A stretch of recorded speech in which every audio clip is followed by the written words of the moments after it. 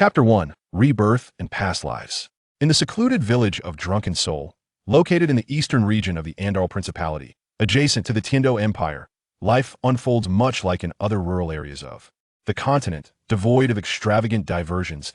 As nightfall envelopes the village, a profound stillness descends, punctuated only by the rhythmic sound of deep breaths.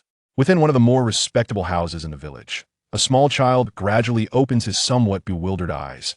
Feeling the rough fabric of his clothing against his frail body, he slowly closes his eyes once more, attempting to organize the scant memories of this new world swirling in his mind. After a brief moment, when his eyes flutter open again, the initial confusion has dissipated, replaced by a spark of curiosity, a flicker of excitement, and a hint of suppressed unease. Evidently, this 3-year-old child has grasped his surroundings in this realm devoid of magic and fighting spirit.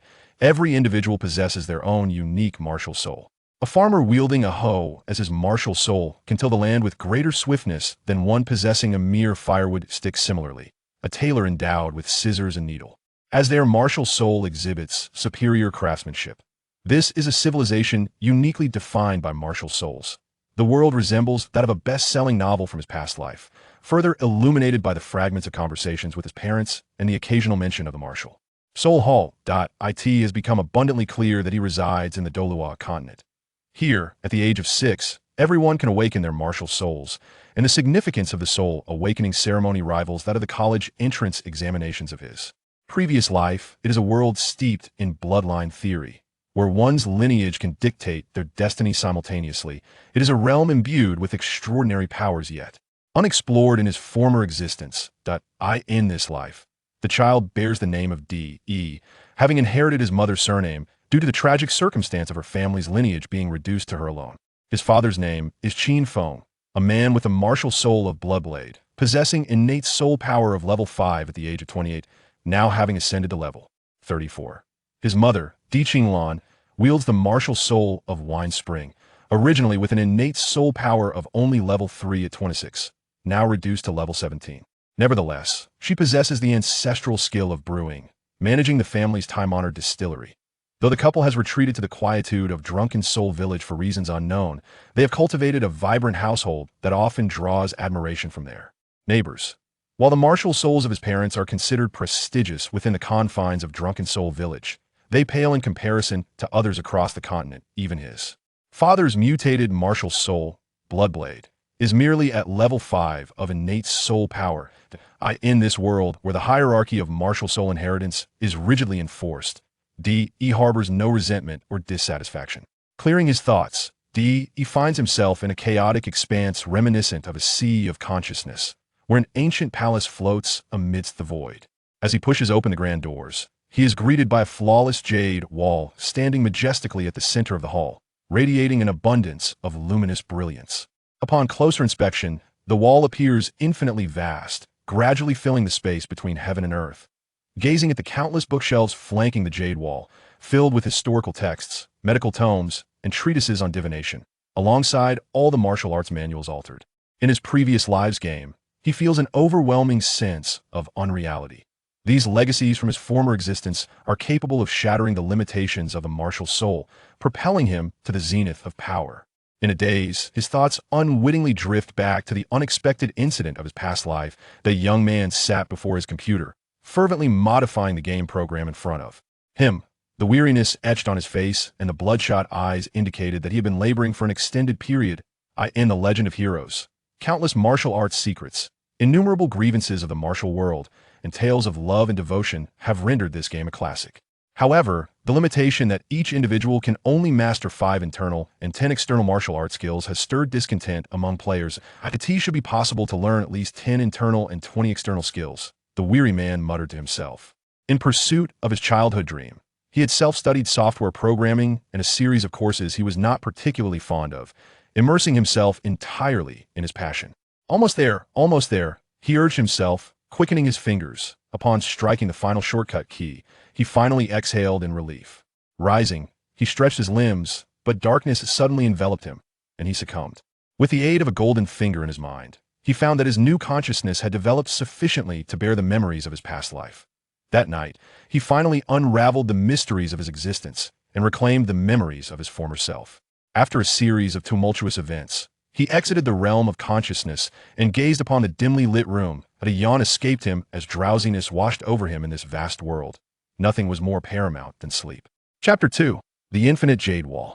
Pushing aside the playful fingers on his face, the young man turned slightly to gaze at the woman sitting at the foot of his bed, teasing him with a gentle smile.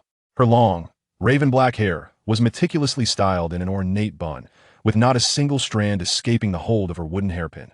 Clad in a simple light blue garment, secured at the waist by a matching belt, her unadorned attire, coupled with her delicate features, spoke volumes of the trial she had endured. To embrace such beauty, "Mother," he called out, half in affection and half in mild annoyance, as he regarded the fingers that had recently poked his cheek. The awakening of his past memories had not diminished the bond between mother and son. The term mother flowed effortlessly from his lips. "First, my dear," the woman affectionately caressed his face, her eyes brimming with warmth. Only when he scrunched his face in playful protest did she retract her fingers with a bashful smile. "Alas, our first is a little adult now, no longer needing mother's care," she quipped, eliciting an eye roll from him as he adeptly donned his clothing. "I am an adult, not just a little adult," he retorted, engaging in their customary banter as he dressed. "Indeed, you are an adult. Now, come, let us dine. Your father is waiting," she said, cheerfully folding his blanket before lifting him in her arms and leading him to the modest dining area, which measured only a few square meters. Seated at the table in a dark shirt, the man promptly approached as soon as he saw the woman enter with his son, eagerly taking first into his arms and lifting him high and playful. "Delight, father!" First exclaimed, gazing up at the handsome young man before him. This was his father, the most powerful soul master within a radius of several dozen miles.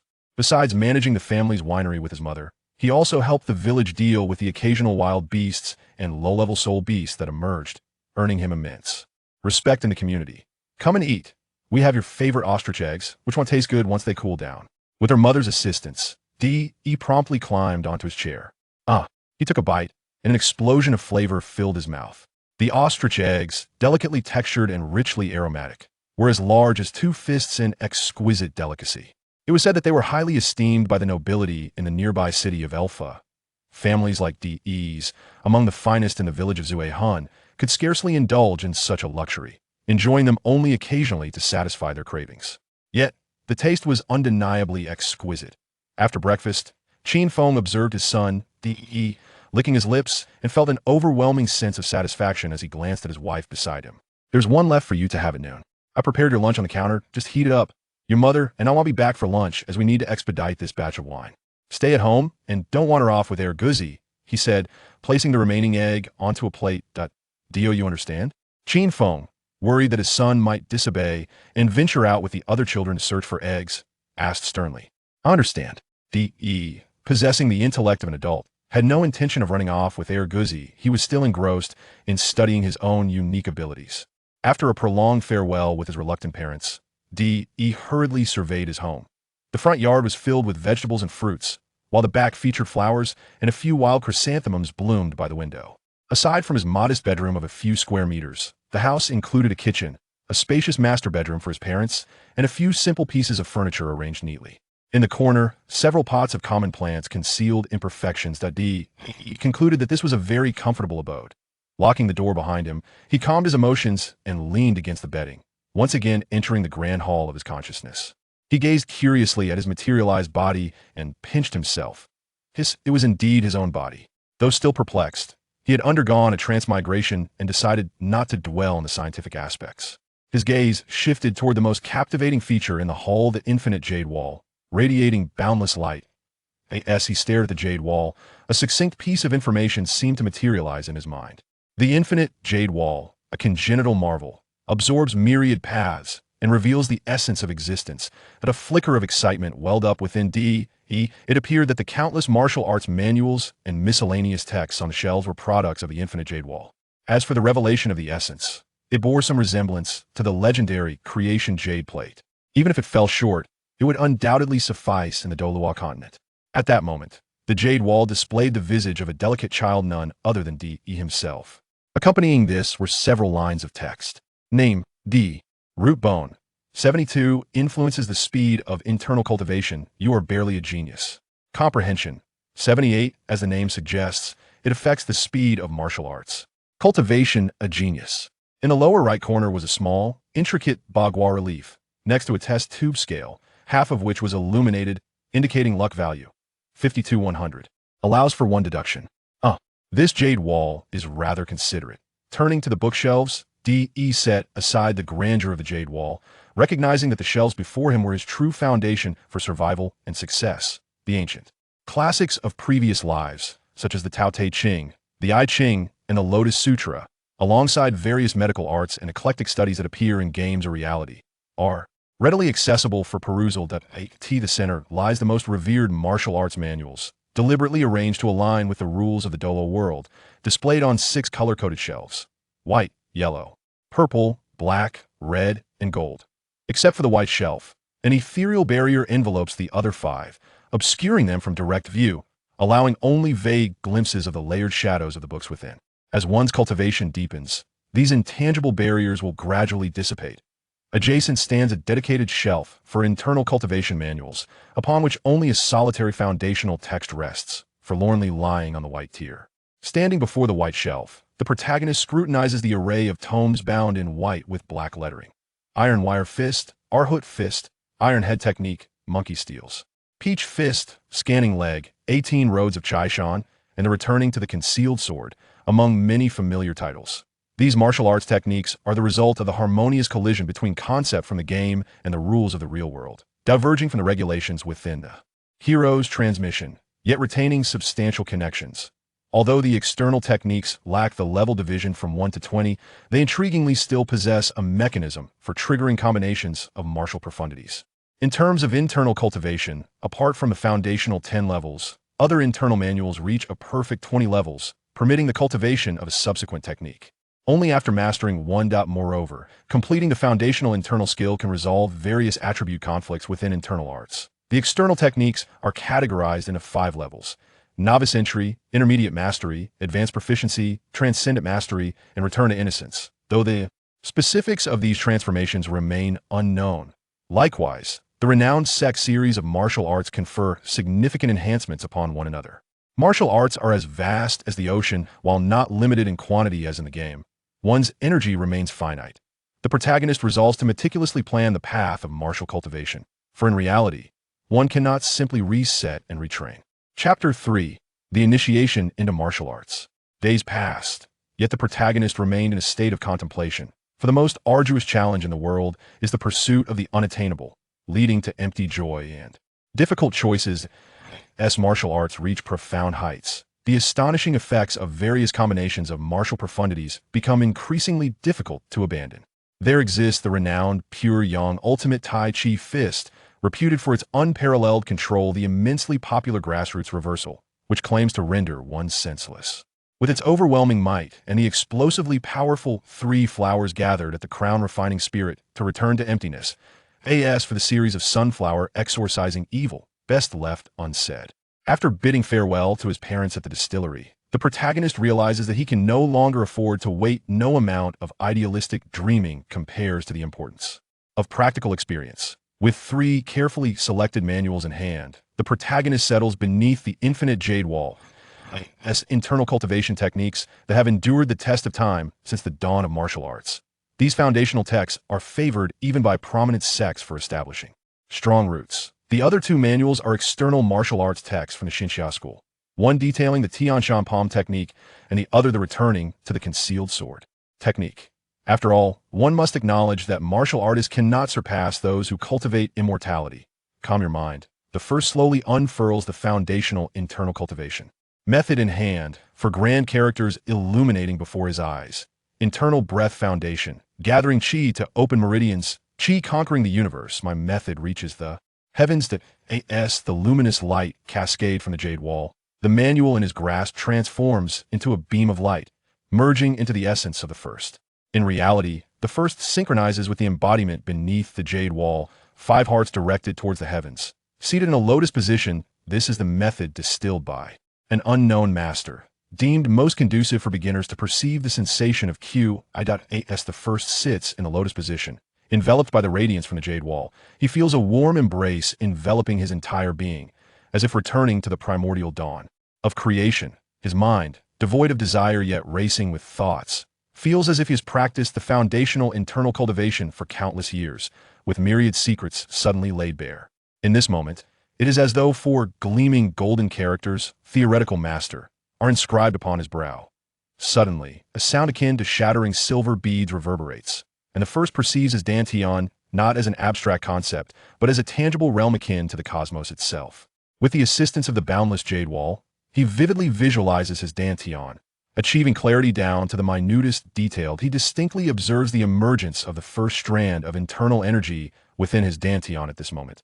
The world springs to life as the strand of energy divides, one half sinking into the earth, the other dispersing within the dantian realm, thereby giving rise to the Tao. The first understands that he has entered the initial realm of martial arts, the internal breath. In the days to come, as he cultivates his internal energy, it will gradually nourish that patch of land. Should this patch within the dantian cease to absorb the produced internal energy before the awakening of his martial soul, he shall become a rare natural talent with innate full soul power in the Douluo continent. With unwavering determination, he opens the manual of the Tianshan palm technique, the foundational martial arts of the Shaoyao school, from which, it is said, various profound martial arts of the Shaoyao school derived as the martial arts integrate into his being, a white silhouette appears in his mind, continuously practicing the Tianshan palm technique. Her form, graceful as a startled swan, delicate as a wandering dragon, radiant as autumn chrysanthemums, flourishing as spring pines, ethereal as light clouds obscuring the moon, drifting as flowing winds carrying snow. Suddenly, a shadow emerges, launching an attack towards the white silhouette, at times bold and expansive, at times cunning and unpredictable, while the white figure dances gracefully around the dark-clad assailant, effortlessly evading the assaults, her movements exquisite, reminiscent of a youthful maiden, enticing yet ephemeral, leaving no trace. Behind, the essence of the Tianshan palm technique is vividly manifested. Though named a palm technique, it is more a manifestation of body movement. As the saying goes, to strike, one must first be struck. To practice boxing, one must first learn a step. Yet the Tianshan palm technique is one of the few in the martial world where the palm technique propels the body movement, guiding beginners onto the righteous path of martial arts. The renown of the Shaoyao school is evident even from this introductory martial art. After fully memorizing the entire palm technique, he takes a brief respite, filled with anticipation as he opens the manual of the Guizhong sword technique. The introduction on the first page causes a profound change in the first expression, his breath quickening. The Guizhong sword, a legendary sword technique purportedly crafted by the Zaiyozi, is notoriously difficult to learn and even harder to master. Alas, it appears some elements may have been lost, concealing some grand secret within. Without a moment's contemplation, the sword technique transformed into a radiant light, approaching with fervor. A swordsman stood poised, executing the first strike with a straightforward thrust. The blade danced in harmony with its wielder, delivering slashes, stabs, points, flicks, hangs, and crashes. Each fundamental sword stance appeared as though it had been meticulously honed through countless trials, sending shivers down the spines of onlookers. As the swordplay further evolved, an ethereal space resembling the bagua subtly manifested, accompanied by a slow, resonant narration. The returning concealment sword is divided into the 8 paths of Qian, Kun, Sun, Kan, Li Jin, Dui, and Jun, which, in accordance with the principles of returning concealment, interdependently generate and transform the myriad phenomena of heaven and earth. All things of the universe are concealed within. After a prolonged moment, the observer gradually regained composure, unable to suppress an exclamation of remarkable. It was confirmed indeed. This fellow, Zaiyozi, was truly a practitioner of the mystical arts, as an enthusiast of metaphysics and ancient martial arts. He was naturally acquainted with the illustrious I Ching, revered as the foremost among the classics. The I Ching is classified into 3 forms: Lianshan, Guate Song, and Zhouyi, with only Zhouyi having been fully transmitted through the ages, while the other 2 have survived merely in fragmentary remnants. The initial astonishment does not stem from the fact that this sword technique was conceived based on the principles of returning to obscurity. After all, the extraordinary skills within the martial realm are fundamentally derived from the profound insights of the sages regarding the world. The initial astonishment lies in the consensus among future generations that the essence of Guizhong predominantly aligns with the Kun hexagram, advocating that all yang energies converge into the realm of purine. However, the enigmatic Zaiyozi, anchored in the principles of the Qian swordsmanship, has ingeniously deduced the 8 great sword techniques in reverse, seemingly gleaning profound insights in the process. Consider the cunning Ouyang Feng, one of the 5 absolutes, who, ensnared by deception, succumbed to madness for over 2 decades merely by misinterpreting a few lines of the 9 manual. It was only through a fortuitous turn of events that he regained his sanity and mastered the reverse 9 technique.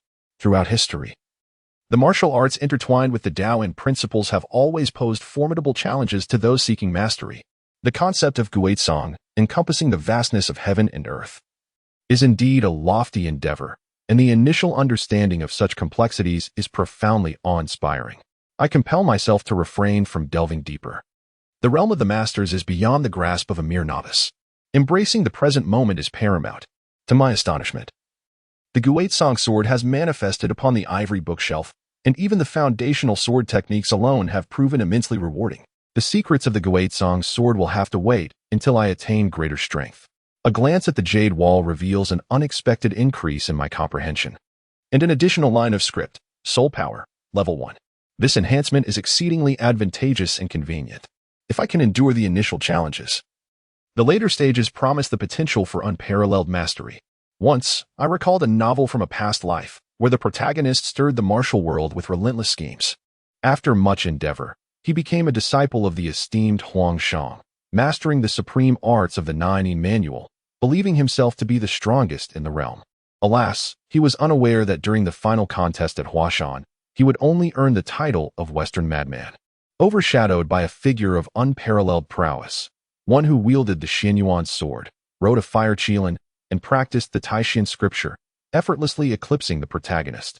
This formidable opponent possessed a strength that was simply crushing, rendering the protagonist's achievements insignificant. Silently admonishing myself to take heed of this lesson, I suppressed the restlessness within. Fueled by the extraordinary advantages I had gained, and eagerly commenced my internal cultivation. It was not solely the opportunity to engage with arcane martial arts in this life that motivated me, but also the knowledge that the Douluo continent was far from a tranquil world. The 2 great empires were at odds, each maneuvering against the other, while skirmishes erupted sporadically. The relationships among the lower 4 sects and the upper 3 sects were murky at best, with evil soul masters lurking in the shadows. Moreover, the Spirit Hall, regarded as the sanctum for soul masters, enticed the greedy nobility of the empire to lavish gold upon low-ranking soul masters under the guise of benevolence. A notion I could not accept as genuine, believing the Pope's authority stemmed solely from the doctrine of light. Thus, I devoted myself to relentless training, for it is only through strength that one can find solace. Chapter 4. The establishment of a timeline and daily life as the season transitioned into winter. The village of Drunken Soul was often filled with the plaintive cries of children calling for their parents. It was common for the sounds of the neighbor's child, Erguzi, to resonate through the walls. Through this period of observation, it became evident that despite its distance from the capital of the principality, Drunken Soul Village was renowned in the surrounding regions for its prosperity. Every villager possessed the skill of brewing, and there were no fewer than a dozen distilleries, large and small. One could not speak of Drunken Soul Village without mentioning its legendary spring, the Wine Spring. According to lore, the wine god once washed his wine gourd in this well, and while the authenticity of this tale remains uncertain, the beverages crafted with its waters are indeed richer and more fragrant than those produced elsewhere. The inaugural village chief, astute and perceptive, secured a connection with the martial soul hall under the pretext of offering exquisite wine to the angelic deity. Although there were those who coveted the well, none succeeded in their endeavors. In time, the village established ties with distant royal kin, leading to a plethora of noble orders that guided the entire community towards prosperity and alleviation from poverty. With the advent of winter, the brewing workshops entered a lull, allowing the aunties and mothers ample opportunity to spend time with their children and impart basic literacy skills. Consequently, the mischievous children found themselves in unfortunate predicaments, as the harsh weather offered ample opportunities for playful mischief. The first could not help but secretly rejoice, for he possessed a remarkable advantage over his peers. In this world, the characters were traditional Chinese, and with his current comprehension level of 80, he was akin to a prodigy with an extraordinary memory. Influenced by his past life, he exhibited politeness and charm, successfully embodying the ideal child that others admired.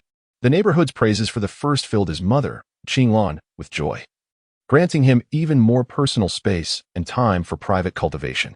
A genius, after all, tends to be more independent and mature.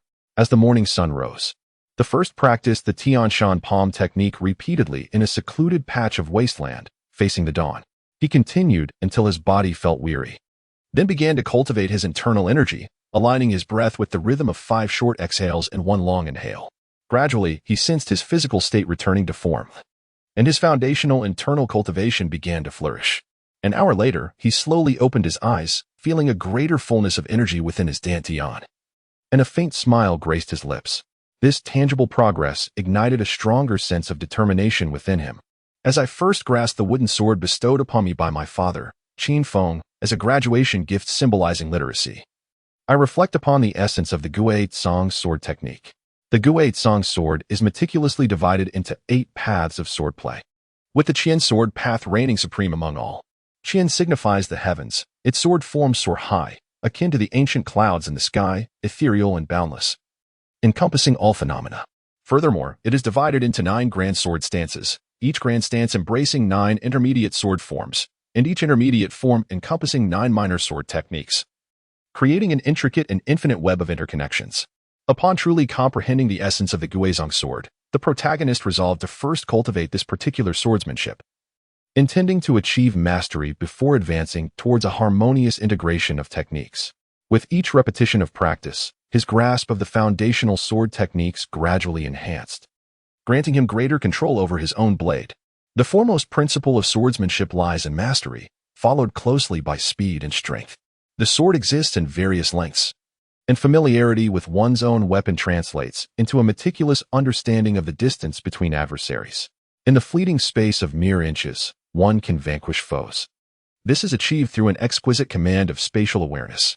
The sword god, standing at the pinnacle of the martial world, can even establish his own domain. Within the span of a mere 3 feet, encountering me is akin to encountering the divine. As the final stroke, reminiscent of a clear blue sky, concluded, the protagonist's breath quickened. His youth betrayed him, as his body had yet to fully develop. Observing the sun ascending to its zenith, he wiped away the sheen of sweat and rubbed his numb wrists, taking a moment to stretch his limbs before gradually making his way home. Along the path, he greeted the elderly, referring to them as uncles and grandfathers, returning home laden with gifts from his journey. After each meal, Qin Feng would enthusiastically recount tales from his youth, vividly portraying his adventures, while the protagonist, eager to glean more knowledge of the continent, would gaze at him with admiration. In turn, Qin Feng, having discovered a kindred spirit, would ardently boast of his past exploits. The initial filtration eliminated 90% of the narratives, thereby allowing a rough determination of the timeline in which I find myself.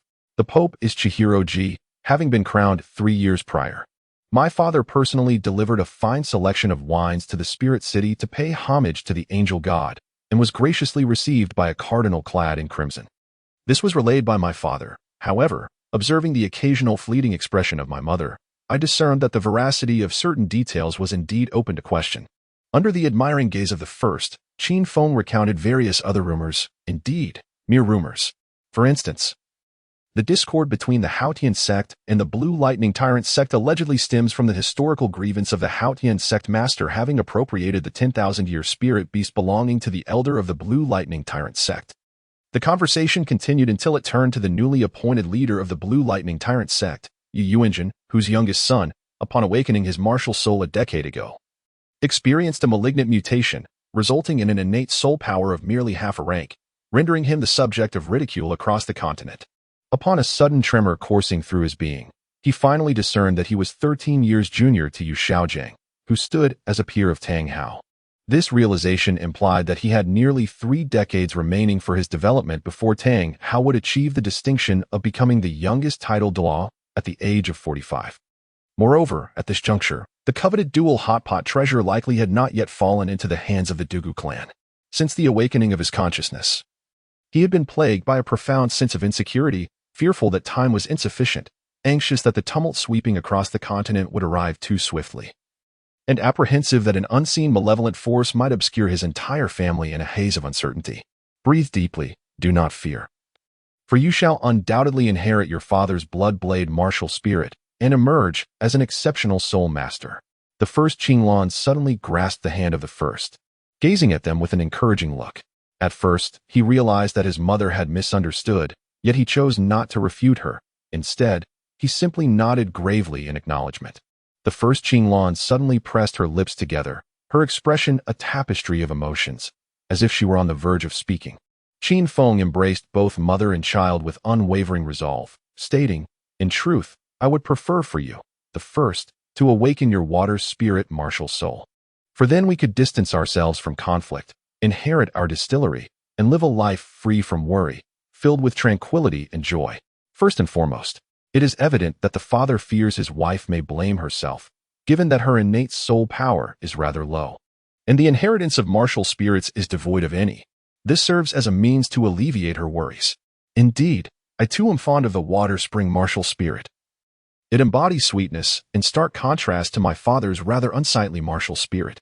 With a feigned innocence, I nestled closer into my mother's embrace. As one endowed with extraordinary abilities, I have never been anxious about my future blending into the crowd, for, as I once proclaimed, from the moment I became self-aware, I understood that I was destined to be the greatest in the land. The first Qinglan released the hand of the first, embracing Qin Feng tightly, silently choking back her sobs, while Qin Feng gently whispered words of comfort. The first was left in a state of astonishment as he beheld the scene. How charming and refined Qin Feng appeared. Yet he turned out to be of such a nature. It was no wonder he could secure such an exceptional wife. It seemed there was a reason for his own solitary existence in the previous life, to avoid being subjected to the onslaught of romantic displays. He quietly retreated to his room.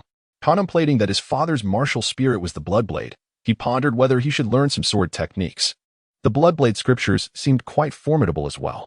Imagining himself in pristine white attire, striking a pose akin to a ferocious tiger descending a mountain.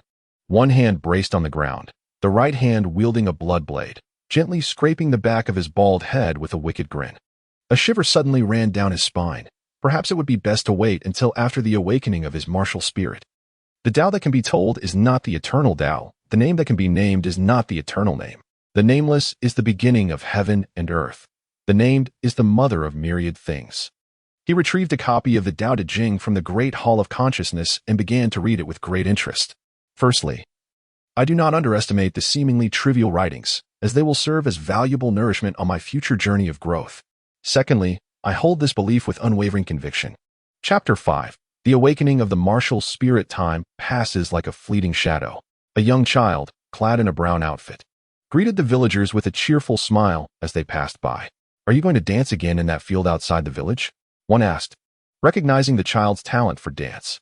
Indeed, you are extraordinary, unlike my dog who is still playing with building blocks. Another remarked, when will you take my daughter Fong Fong to see the rabbits? She has been thinking of you just now, having engaged with numerous uncles and aunts. The child briskly made their way to the training ground. This was the same deserted land as before, where the child had been discovered practicing martial arts, demonstrating elegance as they executed the Tianshan palm technique. The other children mistook it for dance, and the child saw no need to correct them. Some even attempted to join in, but due to their youthful nature, none could sustain the effort for more than 2 days. The adults paid little mind to these activities, as they bore no impact on the sale of their wine, and besides, what could children possibly comprehend, as the child's schedule was filled to the brim. The other children gradually ceased their attempts to play with them, leaving the child content to abandon the pretense of playing house. Subsequently, the child tidied up the area slightly, transforming it into their own solitary training ground. First, he practiced a series of Tianshan palm techniques to warm up, then drew his accompanying wooden sword. His gaze was filled with gravity as he executed each sword move with utmost precision, striving for perfection. Once, twice, thrice. In that moment, time seemed to fade away as one became utterly immersed in the experience. The 8 forms of swordplay, Qian, Kuan, Sun, Kan, Li, Jin, Dui, and Jin, were executed in succession, each movement flowing with a remarkable fluidity, devoid of any dissonance. A profound sense of joy welled up from within, as 3 years of diligent practice bore fruit. The hidden sword technique had finally transcended its initial threshold, achieving a level of mastery akin to entering the Hall of Proficiency. It is noteworthy that the Tianshan palm technique had already been cultivated to a similar level of mastery a year prior in the attainment of the 3rd realm. Where one achieves seamless integration is now tantalizingly close. Only then will the true brilliance of martial prowess be revealed. At first glance, The once simplistic panel on the infinite jade wall has undergone a remarkable transformation. Over the past 3 years, the protagonist has persevered in their cultivation, yielding impressive results. Name: First Realm. Internal breath realm bone structure, 72, considered a prodigy. Comprehension, 80, a paragon in the martial world. Fortune, 63, fluctuates with strength, status, and influence over the world. Soul power, level 10 martial spirit. Unawakened martial arts, Tianshan palm technique, intermediate. Guizhong sword technique, intermediate. Basic internal skills, level 10 completion. With the aid of the infinite jade wall, the protagonist has achieved the pinnacle of basic internal skills 2 months prior. Despite relentless efforts, they cannot cultivate even a trace of inner strength in their dantian, leading to the realization that they have reached the so-called innate full soul power state. All preparations are in place.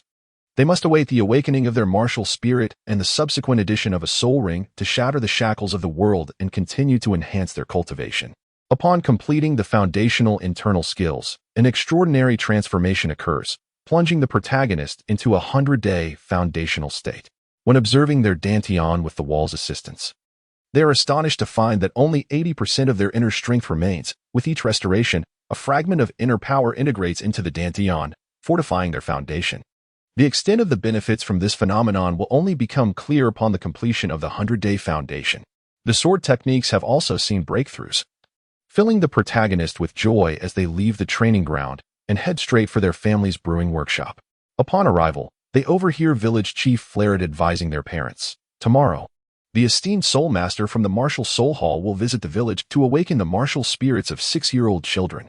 Remember to bring first to the martial soul hall." Village chief Flared, "Will I awaken my martial spirit tomorrow?" The protagonist inquires eagerly as they step inside. "Of course, with your intelligence. You will surely awaken a powerful martial spirit," reassures village chief Flared, gently patting the protagonist's head while reiterating the details of the martial spirit awakening. The old chief, observing the family's heavy hearts, reminds them not to be late tomorrow before departing to notify other households. In stark contrast to the protagonist's eager anticipation, Qin Feng and his spouse are filled with trepidation, opting to close the door and rest for the day. The couple soon prepares a lavish feast, piling an array of dishes into the protagonist's bowl. As time passes, dawn breaks on the following day. The first and second children, Fongfong and Xiaozie, stood at the entrance of the finest wooden house in the village, pacing restlessly as they awaited the arrival of visitors from the spirit hall. This was the spirit branch of Zuhin village, typically locked, only to be opened during the sacred ceremony of soul awakening for the children. Welcoming the soul masters dispatched by the spirit hall, a group of adults, including the children's mother, lined up on either side of the entrance, eagerly anticipating the arrival of the spirit hall representatives.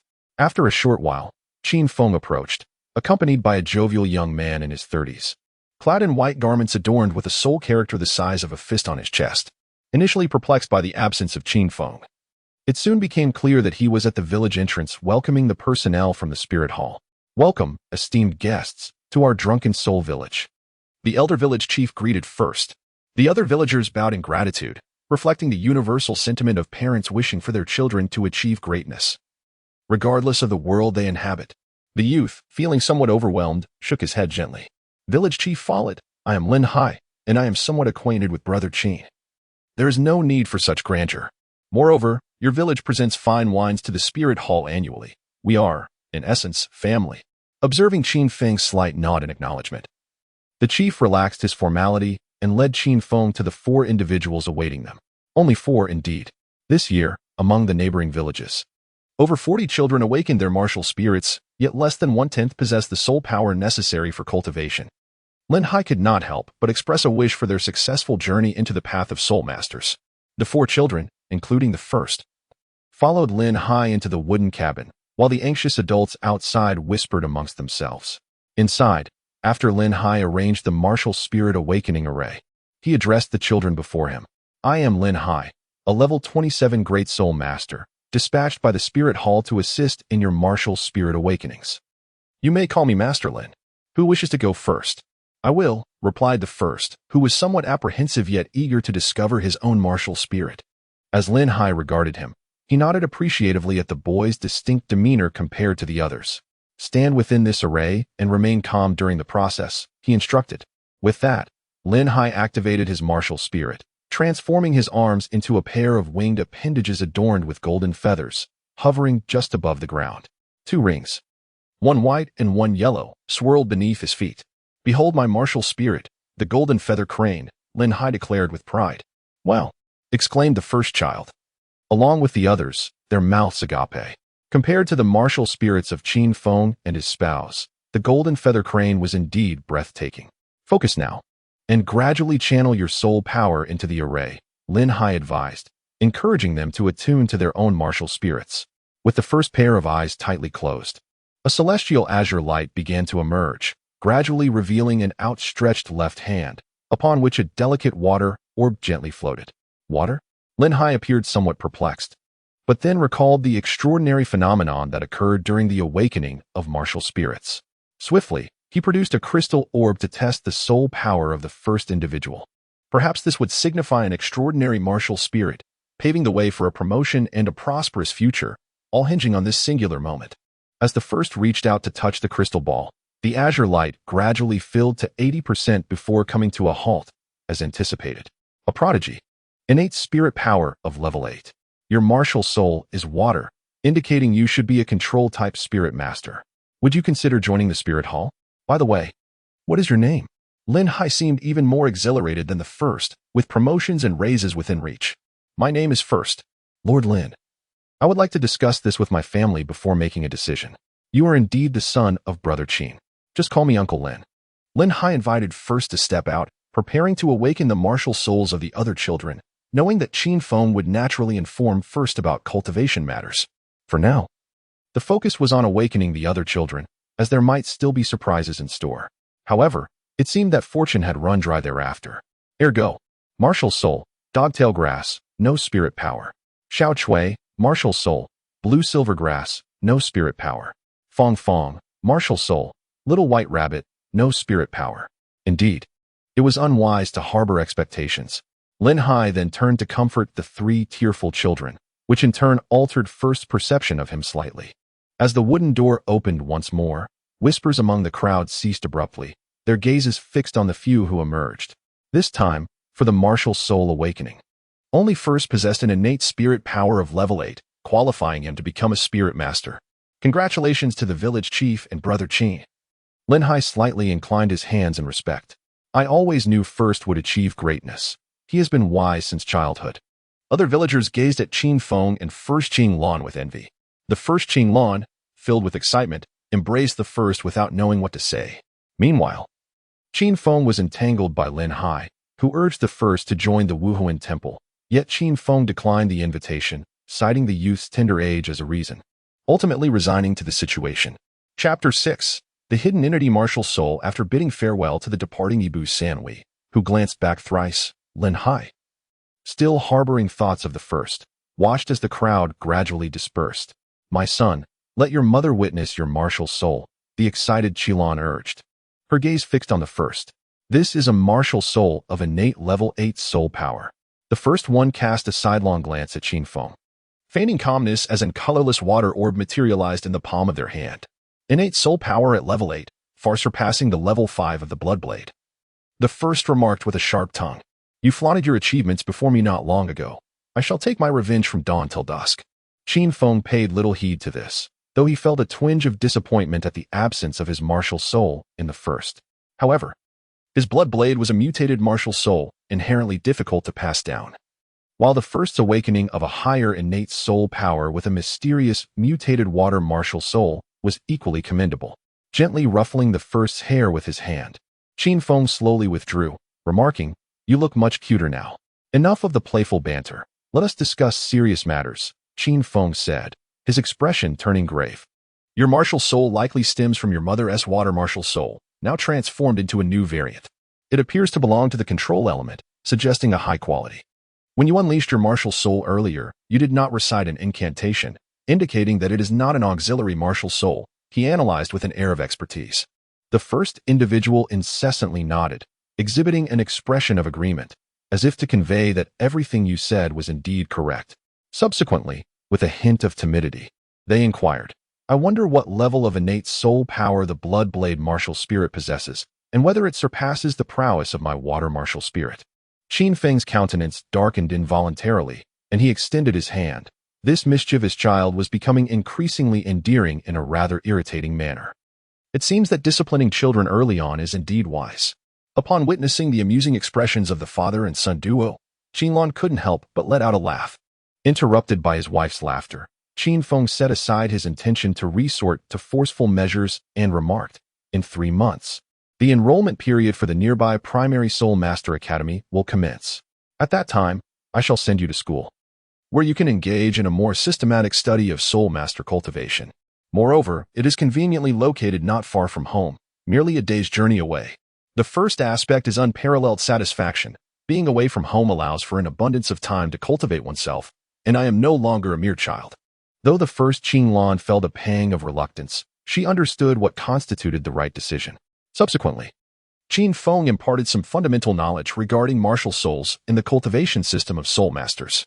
This cultivation system is meticulously divided into 100 levels.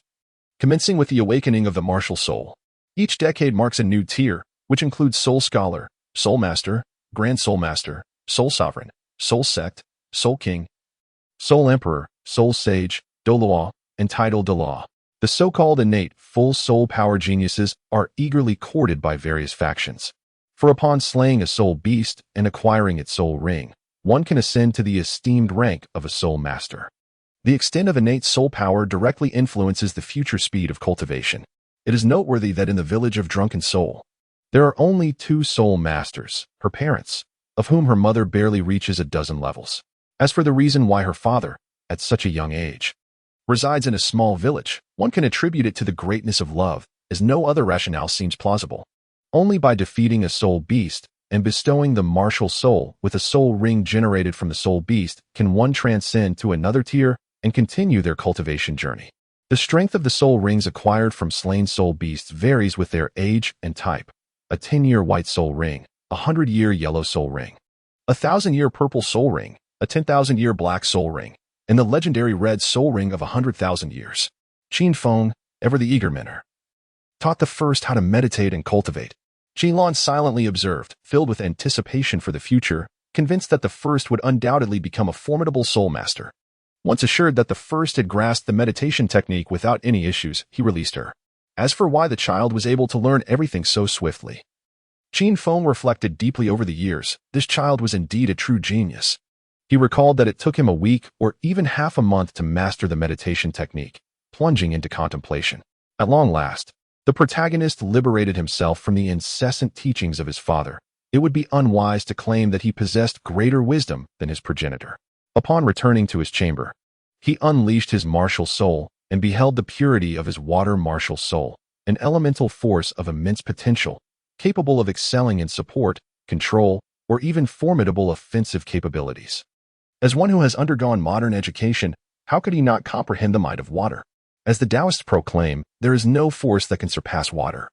Thus, he believes that water embodies resilience. Laozi further posits that water represents the path of least resistance, stating, "The highest virtue is like water. Water nourishes all beings without contention, dwelling in places that others disdain, thereby nearing the Tao." Moreover, the matter of his soul power at level 8 was crystal clear to him. Had it not been for the centennial foundation building period, he would undoubtedly have reached innate full soul power. This circumstance aligned harmoniously with his own philosophy of perseverance. However, his focus was not solely on this aspect. He scrutinized his own physique, feeling the peculiar thrill that incessantly reminded him of his second martial soul. His entire being constituted that second martial soul. The decision to withhold the existence of a second martial soul from my parents was not born of distrust, but rather from a desire to spare them the burden of worry. I distinctly recall that, within the current timeline, no individual possessing a second martial soul has successfully ascended to the rank of Title Douluo. They either succumb to research or meet their demise in explosive fashion. Until the next pontiff, Bibi Dong, harnessed the power of the divine examination to successfully manifest the abilities of a second martial soul. Presently, Bibi Dong is likely no older than 15 or 16 years. As for the notion of merely augmenting one martial soul with spirit rings, and then cultivating another upon reaching Title Douluo, commencing directly with a 10,000-year spirit ring, thus effortlessly overcoming the limitations of twin martial souls. Such musings are best taken with a grain of salt. Even if Tang Sen were to be adorned with countless spirit bones and incessantly consume celestial herbs, without the support of the sea goddess powers, he would hardly be able to imbue the Haotian hammer with a full complement of spirit rings, especially considering that the initial ring begins at the 10,000-year mark. Am I also to seek out a deity for assessment and to inherit divinity? As a wielder of water martial soul, there ought to be a water god in this realm, does there not? The water martial soul appears to resonate well with the domain of the sea god. However, this world's deities seem rather feeble. A god that can be slain by hidden weapons is, alas, a considerable diminishment of divine stature. At that juncture, the infinite jade wall should possess a solution, and it even boasts a predictive function. For now, I shall first test the second martial soul. Martial soul embodiment. After the manifestation of the second martial soul, the protagonist experienced an extraordinary sensation. After several years of martial training, he had gained profound mastery over his body. A few simple tests led to the conclusion that his physical attributes were at least doubled compared to the state prior to the martial soul's manifestation. Upon exiting the second martial soul state, he was overwhelmed by a wave of intense discomfort. The sensation of such strength was simply exquisite. First, I clenched my fists, acknowledging my own frailty. Sitting cross-legged on the bed, I swiftly entered a state of meditation. I sensed the myriad changes within my dantian and began to cultivate the fundamental inner power techniques, aspiring to expedite the 100-day foundation building process. As for the soul meditation technique, it holds no value whatsoever. The sun dipped below the horizon. As the first Qinglan entered, she beheld the first endeavor diligently practicing and revealed a satisfied expression. Gently closing the door, she stepped outside. How is it? Am I not correct? He is undoubtedly immersed in his training. After all, I know my own kind well. Although Qin Feng phrased it as a question, his tone exuded unwavering certainty. The first Qinglan rolled her eyes lightly, as if to say she did not wish to feed his arrogance, as though he were not her child. Suddenly, Qin Feng embraced the first Qinglan and whispered softly in her ear, "What if we were to have another child? That little one is so opinionated and learns quickly. It makes me feel a lack of accomplishment as a father. Besides, having a brother or sister would ensure that our child is never alone in the future." Qin Feng observed the first Qinglan, who seemed to be swayed by his words, her beauty surpassing that of blooming flowers. "I haven't prepared dinner yet. Just a moment," she said. "No need. I've just placed the leftover food on the table. Once he finishes his training, he can simply heat it up himself." The sound faded away, leaving only the soft whispers of the insects before the window in the front courtyard. Time slipped by, and a month had passed in the blink of an eye. The initial moments are still filled to the brim with rigorous training in foundational internal skills, the hidden sword technique, and the Tianshan palm method. It is noteworthy that I feel on the verge of a breakthrough in my Tianshan palm method. Once a martial art reaches the pinnacle of mastery, one can cultivate the accompanying extraordinary techniques. I am filled with immense anticipation. Meanwhile, the 100-day foundation laying process has now reached its final stages. The training ground awaits. In the posture of the first seated meditation, the mind and spirit immersed within the realm of the dantian, the internal energy continuously seeped into the earth, as if vowing not to relent until the land was transformed into fertile fields. A resounding rumble echoed, accompanied by a succession of deep sounds. As waves of pure life essence surged forth from the soil, the earth hastened to absorb the internal energy. And only when the entire dantian world lay barren did the flow of life essence begin to wane. Suddenly, the life essence, which appeared as large as a basin, erupted, coalescing into a unique rain that nourished the entire body, centered around the dantian.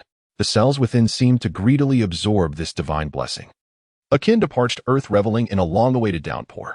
The process of mirror washing, as described in the I Ching, unfolded almost unconsciously. Chapter 7. The joyful pursuit of freedom. Without a moment's pause to assess the changes in my physique, I swiftly dashed towards the nearby brook. My pace quickening with each stride, an inexhaustible energy surging through me, contrasting starkly with the tangible sensations of my body. The half-length hair I had recently grown was now entangled in the remnants expelled from my system, rendering me sticky and utterly uncomfortable, akin to a muddy creature. I possess a little donkey, which I have never ridden. As I hummed a cheerful melody, I rubbed off the grayish filth that had accumulated on my skin from the cleansing process. My gaze fell upon my attribute panel. My foundation had increased by 8 points. Officially surpassing the 80 mark, my comprehension had also risen by 2 points, and I was elated to see it reach 82. Numerous martial arts could enhance one's foundation, and even elixirs could elevate one's innate qualities, yet the advancement of comprehension proved to be a far more arduous task. The fundamental internal cultivation techniques, renowned for their widespread practice, indeed held their unique merits.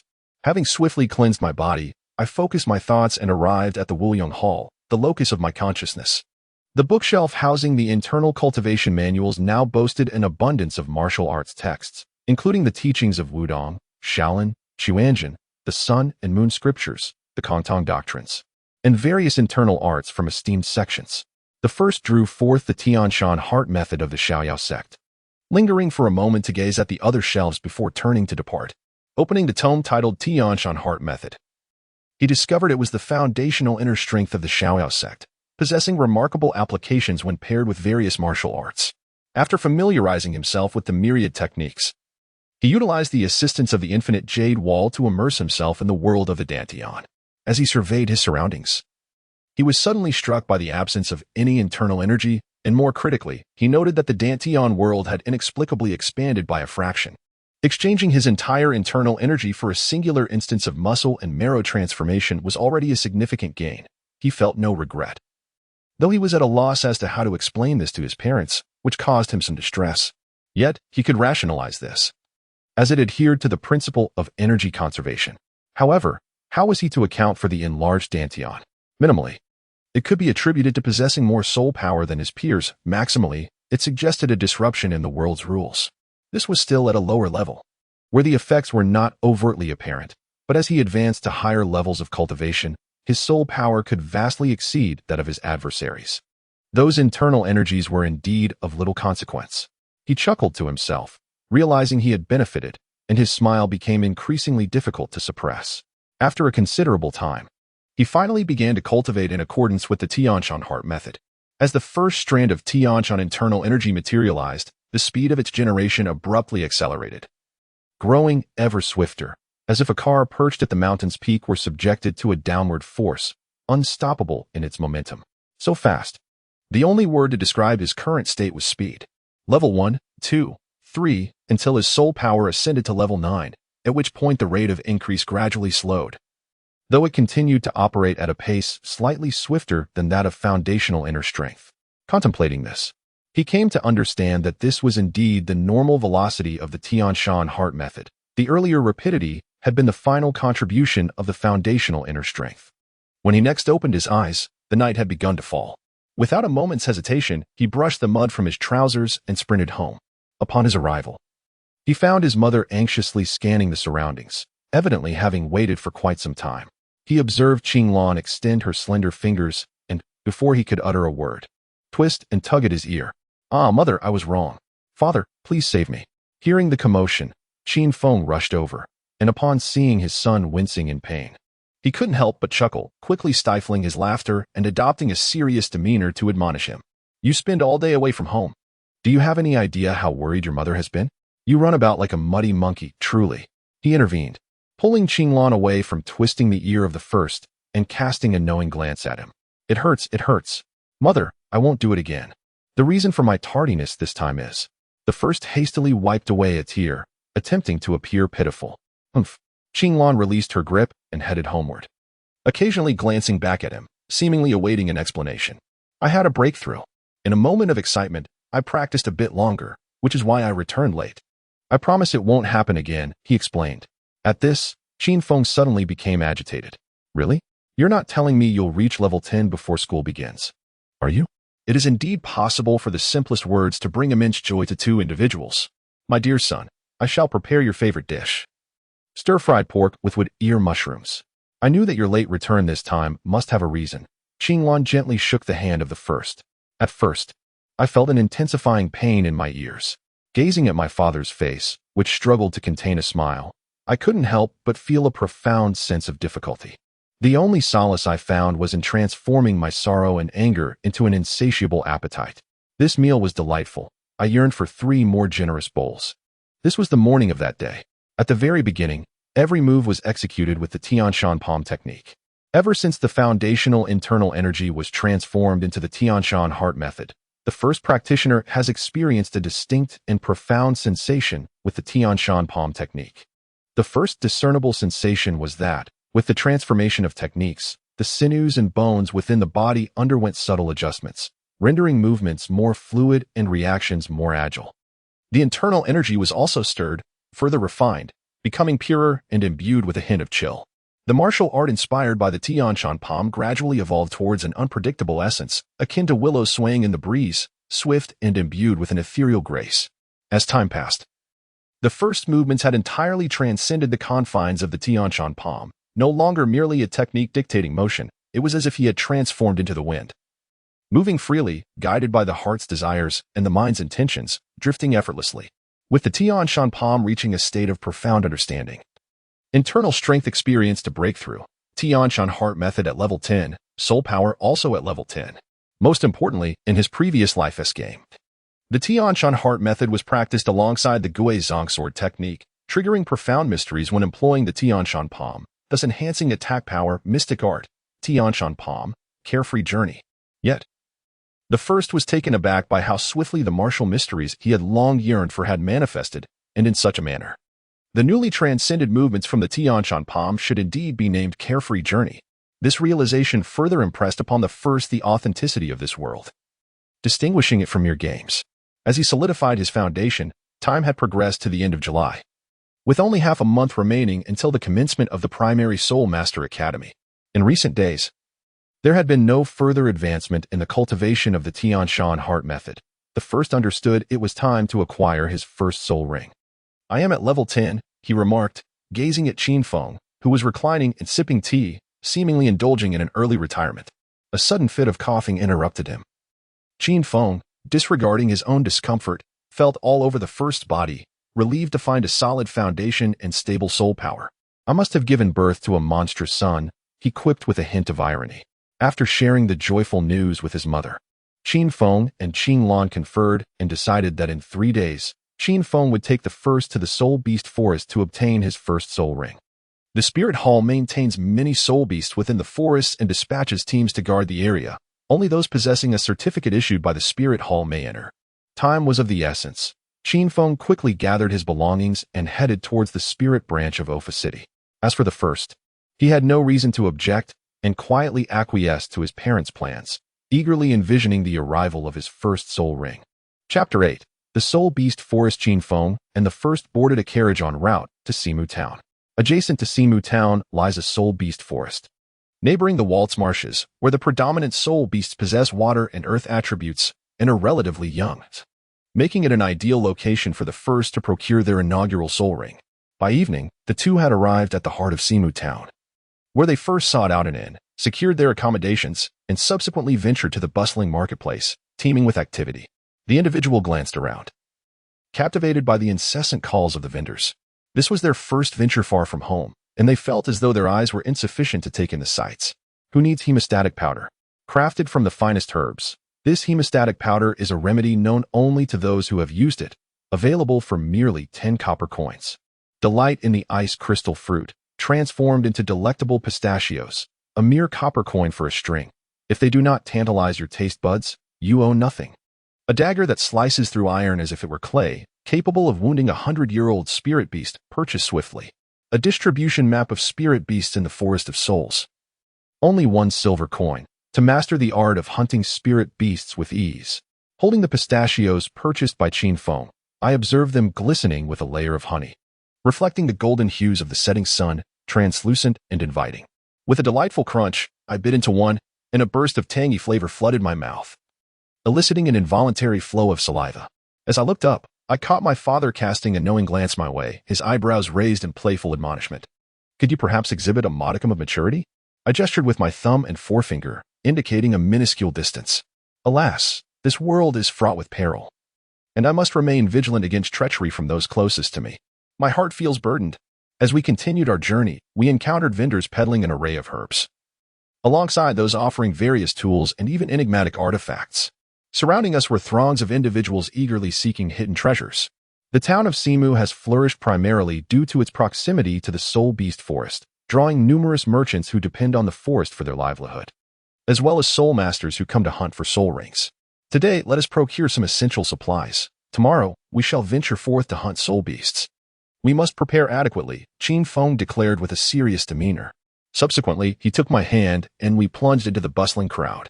One has truly witnessed the remarkable prowess of one's father, as his lips fluttered with eloquence, disseminating information and driving down prices with effortless grace, traversing from east to west. The first was taken aback, realizing how little he truly understood. He had finally gathered a comprehensive array of supplies: moisture-proof torches, a soul beast distribution map, insect repellent powder, and detoxifying agents. Qin Feng, feeling a sense of relief, led the first to a stall where they enjoyed dinner. Each venture into the forest to hunt soul beasts necessitated thorough preparation. Even the slightest lapse in vigilance could cost one their life. It is not a quest for glory, but rather a pursuit of safety. In the future, you too will grow, whether hunting soul beasts alone or with others. Today, I will familiarize you with the preparatory process before entering the soul beast forest. Remember it well.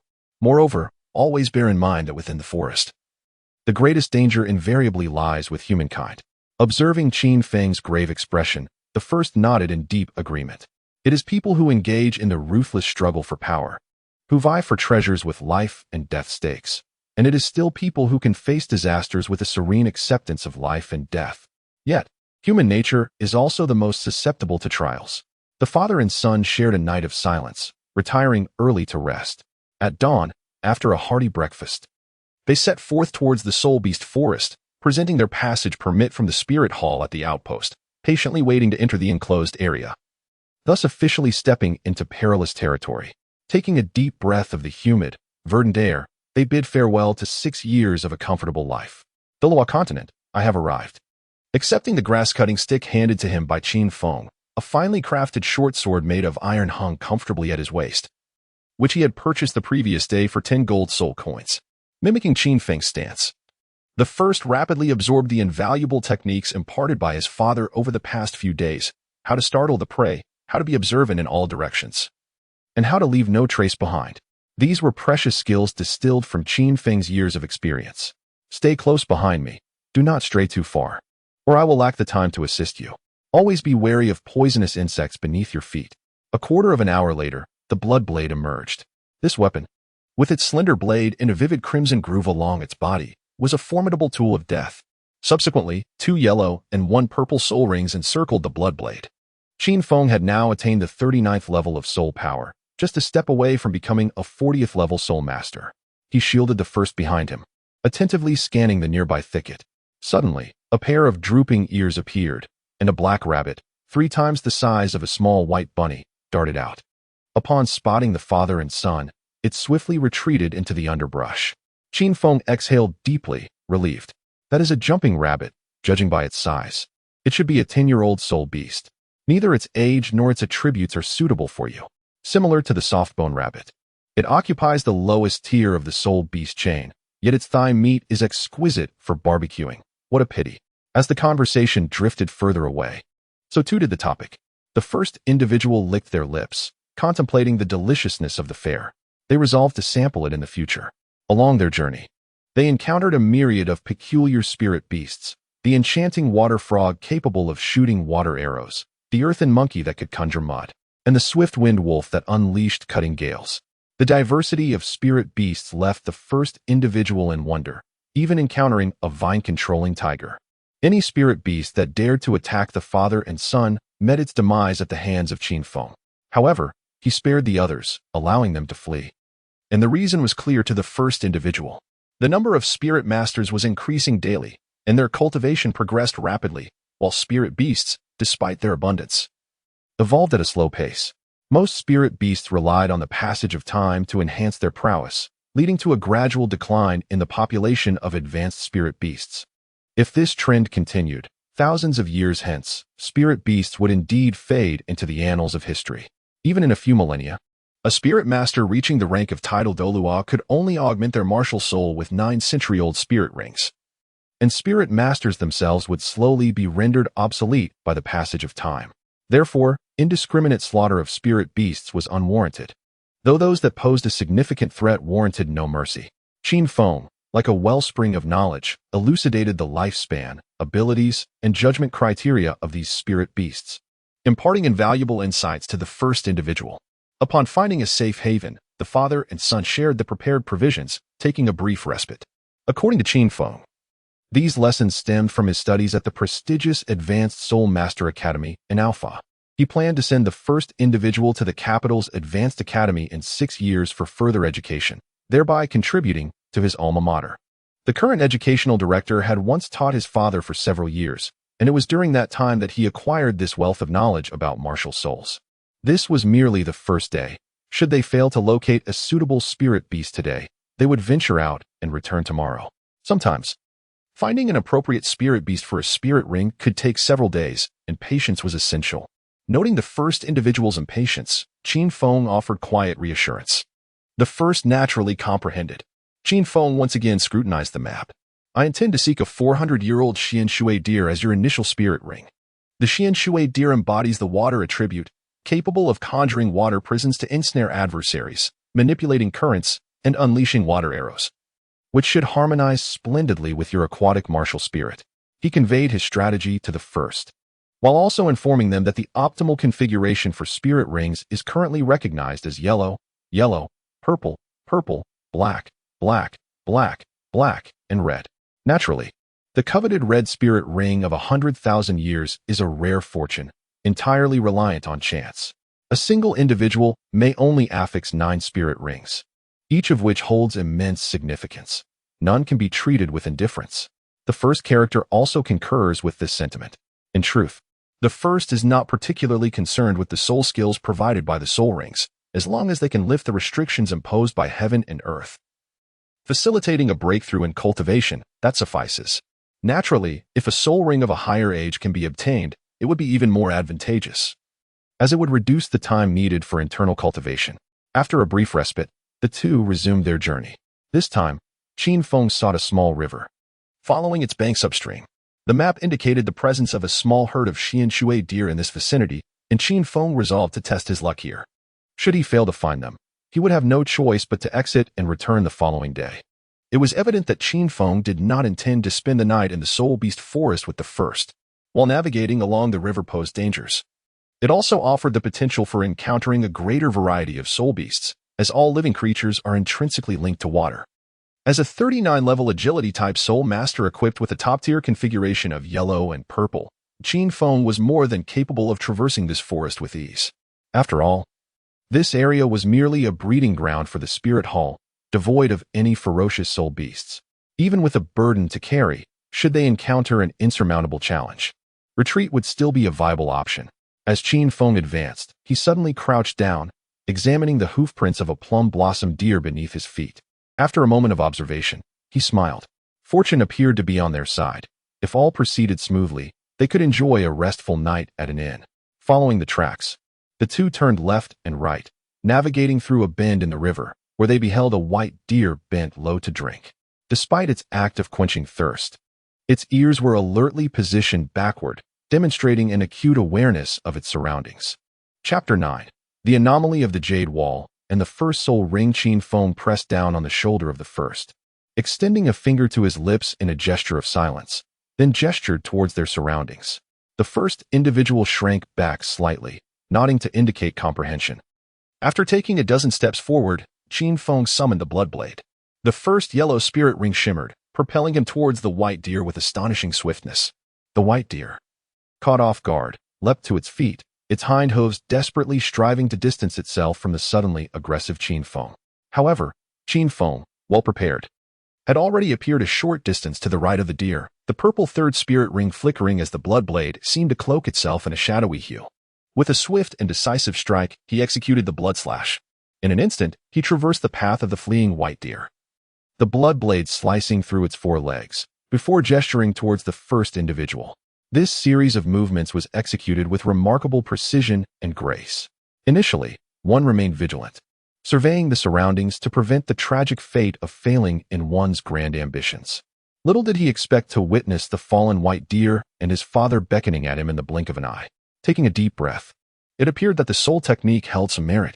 He hastened to his father's side, feeling utterly vulnerable in his frail state. gazing upon the white deer. Its limbs severed and convulsing on the ground, he noted its coat of soft white fur adorned with enigmatic blue patterns, exuding an aura of mystery. Now, the pristine white fur around its abdomen was tainted with a mixture of blood and dirt, rendered a somber black. The once vibrant eyes of the deer transitioned from panic to bewilderment, then to a pleading gaze, ultimately filled with a lingering sense of yearning. For the first time, witnessing such profound emotions in an animal left me momentarily speechless. Moreover, this deer possessed an extraordinary beauty that made it difficult for someone who appreciates aesthetics to look away. With its white fur and striking blue patterns, standing at an impressive length of 4 meters and 3, it must be the elusive Xianshui deer, approximately 430 years old. Although it may be considered somewhat aged, its physical condition surpasses that of its contemporaries. And the compatibility of its martial spirit with the Xianshui deer is exceedingly high, indicating no potential issues. Should there be any concerns, an alternative could always be chosen. Qin Feng remarked as he observed the deer's eyes gradually transitioning into a lifeless gaze. This one will suffice, he finally stated. Only by personally vanquishing a soul beast can one absorb the resulting soul ring, pierce through its eyes into the brain, granting it a swift end, Qin Feng said coldly. This is a rite of passage every soul master must undergo. Having resolved to step into the realm of conflict, one must relinquish unnecessary burdens. Qin Feng regarded the first without uttering another word. The first touch of the short sword sent a shiver through the depths of his heart, the cold sensation awakening a profound awareness. With the blade in hand, a sense of tranquility gradually enveloped him once more, transporting him back to a state of equanimity, untouched by external joys or personal sorrows. Clang! A flash of white light erupted as he slowly sheathed the short sword. Qin Feng's eyes sparkled with astonishment at the exquisite swordsmanship displayed, swift, precise, and ruthless, devoid of any flaw. Even a soul master bearing a sword martial spirit could scarcely compare. He was well aware that the first often played with a wooden sword, a gift he had bestowed upon him, yet he never anticipated that his mastery of the sword had ascended to such heights. Could this truly be the son he had sired? In the next moment, he beheld the first haughty turn. One hand resting on the sword as he delicately tucked a strand of hair behind his ear, offering only a sunlit profile lost in contemplation. Indeed, this style could unmistakably belong to his son. Meanwhile, the lifeless Xianshui deer began to emanate specks of yellow light, which swiftly coalesced into a golden halo. In a seated position, the first round of cultivation commenced, utilizing the method imparted by Qin Feng to refine the soul ring and bestow it upon the water martial soul. As the soul ring integrated into the body, the first manifestation appeared within the infinite hall. A golden soul ring gradually encircled the water martial soul, which floated just beyond 3 feet in front of the first entity. A radiant burst of colorful light emanated from the jade wall, as the yellow soul ring anchored itself in place, revealing 3 streams of information. The first was astonished by the spectacle before him. With the emergence of 3 clusters of information, he finally grasped the situation at hand. These clusters represented the 3 soul abilities that this soul beast could offer. His task was to select the one he desired most. If an individual possessed a formidable martial soul, capturing a soul beast of considerable age and fierce lineage, the soul abilities could be exceptionally potent. However, the nature of these abilities, whether they would enhance physical attributes or present novel techniques, remained beyond one's control, entirely subject to fate. Yet, with the aid of the jade wall, everything became manageable. This was akin to cheating. Should others discover this, they would surely be devastated. Among the 3 soul abilities, one was an offensive skill capable of generating water arrows from soul power to strike at foes. Another was a versatile ability that created a water wall with slight adhesive properties, allowing for control over others externally while providing substantial defense against projectiles. The last was a purely supportive ability, capable of instantly restoring 30% of one's stamina, alleviating mental fatigue, and offering a degree of healing for external injuries. After a moment of contemplation, the protagonist decisively opted for the auxiliary soul skill. With a plethora of offensive techniques at their disposal, a defensive ability as the first soul skill would prove useful only in the early stages, becoming obsolete later on, given that it was merely a century-old soul skill. In contrast, the auxiliary soul skill offered a percentage-based recovery that would remain relevant even in later stages. The swift rejuvenation of vitality would facilitate rapid martial arts training, alleviating mental fatigue and allowing for slight healing of injuries. In that very instant of selection, the yellow soul ring and the water martial soul fused within, unleashing a surge of soul power that enveloped the protagonist's entire being. The Tianshan heart method operated at full throttle, compressing and refining the soul power flowing into the dantian while simultaneously fortifying the body with an excess of soul energy. Although the soul ring was of considerable age, the protagonist's body, having undergone rigorous training, rivaled that of any beast martial soul bearer who had already assimilated a soul ring. Everything proceeded in an orderly fashion. Qin Feng, on high alert for any surrounding threats, anxiously monitored the protagonist's condition.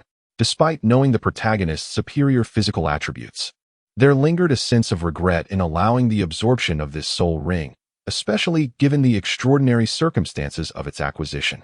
After a prolonged period, seeing the protagonist remain composed while absorbing the soul ring, Qin Feng gradually eased his worries, muttering to himself, could it be that the age of the chosen soul ring was still too low? Subsequently, he employed his blood knife to sever the deer antlers, sprinkling the prepared potion over the areas stained with blood to mask the scent, thus preventing the attraction of a horde of soul beasts. Meanwhile, the Tianshan heart method within the protagonist functioned at full capacity, the body operating like a finely tuned instrument, strengthening, functioning, refining, and absorbing. As the final trace of soul power transformed into inner strength, the dantian brimmed to 60% capacity. With soul power reaching the 12th level and undergoing refinement through the Tianshan heart method, it became even more refined, with a palpable chill becoming increasingly apparent. In encounters with adversaries, this chill, in conjunction with the Tianshan palm technique, would sufficiently hinder their speed. The next step was to diligently pursue cultivation. Once the dantian was filled with inner energy, a breakthrough into the inner breath realm would be attainable, leading to the channeling realm. The aim was to traverse the extraordinary 8 meridians, connecting the bridges of heaven and earth, and stepping into the innate realm. Everything was unfolding in a most promising direction. When the protagonist opened their eyes after absorbing the soul ring, they found Qin Feng sitting nearby, staring at them in a daze. What are you looking at? The protagonist inquired as they rose. A monster, Qin Feng replied, only then realizing that the protagonist had completed the absorption of the soul ring. Approaching with a face full of curiosity, he was eager to witness the protagonist's soul skill. The first figure took a bold step forward. From his chest, a water-based martial spirit emerged, swirling around him like the moon orbiting the earth. Is this even possible? Qin Feng stared in astonishment, completely overlooking the yellow soul rings adorning the figure, captivated by the peculiar manifestation of the martial spirit.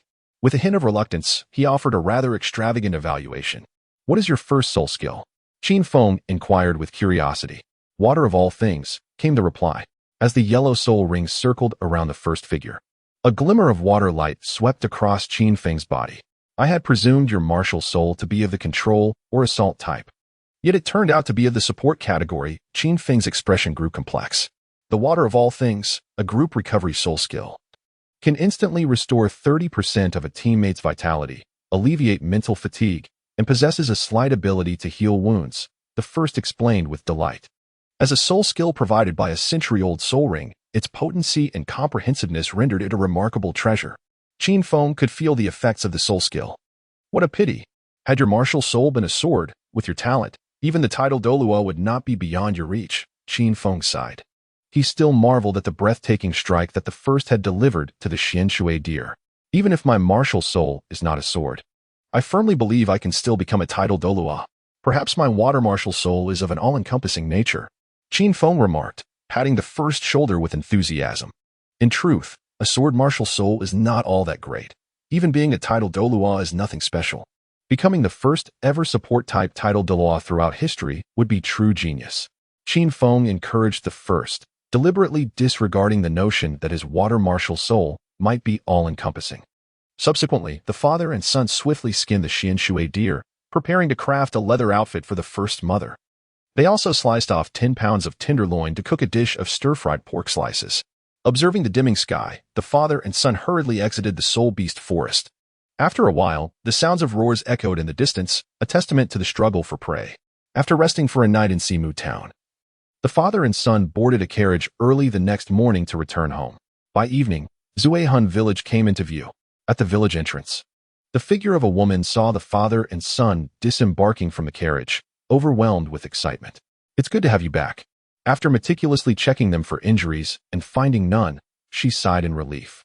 Upon returning home, seated at the table, the first listened as his father recounted the myriad of stories from their journey, each tale filled with twists and turns.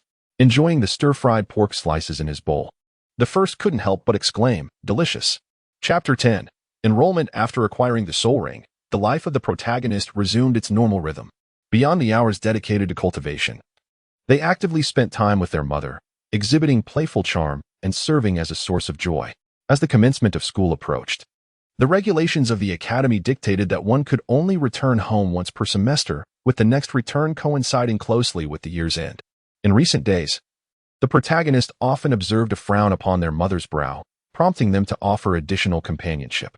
Time, after all, does not slow its passage for the sorrows of humankind. As dawn broke, the protagonist donned the attire crafted by their mother from the exquisite hide of the xianshui deer, complete with a pair of wrist guards. Adorned in white leather boots, they soon completed the ensemble. Although fashioned from leather, the outfit was remarkably breathable and comfortable, providing a refreshing sensation. As the esteemed first Qilin and Qin Feng settled around the dining table, they awaited the arrival of the first. Upon the entrance of the first into the dining hall, Qilin's gaze brightened. The delicate azure patterns on the white leather attire lent an air of mystique to the first's fair visage. Indeed, it was a testament to their mother's exquisite craftsmanship, as the attire was remarkably comfortable. With the first's praise, Qilin could not help but reveal a gentle smile. Once the family finished their breakfast, their mother attentively wiped the corners of the first's mouth, equipped herself with her sword, and prepared their belongings for the journey to the city of Alpha. Alpha City, situated in the eastern part of the Andar Duchy, spans over 60 square kilometers and holds considerable renown throughout the duchy. When discussing Alpha City, one cannot overlook the prestigious Alpha Advanced Soul Master Academy located in the capital, Tulip City, where Qin Feng had once studied. It is said that the inaugural dean and founder of this venerable academy, established over a century ago in Tulip City, hailed from Alpha City, which consequently bore its name. Though no remarkable soul masters have emerged from Alpha City in recent years, the Alpha Advanced Soul Master Academy has nonetheless established a subordinate academy in this small town. Strolling through Alpha City, one observes the meticulous urban planning, which presents a stark contrast to the scenery of Simu Town. The latter, characterized by its bustling and rough demeanor, resembles a weary adult, while Alpha City embodies the elegance and refinement of a cultured scholar. This distinction was set in place from the city's inception. After wandering for some time, the family arrived at the grand entrance of an imposing stone hall that exuded an air of authority. The sight of the towering 3-meter-tall angelic stone sculptures, standing with swords drawn at the entrance, left one in silent awe. To witness such grandeur in a modest city was remarkable. One could only imagine the magnificence of the Soul Hall within the holy land of Soul Masters. Upon entering the Grand Hall, staff members promptly approached to inquire about the purpose of the first and the others. Upon learning that they had come for the first Soul Power level verification and to formally register for a Soul Masteress book, the staff immediately guided the first to proceed with the level assessment. The first adeptly infused Soul Power into the Soul Crystal, and in a short while, it filled 60% of the space. A Soul Power of level 12. The staff gazed at the first with admiration, recognizing yet another prodigy. Upon inquiring whether the first intended to join the Spirit Hall, they learned that the first had already made preparations to enroll in the City of Arcane. They shook their heads in disappointment as they processed the Soul Master-S credentials for the first. Fortunately, there was no dramatic encounter with the Spirit Hall's attendants attempting to forcibly recruit the first. After all, the first was merely a humble auxiliary soul master with an innate soul power of level 8, and their martial spirit did not appear particularly formidable. While they were indeed exceptional across the continent, it was still insufficient to compel the Spirit Hall to seek their allegiance. First, it is imperative to securely keep one's Soul Master Handbook, which serves as a combination of identification and academic credentials in the Douluo continent, proving invaluable during one's ventures. Subsequently, the staff bestowed upon the individual a golden soul coin. Henceforth, each month, the Soul Master may exchange their handbook at any Spirit Hall across the continent for an additional golden soul coin, a benefit secured by the Spirit Hall for every Soul Master who has acquired additional spirit rings from the various empires. Those of the 20th rank receive a greater allocation, which ceases upon reaching the 40th rank. It is said that the founder of the Spirit Hall put an end to a cataclysmic disaster a millennium ago. In recognition of the Spirit Hall's contributions to the continent, the monarchs of all nations at that time decreed that an annual sum would be allocated to enable the Spirit Hall to distribute funds to all soul masters. When I first heard Qin Feng recount this legend, I couldn't help but scoff. Who would willingly sacrifice their own interests for the benefit of others, even relinquishing their good name to become a fool? This entails a substantial annual expenditure, which over millennia amounts to a staggering sum. Much of this astronomical wealth is extracted from the insatiable greed of the nobility. How could this be possible? In stark contrast to this evidently embellished tale, I am far more inclined to believe in the account of the founder of the Spirit Hall, who, brandishing a sword with a fierce countenance, once convened with the kings of various nations. It is from this meeting that the traditional policy, which benefits ordinary spirit masters, originated. In this extraordinary world where might is paramount, power can accomplish anything. A glimpse reveals the formidable influence of the Spirit Hall. Exiting the Spirit Branch Hall, I cast my gaze southwestward, towards the Spirit City of the Spirit Hall. One day, I shall journey there to do something for the common people of this world. Clenching my fist, I once again lamented my own insignificance, deciding against further wandering and instead leading my parents to the location of the Alpha Primary Spirit Master Academy. Qin Feng and his wife exchanged knowing smiles as they observed my eagerness to enroll. After a brief incense's duration, we encountered numerous families akin to Qin Feng's, all making their way in the same direction. At first glance, the sight of a few children piqued my curiosity. I wondered what their martial souls might be, though it was likely their soul power did not surpass my own.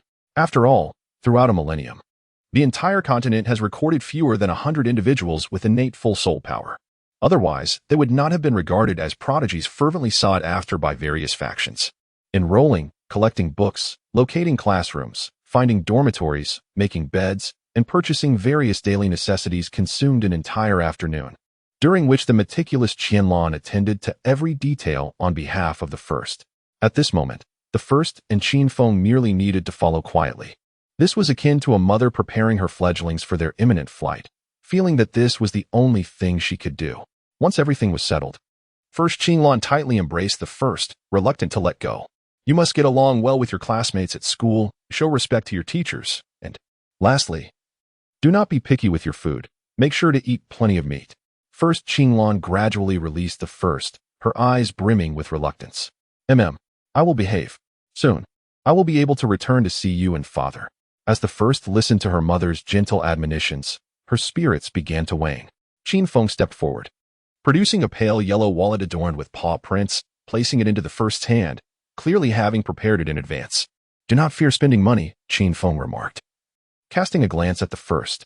He then turned, gently embracing first Qianlong, and they departed from the school without looking back. After standing for a considerable duration, I opened the cat and dog wallet, revealing 3 golden soul coins, 7 or 8 silver soul coins, and several copper soul coins within.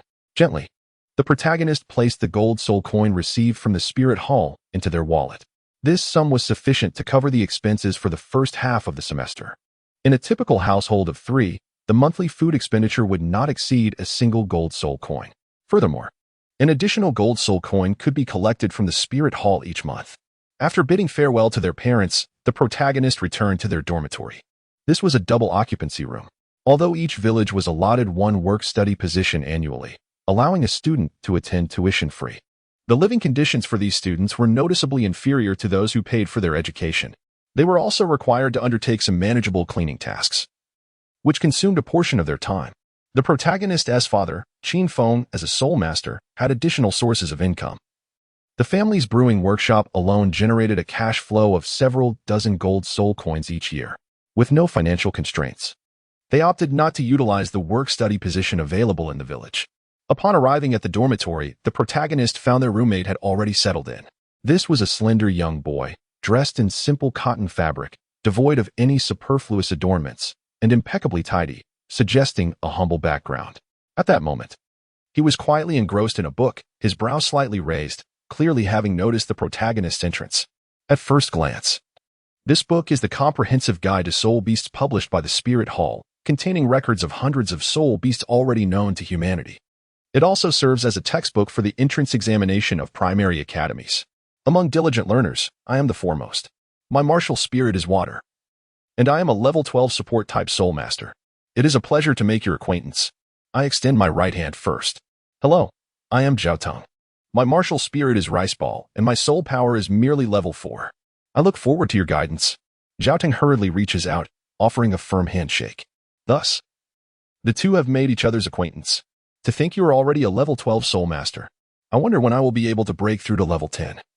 Jiaotong expresses with a face full of envy. They proceeded to the cafeteria for dinner, with the first one treating. Over the course of the meal, the two gradually became acquainted. Jiaotong hails from the city of Afa. His father owns a small restaurant while his mother works at the spirit hall. Their family is relatively well off. Jiaotong himself is quite easy to get along with, being just a young lad. The coming years should hold no hardships for him. Chapter 11, The Boss, Part 1. With a small stack of Soul Master training discussions borrowed from the library tucked under my arm, I ventured into a secluded garden. Leaning against a wisteria tree, engrossed in my reading, the gentle sunlight bathed the surroundings, mingling with the faint fragrance of flowers, while the occasional chirp of a bird added to the serene ambience, creating an exquisite sense of tranquility. A week had already passed since the commencement of the academic year. After this brief period of acclimatization, I had garnered a clear understanding of the college's general environment. The administration of the institution was remarkably lenient, aligning perfectly with my inclinations.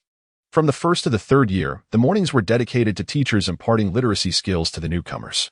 In the afternoons, aside from delving into the rich historical culture of Douluo continent and the knowledge of soul beasts, instructors would also tailor simple physical exercises and guide students in meditation and cultivation based on the collective dynamics of each class.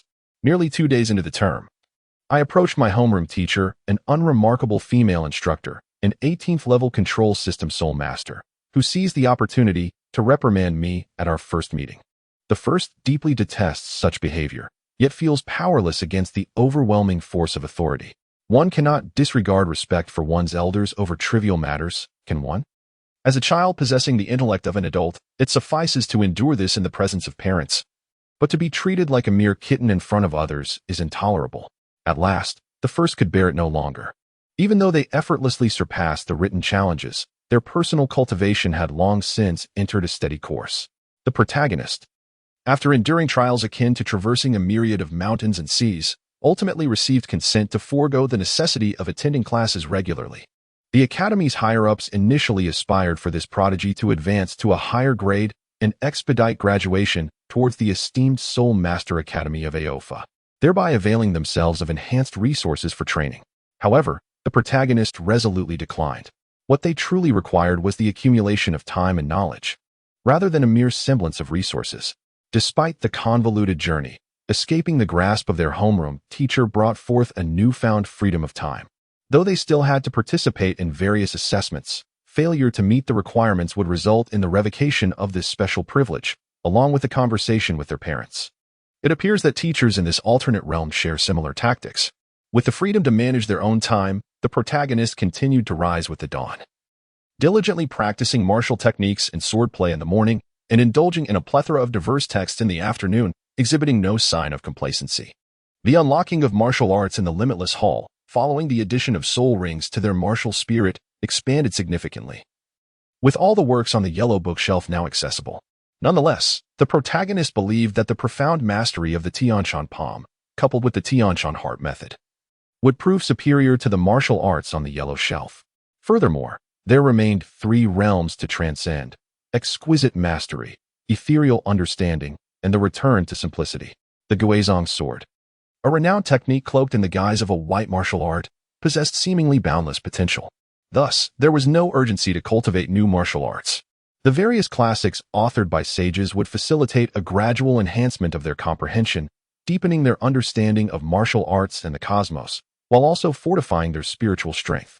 Additionally, an array of medical texts and treatises on poisons held considerable significance. Setting aside the dubious concoctions, one cannot traverse the martial world without encountering peril. Possessing medical skills would indeed provide an extra layer of assurance. Moreover, the greatest opportunity within the Douluo continent, the ice and fire yin-yang well, remains unclaimed. The protagonist perceives himself as a person of virtue. Otherwise, how could he traverse through realms and possess extraordinary abilities in this particular era? Mastering the knowledge of flora and fauna becomes paramount. Each night, He diligently practices the heavenly mountain heart method, attempting to substitute meditation for sleep, and has already begun to witness tangible progress. His cultivation steadily ascends. Despite a day filled with activities, he feels an overwhelming sense of fulfillment. The upperclassmen are aware that the school has welcomed a prodigy this year, who has already enhanced his martial soul with soul rings and successfully passed various assessments of the academy. A fortnight passes in a tranquil manner. The first one diligently practiced in a methodical manner. Due to his intentional avoidance of others, he gave them the impression of a mythical dragon, elusive and seldom seen. Even his roommate Zhao Tong could only catch a glimpse of him at night. A month later, beneath the wisteria tree, a delicate boy clad in a simple pale blue robe sat in a meditative posture. Sunlight filtered through the leaves, casting a dappled glow upon him. In harmony with the gentle breeze, the boy breathed in a rhythmic cadence, reminiscent of the legendary celestial child savoring the essence of the heavens.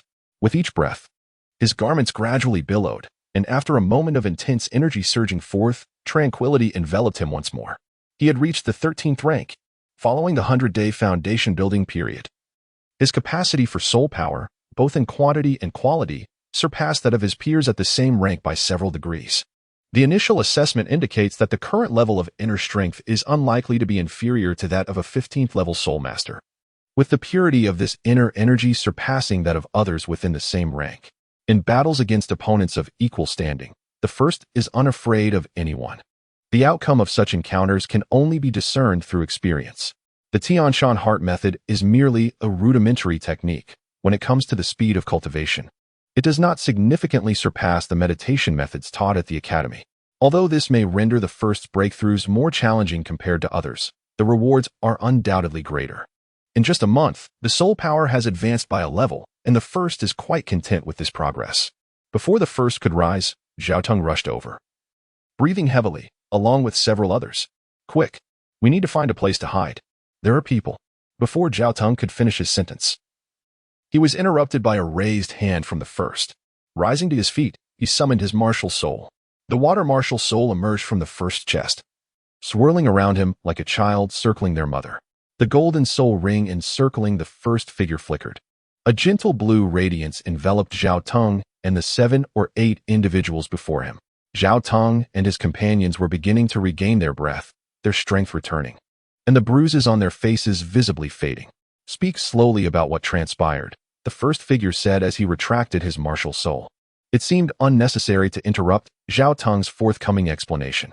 The first figure gazed contemplatively behind a group of individuals, dozens of students from various grades, under the guidance of a few extravagantly dressed senior youths, advanced towards the foremost figure.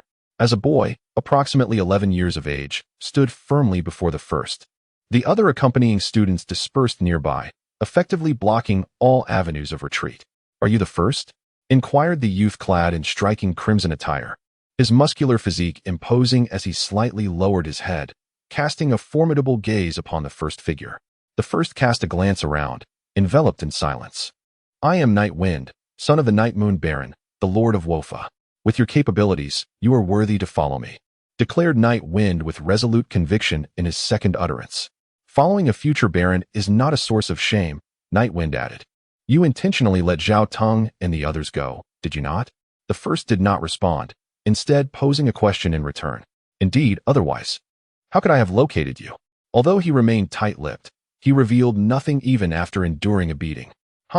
It's just that his intellect seems somewhat lacking."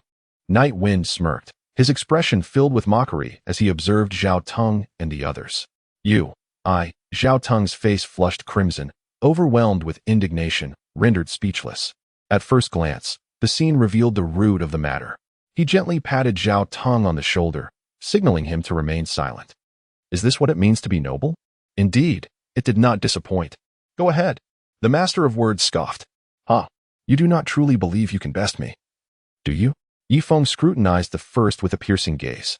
"Yet, even if you concede now, I must impart upon you the rules," he said, his eyes darkening with severity. "No," the first interrupted, extending his hand to push Zhao Tong and the others behind him, gesturing for them to remain silent. However, as a support-type soul master, how could? Zhao Tong's thoughts trailed off within his mind. The first step was taken to the side. disregarding the anxious expressions of Zhao Teng and others, standing in opposition to Yi Feng at a distance of 6 or 7 meters.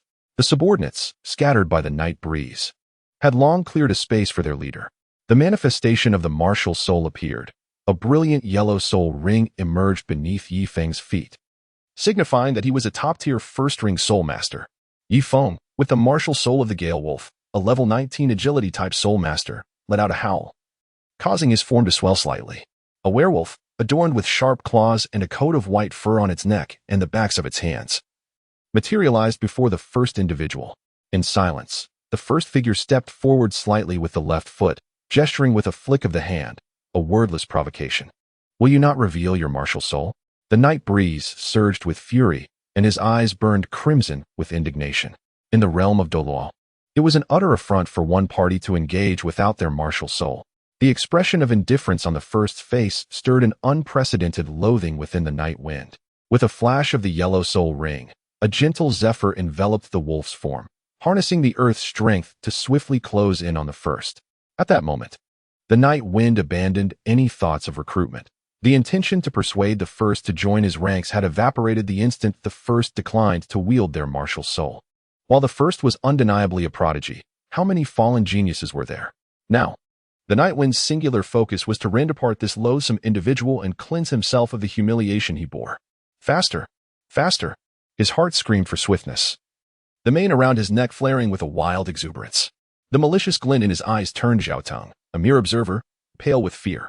As the night wind closed in, his wolf claws lunged eagerly towards the first. Swish, swish, swish. Each strike was more urgent than the last. The sound of clawing air filled the space as the night wind pressed on. The first one is faster. As the first practitioner of the Tianshan heart method, one treads the path of carefree wandering, reminiscent of a resplendent phoenix soaring gracefully through the layers of cloud peaks, akin to a cultured scholar reveling in nature's beauty.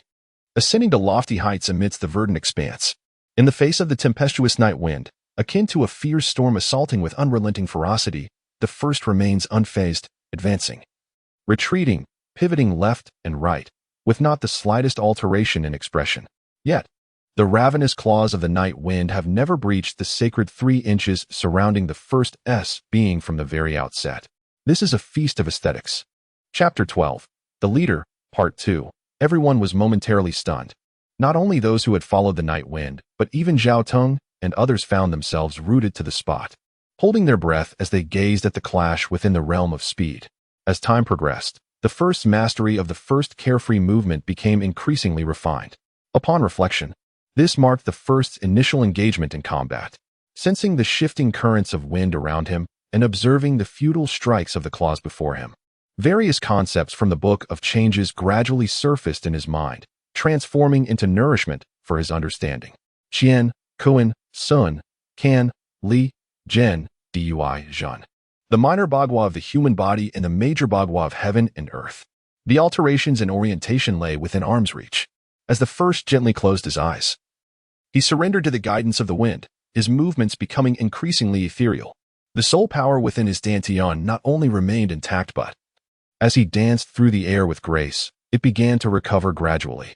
The night breeze intensified. His initial soul skill, derived from a 300-year-old Gale Wolf spirit beast, endowed him with an exceptional soul technique that perfectly complemented his martial spirit. This soul skill granted him a 15% enhancement in both attack and movement speed.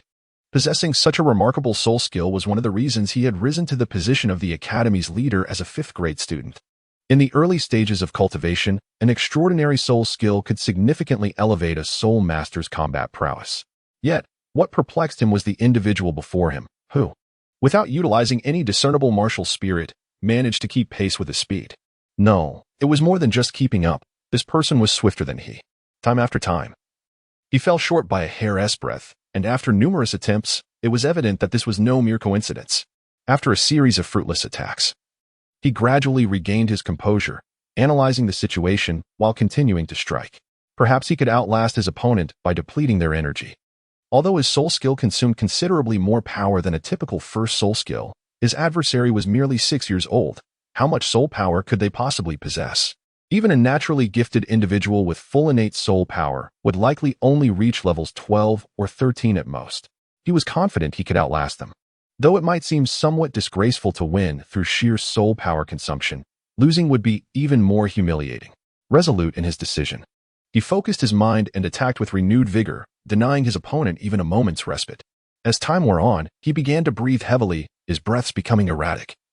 While his opponent remained unperturbed, amid his relentless assaults, he could even hear the calm and steady breathing of the other.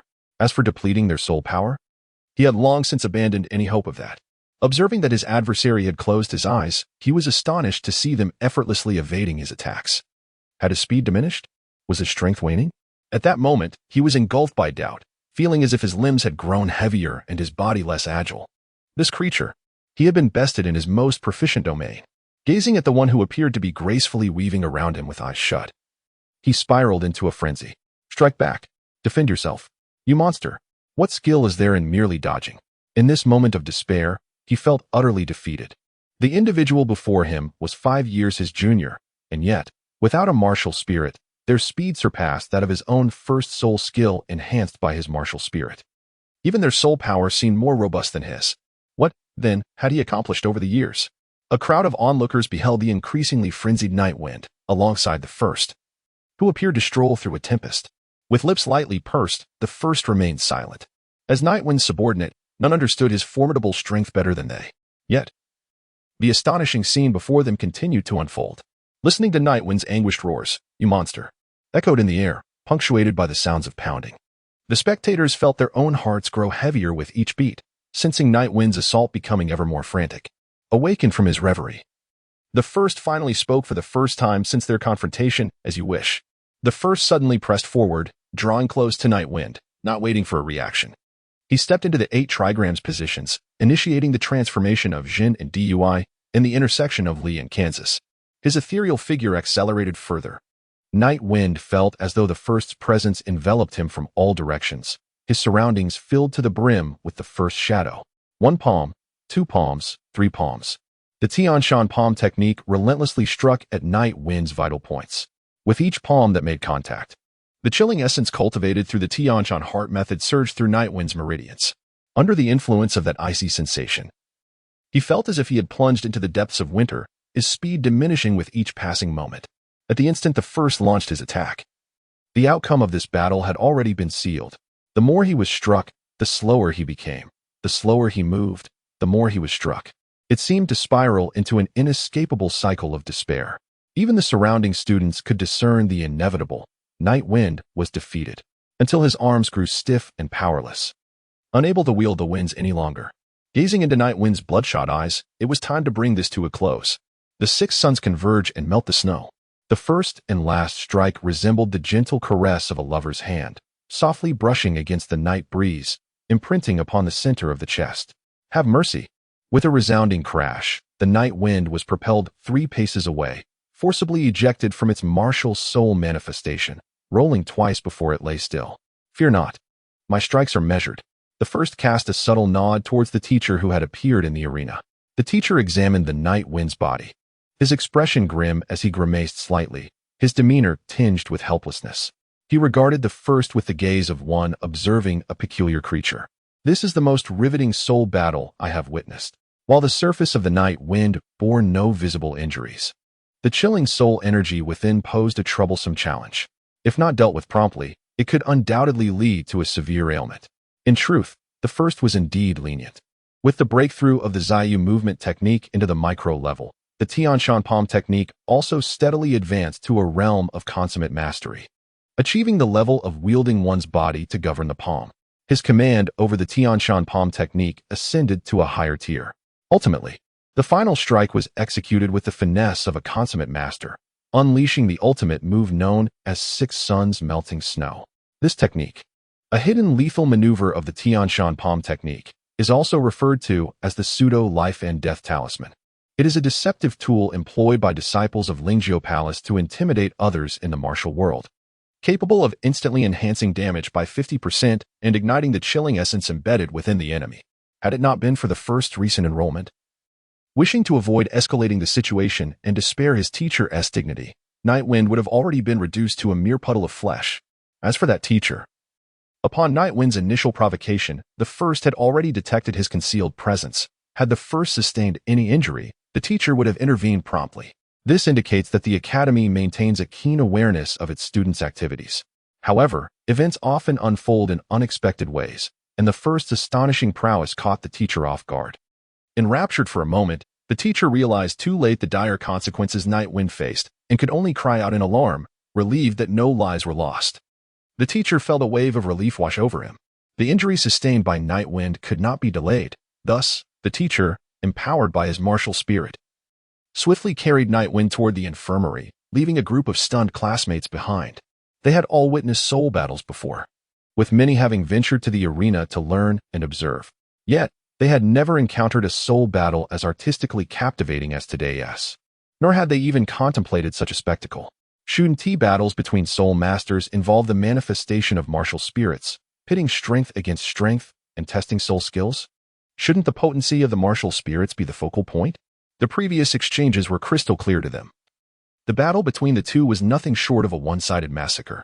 In fact, the first had not even utilized his martial spirit, dominating Night Wind solely through his movement technique.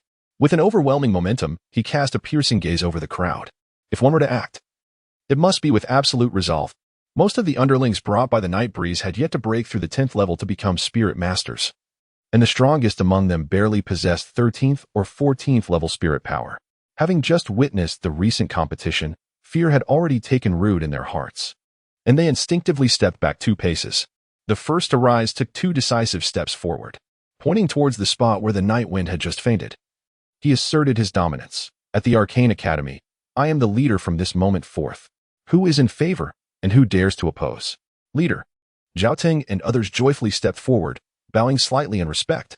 They then positioned themselves beside the first, casting their gazes over the gathered crowd. Leader. We pay our respects to you, leader. Their acknowledgement of the first's formidable strength was palpable. Moreover, his youth only accentuated his genius and immense potential. To recognize such a prodigy as their leader was far from shameful. Encouraged by Zhao Teng and the others, the crowd lowered their heads in unison. Prior to enrollment, the first had harbored concerns about potential oppression from the aristocracy. Thus, he had sought to avoid confrontation, never anticipating such an abrupt turn of events.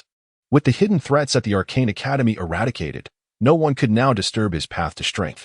As the sun dipped below the horizon, the golden-red afterglow seemed to bestow a crown upon the first. You may disperse, he gently waved his hand, as I take my first turn to depart.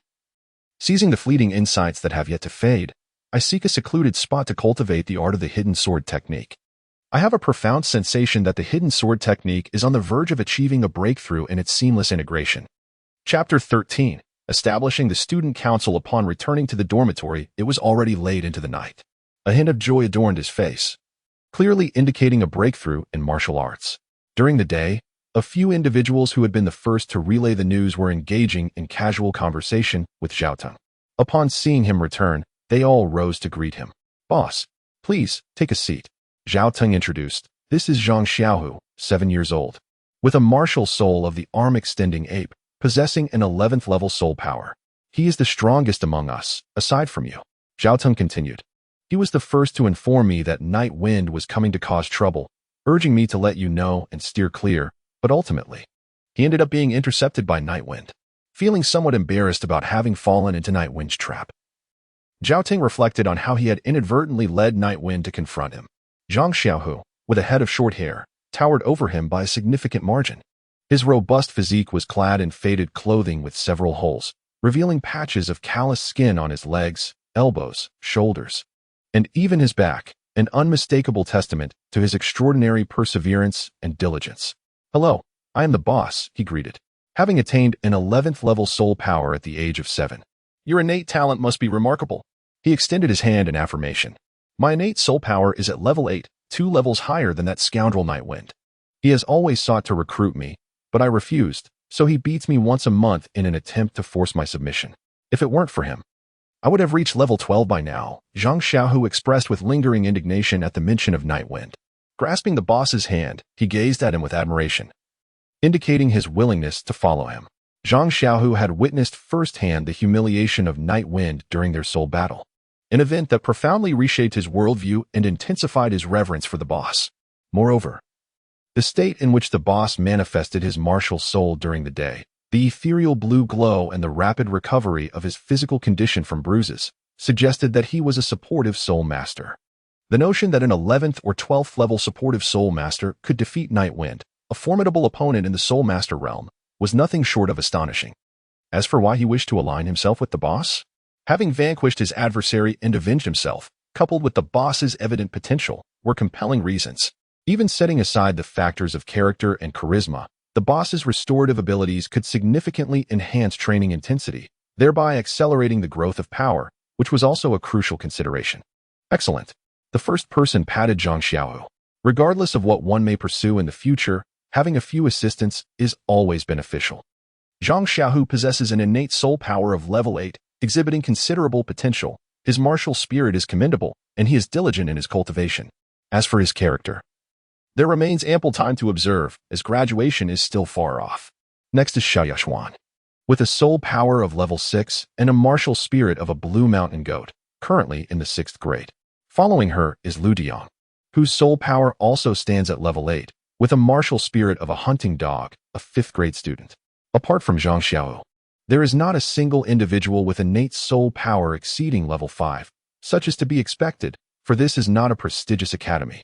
And most are commoners. Possessing any soul power at all is already commendable. As the introductions concluded, everyone took their seats. Zhao Ting commenced with an explanation of the circumstances. His deductions were largely accurate. The martial spirits of noble offspring are generally superior to those of commoners, and they have access to more resources in the early stages. During their time at the academy, they have already begun to form their own factions. Some promising commoner students have become prime targets for these nobles, as their potential for future advancement is high, albeit their current strength is low, making this an opportune moment. Naturally, these gifted students are reluctant to serve as pawns for the nobility, leading to recurring conflicts, generation after generation. This phenomenon is echoed in other academies as well. The low-level Soul Master Academy serves merely as a microcosm of the ongoing struggle between nobility and commoners. In past years, although commoner students have consistently found themselves at a disadvantage, they were not entirely without the means to resist. However, since the emergence of Yifeng last year, everything has changed. Upon his enrollment, he initially capitalized on the title of his Viscount father to gather a willing cohort of students, only to reveal his true prowess after reaching soul power level 16. Furthermore, with the nearly perfect compatibility of his martial spirit and the century-old soul ring, Yifeng acquired an extraordinary soul skill. A 15% increase in both movement and attack speed is sufficient to dominate against typical soul masters of a mere dozen levels. The academy has yet to witness any student surpassing level 20 to become a great soul master. The institution may have grown accustomed to such occurrences, perhaps intending for the students to recognize the brutal reality of the soul master realm. They adopted a passive stance, observing as Yifeng wielded unchecked power. It is said that Yifeng's father once attracted a group of students in a similar manner, ultimately becoming a viscount. It seems Yifeng aspires to replicate his father's legendary success. However, upon learning that a genuine prodigy had arrived this year, he sought to subdue them while they were still young, only to encounter an unyielding force, inadvertently becoming a stepping stone for the first. Having discerned the root of these events, the first and the others began to deliberate on future actions, engaging in animated discussion. Overall, the conclusions were predictably repetitive. Collect protection fees from the nobles. Collect protection fees from the nobles. Indeed, collect protection fees from the nobles. How grim it is to witness such oppression. Observing his eager subordinates enthusiastically strategizing on how to exploit the detestable nobility, and what soul beast meat to purchase with their ill-gotten gains, the first felt a wave of exasperation. Was this not a tale of dragon slayers ultimately becoming the dragons themselves? He rapped the table, interrupting their fanciful musings. Ultimately, the decision was made to adopt the student council system from a previous era for governance. Perhaps after the first graduation, various issues may arise. However, the merits far outweigh the flaws, and it is certainly preferable to brazenly extort protection fees without any semblance of decorum. At the outset, a comprehensive explanation was provided to the students regarding the localization of the Douluo Continent Student Council, including the responsibilities of various department heads and the operational synergy among departments. The initial blueprint delineated a 5-tier structure for the student council, with the first tier comprising the inaugural president, supported by 2 vice presidents and a secretary overseeing the secretariat. One vice president would preside over both the inspection department and the publicity department. As the name suggests, the inspection department is tasked with scrutinizing the internal financial expenditures of the student council and investigating any instances of abuse of power. However, it lacks enforcement authority and must report findings to the secretariat. The publicity department's responsibilities include promoting the various rules and regulations of the student council and attracting new talent. The other vice president oversees the financial department, which manages monetary matters and collects membership fees, the student affairs department, which handles internal student affairs, and the internal liaison department, which serves as a bridge between students and the faculty. The complexity of this structure may pose challenges for full comprehension and execution by the members. The heads of each department are referred to as ministers, leading the council members, while below them are the probationary members in training.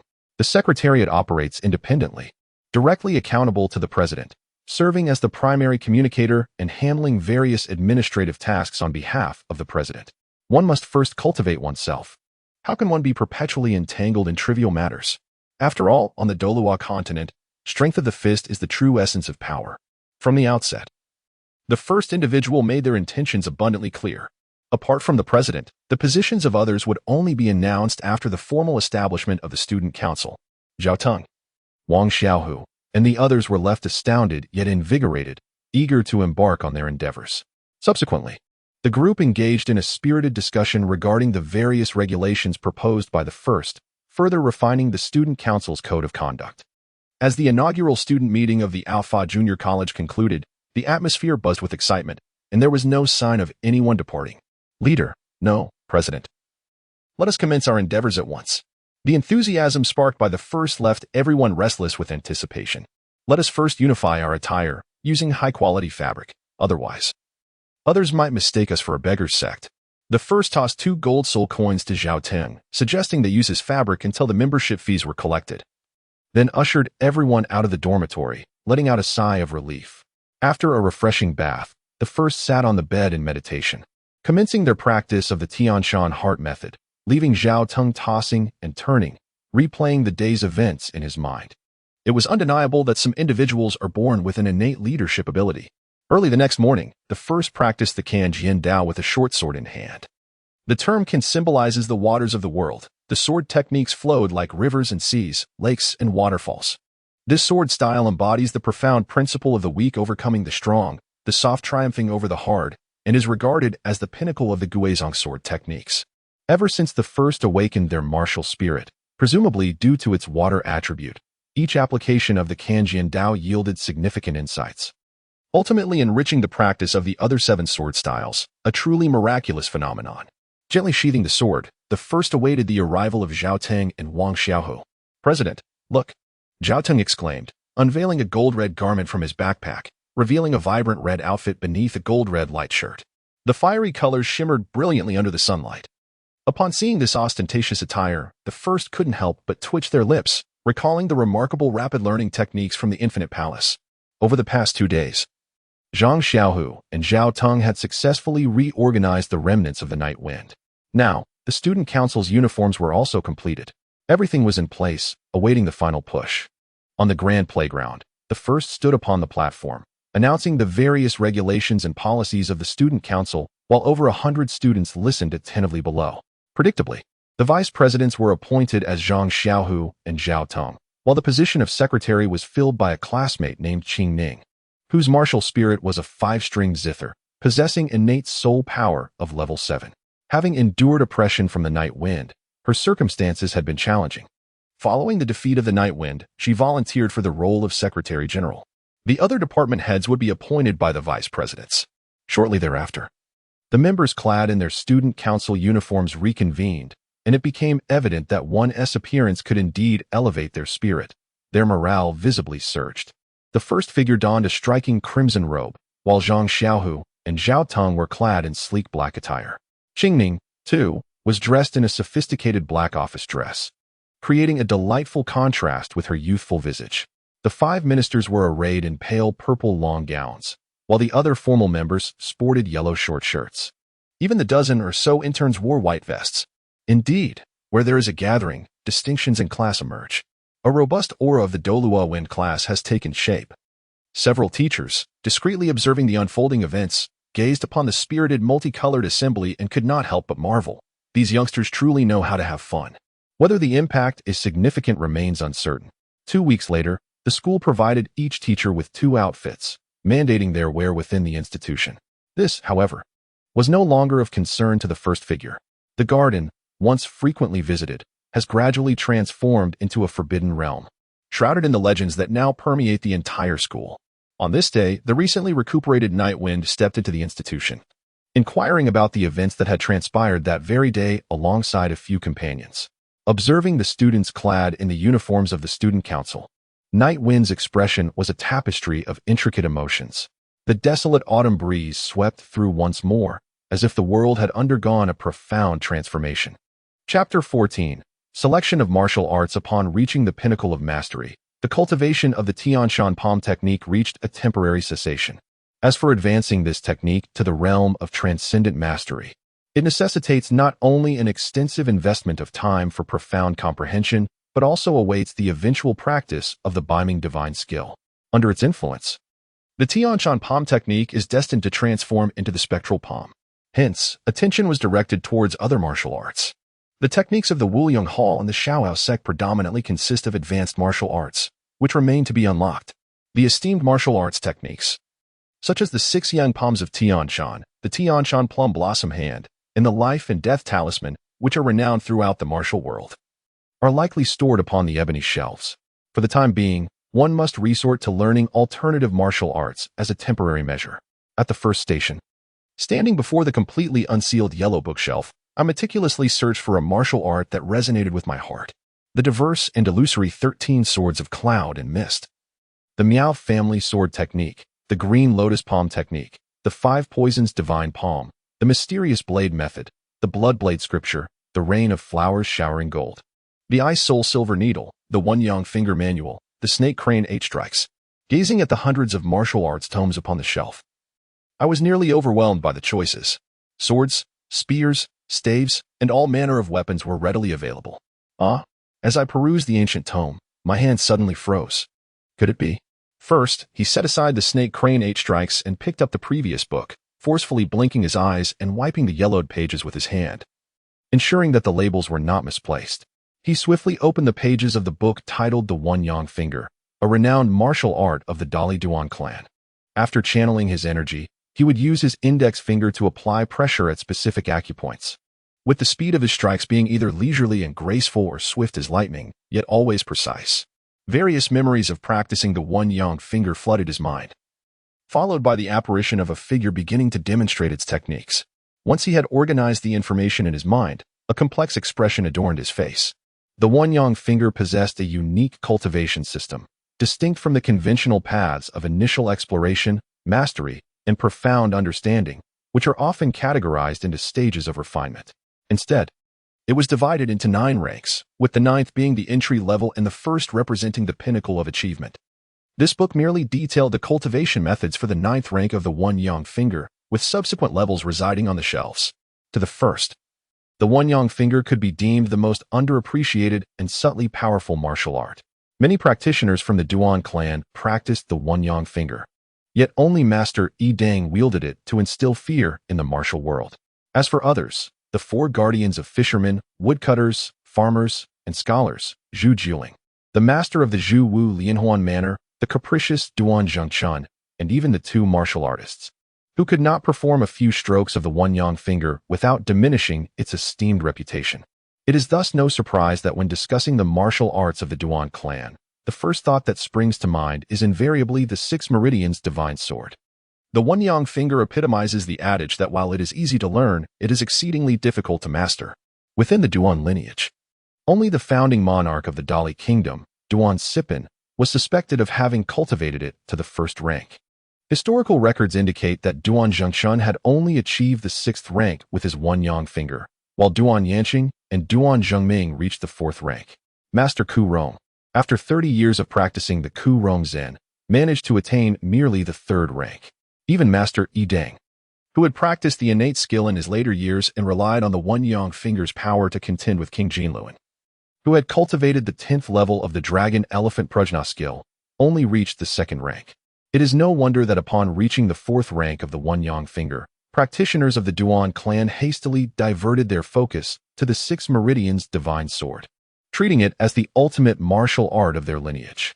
The higher ranks of the one young finger proved to be of little use, demanding excessively high levels of comprehension, innate talent, and internal energy.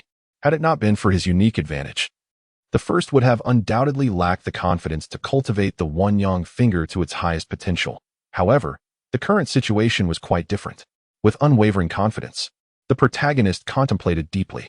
He retrieved the Bloodblade Sutra from the yellow bookshelf and extracted the foundational techniques of the Bloodblade sect, known as the Bloodblade Heart method, for further study.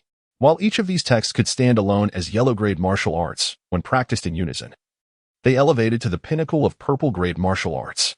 Should he master the Blood Sea Demon technique in the future, its offensive capabilities would rival those of the esteemed red-grade martial arts.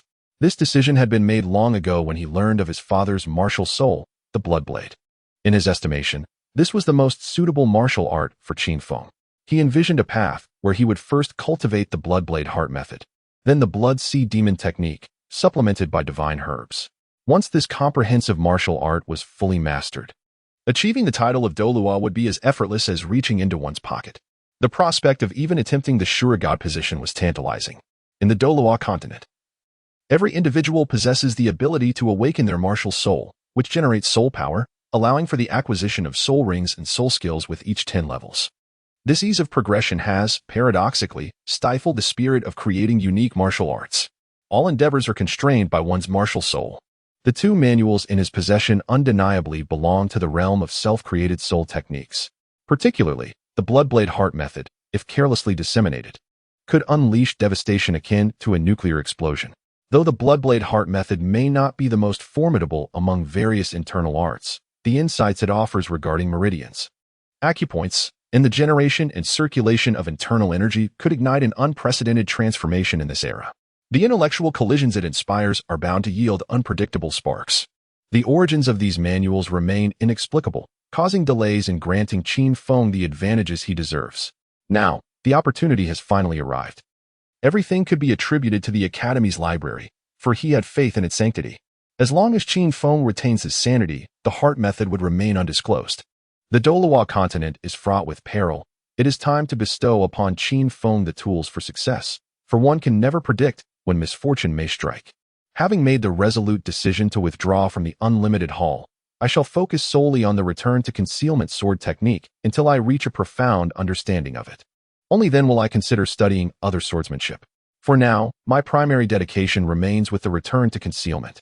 The gentle warmth of the sun envelopes me, evoking a sense of languor that emanates from the depths of my being. In a secluded spot, the protagonist finds solace beneath the shade of a tree. Gazing at the drifting clouds on the horizon, his heart enveloped in tranquility. Life's fleeting moments grant him a brief respite. Even the practice of martial arts necessitates a balance of tension and relaxation, much like a bow, if drawn too tightly. It not only hinders the archer's performance, but also risks the bow's very integrity, leading to dire consequences. Initially, one sought a reason, gradually closing one's eyes to delve into the realm of dreams. Is rain imminent? Unbeknownst to me, a shadow has cast itself over the sun's brilliance. Slowly, I opened my eyes and yawned, only to behold my little secretary, a spirited girl named Qingning, kneeling beside me, holding a sunshade and gazing at me with indignation. Is it time for a meal? A myriad of questions adorned my expression. She produced a lunchbox from behind her and handed it to me. Humph. The petite girl, Qingning, suddenly seemed displeased.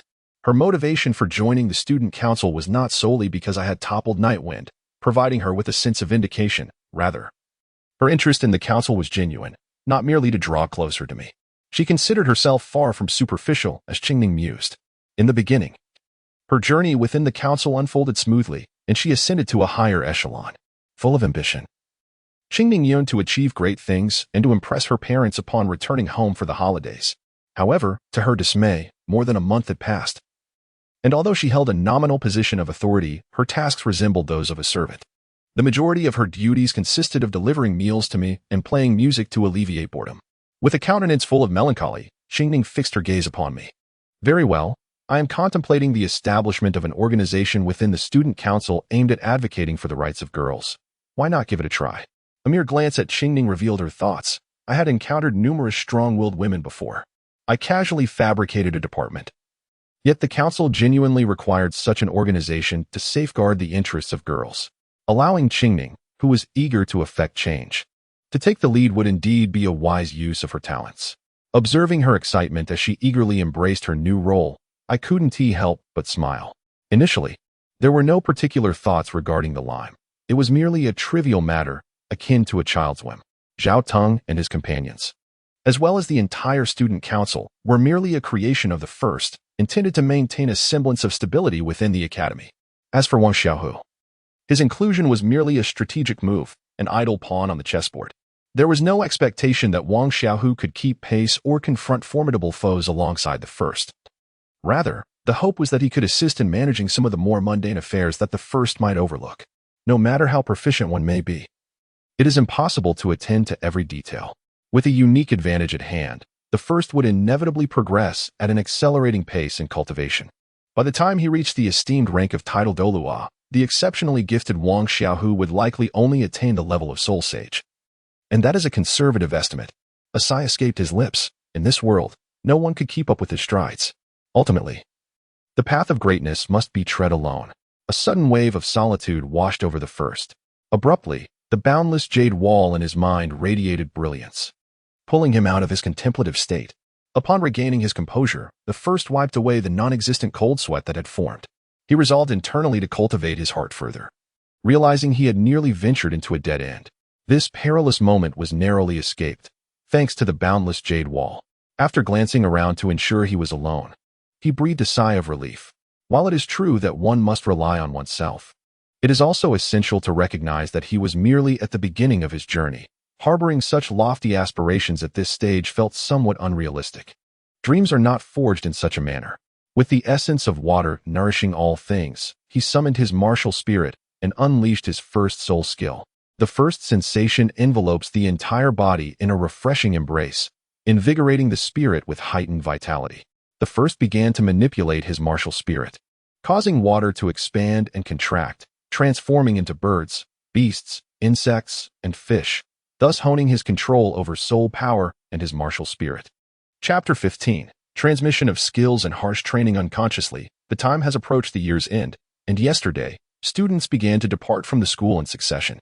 A farewell dinner was held with numerous committee members, filled with heartfelt reluctance as they parted ways, each returning to their respective homes. Shedding the president's attire, the protagonist donned a simple cotton jacket, carrying a small bag and a short sword. Exchanging greetings with passing students as she departed from the place she had called home for nearly half a year. The primary soul force has ascended to the 15th level, achieving a remarkable increase of 3 levels in less than half a year, which is considered commendable even in the early stages. The returning sword technique has long since reached a realm of profound understanding, its power becoming increasingly enigmatic as it gradually approaches the essence of the technique. The secret art of the Lingzhou Palace, Heavenly Feather Extraordinary Sword, places one in a mysterious state that significantly amplifies the potency of the swordsmanship and deepens one's comprehension of it.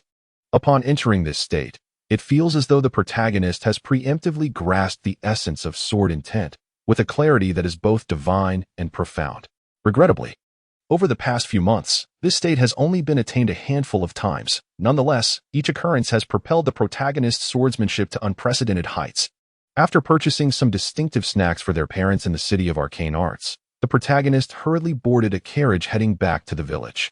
Anxious thoughts of their parents flooded their mind, becoming uncontrollable, with an overwhelming desire to soar home. At the doorstep of their home, the first Qinglong held the first closely, meticulously examining whether there were any injuries. Qin Feng stood nearby, wearing a smile on his face. "Mother, I am perfectly fine. I am an auxiliary spirit master. What could possibly happen?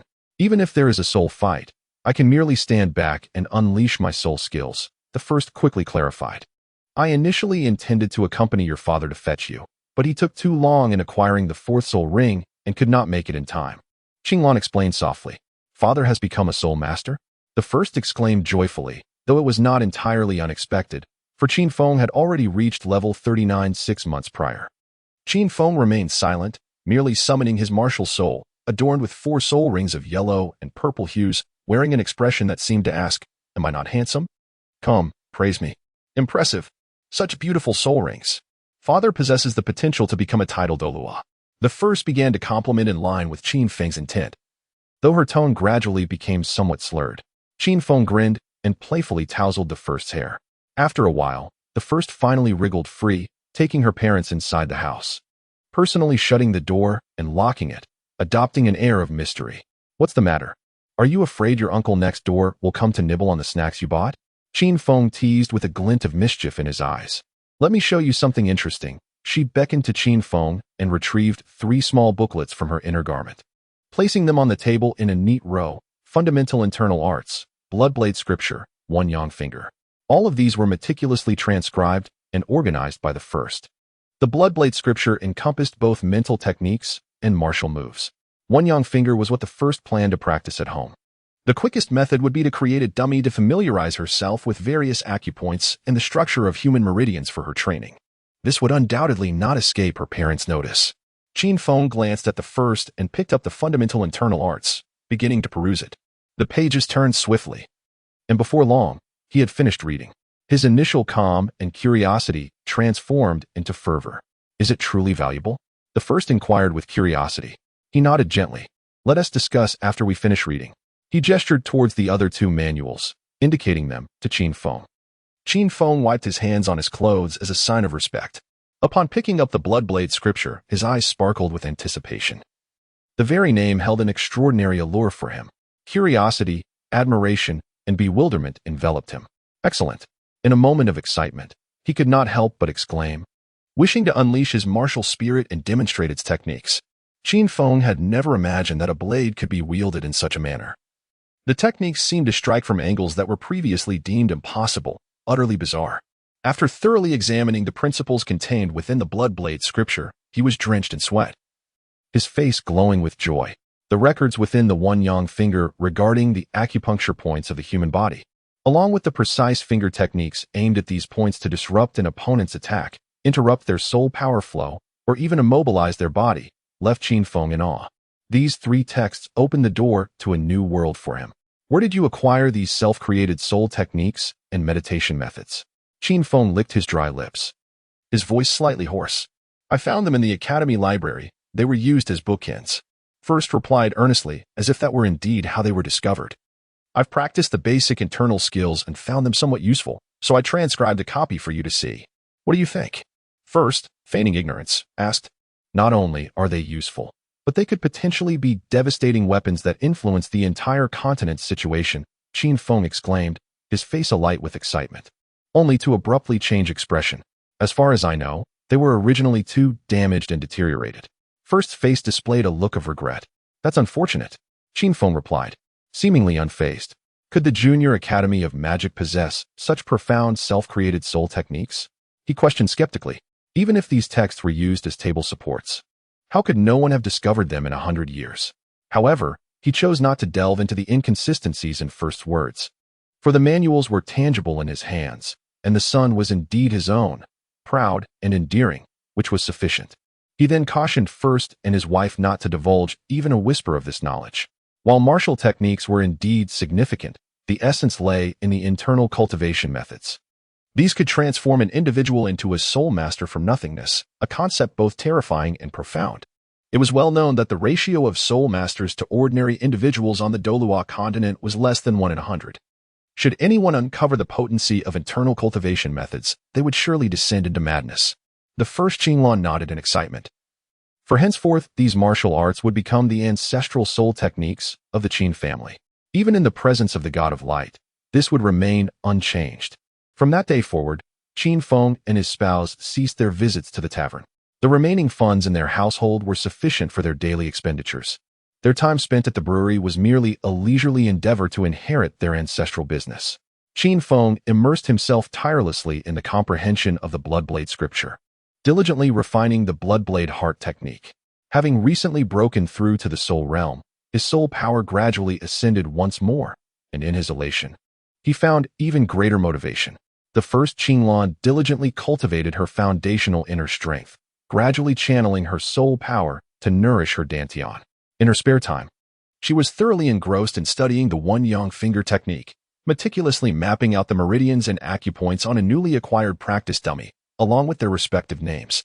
When an auxiliary system soul master unexpectedly acquired a profound self-created soul skill, which was also within the realm of learning, how could the first Qinglan possibly remain indifferent? After 2 days of a languid existence, where one merely awaited the arrival of clothes and meals, I was roused from my stupor by the spirited Qinglan, who invited me to join her in cultivation. In an instant, the atmosphere of diligent practice filled our home. As the time to return to school drew near, the protagonist has already successfully completed the introductory training of the one-yang finger, with only the gradual cultivation remaining. Bidding farewell to their parents, they embark on a solitary journey back to school. Upon returning, the student council has commenced its operations, and everything is proceeding in an orderly manner. Both students and teachers have gradually acclimated to the presence of the student council. Aside from some meticulous planning for the future, there is little else that requires the protagonist's attention. Initially, I devoted my efforts to the cultivation of the one-yang finger technique and swordsmanship, embarking on an unremarkable life at the academy. Time swiftly passed, and 2 years elapsed. At the onset of a rapid growth phase, standing at a height of 1 meter and 50 centimeters, the figure is well proportioned, having inherited the striking features of both Qin Feng and Espouse, along with their formidable talents and capabilities. All of this has garnered an immense following for the protagonist within the academy. It is precisely due to the esteemed position of honorary president of the student council that some young women are able to maintain a semblance of restraint. Not long ago, the former president had already resigned from his position, and the selection for the new president took place between Zhao Teng and Zhang Xiaohu. Ultimately, Zhang Xiaohu, whose soul power significantly surpassed that of Zhao Teng, was elected as the second president. In the realm of Douluo continent, strength reigns supreme. Zhao Teng, now serving as the vice president, had become somewhat complacent in his training, having only reached the 9th rank. He had once been persuaded by the former president, but having tasted the allure of power, how could he easily relinquish it? This predicament led the former president into deep contemplation. Was establishing the student council truly the right decision?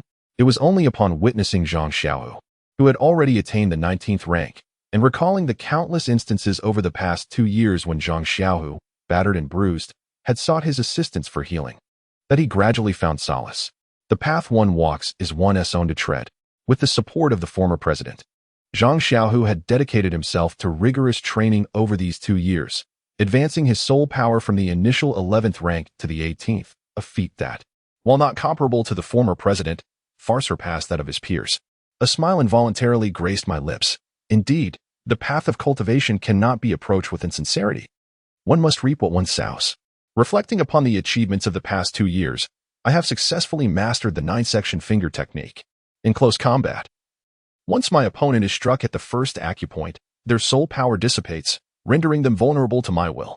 Ever since Nightwind suffered defeat at my hands, he has maintained a low profile for the past 2 years. Recently, before graduation, Nightwind, now a level 20 Great Soul Master, issued a challenge to me.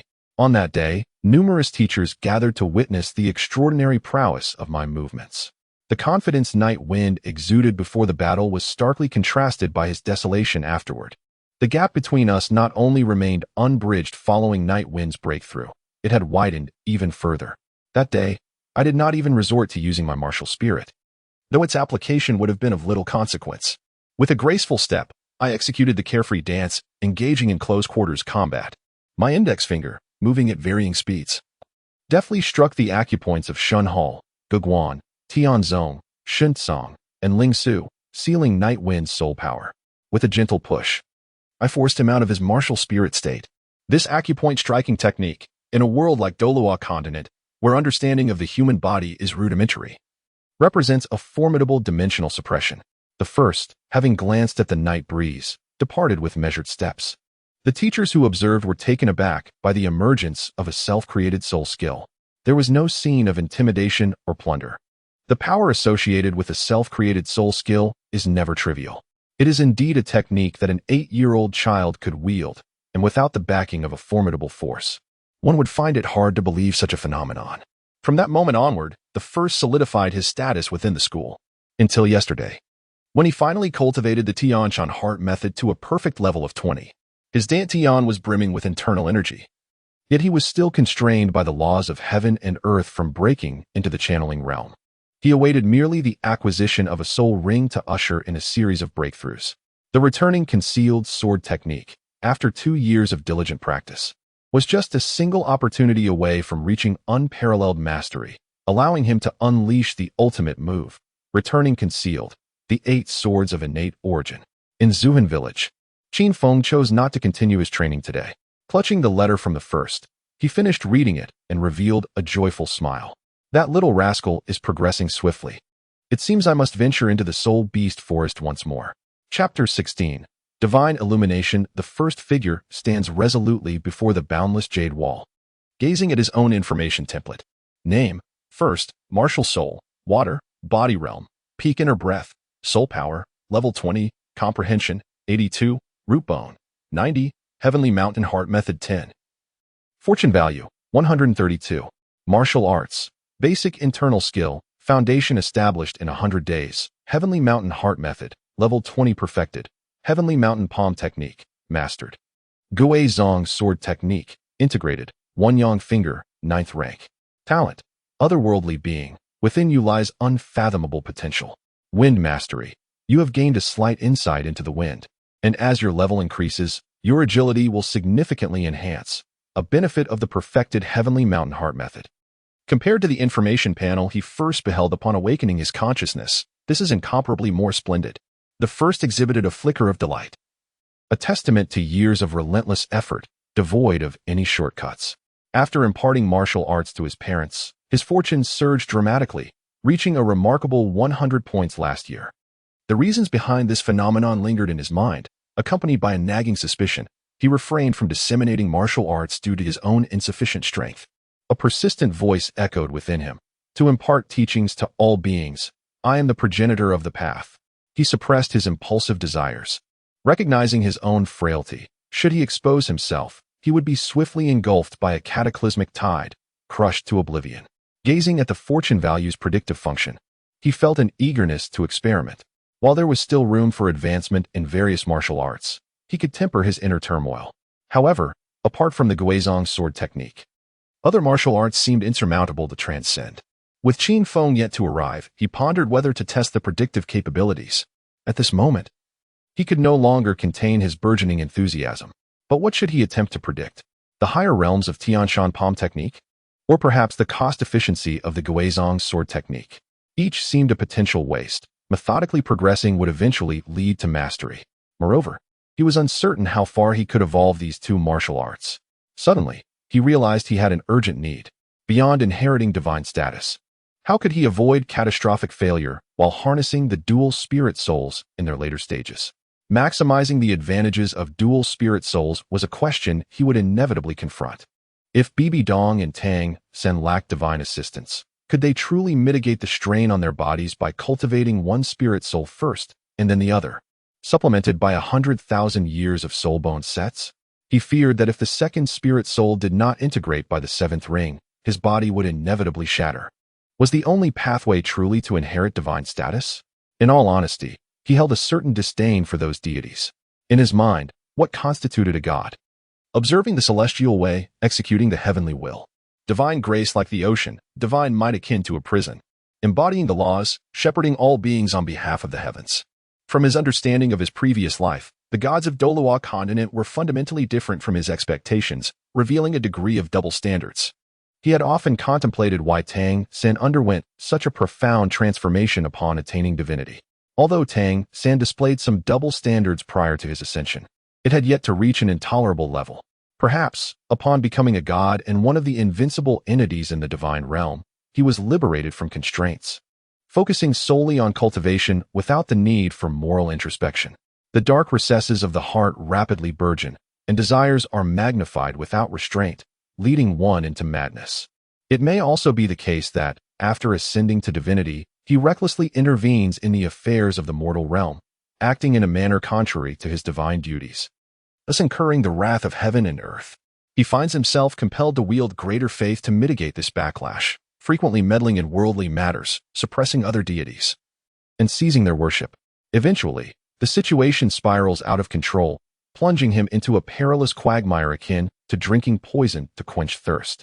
If this is indeed the case, it is evident that heaven is not easily deceived, and one can only imagine the dire consequences that await him. Moreover, upon achieving divinity and entering the divine realm, one must relinquish the mortal coil, prioritizing the soul. Countless legends from previous lives emphasize the paramount importance of the physical form. In the world of Douluo, once a divine position is inherited, one's strength becomes irrevocably locked, making further progress as arduous as ascending to the heavens. Furthermore, do those deities truly select heirs solely to depart from this realm? Lesser gods may have sufficient justification for such actions. But what of the law enforcers and the divine kings? What is the ultimate truth behind it all? Firstly, one should not hesitate to harbor the gravest suspicions towards others. It is worrisome to contemplate whether the divine position itself is a perilous trap. Could it be that the deity, while leveraging the celestial divine position to attain an elongated lifespan, is simultaneously being eroded by the very laws of the universe? To avoid being gradually transformed into a mere puppet of the cosmos, must the gods ultimately depart? Is the divine assessment merely an endeavor to find a scapegoat to enter this pit in one's stead? Such thoughts are profoundly unsettling. There exist manifold reasons for the foremost to cultivate a sense of wariness regarding ascension to godhood. Without the infinite jade wall, even if one were to disdain the divine position, one would inevitably leap into it with eagerness, even with potential dangers. It is preferable to such a fate as becoming a mere pile of dust in the passage of time. However, endowed with the infinite jade wall, the foremost now has a novel choice. Unbeknownst to oneself, thoughts have wandered far afield. First, let us utilize this opportunity for deduction to ascertain whether the potential hazards of the dual soul can be resolved, while simultaneously gaining insight into the potency of the infinite jade wall. Resolute in this decision, a single thought conjured a Taiji Bagua diagram, which gradually emerged at the very center of the jade wall, illuminating the 8 trigrams in succession. Following a burst of white light, tranquility enveloped the surroundings. A stream of information materialized within the foremost's mind. Upon the completion of the divine illumination scripture, a luminous cocoon would manifest in the dantian, containing a complete replication of the true spirit along with the energy to reconstruct the body. By integrating another martial soul within, one could nurture a clone, thus achieving the duality of martial souls. With a singular intent yet dual forms, one consciousness resides in both entities, capable of transcending spatial distances for mutual transmission. When both reach the pinnacle of their potential, they may fuse and shatter the shackles of cultivation. Subsequently, detailed operational methods follow. At first, gazing at the jade wall, an air of bewilderment enveloped him. The Xin Zhao Jing, as far as his knowledge of that particular game extended, could indeed grant a person the chance to be reborn once. Yet, astonishingly, it seemed to hold true in this reality as well. Utilizing a singular opportunity for rebirth to transform oneself into 2 entities, thereby splitting one's martial soul, ensured a robust survival capability, with remarkable practicality. Even if one body encountered misfortune, there remained an unparalleled trump card for resurgence. He had indeed underestimated the boundless jade wall and the modified martial arts techniques at his disposal, observing that his fortune value had dwindled to a mere 32 points. While the display indicated that the next simulation required 1,000 points, he felt no trace of regret. The fortune points could be gradually accumulated once more. The rewards of this endeavor were overwhelmingly substantial. Without a moment's hesitation, he cast his gaze upon the shelf that housed the internal cultivation manuals. With unwavering resolve, he retrieved the red booklet inscribed with the teachings of the Divine Reflection Sutra.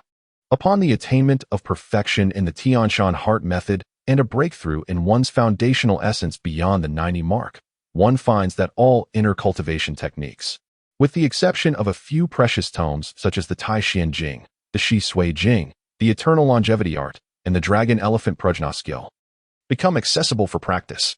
The acceleration of unlocking inner powers far surpasses that of martial arts techniques.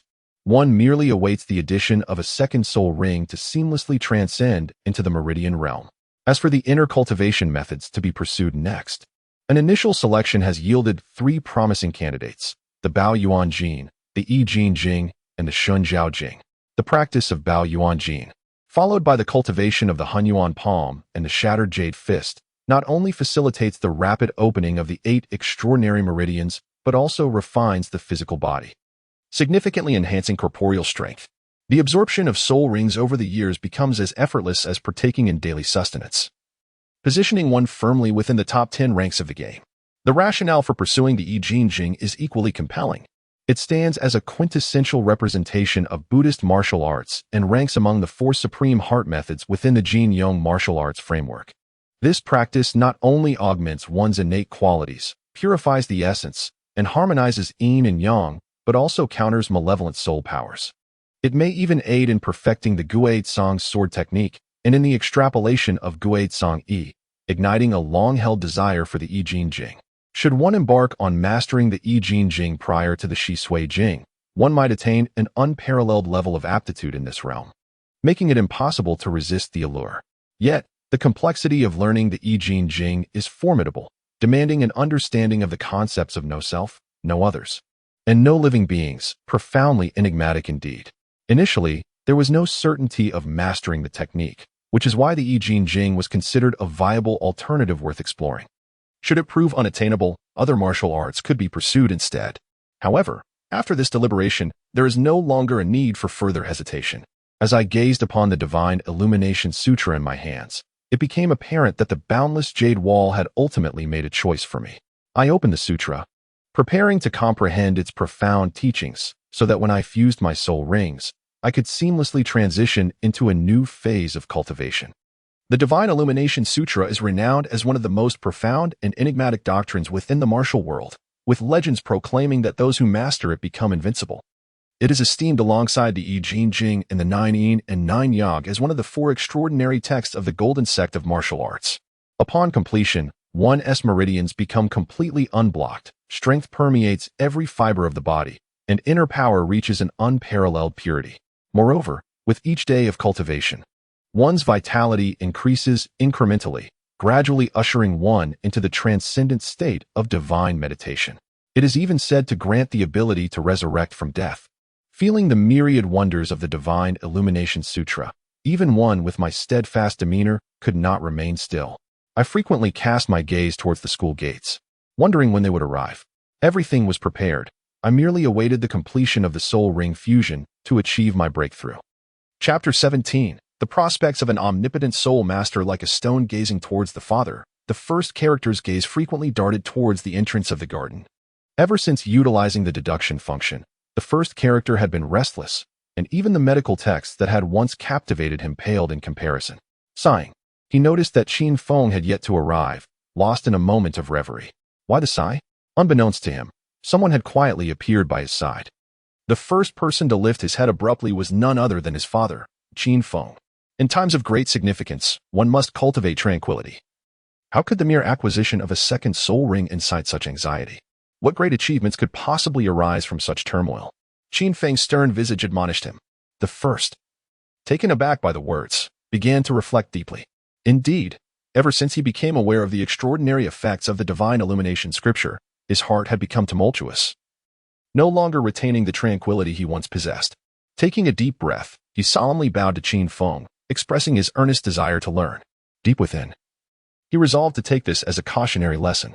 Qin Feng, for his part, was thoroughly pleased with the first, in terms of innate talent, determination, and the manner of interacting with the world. He far surpassed what Qin Feng had been at the same age. It was no small feat for a child of 8 or 9 to achieve such a level. Yet, no parent wishes for their child to be anything less than exceptional. Prompting Qin Feng to offer some constructive criticism. Observing the first self-reflection, Qin Feng nodded in satisfaction.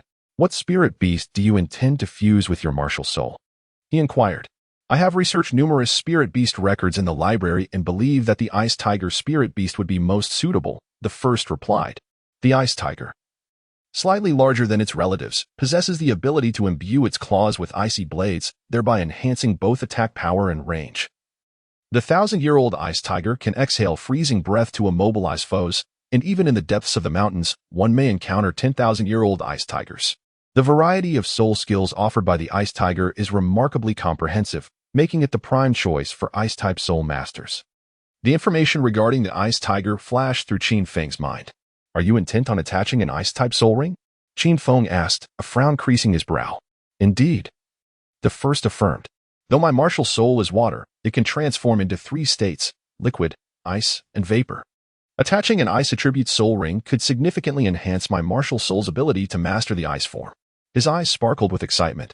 However, it is noteworthy that no ice-type soul master has ever mastered water-type soul techniques, nor has any water-type soul master gained proficiency in ice-type techniques. Although Qin Feng understood the three transformative states of water, he was acutely aware that the attributes of martial souls are determined at the moment of awakening, a rule that has never been broken. The attribute of a martial soul dictates the nature of the soul power and soul skills it generates. This truth has remained unchanged throughout the ages. Obeying the first will, the water martial soul emerged from within, swirling gracefully around him. With the right hand extended, a sphere of water gradually took shape above the palm, slowly beginning to flow. The tip of the sword, the blade, the edge, and the hilt all came together harmoniously. A water sword, indistinguishable from the short sword at one side, was thus formed. With a gentle grip, the first conjured a water sword. Channeling the essence of the Tianshan heart method, a chill radiated from his right hand, enveloping the water blade. Crack, crack, crack. In his hand, a lifelike ice sword materialized, adorned with exquisite snowflake patterns along its blade. This was a manifestation of the control technique he had honed over the past 2.5 years. By shaping the water produced by his martial soul into the form of a sword, and infusing it with the ice attribute soul energy cultivated through the Tianshan heart method, the water sword transformed into an ice blade. Qin Feng's eyes widened in astonishment. The first martial soul possesses the ability to generate and control water, a characteristic inherent to such an exceptional martial soul. Much like the blue lightning tyrant dragon martial soul, which unleashes lightning upon manifestation to deliver attacks imbued with electrical attributes.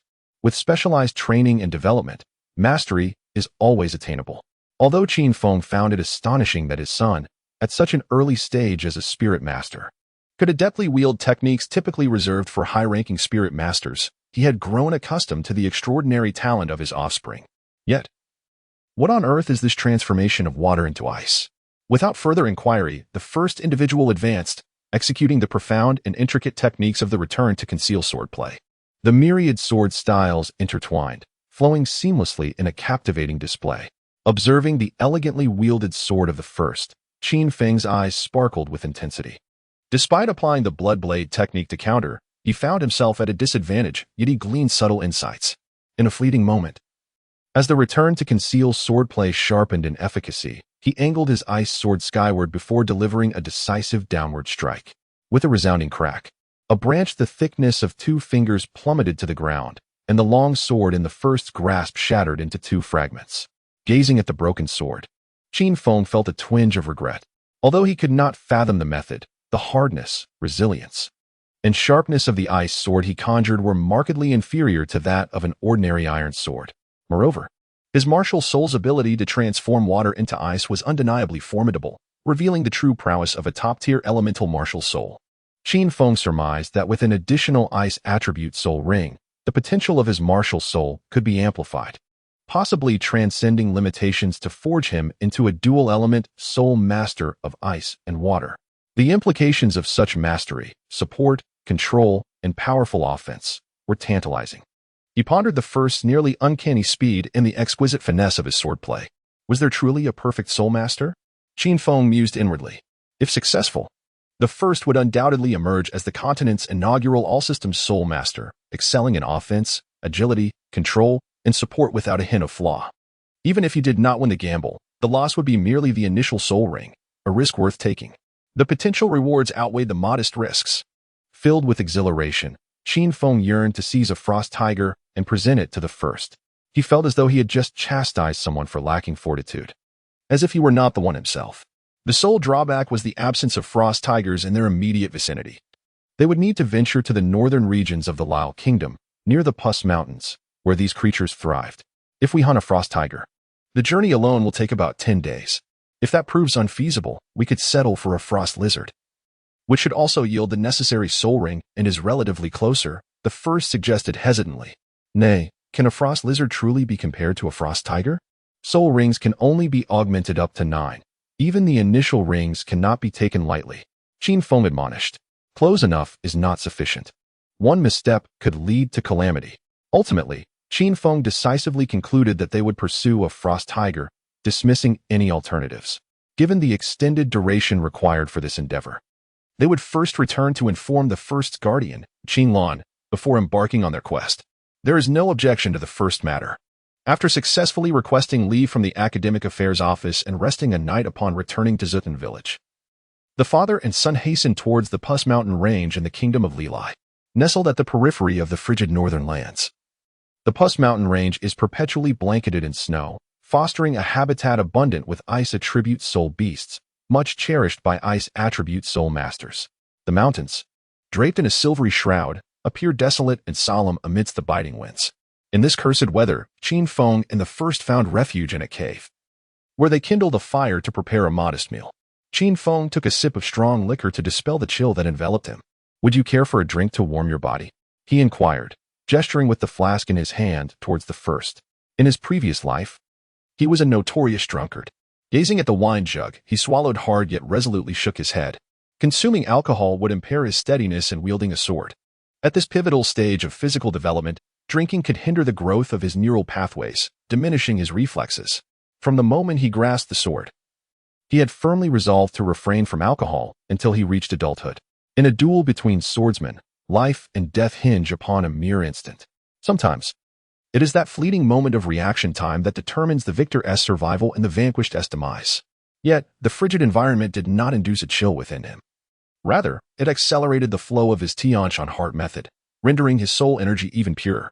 This marked the third venture into the mountains for the father and son duo. The first encounter with the howling pack of ice wolf spirits was formidable, comprising 2 ancient wolves aged 10,000 years, 7 or 8 wolves of 1,000 years, and 20 to 30 wolves that had lived for a century. Had it not been for the quick wit of the father and son, who discerned the impending danger and prudently fled in advance, they would have long since become part of this mountain range. For the second time, they encountered an avalanche, narrowly escaping entombment beneath the snow. This marked their third expedition in search of the ice tiger. The first, gazing contemplatively at the fortune value exceeding 30 displayed on the panel, pondered deeply. A roar echoed. This was the unmistakable cry of the ice tiger, and Qin Feng immediately recognized it, his face alight with excitement. The father and son cautiously made their way toward the source of the sound. Before them stood a magnificent white tiger, measuring over 4 meters in length and standing about 1.6 to 7 meters tall, viciously tearing into the remnants of a soul beast on the ground. Fortune had turned in their favor. This magnificent creature, over 800 years old, was indeed an ice tiger. The age was just right, and both Qin Feng and his father set their sights on this particular soul beast. Upon summoning his martial spirit, Qin Feng charged directly at the ice tiger. With deft precision, he struck its claws, severed its tongue, and with a swift motion, shattered its fangs, ultimately dragging the large feline to his companion's side. What exceptional swordsmanship! To the first, it was evident that Qin Feng's bloodblade technique had reached a realm of profound mastery, and combined with his martial spirit, the bloodblade, the potential devastation he could unleash in the future would undoubtedly be formidable. Indeed, it was remarkable swordplay, Qin Feng beamed with joy. Since he had begun practicing the bloodblade scripture, his soul power had surged continuously, reaching level 46 within 2 years, while his technique had become increasingly sharp and elusive. "I shall protect you. Hasten to absorb the soul ring," he urged. "Every moment we linger here increases our peril." Understood. Without a second thought, he swiftly dispatched the ice tiger, disregarding the snow accumulating beneath him. He settled into a lotus position, drawing the deep yellow soul ring into his body. Chapter 18. The second soul ring. As the yellow soul ring merged into his body, the first once again appeared beneath the immeasurable jade wall. The frost tiger soul ring hovered in midair, and the 3 potential soul skills that could arise from its fusion with the martial spirit were illuminated by the jade wall. Indeed, it was possible to imbue ice attribute soul skills. The first type, Ice Shield. It conjures one or several floating ice shields around oneself or allies, providing formidable protection against attacks. Second type, Ice Arrows. Launch several ice arrows in a specified direction. The number and potency of the ice arrows increase with the enhancement of soul power in both quality and quantity. It is considered a long-range attack soul skill. The third type, Frost Water Torrent. It conjures a swift surge of water that ricochets through the crowd, forcibly striking its targets. With a maximum of 9 bounces that reduces the opponent's speed by 30% and bestows ice attribute attacks upon allies for a duration of 3 minutes. Upon reflection, I still find this third soul skill to possess the highest cost-effectiveness. It serves as a semi-control, semi-support ability, imbued with an inexplicable sense of familiarity, albeit with a slightly shorter duration. Regrettably, there is no soul skill to enhance the hardness of the ice sword, and my inner strength has yet to reach the level required to augment its intensity. It seems I must continue to embrace my identity as an auxiliary soul master. Once I made my decision, the soul ring merged with my essence, and a surge of soul power, a remnant of the soul beast, flowed into me.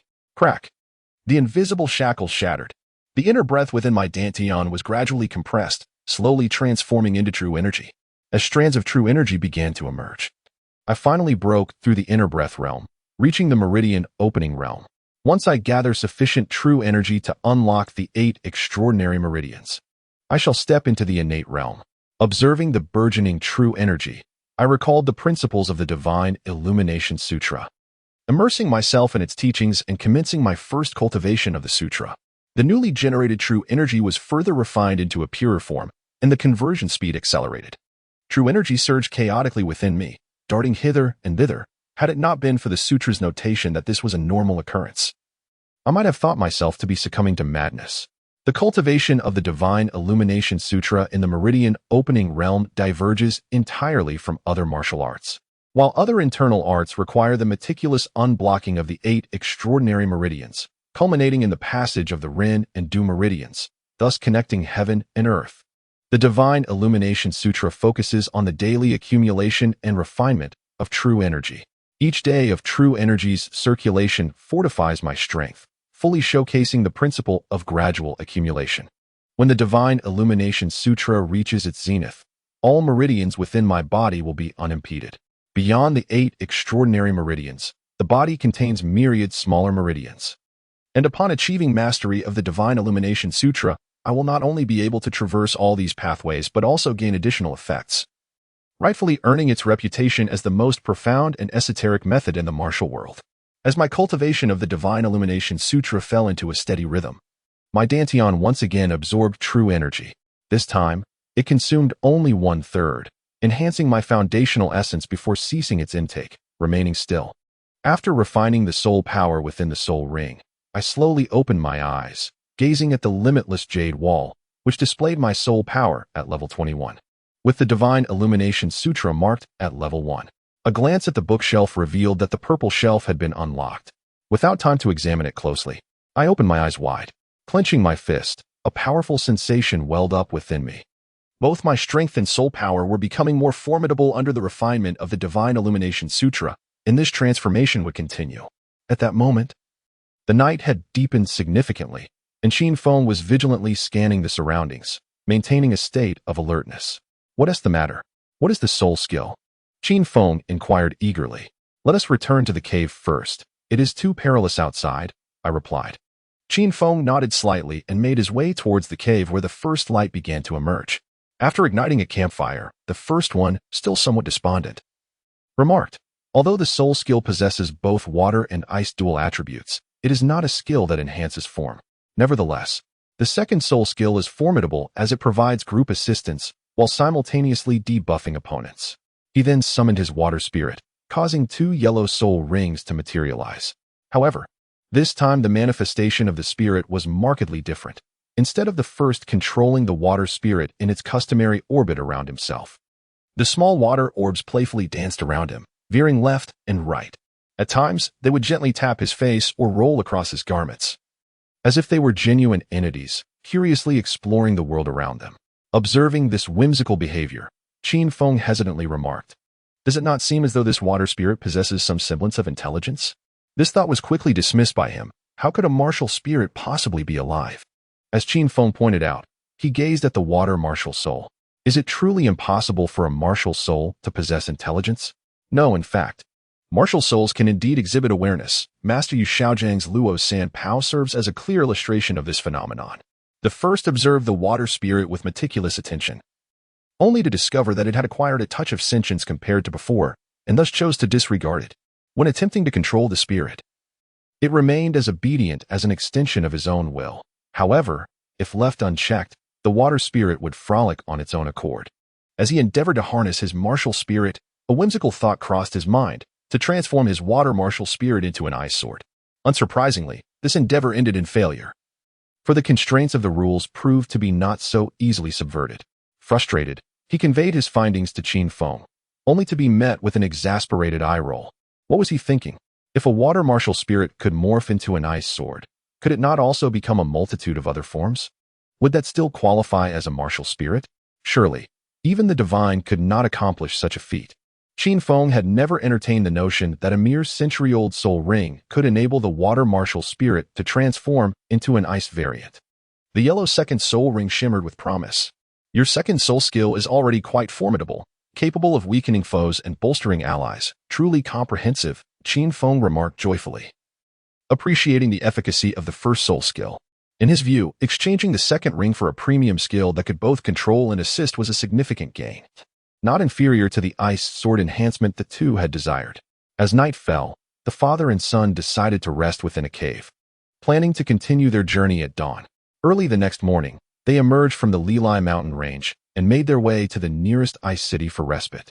Gazing back at the mountains adorned in silver, they exchanged a smile, relieved despite having faced dangers such as beast hordes and avalanches. The outcome remained favorable. Enjoying the local specialty hot pot, they dispelled the chill from their bodies, feeling a wave of comfort wash over them. Without further delay, they set forth early the next day, embarking on their journey back. First and foremost, a sense of trepidation enveloped me due to the daunting 30-something fortune score, which compelled Qin Feng to hasten his pace. Fortunately, the journey was uneventful. Upon returning home, I finally exhaled a sigh of relief. Initially, I had intended to recuperate at home for a while, but my father, citing the need for children to diligently pursue their studies, promptly dispatched me to the academy.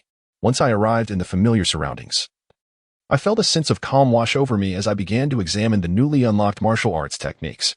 Gazing upon the array of skills such as the whirlwind swordplay, demon subduing staff technique, the one chi transforming 3 clear swordplay, the divine gate 13 swords, the 100-flower chaotic fist, the butcher's dissection of the ox, and the Anunda's breaking of the precepts blade technique, I was overwhelmed with discomfort. There exists no greater torment than having a plethora of martial arts manuals within reach, yet lacking the energy to cultivate them.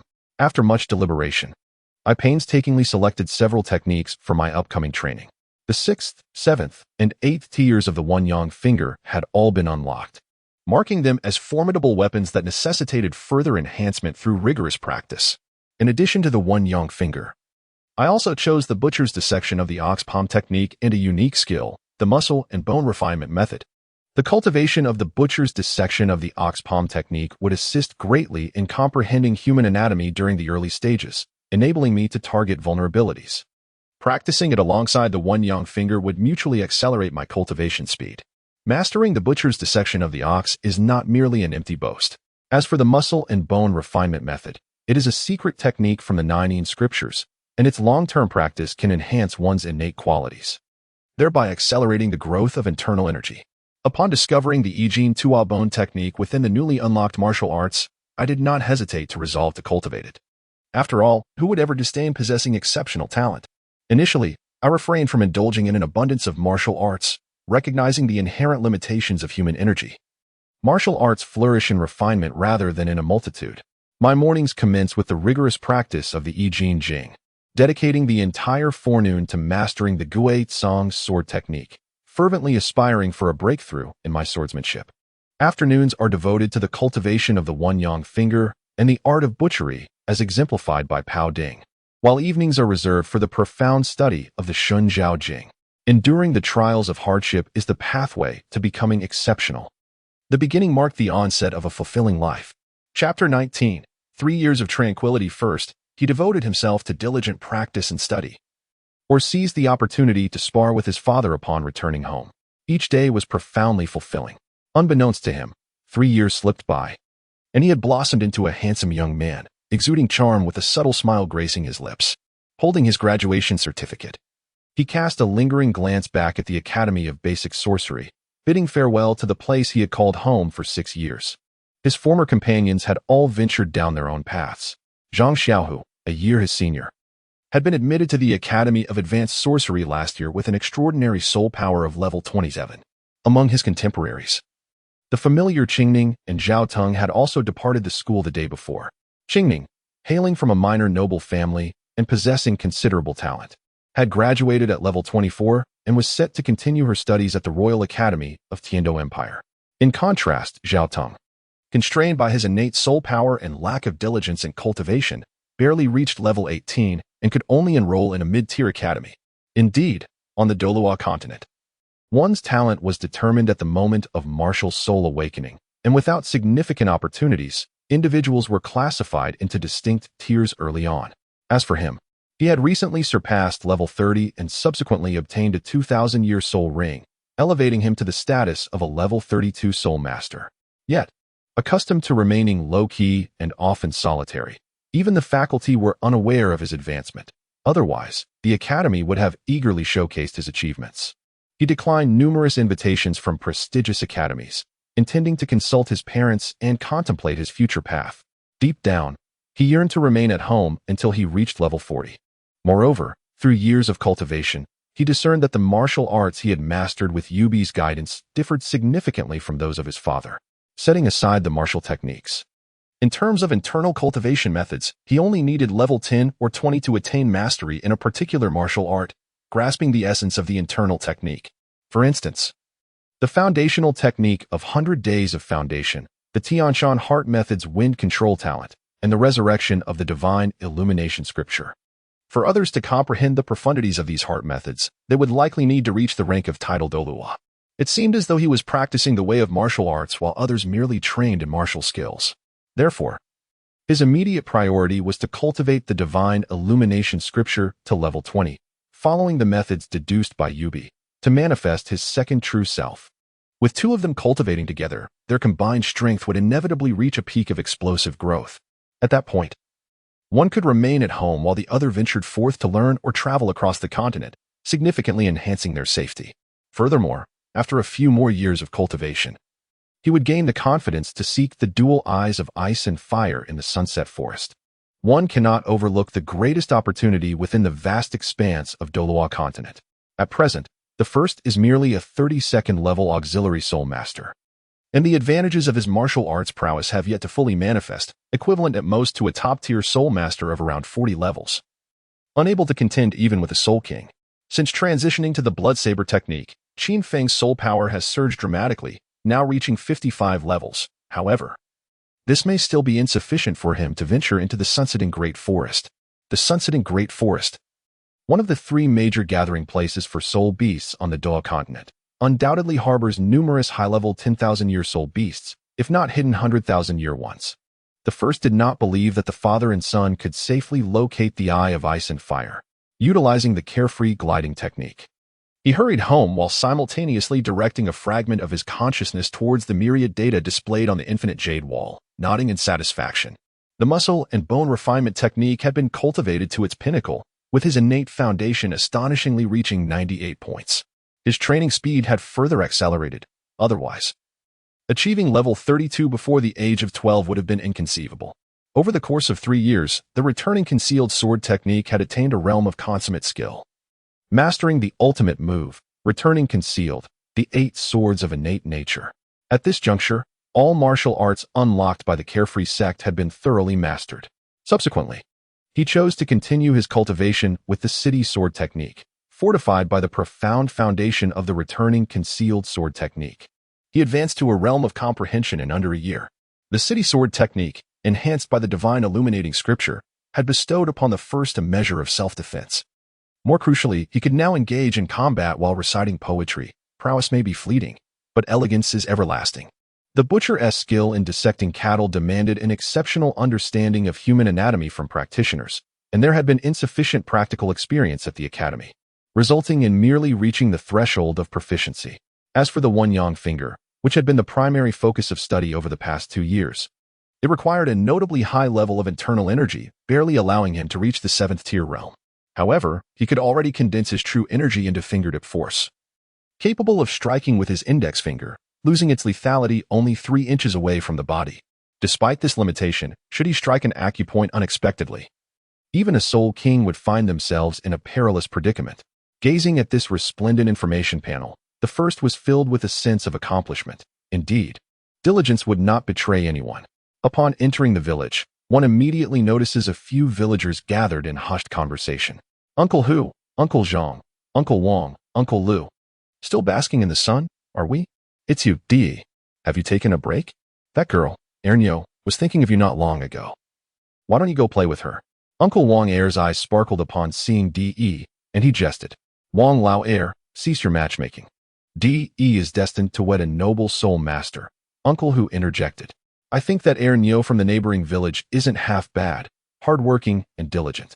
Just the other day, his father approached me, hoping for an opportunity to discuss matters with you.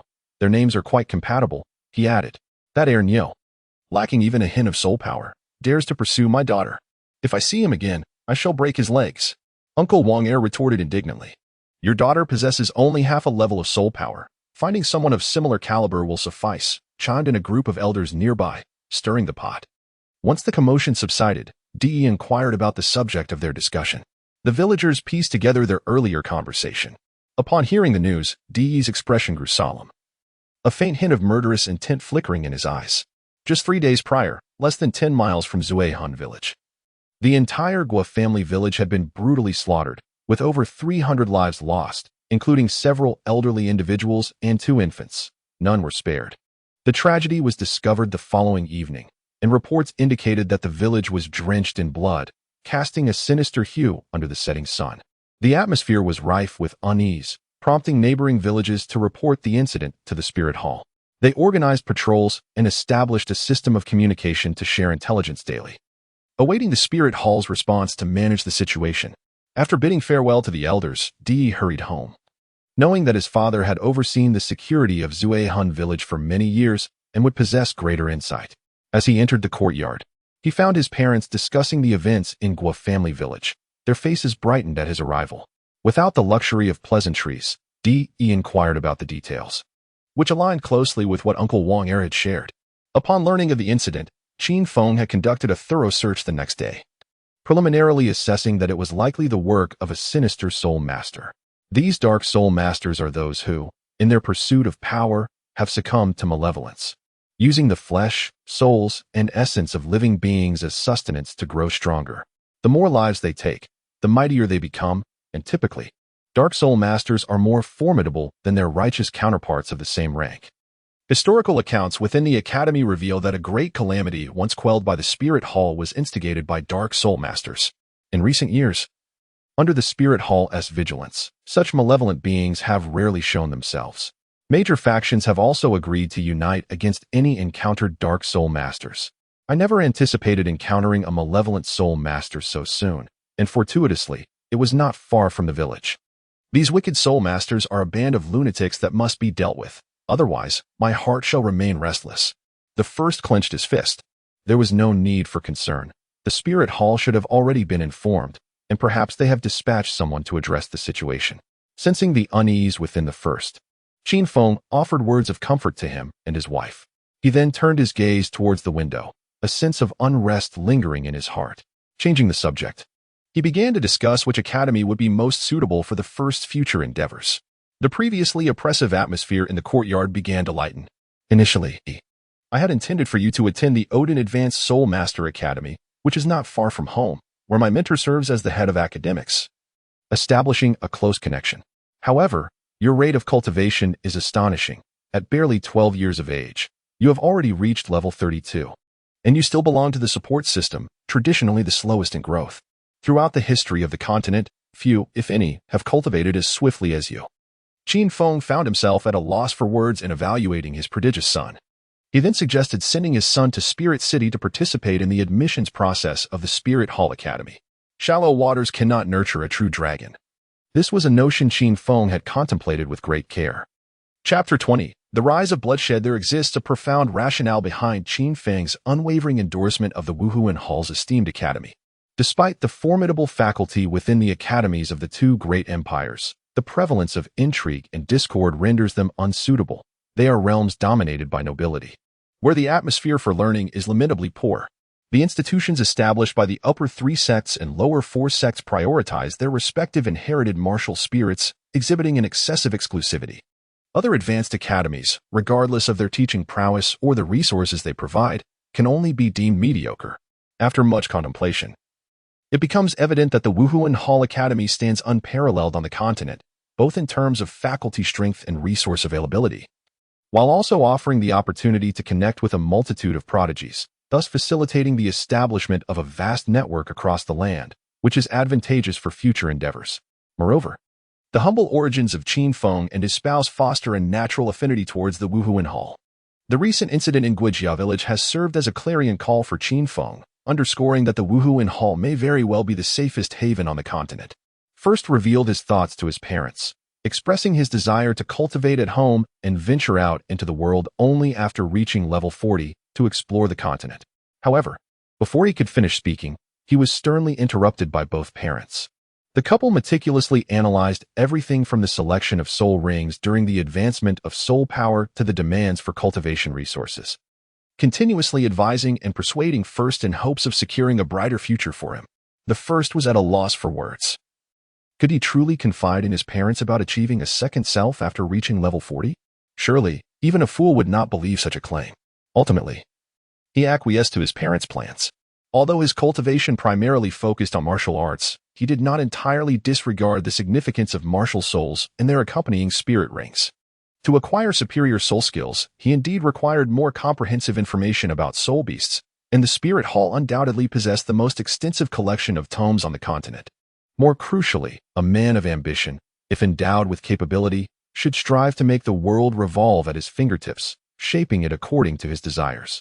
For instance, he envisioned dismantling the aristocratic and slavery systems, paving a new path for the common folk through a martial arts framework in place of the martial soul cultivation system. These aspirations greatly intrigued him.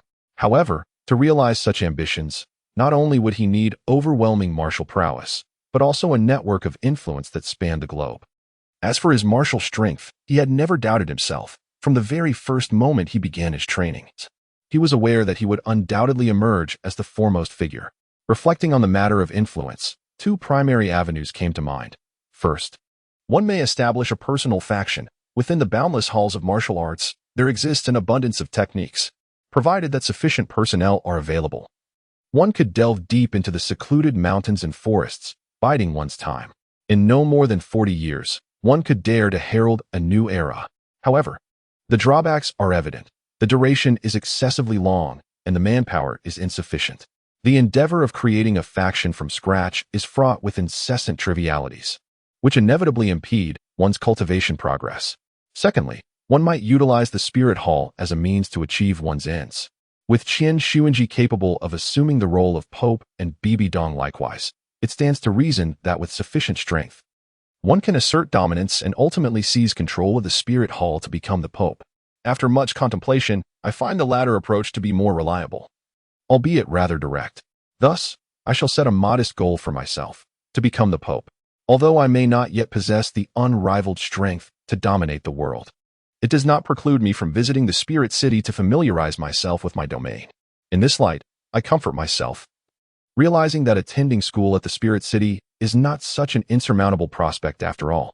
Observing that the first has finally accepted my suggestion to study at the Spirit Hall, both Qin Feng and his spouse are filled with immense excitement. The first, Qinglan, rushes to the kitchen to prepare additional dishes, eager to celebrate in the evening. As the family joyously partakes in their meal, a loud knock resounds from the neighboring door, and without waiting for permission, Uncle Wang hastily enters. Xiaofeng, the team from the Spirit Hall investigating Guijia village has been ambushed by malevolent soul masters. Everyone is injured and currently resting at the entrance of our village. The village chief has asked you to accompany the first to see if you can lend assistance. Uncle Wang urgently explains. All right, we shall go immediately, the first and Qin Feng respond, preparing to hastily follow Uncle Wang to the village entrance. Just as they step outside, the first retraces her steps back into the room to retrieve her longsword. In a low voice, she addresses her mother. Mother, please hide in the underground secret chamber. Do not emerge until we return. The secret chamber was a refuge that Qin Feng had secretly constructed over the past few years, intended for the purpose of safeguarding the first during their excursions to hunt for soul rings, as he feared for Qinglan's safety at home. The chamber houses a copper figure for practicing the one-yang finger technique, along with some family wealth. What do you mean? Qinglan inquires anxiously, casting a worried glance at the first. It appears that this situation is clearly a trap aimed at the spirit hall, with Guijia village serving merely as bait. Although it remains a mystery how the spirit hall's team managed to escape the ambush, it is evident that the situation in Zuhan village is precarious as well. You stay hidden. The enemy is unaware of my father's and my strength. Perhaps we can turn the tide. The situation may not be as dire as it seems. The first hastily reassures her mother before securely placing her in the underground refuge. The first Qinglan could only remain in the dim chamber, fervently praying for her husband and son. Although the first Qinglan is a soul master who has diligently trained over the past few years, she is still merely a 24th level support soul master, lacking the prowess of a top-tier combatant and possessing subpar soul ring configurations. Her contributions on the battlefield may prove limited. It is common knowledge that in group battles, support roles are often targeted first, making any attempt to assist perilous. The first action was to erase the traces at the entrance of the hidden chamber, gripping the long sword tightly as he made his way to the village entrance. Along the route, every household had their doors firmly shut, evidently having received a notification. At the village entrance, several soul masters clad in scratched, pale silver standard armor, their bodies already stained with congealed blood, wore expressions of exhaustion as they guarded the central female soul master. The female soul master, donning a once vibrant lavender suit of soft armor, lay on the ground, her condition critical, with only the faint rise and fall of her chest indicating any signs of life. These circumstances clearly illustrated the severity of the situation. Upon the first's arrival at the village entrance, the village chief and Qin Feng had already informed the villagers to take cover, leaving only a few residents engaged in quiet discussions with the personnel from the Wuhuan temple. Seeing the first arrive, Qin Feng breathed a sigh of relief. Upon arrival, the first individual cast a glance over the members of the spirit hall, noting several with ashen faces, teetering on the brink of collapse. Although the female spirit master encircled at the center was concealed behind a mask, the blood seeping from her wounds, tinged with a faint aroma of tea, revealed the gravity of the situation. With a mere thought, the water spirit emerged from the first individual's chest, swirling about like a playful child, as 3 spirit rings, 2 yellow and 1 purple, rose beneath his feet. The essence of water, the purification of all that exists, manifested as the 2 luminous rings shimmered, enveloping the area in a gentle cerulean glow. As the first beam of light passed, the physical stamina of the spirit hall personnel surged, rejuvenating by 30%, while their mental state began to ease. The wounds on their bodies inciting a sensation of itchiness, signaling a trend toward healing. Shortly thereafter, the second wave of azure light swept over, and the toxins lurking within their bodies disappeared as effortlessly as snow before the blazing sun. 6 months prior, when Qin Feng accompanied the first individual on a soul-hunting expedition, they encountered a unique 2,000-year-old plant spirit beast known as the Purifying Blue Lotus. Following the fusion of the spirit ring, a purification ability was acquired, capable of dispelling various afflictions, including but not limited to burns, frostbite, enchantment, and poisoning. As the first individual's spirit power grew ever more refined, the breadth of what could be purified expanded in tandem. Sensing their conditions rapidly improving, the numerous spirit masters expressed their heartfelt gratitude with astonished voices. Upon receiving the kindness of the others, after understanding the plight of the spirit hall, the first individual, with a grave expression, urged the village chief and several assisting villagers to depart. Casting a glance at the setting sun, he drew his long sword and meticulously wiped it with deer skin. Qin Feng, observing the first's demeanor, instantly grasped the gravity of the situation and turned his gaze towards the distance, as if facing a formidable adversary. Could it be? A middle-aged man, who subtly emerged as the leader among the group, looked at Qin Feng and his son in disbelief, then glanced at the accompanying personnel, seemingly seeking further confirmation. Indeed, it is exactly as you suspect. Although the origins of the audacity of the evil spirit master to ambush you remain unclear, and the means by which you escaped is equally mysterious, one can be certain that the evil spirit master will not relinquish you so easily. The first affirmed with conviction. It is likely that they have already set their sights on this place, and with nightfall approaching, it is the optimal time for the evil spirit master to act. Qin Feng, with a serious countenance, proceeded to articulate his deductions. Coughing softly, the spirit master on the ground gradually regained consciousness and struggled to rise. Indeed, the evil spirit master will not allow us to depart. The woman, whose injuries had begun to mend, declined assistance from those around her and slowly steadied herself. The origins of the massacre in Guo family village have become nearly clear. It appears that an evil spirit master sought to utilize blood sacrifice to facilitate his breakthrough to Spirit Emperor. The blood of ordinary people has proven insufficient for his ascension. Thus he targeted the investigative team from the Spirit Hall. Had I not fortuitously passed through this area, they would have likely succeeded in their nefarious scheme. The members of the Spirit Hall reflected on their encounter with the ambush in Guo family village, realizing that had it not been for the woman's desperate repulsion of the evil spirit master leader, they might have already become mere remnants of bone, filled with silent dread. Thank you for rescuing us. Bibi Dong, filled with gratitude, slowly removed her mask. Her complexion, akin to jade, was complemented by exquisite features, and a few rebellious strands of chestnut hair escaped the confines of her armor, shimmering with a hint of crimson under the sunlight. It was as if a goddess had descended, leaving the crowd momentarily entranced. Chapter 21. A Clash of Life and Death Saintess. Bibi Dong, Qin Feng and the First were momentarily lost in thought for their respective reasons. Suddenly, a shadow lunged from the crowd towards the First, perfectly timed to coincide with the moment when the onlookers were captivated by Bibi Dong's beauty. Be careful. Quickly, Bibi Dong managed to utter just 3 words before the shadow appeared before the First. It was none other than the middle-aged man, who had subtly emerged as a leader among the members of the Spirit Hall. With the spirit of the snow leopard manifesting, he suddenly erupted, completing his spirit possession midair, revealing 4 soul rings in hues of yellow and purple, and extending his claw-like appendages towards the First. It turned out that among the members of the Spirit Hall, there was an undercover agent who had allied with the sinister soul masters. No, it would be more accurate to declare him yet another fallen sinister soul master. The previously stable aura that had radiated from him was now replaced by a frenzy, a thirst for blood. As the white and black patterns on his body morphed into shades of black and crimson, by the time the crowd comprehended the situation, the sinister soul master was already within mere feet of the First. Though taken aback by the sudden assault, the First remained composed. With a subtle push from the tip of his left foot, he instinctively activated the carefree movement technique, gliding backward and maintaining a distance of approximately 1 meter between them. Confronted with the menacing claws and the sinister soul master's bloodthirsty gaze, he could almost perceive a hint of the metallic scent of blood. Drawing the long sword from his waist, he swung it fiercely. Clang! The sword met the claws, generating a shower of sparks. In the blink of an eye, the atmosphere shifted from serene to tumultuous, then to an eerie stillness. Whoosh, whoosh, whoosh, the force exerted between the sword and claws radiated outward, creating an overwhelming presence that enveloped the surroundings. The wisps of hair at the forefront danced gently in the breeze. It was blocked. Unbelievably, it was thwarted. The malevolent soul master gazed incredulously at the scene, his hand trembling slightly. He exerted more force with his right arm, yet the long sword remained steadfast in the air, unwavering. Bibi Dong and her entourage from the Spirit Hall watched as the malevolent soul master charged towards the First, expressions of remorse, pain, and a desperate unwillingness to witness the impending doom flickering across their faces, as if the First would be torn to shreds in the next moment.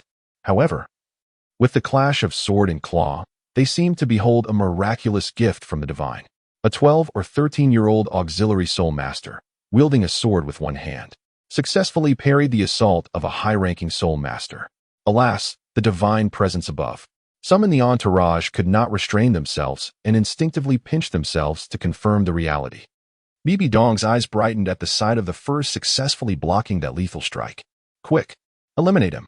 A flicker of rage flashed in her eyes. The others regained their composure, their gazes filled with murderous intent directed towards this former comrade. The bonds of camaraderie from the past had dissipated like dust in the wind upon his fall into darkness. Now, all that remained was to send him to the divine. Qin Feng had already summoned his blood blade as the malevolent soul master charged towards the First, his focus unwavering on the Spirit Hall's group. He paid no heed to the advancing malevolent soul master. Over the past 2 years, the First had persistently sought Qin Feng to hone their martial skills. Even Qin Feng occasionally felt inferior in the intricacies of their techniques. Furthermore, since cultivating the divine reflection scripture, the First had become increasingly perceptive, their soul power growing pure and their strength amplifying day by day, without resorting to the 5th soul ring's abilities. Even with Qin Feng's advantage in soul power as a soul king, he might not necessarily be a match for the First. It could be said that Qin Feng had witnessed firsthand the First's transformation from an ordinary soul master into a prodigious talent.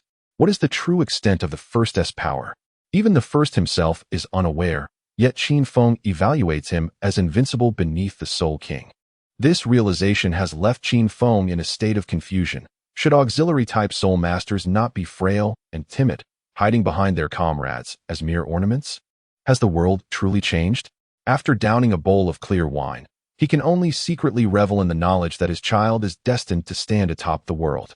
Thus, even when Bibi Dong commands the others to besiege the nefarious soul master, Qin Feng refrains from intervening, instead casting a piercing gaze at the members of the spirit hall, wary of potential traitors among them.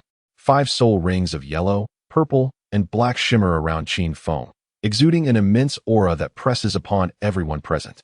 His eyes, sharp as blades, sweep over the individuals of the spirit hall before finally resting on Bibi Dong. Remain vigilant and observe your surroundings. Bibi Dong, momentarily at a loss for words, had not anticipated the presence of a hidden evil soul master within her ranks. Given their prior transgressions, it is only natural that the opposing side remains on high alert. What astonishes her further is the existence of a top-tier Soul King within this humble village. The Soul King occupies a middle tier in the Soul Master cultivation hierarchy, regarded as an elite in any city across the various principalities. Considering the formidable presence of Qin Feng, even uninjured, she surmises they would be evenly matched at best. Heed my command. Stay alert. The situation demands caution, as she is gravely injured and finds herself reliant on the very individual she must now trust. She resolutely issues her orders and shifts her gaze to the enigmatic child, eager to observe how events will unfold. What gives that mysterious Soul King such confidence that the auxiliary child will remain unharmed? Is it the presence of an ancient soul guide? Or perhaps there lies a hidden trump card? Surely, one cannot assume that raw innate strength alone can withstand the onslaught of the evil soul master.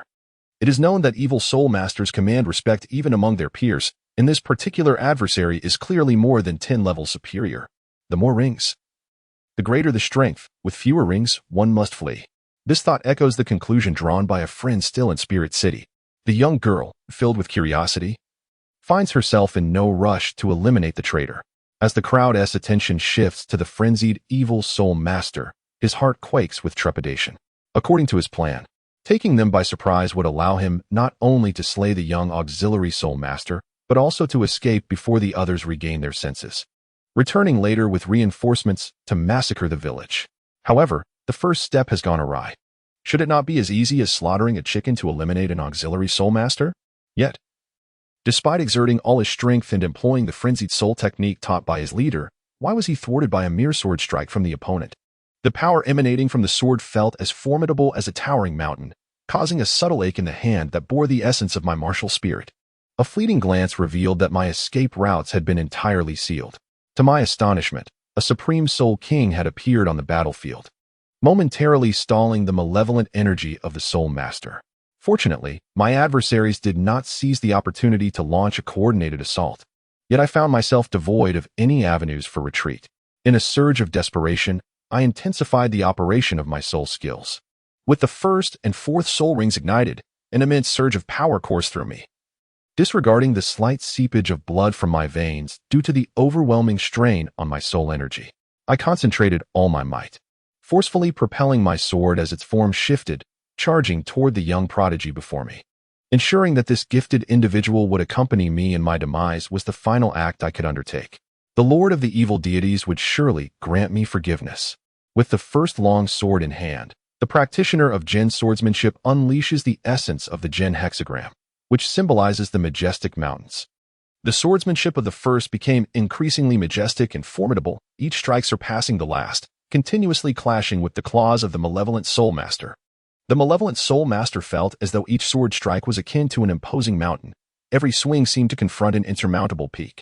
No matter how hard he exerted himself, the opponent's strength and speed subtly eclipsed his own. Is this all you are capable of? As he listened to the scornful taunts and felt the first indifferent gaze, the malevolent Soul Master trembled within. What was the purpose of all his actions? Power? Yet now, he felt utterly powerless. What use is strength that cannot even overcome a support-type Soul Master? Reflecting on the comrades he had betrayed over the years, the innocents he had harmed, and the child who awaited his return, he realized he could never go back. His frenzied gaze momentarily revealed a hint of tranquility, followed by flickers of regret. The force behind his strikes gradually diminished. At the first stir of the heart, I seized the opportunity to intertwine the path of the Dui sword within the realm of the Jin sword. Dui, symbolizing the swamp, harmonizes with the Jin sword technique, creating a balance of the orthodox and the unconventional, ensnaring the enemy in an intangible trap. The first sword of the Guizhong has reached an unparalleled level of mastery. As the sword's momentum unfolds, it appears as though the very heavens and earth are constraining the speed of the malevolent Soul Master, already at a disadvantage. The Soul Master gradually finds himself devoid of any means of defense. Remarkably, it is but a half-step of sword intent. Truly, the younger generation is formidable. A somewhat shadowy voice echoed nearby. In the distance, more than 20 dark figures surged toward this direction. "My lord, save me," cried the Soul Master, who was struggling desperately in the grasp of the first, his eyes filled with a glimmer of hope, driven by an instinct for survival. Who among us would choose death when life is still an option? As the Soul Master's plea for help resounded, the already faltering movements revealed a slight opening. A faint smile appeared at the corner of his mouth.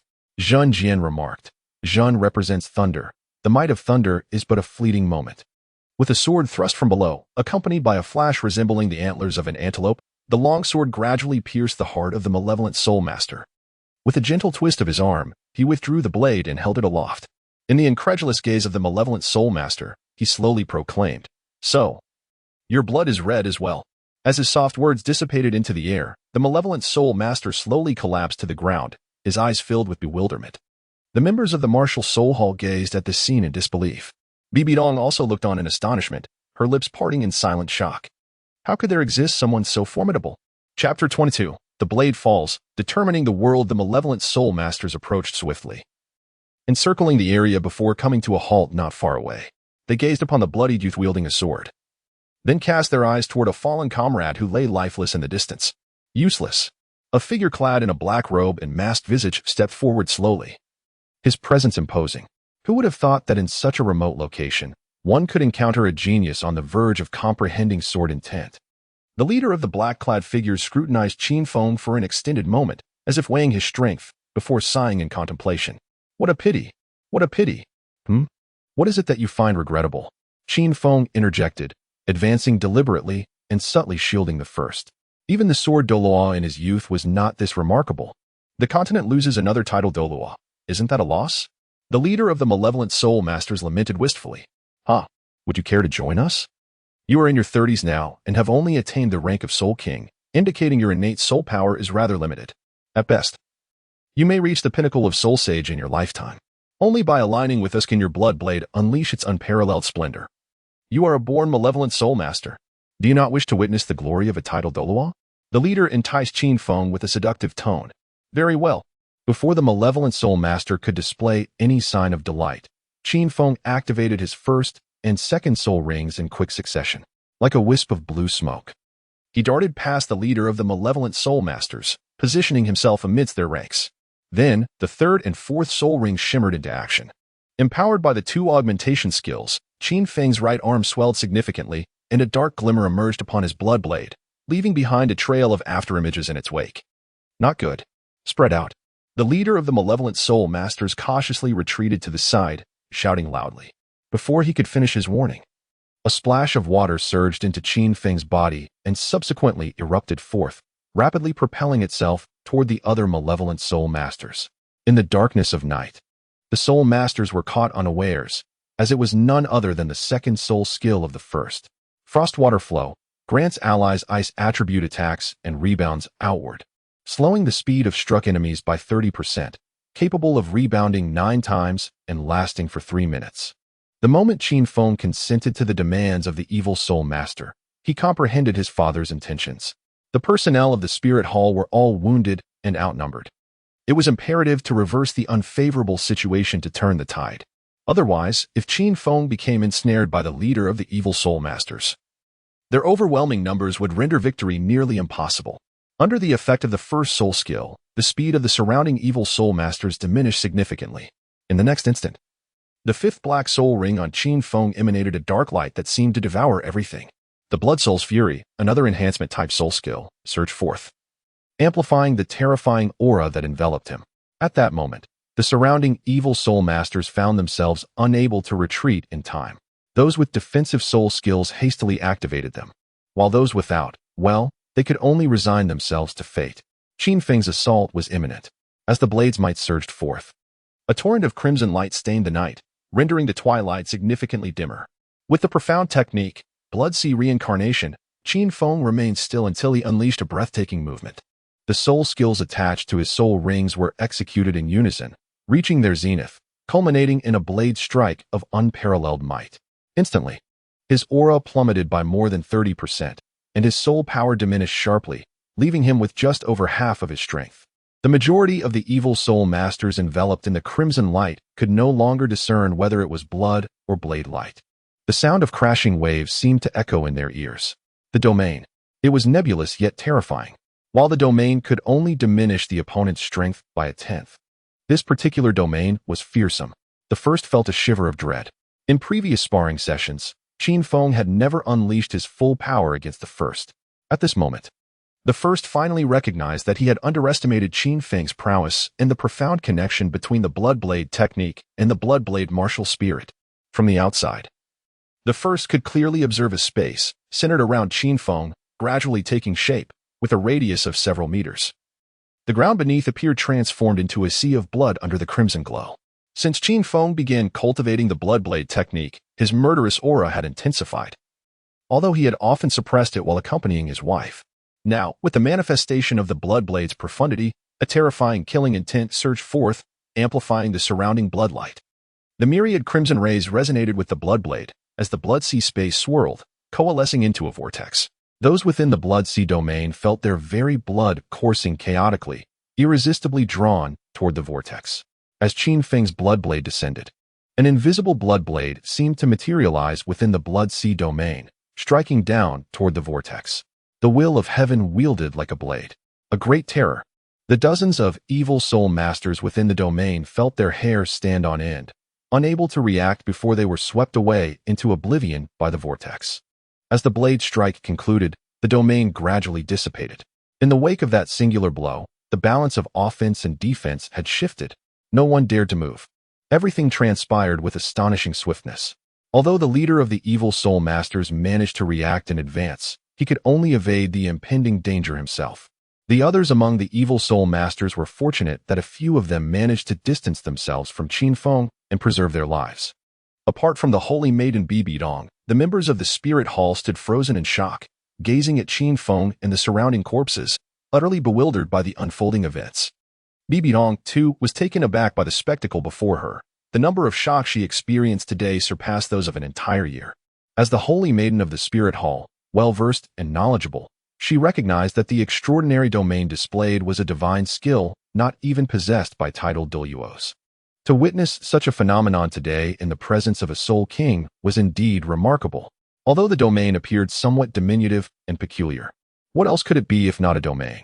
Regrettably, being gravely injured and with scant soul power remaining, she lamented that had she been in a better state, she could have seized the opportunity to eradicate these cockroaches in one fell swoop.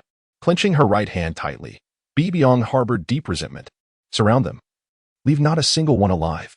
Observing the remaining 8 evil soul masters, she issued a command to the members of the spirit hall, prompting them to awaken from their stupor. The 7 evil soul masters had taken their positions beside their leader, their eyes filled with dread as they regarded the man who appeared even more sinister than themselves. Meanwhile, Qin Feng was equally astounded. This was the first time he had unleashed his full power, unaware that the techniques he had comprehended from the Blood Blade scripture were so astonishingly formidable. He had merely intended to severely injure a few of them to enhance their odds in the forthcoming battle. Yet now, counting the leader of the evil soul masters, only 8 remained. As he gazed into the fearful eyes of the evil soul masters, Qin Feng could not help but glance at the Blood Blade in his hand. Realizing that he had grown remarkably powerful, the waters nurture all things. The first soul skill of Qin Feng gradually restored his physical state. Without further contemplation, Qin Feng, along with the members of the spirit hall, surrounded the evil soul master. Your Blood Blade spirit is more suited to the path of the evil soul master. Why? Inquired the leader of the evil soul masters, his voice trembling before he finally erupted into hysteria. The resemblance between their soul spirits was striking. It is merely a soul spirit. How can one's essence be dictated by it? I desire power and shall cultivate it myself. To harness the vitality of others for my own growth? I am averse to such practices. Moreover, you dare to threaten my son and then question my motives? Die. Qin Feng, unwilling to elaborate further, charged toward the leader of the evil soul masters with his blood blade brandished.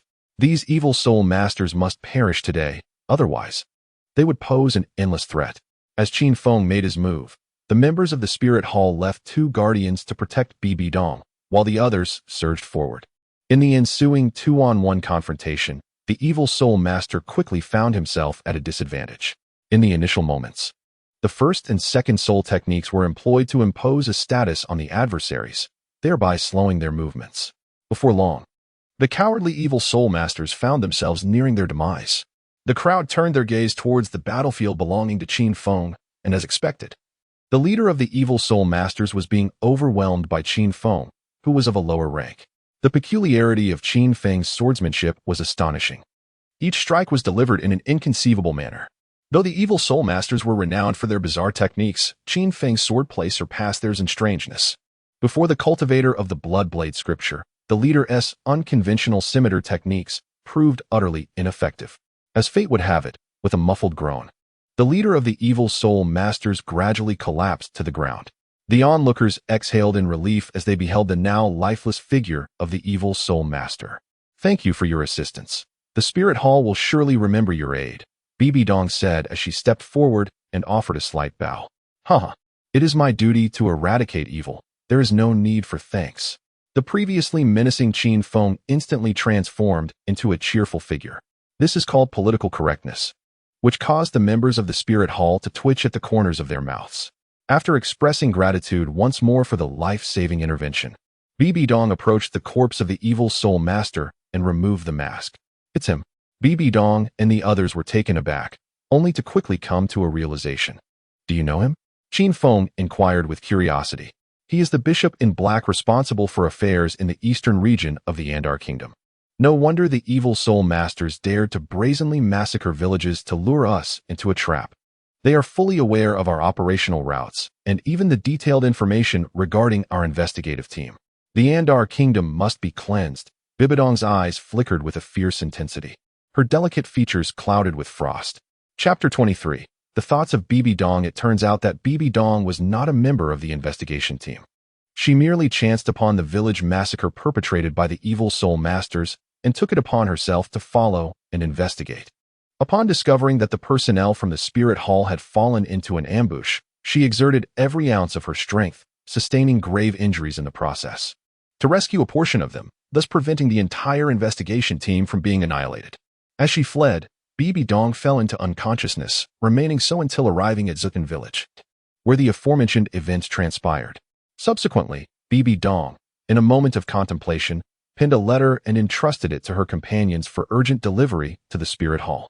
Choosing to temporarily recuperate in Zuhan village.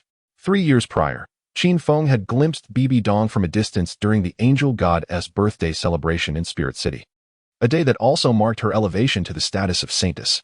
Thus, when Bibi Dong removed her mask, Qin Feng was taken aback by her stunning beauty, which is sure to leave an indelible impression.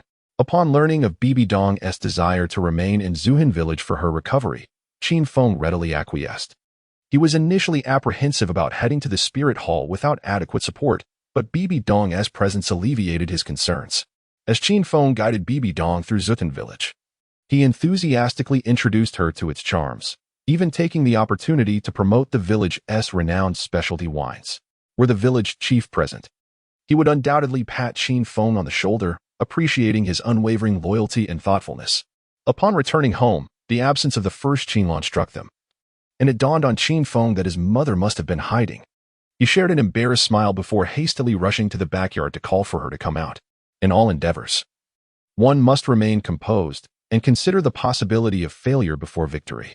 At first, I did not perceive the appreciative gaze of Bibi Dong behind me.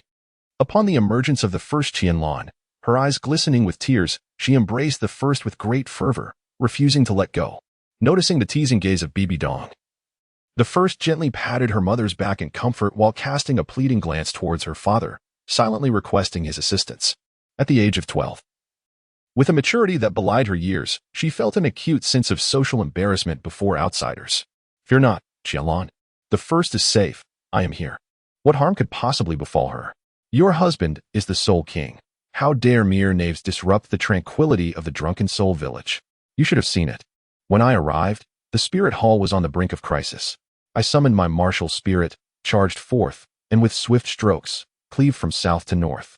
As she listened to her husband's somewhat theatrical recounting, Qianlong couldn't help but burst into laughter, finally releasing the first from her grasp. Raising her gaze, she noticed a charming young maiden standing nearby, her face aglow with a bright smile. Shouldn't we make an introduction for this lovely lady?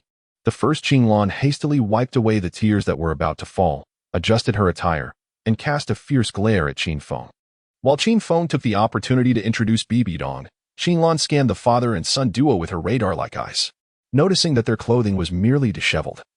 Their expressions remained as usual, and they bore no wounds. She finally breathed a sigh of relief. Her gaze then shifted to the young girl standing nearby. With exquisite features and pupils tinged with a hint of brown, she resembled a spring of water, perpetually adorned with a smile. Her delicate skin and slightly tousled chestnut-colored hair casually tied back revealed an air of elegance, while her graceful posture hinted at a refined upbringing. The tattered soft armor she wore only served to enhance the spirited aura surrounding the young girl before her. The first Qianlong's eyes sparkled with admiration as she gazed at the young girl, reminiscing about a time when she too aspired to be like her. Regrettably, she awakened an auxiliary spirit and possessed low innate soul power. However, she considered herself fortunate as she looked at her son and husband by her side. Upon hearing that the girl before her was the saintess of the spirit hall, she was momentarily taken aback. The news that Bibi Dong would be resting here for a while left her feeling both apprehensive and, soon after, filled with joy. The first Qianlong, like Qin Feng, instantly thought of his own son, pondering if there was a golden opportunity akin to that of the holy maiden of the spirit hall. At the very least, the Andar Duchy did not possess such a fortune. Subsequently, the first Qianlong expelled the father and son duo from their home, instructing them to seek out some wild game for sustenance. He then entered the dwelling with Bibi Dong. The father and son, of course, were well aware of the intentions of the first Qianlong. Women, after all, have a natural inclination for cleanliness, and even a saintess is not exempt from this tendency.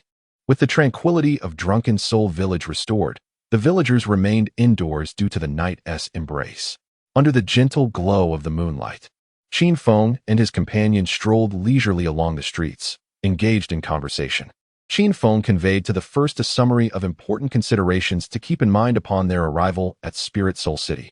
First, one must remain low-key and avoid causing trouble. Second, it is essential to be humble and seek support from those in power when faced with challenges. Third, one should practice patience, for a gentleman's revenge is best served after a decade. Aside from a slight disagreement with the second point, the first was largely acknowledged. The father and son engaged in a lengthy conversation, observing the moon gradually ascending in the western sky. After pondering the passage of time, they decided it was nearly time to return home. Upon their arrival, they found that Qianlong had prepared an elaborate spread of dishes, sharing laughter and conversation with Bibi Dong. Noticing the empty-handed return of the father and son, she did not display any signs of surprise. She understood that sometimes when one mentions thirst, it is not necessarily a genuine need for water. Such nuances of human relationships were well within her comprehension. The first gaze fell upon Bibi Dong, adorned in her mother's elegant dress. The delicate azure gown fitted her exquisitely, while her slightly wavy hair was gracefully swept up and secured at the back, a clear testament to her mother's artistry. Sitting beside Bibi Dong, the first was even able to catch a whiff of the fragrant scent wafting from her, reminiscent of a refreshing bath. As she beheld the enchanting figure before her, a fleeting glimmer of astonishment crossed her eyes. "What do you think? My sister is beautiful." "Isn't she?" Qianlong exclaimed proudly. "Indeed, she is beautiful," Qin Feng responded earnestly, momentarily glancing at Bibi Dong without lingering too long. The first Qianlong smiled contentedly at Qin Feng and gave a nod of acknowledgement.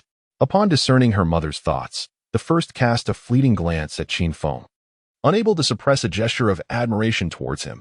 His what was truly remarkable. Bibi Dong, with her keen perception, observed this scene, covering her mouth with a playful smile. Her eyes sparkled like two crescent moons, illuminating the room with a radiant glow, prompting the first to steal another glance. Once Bibi Dong regained her composure, she offered an apologetic smile to those present. Bibi Dong cherished the atmosphere of the first family, having grown up as an orphan in an orphanage supported by the Spirit Hall. Following her martial spirit awakening, Endowed with innate full spirit power and dual martial spirits, she astoundingly joined the spirit hall. Coupled with her ability to read between the lines, her path of cultivation unfolded seamlessly, ultimately leading her to be accepted as a disciple by the Pope, King Sunji, and ascend to the position of saintess. Though her master was undoubtedly her closest confidant, the bond was distinctly different from that of family. Despite having spent only a few hours with the first family, she felt a profound sense of joy. As the night grew late, they hastily tidied up after dinner and retired for the evening. Bibi Dong settled into the first room, while the first opted to sleep on the floor of the cramped living room, for surely one could not allow a guest to slumber on the ground. As the first individual succumbed to slumber, only Bibi Dong remained, her mind swirling with thoughts. The events of the day replayed like a film within the confines of her consciousness. Initially, she recalled the ambush orchestrated by the evil soul masters against the personnel of the spirit hall. Despite sustaining grave injuries, she had led her companions through the perilous fray. Later, while recuperating in the drunken soul village, she discovered the presence of a traitor within their ranks. Realizing that their movements had been meticulously monitored by the evil soul masters. Fortunately, they encountered the father and son duo, Qin Feng and his progeny, both of whom left a profound impression upon her. Qin Feng, in particular, required no elaboration. With a single strike, he unveiled his domain. That decisive maneuver, which secured victory, was one she would not dare to confront even in her prime. The evil soul master who faced that attack had been reduced to ashes. Yet, what astonished Bibi Dong the most was the initial assault by the first, who later appeared to be merely toying with their adversaries. As one who had personally experienced the first soul skill, she could assert with clarity, the foremost martial soul is undoubtedly of the highest caliber, with each soul skill possessing formidable attributes. The first soul skill, which restores physical stamina and mental clarity, alongside the second skill that offers both support and control, represents an exceptionally rare and powerful combination. Furthermore, the purifying effect of the third soul skill is extraordinarily remarkable. Bearing the dual martial souls of the Death Spider Emperor and the Soul-Devouring Spider Emperor, one inherently possesses a significant resistance to toxins. The poisons unleashed by the evil soul master, which one cannot withstand, are effortlessly eradicated by the formidable third soul skill. With 3 exquisite auxiliary soul skills at one's disposal, it is inconceivable to regard the foremost martial soul as merely a standard auxiliary type, a notion that Bibi Dong cannot accept. While the martial soul and its skills may evoke mere astonishment in Bibi Dong, the capability to transcend and eliminate an evil soul master of the soul sect with sheer strength leaves her utterly astounded. The exceptional swordsmanship displayed indicates that the first is not far from grasping the essence of sword intent, a realization that Bibi Dong readily acknowledges. This is her first encounter with a soul master possessing a non-sword type martial soul whose swordsmanship could surpass that of 8 or 9 out of 10 sword-wielding soul masters. Previously, she learned from Qinglan that the first has merely half a month remaining until his 12th birthday. A genius like Bibi Dong, were it not for the kindness shown to her by the first and his father, might have harbored murderous thoughts. Those who are ahead of the crowd are geniuses. Those who surpass geniuses are prodigies, and those who make prodigies feel inferior must surely be heretics. After much contemplation, inhaling the scent of sunlight from her pillow, Bibi Dong gradually drifts into slumber. Chapter 24. The essence of the sword, a delicate fragrance gradually wafted into the room, rousing the slumbering beauty upon the bed, who gently stirred her nose and slowly opened her eyes. Observing the unfamiliar surroundings, she momentarily lost her train of thought. It was only after a brief pause that she recalled her location, adorably tousling her hair and stretching languidly, her alluring figure subtly revealed. After hastily preparing herself, Bibi Dong cast a shy glance towards the first Qinglan, playfully sticking out her tongue as she assisted in setting breakfast upon the table. "Where are Brother Qin and the first?" she inquired, noticing the absence of Qin Feng and the first. "Your brother Qin has gone to Alpha City on business and will return in a few days, that lad. The first must have dashed off to cultivate," came the reply. "Let us eat first. Do not mind the first," Qinglan urged, guiding Bibi Dong to take a seat. Soon after, Bibi Dong managed to extract a wealth of information regarding the first from Qinglan, though it would be more accurate to say she gleaned rather than extracted. The proud first Qinglan exuberantly boasted about her son, naively hoping to convey to the future golden leg the boundless potential of her child, so that he might receive better care in the Soul Master City. She even mentioned trivial matters, such as how her son had outgrown bedwetting earlier than other children. The first Qinglan was only aware that her son was an auxiliary spirit master, and his swordsmanship was merely a playful pastime. At most, she knew that he had created a unique soul skill, the One Yang finger, which could serve as a means of self-defense in critical moments. Naturally, First Qinglan would not divulge the existence of his self-created soul skill to Bibi Dong. As Bibi Dong listened to First Qinglan's words, she gradually sensed something amiss. Casting a curious glance at the visibly excited First Qinglan, Bibi Dong came to a realization. After all the commotion, it became evident that First Qinglan was utterly unaware of her son's true combat prowess. In her eyes, he was merely an exceptionally gifted auxiliary soul master. This was likely a precaution taken by Qin Feng and his son to spare her concerns regarding her son's safety. With a shift in her gaze, Bibi Dong deduced the truth. After all, auxiliary soul masters are generally quite safe, seldom required to engage directly with other spirit masters. Following the words of her newly acknowledged sister, Bibi Dong praised First's talents, a sentiment that was genuinely heartfelt. After the meal, Bibi Dong assisted in clearing the table and then strolled through the village. With the information gleaned from her newfound sister, the image of First in her mind transformed into a more vivid and three-dimensional portrayal. Firstly, at nearly 12 years of age, he stands as a 32nd level auxiliary spirit master. From birth, he exhibited no signs of distress. By June, he could crawl, and by October, he was capable of speech, walking steadily by the age of 1. At 3, upon beginning his literary studies, his father recognized his remarkable photographic memory. That same year, he received a wooden sword, which he has not parted with for 9 years, often wielding it for his own amusement, much to the delight of onlookers. Bibi Dong let out a soft gasp, unable to contain her astonishment. After meticulously reviewing the details of his past, she understood that this information must remain concealed from any adversaries. A thought emerged within her to escort him to the Spirit City. As for the events prior to his 3rd year, she was unaware of the embellishments from his early years and firmly believed that such a prodigy must have been extraordinary from birth, a conclusion drawn from her own status as a top-tier genius, a belief she held with unwavering conviction. Observing the villagers passing by, she flashed a charming smile at a young man, playfully remarking, "If you do not return to the field soon, the fruit trees will wither." It was evident to Bibi Dong that he had walked past her with an empty bucket several times. Laughter erupted among the nearby villagers upon hearing her words, prompting the young man to hastily retreat, his face flushed. Bibi Dong smiled as she distanced herself from the crowd, relishing this feeling. She was acutely aware of her allure. In contrast to the loathsome nobility, she found the common folk to be refreshingly genuine. Strolling along the rural path, she soon arrived at a bamboo grove, where distant sounds captured her attention. With a subtle shift in demeanor, she concealed her presence and glided towards the bamboo thicket. There, a young man, clad in simple attire, alternated between rapid and slow movements as he wielded a long sword. His strikes, slashes, thrusts, flicks, sweeps, leaps, catches, blocks, points, and lifts were executed effortlessly, captivating Bibi Dong's gaze. She then witnessed him initiate a technique reminiscent of a celestial being guiding the way, his swordplay oscillating between the ferocity of thunder and the gentleness of a breeze.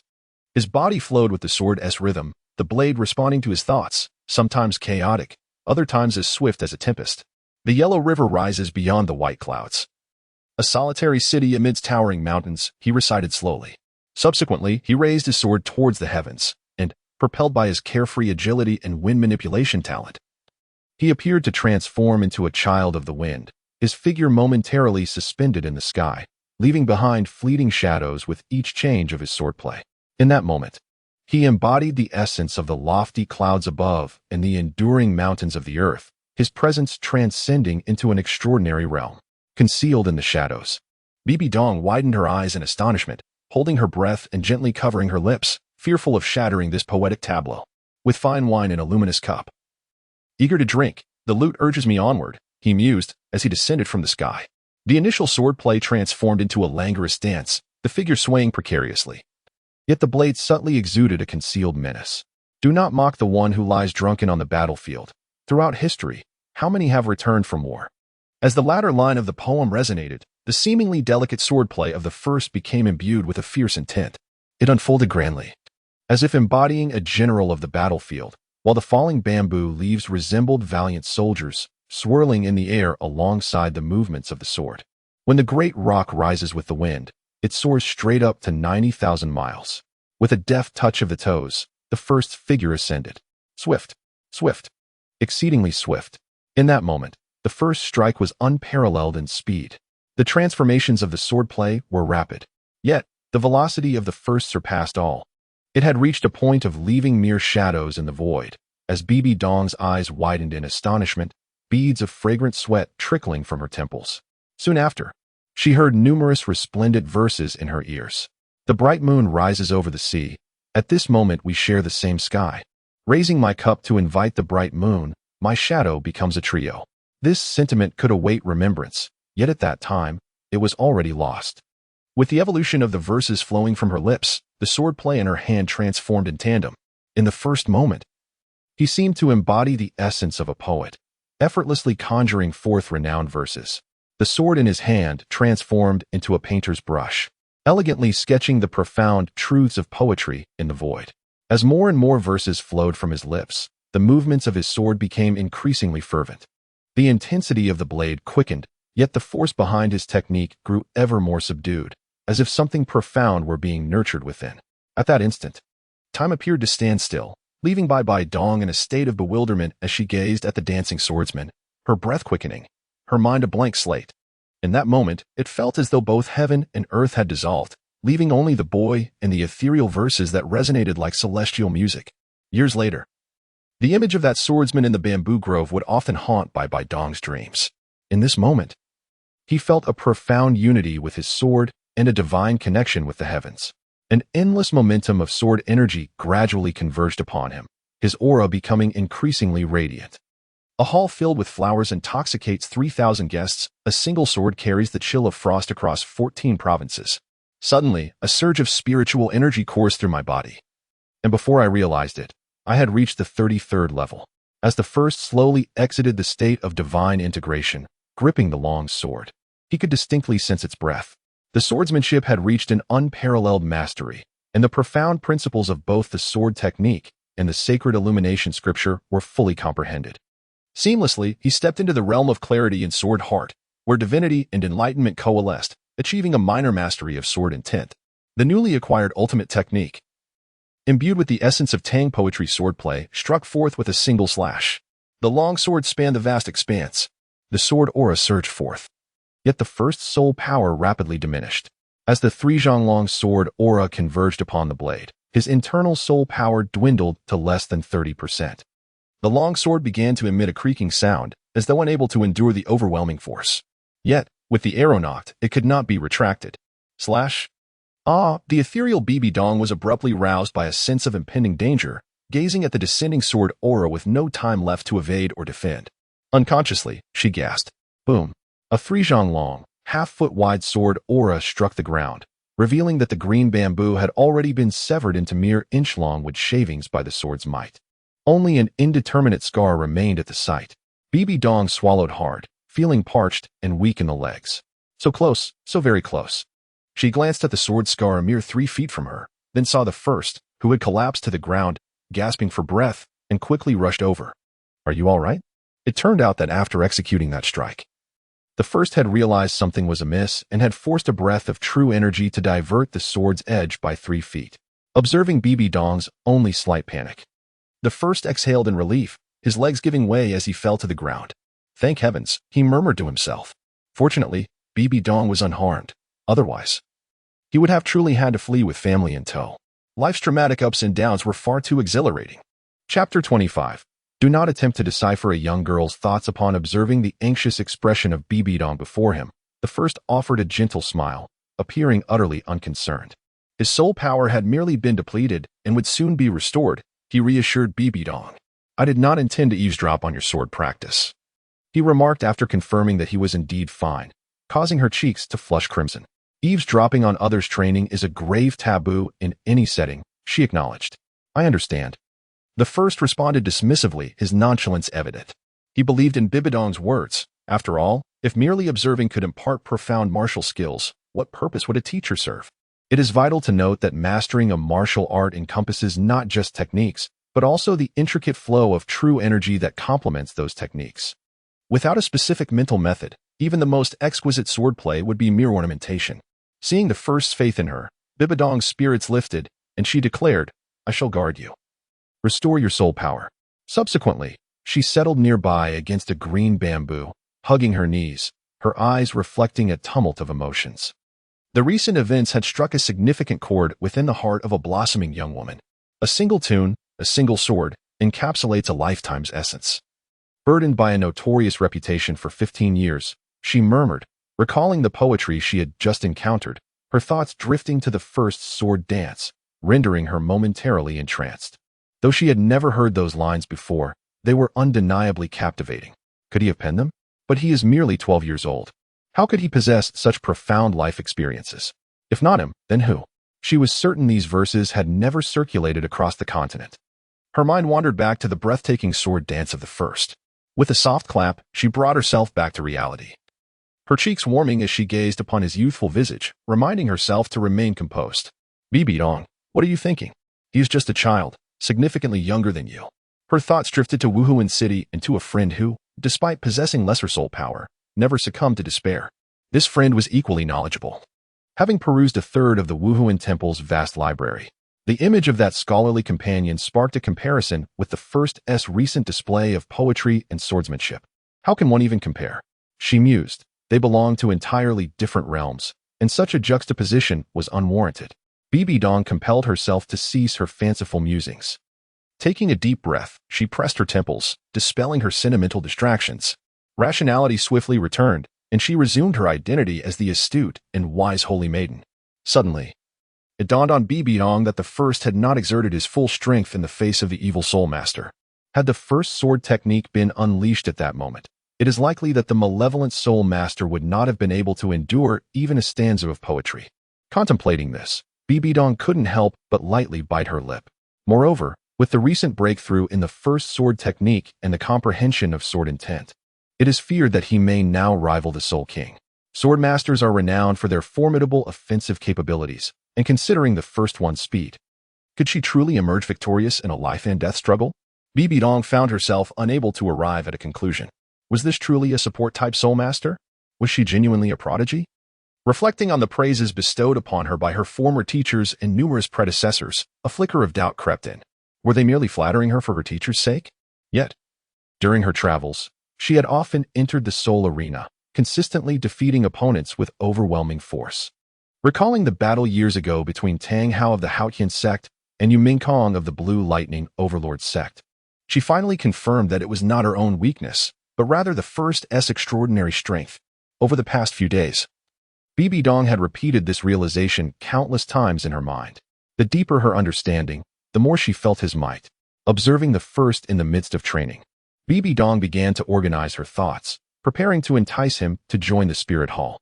Since recognizing the first's innate talent, she had set aside the subsequent events involving the malevolent soul master of the Ontal Kingdom. Her mind was consumed with how to persuade the first to join the spirit hall. It became apparent that such individuals truly exist in this world, destined to stand at its pinnacle, and she had encountered one. With the turbulent political climate across the continent in recent years, various factions were secretly testing one another, and no one could predict what the future held. However, once the Spirit Hall provided protection for the first, it would take no more than 50 years for it to firmly suppress the numerous factions. Although they had only met for less than a day, Bibidong felt confident in the first. A chuckle escaped her lips in a moment of joy. She then glanced at the sword mark, which stretched 3 zhang long and half a foot wide. Even the slightest touch sent a chill through her. Truly, the sword intent was formidable. Remembering the astonishing sword energy, she looked back at the youthful boy, a prodigy. As Bibidong scrutinized the first, she suddenly caught sight of the long sword beside him, her eyes brightening. She approached gently, picked up the sword, and walked 7 or 8 meters away before coming to a halt. As she examined the sword, it became evident that it was crafted from fine iron, rather ordinary. The blade bore no nicks, indicating it had been well maintained. However, upon noticing a few subtle cracks along the blade, she couldn't help but recall that sword energy, emulating the first's earlier actions. Bibidong began to recite poetry while wielding the longsword. After executing a series of graceful movements, she paused momentarily to reflect, only to resume her dance once more. Although her motions were somewhat askew, they did not diminish the joyous smile on Bibidong's face. Once she had thoroughly enjoyed herself, she gradually came to a halt. Suddenly, Bibidong's expression stiffened, and she slowly turned her body. There stood the first, propping her chin, quietly observing the playful antics. Bibidong's cheeks flushed crimson, as if inscribed with the word social death. Just moments earlier, she had clarified that she had not surreptitiously learned the sword technique, yet now, while attempting to mimic the other's sword dance, she found herself caught in the act. I, Bibidong stammered. The first, with a curious expression, gazed at her in silence. Would you like to join the spirit hall? Bibidong suddenly exclaimed, as if attempting to divert the topic.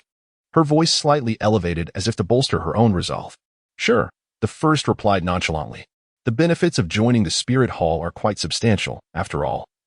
It is the most considerate force for the common people on the continent. And, have you truly agreed to join the spirit hall? Bibidong inquired incredulously. Indeed. I had originally planned to participate in this year's entrance examination for the Spirit Hall Academy and intend to set off for Spirit City next month. What is the matter? Didn't my mother inform you? The first said, her curiosity directed towards Bibidong. Upon recalling her half-sister, Bibidong instantly understood. No wonder she had been complimenting the first's talents incessantly in recent days. It seemed she was paving the way for her. For a moment, she was at a loss whether to laugh or cry. What brings the saintess here? The first asked, considering the near chaos that had almost ensued. I heard from Sister Qinglan that you were training here, and since you missed breakfast, I came to find you. Also, your mother is my sister, so you can call me Auntie.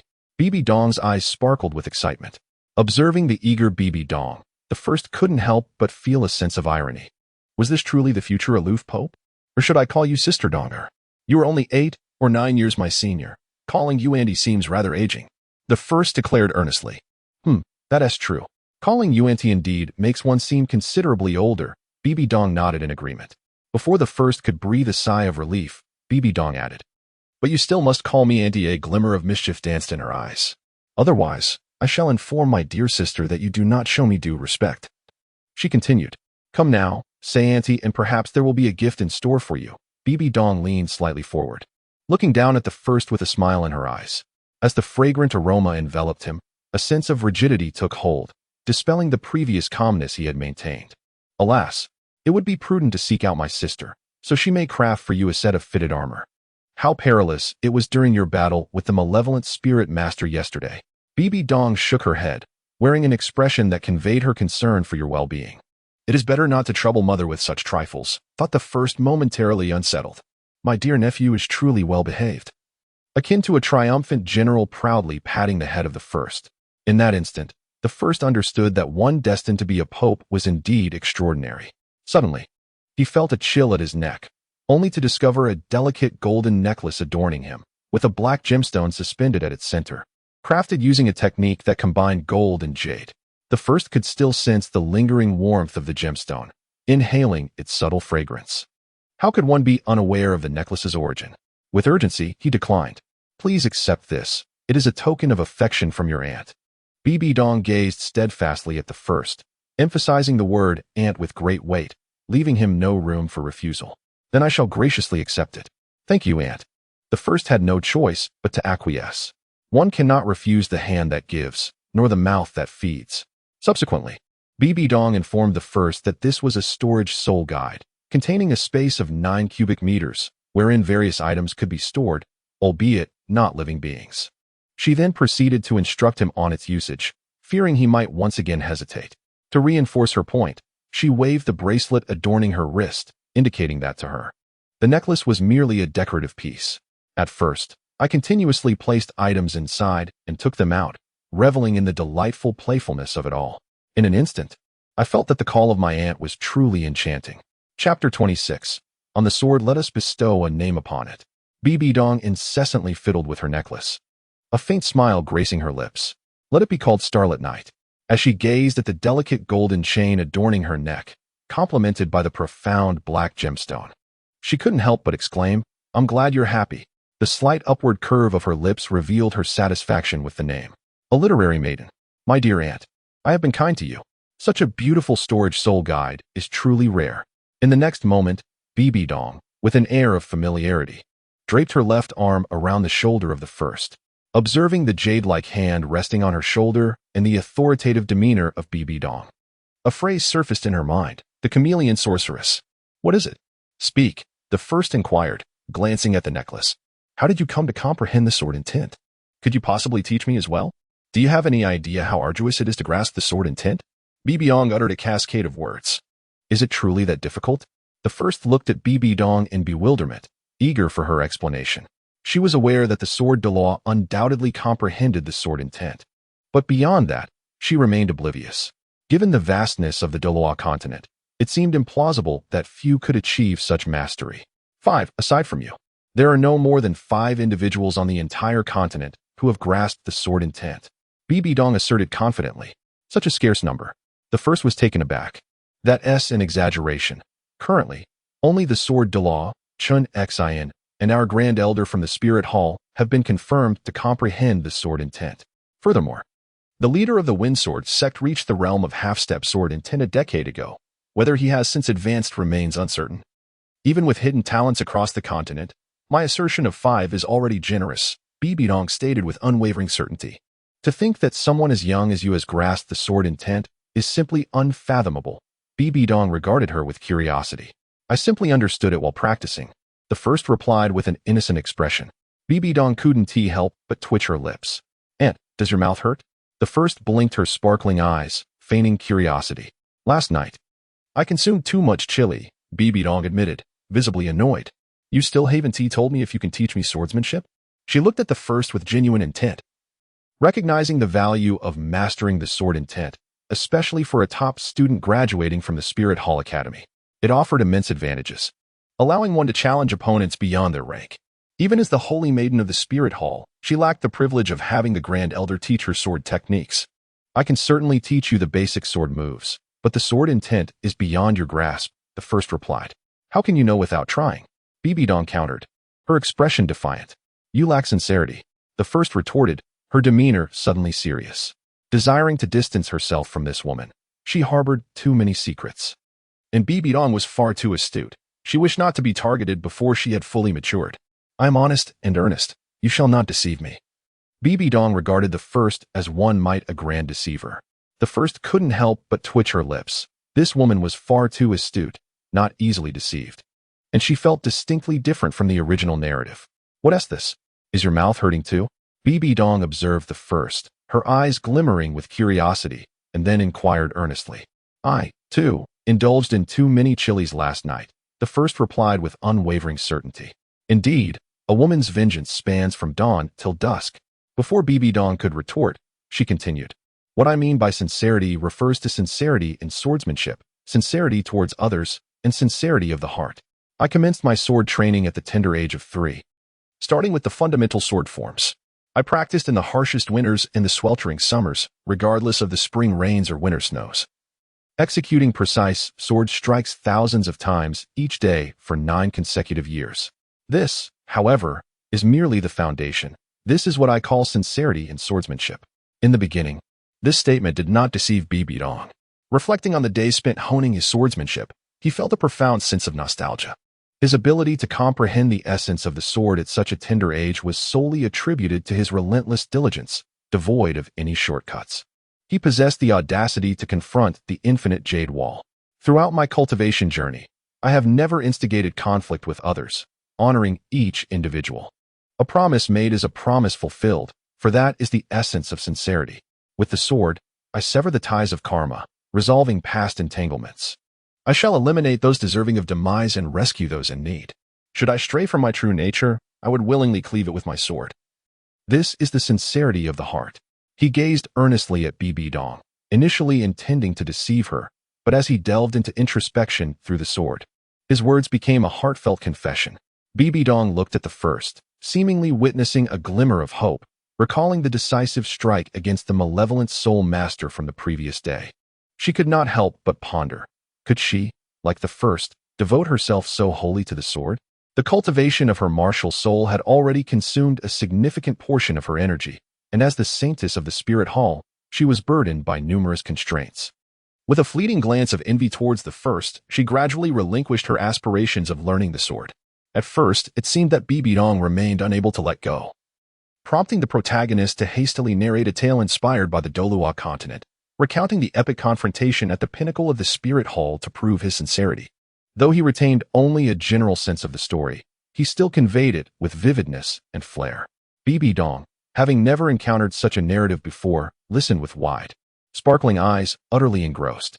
Once he concluded, parched and weary, he gazed at Bibi Dong, hoping she would grasp that he was not cut out for the path of the sword. In response, Bibi Dong stepped forward, unsheathed his sword once more, struck a pose, and, in a low voice, declared, "Should I be defeated, please accept my sword. From this moment forth, my sword shall be your sword. Firstly, do not cause a ruckus." The first swiftly stepped forward to reclaim his sword, interrupting the theatrical performance. "I had no idea you possessed such storytelling prowess." Bibi Dong gazed at the first with lingering interest, somewhat displeased at the interruption. "I am not fabricating anything. This is the truth," the first defended. "Well, you are indeed correct. I am not suited for swordsmanship, as the cultivation of my martial soul has already consumed a considerable amount of my energy. Learning to wield a sword would only hinder my progress." Bibi Dong sighed lightly. Observing Bibi Dong's apparent decision to forego sword training, the first felt a wave of relief. "From now on, you shall narrate stories to me daily, tales of swordsmen. Although I shall no longer pursue swordsmanship, it would still be delightful to listen." Bibi Dong's eyes sparkled with curiosity as she looked at the first. "Very well." The first readily agreed. As long as she did not insist on learning the art of the sword, devoting an hour to share stories would be a pleasant respite. Accompanying a beautiful lady is indeed a delightful endeavor. After all, he was not utterly oblivious to charm. Noticing that the hour was growing late, he began to stroll homeward. Andy the first called out. Bibi Dong replied. "Could you keep a secret for me? Please do not disclose my comprehension of sword intent." The first implored softly. "Of course." Bibi Dong answered without a moment's hesitation. "Ah?" The first was taken aback. "Before you fully mature, it is vital to retain a trump card. Do not reveal your complete strength in front of outsiders, understand?" Bibi Dong gently patted the first's head, speaking softly. "Yes, I will remember," the first responded, touched. After a while, "Auntie, thank you," the first expressed. "Am I not your aunt?" Bibi Dong teased. "Auntie, could you refrain from using phrases from my stories in public?" The first asked hopefully. "No way, such grandiloquent expressions are too enticing. I seek a suitable occasion to show off. You boys say such things, right?" Bibi Dong cheerfully dashed ahead, embodying the spirit of a youthful maiden, her laughter bright and carefree, her thoughts drifting elsewhere. The first called out. It is not proper for a girl to say such things, and quickly pursued her. In the sunlight, their shadows stretched long. Nightfall arrived. Bibi Dong gently closed the door to her room, casting a glance at the first, who was sleeping in the living room, and cautiously stepped outside. With a slight furrow of her brow, she chose to disregard it thereafter. Upon reaching the village entrance, a member of the spirit hall soon approached Bibi Dong, bowing respectfully. "Your Highness, the Pope has dispatched Grand Bishop Yueguan to purify all spirit halls within the Andar Duchy and to eradicate all evil soul masters. His Holiness is quite concerned for your safety." "Very well, I understand. Please convey my regards to my master. Also, inform him that I shall return to the spirit hall within a month. He need not worry about me. Additionally, could you make a trip to Spirit City and retrieve the Luing sword from my room? It would be preferable if it could be delivered to me within half a month."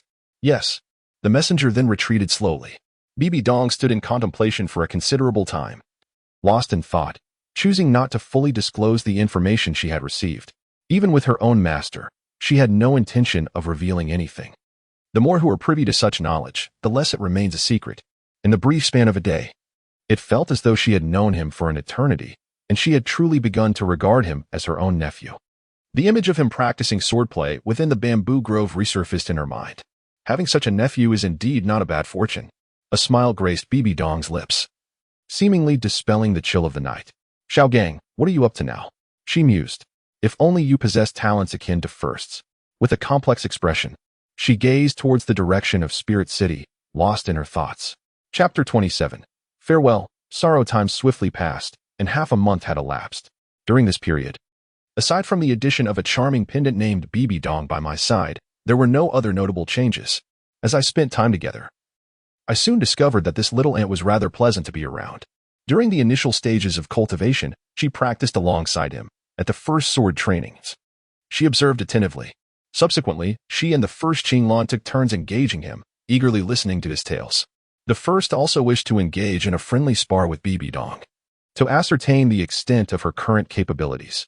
However, Bibi Dong persistently used her incomplete recovery as an excuse to postpone their encounter. Gradually, the first began to comprehend the situation. Although both of Bibi Dong's martial souls, the Death Spider Emperor and the Soul-Devouring Spider Emperor, were indeed of the highest caliber, it was not so easily embraced by a young woman. The transformation upon martial soul manifestation rendered her appearance rather unappealing, particularly for someone as beautiful as Bibi Dong, resulting in a stark contrast that was difficult to reconcile. After the first realization, the topic of sparring was never mentioned again. Though she did not comprehend the reason behind the change, Bibi Dong felt a sense of relief when the first no longer requested to train with her. She feared that the appearance of her martial spirit might frighten the first. The more one cares for another, the greater the fear of causing distress. This evening, Qin Feng was also present. The four of them sat in the courtyard enjoying roasted meat. After today, the first would turn 12. Qin Feng and the first Qianlan presented their gifts. A close-fitting inner armor crafted from the hide of a 10,000-year-old azure python, which Qin Feng had procured during his recent expedition to hunt beasts, was intended to provide an additional layer of protection for his son. This inner armor was skillfully stitched by Qianlan herself, with assistance from Bibi Dong, and was completed in just 10 days due to the extraordinary toughness of the ancient beast's hide. After receiving the first gift, she pressed her lips together in silence. Donning the inner armor, a warm sensation blossomed within her. And I, Bibi Dong exclaimed eagerly as the couple, Qin Feng and his spouse, presented their offerings. Her expression subtly shifted, the aura of the saintess reasserting its dominance. With a slight elevation of her right hand, a sheathed longsword materialized within her grasp. Named Luying, it was forged from the rarest deep-sea cold iron, measuring 3 feet and 3 inches in length, weighing 13 pounds and 3 ounces. A masterpiece crafted by the renowned artisan Nodding Fengwan, an unparalleled weapon in the world. Today, I present this sword to you, Bibi Dong, she declared solemnly, her demeanor reflecting the significance of such a fine blade. Gradually, Bibi Dong became immersed in the moment. With an involuntary roll of his eyes, he thought to himself, is this truly the Holy Maiden of the Spirit Hall? A sense of inexplicable awe washed over him.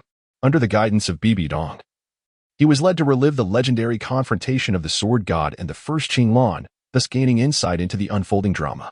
Amused, he observed the theatrical performance of the two individuals.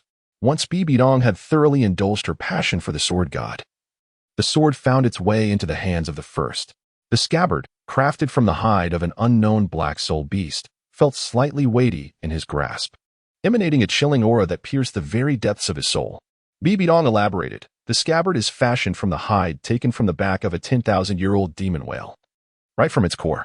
Clang. Inhale deeply as the first light adjusts, and with a swift motion, the right hand draws the sword from its sheath. Upon closer inspection, one can discern several faint white dots adorning the entirely black blade. Adopting the stance of the immortal guiding the path, the sword is held aloft, perfectly level, devoid of any wavering. The scabbard is then placed gently upon the table as the figure strides to the side. The left hand extends, fingers poised in a gesture reminiscent of a sword's point, gently gliding along the blade's surface from the guard. Subsequently, the sword is retracted, gripped with both hands, and a series of fundamental sword techniques are practiced in succession. In the nocturnal ambience, the long sword seems to meld with the night sky, with only glimmers of phosphorescence illuminating its surroundings. How exquisite! The first Qinglan marvels at this sight, familiarizing herself with her new companion, and after a considerable moment, she finally sheaths the sword. What do you think? Bibi Dong inquires. It is indeed a remarkable sword.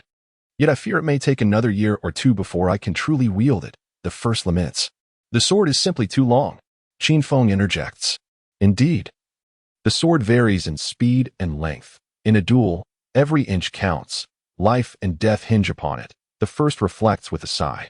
Is that so? Bibi Dong's expression dims slightly. Thank you for your gift. I cherish it. The first expresses gratitude towards Bibi Dong. Yet, it remains unusable for now. Good swords are rare to come by. Having acquired such a treasure in advance has spared me considerable time in search, which is indeed a blessing, the first reassures. Bibi Dong contemplates this, and her spirits are rejuvenated once more. Days pass by in succession. After a heartfelt farewell to his parents, the protagonist, alongside Bibi Dong and a host of Soul Palace personnel, made their way towards Soul City. Thanks to Bibi Dong's influence, He enjoyed the privileges of a saintess throughout the journey, which was rather pleasant. At last, he had finally slain that wretched Wan Gui countless times during their rest periods. The group would gather around him, eager to hear his tales. Their pace inevitably slowed. What was meant to be a half-month journey had stretched to 20 days. And with still over 20 miles to Seoul City, they would likely arrive by tomorrow. While the journey had its comforts, his mouth was growing weary from the storytelling. As the night watch commenced, the group dispersed, some to keep vigil, others to rest.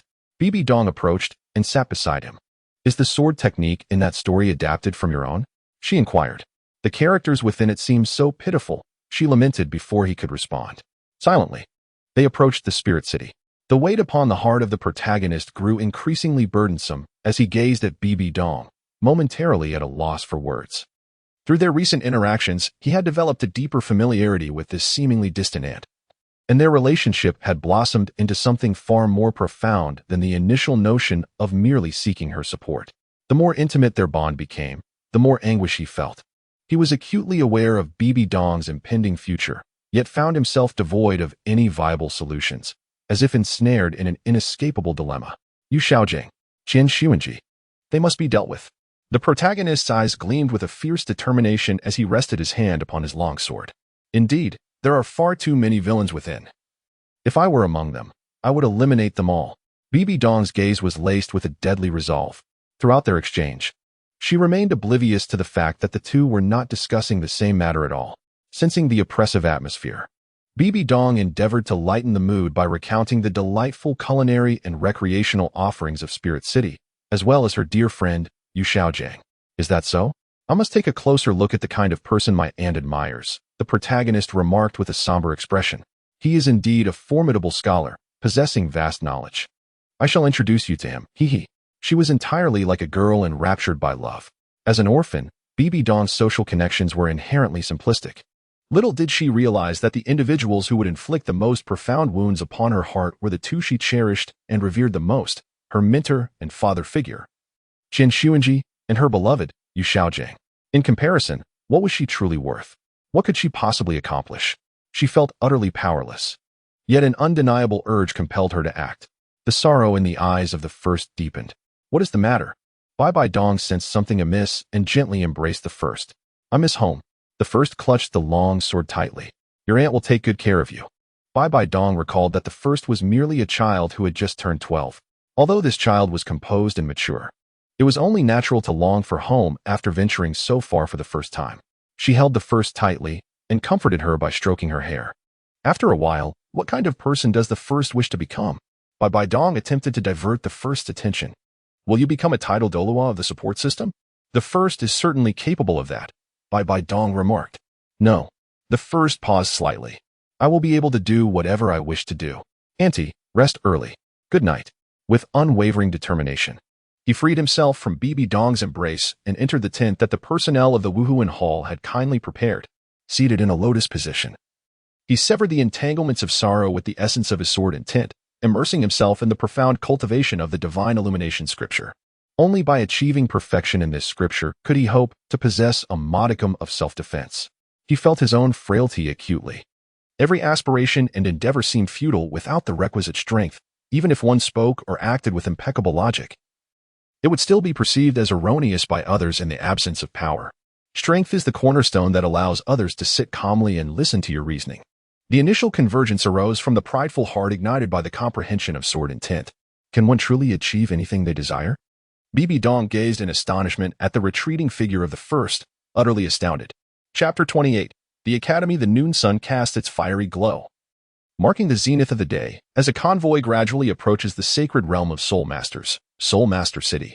This city, comparable in area to the enchanting city of Aura where I had spent several years, boasts formidable city walls nearly 80 meters high and 30 meters thick, signifying its capacity to withstand external threats, rivaling that of other imperial capitals.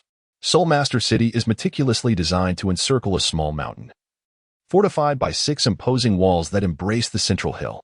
The Spirit Hall, with its columnar structure, radiates a subtle golden hue under the sunlight, nestled upon the mountainside. Upon entering Soul Master City, one can effortlessly gaze upward to behold the magnificent and solemn Pope's Hall perched on the mountainside. It is said that within the Pope's Hall lies the Elder Hall, housing an indeterminate number of titled Douluos, none below the formidable rank of 95, serving as the Spirit Hall's ultimate trump card to intimidate rival factions. Atop the mountain stands a palace of purest white, roughly one-third the size of the Pope's Hall. Seemingly untouched by time, steadfast in its presence. This is the Douluo Hall. A titled Douluo may only enter its hallowed grounds twice in a lifetime, once upon attaining their title, and the final time for their eternal rest. As the group strolls along the main avenue, the first, having composed themselves, listens intently as Bibidong enthusiastically describes the various shops lining the streets. Despite being a sanctuary for soul masters, the thoroughfare is relatively quiet, frequented mostly by elegantly attired individuals, with only a smattering of commoners visiting to admire the sacred city. The majority are soul masters. The shops flanking the street offer an array of goods related to soul masters. From herbs and gourmet delicacies to materials derived from soul beasts and spatial soul-guided devices, catering to every conceivable need. What do you think? Isn't Soul Master City splendid? Bibidong beams with pride, showcasing her home. For her, Soul Master City is indeed a cherished abode. As I gazed upon the myriad of shops lining the streets, I was engulfed by an overwhelming sense of nostalgia, reminiscent of Lu Laolao entering the Grandview Garden. In terms of the potential benefits for soul masters and their cultivation, it is likely that no other capital in the two great empires could rival this place, evoking a profound sense of reflection. Indeed, Bibidong, resembling a proud peacock, had her fair neck glistening subtly under the sunlight, compelling me to steal a few more glances. The entourage from the Spirit Hall had already returned to the Pope's Palace to report, leaving only Bibidong to escort me to the Spirit Academy. Although I had intended to go alone, Bibidong disregarded my wishes entirely. I recalled my own solitary experience upon enrolling years ago, watching enviously as other children were accompanied by their parents. Bibidong gently bit her lip, reflecting on her responsibilities as an elder, a thought that quietly lingered in her mind. Upon gazing at Bibidong's visage, a flicker of compassion emerged within. After approximately an hour, the pair arrived at the Soul Master Academy nestled behind a modest hill. The sight of the elegantly simplistic institution filled the protagonist with joy, for this would be the place of their scholarly pursuits for the coming years. And the environment was splendid. With Bibidong by their side, the protagonist adeptly completed the enrollment process after testing their soul power, securing a place in an elite class of fewer than 20 students.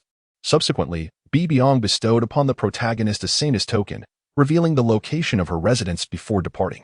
It was already quite unreasonable for Bibidong to have escorted the protagonist to the academy. Thus, she swiftly summoned her soul power and hurried towards the Pope's Hall. As the protagonist gazed at the golden token in hand, the prominent character soul adorned its front, while the reverse featured an angelic design, markedly different from the martial soul tokens of 3 decades hence. He found himself momentarily lost in thought, observing the hasty departure of Bibidong. The academy was vast, and it took him a while to locate the dormitory area. As a member of the elite class, he enjoyed the privilege of an independent residence, a 1-bedroom apartment complete with a small courtyard, furnished with all necessary amenities. Owing to his martial soul being of the water element, Bibidong had thoughtfully selected this room for him. The courtyard resembled a serene pond, conducive to effective cultivation. A few delicate pink lotus flowers were in full bloom, and several stone stumps served as pathways across the pond, accompanied by a 1-square-meter stone platform beside the lotuses for soul masters to practice. Inhaling the faint fragrance of the lotuses, he felt an indescribable satisfaction. Indeed, the Spirit Hall was affluent beyond measure. With a week remaining before the new student enrollment deadline, most of the adjacent rooms were already occupied. Lacking the inclination to meet fellow students, he opted to visit the academy's dining hall. Having missed the mealtime, only a handful of individuals were present. Faced with the neatly arranged array of dozens of culinary windows, he succumbed to a dilemma of choice. What shall I eat? He pondered aloud, when an elderly gentleman, noticing his contemplation, inquired, "What seems to be the trouble, young one?" "It's my first time here, and I'm unsure of what to choose," he replied, scratching his head sheepishly as he approached the gentleman's window. The sight of the secret recipe braised ribs made his mouth water. "Present your student card," the old man instructed. "Ah, it appears you come from an impressive background," the elderly man remarked, astonished by the purple identity card in his possession. Through the gentleman's explanation, he learned that within the academy, golden soul coins were not accepted. Access to resources was contingent upon one's talent and effort. Student identity cards were classified into white, yellow, and purple. Students in the ordinary class bore white cards, which allowed them to enjoy free, ordinary food and a daily meal of century-old soul beast meat. Those with yellow cards were elite class students, entitled to 2 daily meals of century-old soul beast meat and 3 monthly servings of millennium soul beast meat. Conversely, holders of purple cards were typically graduates of the 6th grade elite class, granted unlimited access to 3 daily meals of century-old soul beast meat and 10 servings of millennium soul beast meat each month. Additionally, high-ranking officials who had made significant contributions to the Spirit Hall were afforded purple card privileges for their families from the moment of enrollment. Listening to the old man's words, he felt a wave of emotions. This world indeed encompassed more than mere combat. It held the complexities of human relationships. This must have been the reason his aunt refrained from disclosing such information, fearing he might reject her goodwill. With a gentle smile, he ordered a generous plate of century-old soul beast ribs and a large bowl of soup, carrying them to a nearby table. He picked up a piece of meat, savoring its flavor with a delicate bite. Delicious. The first Qinglan couple led a modest life, but they were unable to resist the temptation of indulgence, devouring meat and sipping soup heartily, leaving the dining table piled high with bones. After savoring their meal and feeling approximately 8/10 full, they reluctantly departed from the restaurant, glancing wistfully at the other culinary offerings. There would be ample time in the days to come. Having completed the enrollment procedures, they finally had the leisure to explore the Soul Master City at a leisurely pace. By the end of the afternoon, they had acquired a general understanding of the various regions within the city. Arriving at the western part of the city, they paused in front of a shop adorned with a hammer emblem. The Luiying sword was currently unsuitable for use, thus they decided to purchase a more practical weapon. Otherwise, they would feel an unsettling void within. This establishment was the largest blacksmith workshop in Soul Master City, known as the Divine Craftsman Pavilion. The iconic hammer on the sign hinted at its affiliation with the heart.I sect. Upon entering the shop, they were pleasantly surprised to find it far from the chaotic weapon shop they had envisioned, with an array of weapons, swords, spears, and staffs, neatly displayed on racks. A young attendant approached, inquiring about their needs, and then guided them to a nearby weapon rack. They found weapons ranging from massive broadswords and wide blades to short swords and daggers. Clang. They selected a long sword, lightly flicking the blade, forged from high-quality steel. It bore the mark of the heart.I sect, thus assuring its reliability. After choosing a suitable sword, they secured it at their waist and stepped outside. They had spent a hefty sum of 300 gold soul coins, a steep price that left their modest purse feeling rather deflated, prompting them to contemplate ways to earn money. Meanwhile, within the papal hall, a middle-aged man clad in papal robes, adorned with a purple golden crown and radiating an aura of brilliance amidst his black hair, listened intently to Bibi Dong's words. So, your newly recognized nephew possesses remarkable talent. Having reached level 33 at merely 12 years old, judging solely by talent, he ranks among the best on the continent. With proper training, he could potentially become the first support-type title Douluo, decisively overshadowing the 7-treasure glazed tile sect. Qian Xuanji's expression was one of delight, surprised by the unexpected fortune from Bibi Dong's excursion. Of course, just consider whose nephew he is, Bibi Dong replied, her pride evident. He also possesses formidable swordsmanship and excels in close combat. Yet, she concealed the fact that her disciple had already grasped the essence of sword intent. As for his swordsmanship, there was no need for concealment. Too many were aware of it. Is that so? Qian Xuanji responded with astonishment, recognizing that the prowess of this young lad, named DE in swordsmanship, must be substantial. However, he did not dwell on it too much. After all, how formidable could a support-type soul master truly be? At most, they might possess a slight capacity for self-defense in the early stages. Here's what we'll do. Tomorrow, take that young lad to the 3rd floor of the treasure pavilion to select a treasure. Consider it a reward for your efforts in saving you and vanquishing that group of evil soul masters. You should also choose something for yourself as a token of this rescue mission, Qian Xuanji said with affectionate regard for his disciple. Thank you, master. Filled with excitement, Bibi Dong expressed her heartfelt gratitude to her teacher. After bidding farewell, she skipped joyfully out of the room, leaving only Qian Xuanji seated in the Pope's throne, lost in thought, oblivious to his surroundings. Meanwhile, the first had already returned to the school, determined not to squander the free spirit beast meat. For every meal was essential for his growing body and could not be overlooked. Firstly, one resolutely refuses to admit their own craving. Chapter 29. The Millennium Whale grew as the first rays of dawn settled over the lotus pond. a sense of accomplishment washed over him. For he felt his mastery of the divine illumination sutra had deepened yet again, illuminating his countenance with joy. At this pace, he might very well attain the soul realm before the age of 15, achieving a complete understanding of the sutra. Glancing at the sky, he noted that lunch was still some time away. Thus, he grasped his newly acquired sword, eager to continue his practice of the Lianqing sword technique. His ambition was to soon break through to the realm of transcendent mastery and to comprehend another lethal move within the sword technique. The great snow fills the blade bow. Clad in a cerulean robe, with a treasured sword at his side and cloud-stepping boots upon his feet, his hair neatly gathered at the back by a coarse cloth strip. This was the heroic ensemble he had designed for himself. With a confident stride along the campus path, the protagonist drew the attention of many, enveloped in an ethereal aura reminiscent of a fantasy realm, prompting a couple of senior students to inquire about the origin of his attire. In the training grounds, numerous students were diligently honing their skills. However, before he could even warm up, he heard Bibidong calling his name from a distance, beckoning him with a wave. It seemed that his opportunity for training today was slipping away. He mused inwardly. I still wish to train, he began, but before he could finish his sentence, Bibidong interjected, firmly grasping his arm and leading him away, leaving a group of astonished students in their wake, gaping at the departing figures. Bibidong utilized her token to escort him into the sacred mountain's domain, and he followed closely behind in silence. Along the way, she elucidated the circumstances.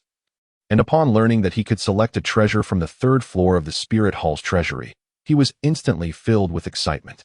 The most formidable power in the Douluo continent, with a collection amassed over nearly a millennium, surely held countless treasures. Even if it was merely the third floor, there should be a wealth of valuable items. Perhaps he could stumble upon something extraordinary. He had perused many miscellaneous texts within the Infinite Hall over the past few years. On a platform nestled halfway up the mountain, two middle-aged men, resembling each other and aged around 30 to 40, sat in a pavilion, engaged in a game of chess while savoring tea. Elder Qianjun, Elder Jiangma, I, along with the protagonist, have been commanded by the Empress to proceed to the third floor of the treasury to select two treasures, Bibidong said, slightly bowing and crossing her hands, performing a complex gesture of respect. The first hurriedly bent down and bowed to show respect. This was the first time encountering the title Douluo, and he did not dare to observe closely. At the forefront, the first station stood beside Bibidong, consciously averting his gaze to the ground. "Ah, it's you, Dong," beckoned the fearless Douluo, gesturing for her to follow. The two hastily complied. The fearless Douluo summoned a faint golden soul power that gradually pushed aside the adjacent stone wall. With a series of soft clicks, an opening emerged, wide enough for both to pass side by side, revealing that the treasure lay within the sacred mountain. "You understand the rules. Go ahead." He waved to Bibidong before turning to depart. After a slight bow, Bibidong and the first entered the passage, descending the stone steps slowly. Previously, they had been the formidable duo of the fearless Douluo and another titled Douluo, both wielding the supreme martial soul, the spiral dragon staff. Each had reached the formidable level of 95 and held the esteemed title of Elder within the Elder Hall, overseeing the treasure vault. Subsequently, they began to introduce the treasure vault to the first.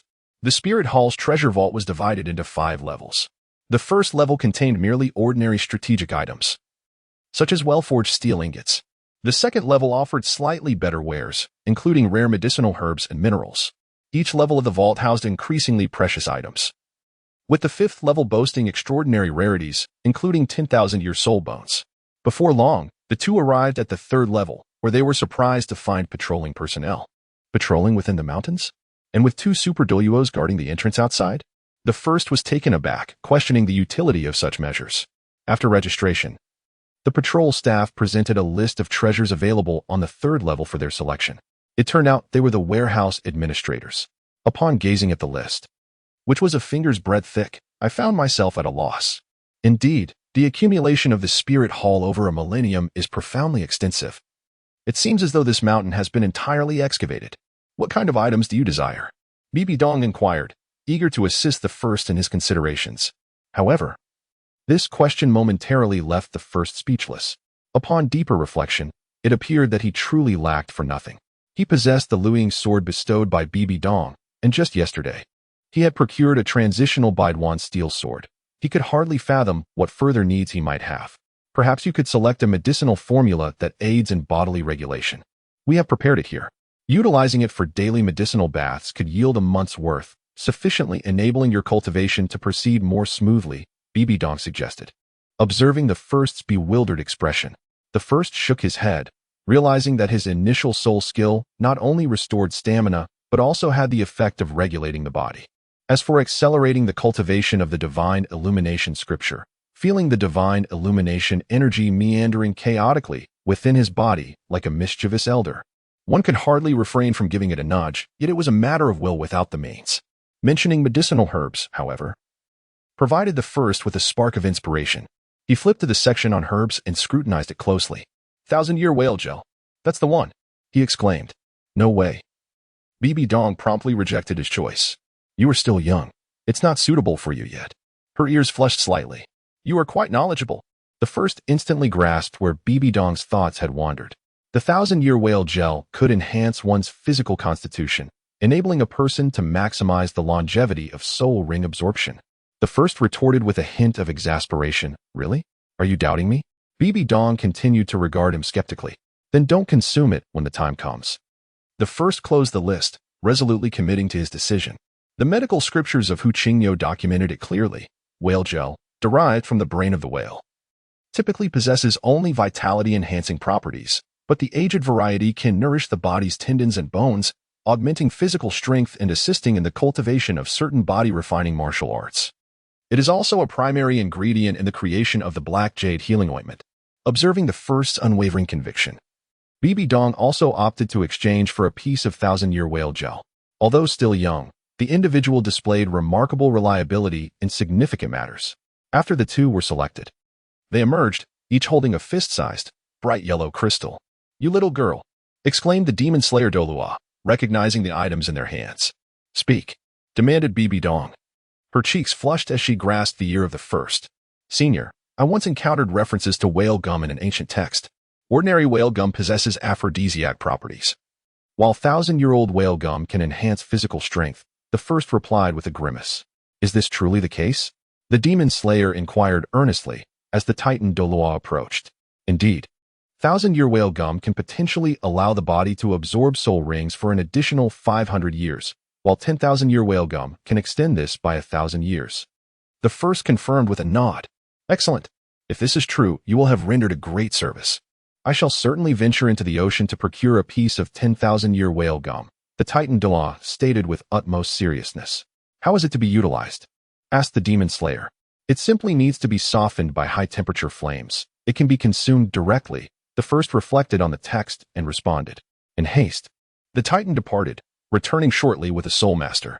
After handing over the whale gum, he instructed the soul master to soften it. Once the soul master's martial spirit was activated, a torrent of flames erupted, and soon the luminous crystal had softened.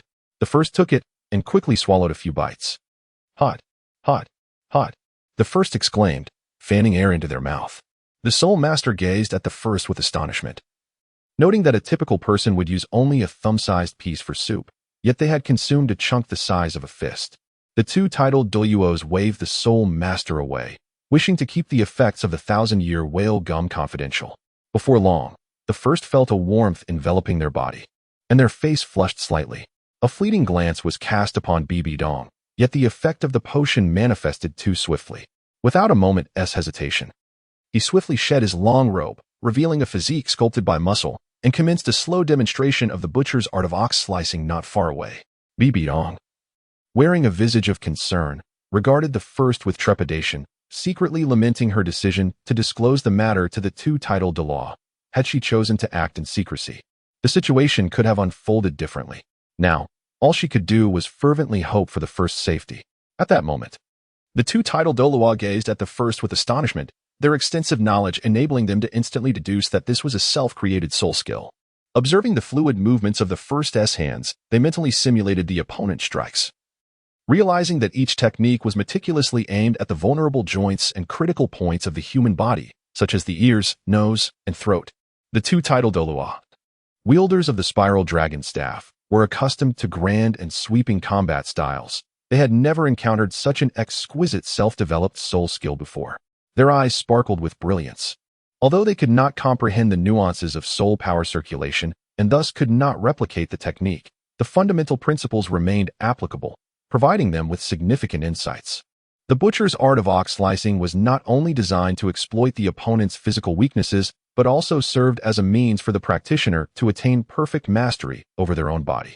As the technique unfolded, a gentle warmth coursed through his body, guided by the divine energy, shifting left and right, advancing and retreating, flowing into his sinews and skin. Having adeptly navigated this warm current, the protagonist attained an initial mastery over their physique, executing various techniques with unparalleled fluidity and formidable strength. By a stroke of fortune, the art of butchering the ox had finally reached a realm of profound comprehension.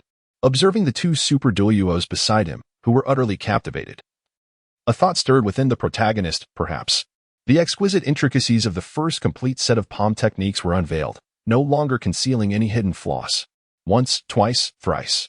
Enough, let us pause. The two Douluos, Qianjun and Jiangma, regained their composure. For the first time, they gazed earnestly at the first, marveling in unison. Who would have thought that such a finely crafted original soul skill could exist in this world? Their expressions reflected a sense of having struck gold. The first essence resembles a ghost. Have you ever suffered losses? Chapter 30. The soul arena. Qianjun was the first to step forward, his hands exploring the sinews of the first, and he was taken aback. He then proceeded to examine him thoroughly from head to toe. What is your current soul power level? Qianjun inquired eagerly. I now possess a soul power of 33, the first replied candidly. With your current physical fortitude, you are already capable of enduring an 8,000-year soul ring. By the time you reach level 40, if your mental strength is sufficiently robust, you might even absorb a 10,000-year soul ring.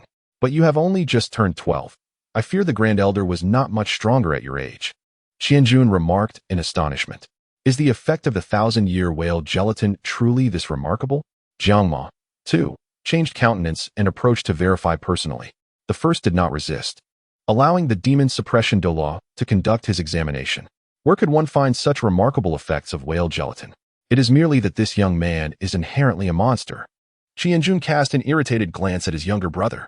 If a mere millennium's worth of whale gelatin could yield such extraordinary results, he would promptly wield the Pan Longstaff to exterminate all whale-type spirit beasts for the purpose of potion crafting. Subsequently, the two shared a complex gaze towards the first, momentarily at a loss for words. Youngster, would you consider taking me as your master? The demon suppression Douluo spoke first. The initial expression of surprise lingered, leaving one at a loss for words. Nevertheless, it seemed that you must have your own thoughts on the matter. The demon slayer waved dismissively, acknowledging the situation.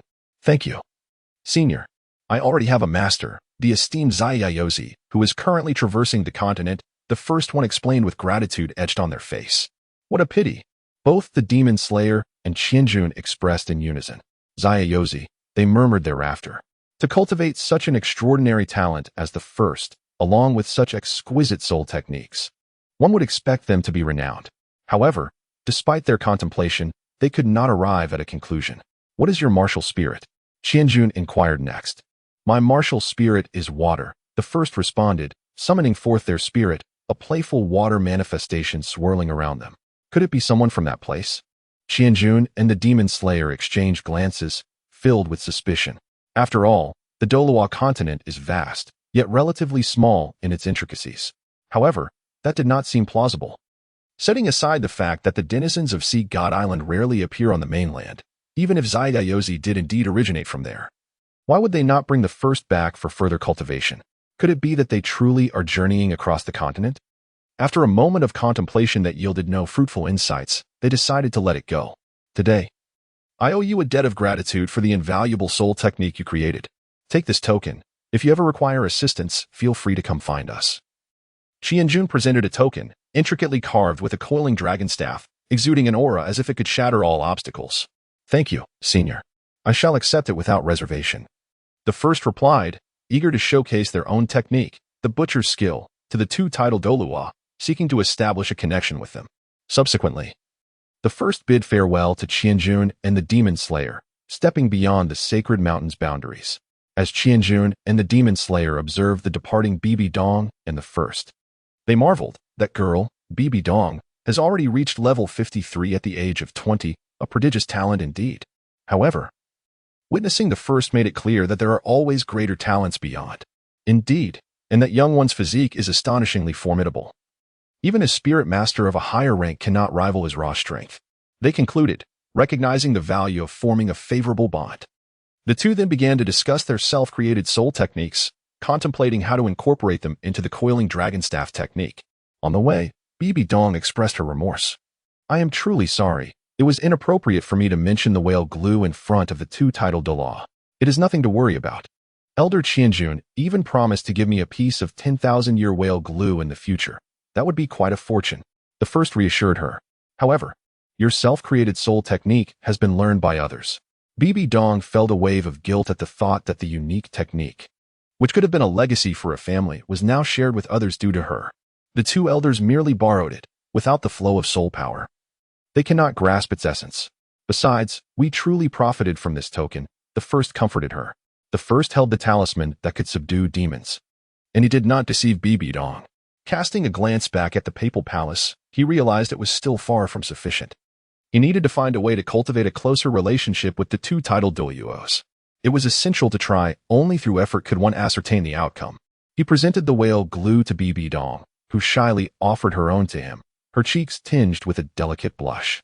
"Rest assured, once we procure some medicinal herbs and I make slight adjustments, I can eliminate the adverse effects, allowing you to use it without worry," he assured her. Swiftly discerning her thoughts, had he not possessed a solution, he would not have encouraged Bibi Dong to opt for whale glue. For a young maiden, consuming such substances could lead to significant complications if not handled carefully. "Really? You possess medical skills?" Bibi Dong inquired, retracting the whale glue upon hearing his words. "Of course. Have I ever deceived you?" he retorted. The pair arrived at Spirit City, heading directly to the Zhunchao Pavilion, a property of the Spirit Hall. First, armed with the herbs Bibi Dong had collected, he entered the apothecary. He meticulously washed, sliced, combined, ground, and roasted the ingredients. After considerable time, he transformed the millennium-old whale glue into 10 pill-sized orbs, presenting them to Bibi Dong. "Consume one every 3 days, and after you finish, your training effects will be greatly enhanced. Remember, during this period, abstain from alcohol," he advised. To her surprise, Bibi Dong regarded him with a hint of admiration. "You truly can concoct medicine. Is there anything you cannot do?" Swordplay, poetry, storytelling, pharmacology, and even his skill in grilling meat seemed commendable. Gurgle, gurgle, gurgle. The mention of food prompted their stomachs to rumble in unison, and they exchanged knowing glances. They had already lingered far too long in the treasure pavilion. And afterward, they were delayed further by the two titled Douluos, who had requested them to test the effects of the whale glue, followed by the preparation of medicine for Bibi Dong. As evening approached, first lamented the waste of the soul beast meat from their earlier meal, glancing at the darkening sky. The two hurriedly finished their meal before parting ways, with Bibi Dong eager to return and test the effects of the whale glue pills. Power was paramount, and she always remained acutely aware of this fact. "The first thought that crossed my mind was to visit the soul arena. After all these years, I had never set foot in such a place nor participated in a soul battle. How could I possibly call myself a resident of Douluo? This is indeed one of the most distinctive features of the Douluo continent. Every major city boasts a soul arena, serving as an outlet for the exuberant energy of soul masters, armed with sharp blades and a fierce heart, especially those endowed with extraordinary powers. It is undeniable that the emergence of the soul arena has significantly contributed to the harmony of the continent. As I slowly approached the grand entrance of the soul arena, I beheld a colossal bronze pillar towering at a height of 10 zhang, firmly secured by 4 chains, each as thick as a bowl, anchored from all directions. Upon closer inspection, the surface of the pillar was densely inscribed with names, each no larger than that of an ant, according to the inscription on the adjacent tablet. These names belonged to those who had perished within the arena. Gazing at the multitude of characters, I couldn't help but ponder the staggering number of lives. Surely, it must amount to tens of thousands. Initially taken aback, I had often heard that soul masters were of noble standing, yet the reality appeared to be quite different. As I ventured forward, I found myself in an expansive arena, divided into 2 levels. The upper level housed the VIP lounge and administrative areas, while the lower level was designated for soul battles. Below, numerous arenas of varying sizes were present, each bustling with soul masters engaged in combat, surrounded by throngs of spectators. The cacophony of cheers and shouts created an overwhelmingly boisterous atmosphere. As I wove my way through the crowd, glancing left and right, I unexpectedly stumbled upon an arena where a fierce battle between Soul Kings unfolded. I could not help but pause in my tracks. "Come on, Blade King. I have wagered 500 gold soul coins on you," a gambler shouted, his eyes ablaze with fervor. Almost immediately, a bystander, filled with defiance, retorted, "The Spear King has achieved 7 consecutive victories. He is truly the mightiest." The atmosphere grew increasingly charged. Watching the two Soul Kings engaged in a fierce clash, I felt a surge of adrenaline coursing through me, an overwhelming desire to join the fray. Initially, after spending some time here, I have come to grasp the rules of the game. Every Soul Master is permitted to register at the Soul Arena, where they receive an Iron Soul badge to participate in the battles. Victories accumulate points, leading to the elevation of their badge, while defeats result in a deduction of points. The badge levels, ranked from lowest to highest, include Iron Soul, Copper Soul, Silver Soul, Gold Soul, Purple Gold Soul, Sapphire Soul, Ruby Soul, and Diamond Soul. These 8 tiers are universally recognized across all Soul Arenas in the Douluo continent. Typically, Soul Arenas impose certain restrictions, allowing only the use of martial souls in combat, prohibiting other means. However, the Soul Arena in Martial Soul City is notably unique, imposing no restrictions whatsoever, except for the prohibition of intentional murder within the arena. Every fighter relies on their own skills. Deliberately killing an opponent results in a loss and point deduction. Yet the imposing copper pillar at the entrance suggests that the enforcement of this rule is somewhat lax. Nonetheless, I find this unrestricted style of combat quite appealing. During this period, my spirits have been notably heavy, but this place is truly remarkable. Chapter 31. The initial battle in the Arena of Souls. The first step was to arrive at the registration office of the Soul Arena. A young woman in her 20s, representing the establishment, spoke as she received 10 golden soul coins. After handing over the coins, she produced a crystal ball for soul power testing and inquired, "What is your martial soul?" "First, water." Following this, the first individual released their martial spirit, placing a hand upon the crystal ball, gently infusing it with soul power. To their astonishment, a formidable 33rd level of soul power emerged. After the initial amazement, they inquired about the individual's name. The first pondered for a moment and slowly articulated 4 words, "The Invincible East." The attendant cast a peculiar glance at the first, hesitating momentarily, and suggested, "Would you prefer to choose another name?" This marked the first occasion in her 3 years of service that she contemplated offering a complimentary name change to a customer. It felt rather audacious. Gazing at the first's delicate visage, it was indeed difficult to fathom what sort of fate awaited them. With resolute determination, he firmly declined. Clutching his iron spirit badge as he turned away from the battle arena, he proceeded to the tailor's shop, commissioning a vibrant crimson long robe, identical in style to the president's attire he wore at the Arcane Academy. How could he ever settle for less in his life? Upon learning that it would be ready by the following day, he departed with purpose. The following afternoon, the first participant arrived early at the duel arena, clad in a vibrant crimson robe, to register for the contest. The undefeated contender, Dongfang Bubi, and the rampaging lion, "Please proceed to Arena 3 on the west side." Soon, the repeated announcements echoed throughout the venue, causing the cheers of the crowd to diminish slightly as many turned their gazes toward the third arena. Such an audacious name had not been witnessed in many years. It prompted reflections on how the last arrogant individual bearing such a name had ultimately been bested and compelled to change it. Curiosity stirred among the onlookers, and a throng began to surge toward Arena 3, eager to discern whether the bearer of such a boastful title possessed genuine prowess or was merely a fool. The one clad in crimson attire stood resolutely on the arena, surveying the opponent before him, a youth of approximately 14 or 15 years. If all went as anticipated, he should be his senior. "What flamboyant garments you wear! It appears you possess great confidence in your abilities," remarked the fierce lion. "The sun rises in the east, and I remain undefeated." The Crimson One replied with a subtle lift of his chin. "Undying in the east, Water Martial Spirit, 33rd level Auxiliary Soul Master, Iron Fighting Soul. Currently with a record of 0 wins and 0 losses. Fierce Lion Martial Spirit, 36th level Assault Soul Master, Iron Fighting Soul. Currently with 9 victories and 2 defeats. Let the soul battle commence." With the host's introduction complete, he exited the stage. Good heavens, a mere Auxiliary Soul Master, and a novice at that, dares to adopt such a flamboyant name. The youth of today are truly incomprehensible. Such audacity. When did auxiliary types dare to engage in one-on-one soul battles? Fierce Lion, tear him apart. Damn it, I wagered 2 golden soul coins on Undying in the East, only to discover he is an auxiliary type.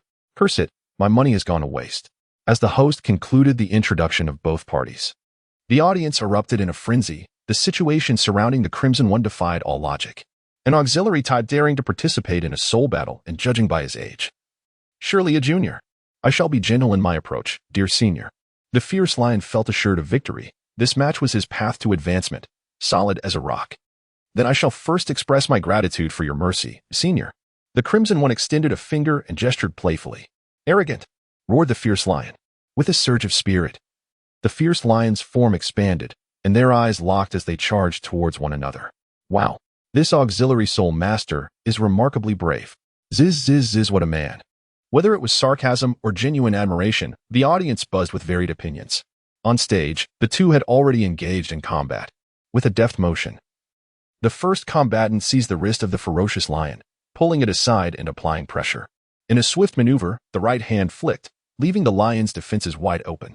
The left hand quickly retracted, gently pressing against the lion's chest. Thud, thud, thud. The lion seemed as though it had been struck by a galloping carriage. Stumbling back 7 or 8 steps, astonished by the impact on its chest, while gazing at the first with disbelief. The audience, who had been cheering for the lion, appeared as if they were ducks with their necks tightly grasped. Senior, just a friendly greeting. Do not underestimate me, the first combatant chuckled. Those bold enough to enter the arena of soul battles indeed possessed remarkable skills. Now I shall be serious. The lion inhaled deeply, its second soul ring shimmering, muscles tightening as it charged at the first. The first adeptly employed the carefree wander stance, engaging the lion with the Tianshan palm technique. The scene resembled a large bear attempting to catch a butterfly, eliciting laughter from the audience. At that moment, no one doubted the first's audacity in participating in the soul battle. With a fierce roar, the lion activated its second soul rings, its speed surging as it closed in on the first, delivering a powerful strike. Thwack! The first met the lion's strike with the palm of their right hand, causing the lion to retreat 3 feet. How could this be possible? Before the lion could react, the first, propelled by the force of their clash, deftly floated back, landing and then forcefully springing off the ground, swiftly closing the distance to unleash a barrage of attacks upon the lion. The relentless onslaught resembled a tempest, leaving the lion with no opportunity to evade. As the purple soul ring flickered, a faint crimson aura enveloped the lion's body, augmenting its physical strength significantly, nearly by 60%. Bang, bang, bang. The two engaged in a fierce collision. No, it would be more accurate to say that the lion was utterly unable to withstand the first's relentless onslaught, merely enduring a one-sided barrage. The first penetrated the defense of the wild lion, striking his body repeatedly with powerful palms. Initially, the wild lion found it merely bothersome. Under the protection of his third soul skill, such force seemed incapable of inflicting any harm. However, gradually, he sensed something amiss. The areas that had been struck felt as though his skin had touched snowflakes in the heart of winter, a chilling sensation that intensified with each blow. The wild lion's arms began to stiffen, his movements growing increasingly sluggish. With a soft thud, the first withdrew his hand, gazing down at the shivering figure of his senior sprawled on the ground. He nodded to the referee, signaling the outcome. The invincible Eastern, he proclaimed, victorious. I knew that one with such a flamboyant name must possess remarkable skills. Aside from the 2 gamblers who had wagered on the first's defeat, the rest looked on in disbelief. He had triumphed. A mere support type had overcome a formidable attack type. Cheers erupted. The invincible Eastern. The invincible Eastern. The atmosphere became electric, for this had unfolded right before their eyes. The wild lion had utilized all 3 of his soul skills without holding back. Yet, here he lay on the arena floor, while the invincible Eastern remained unscathed in his vibrant crimson attire. Several support-type soul masters in the audience shouted the first's name, their voices filled with emotion to the point of tears.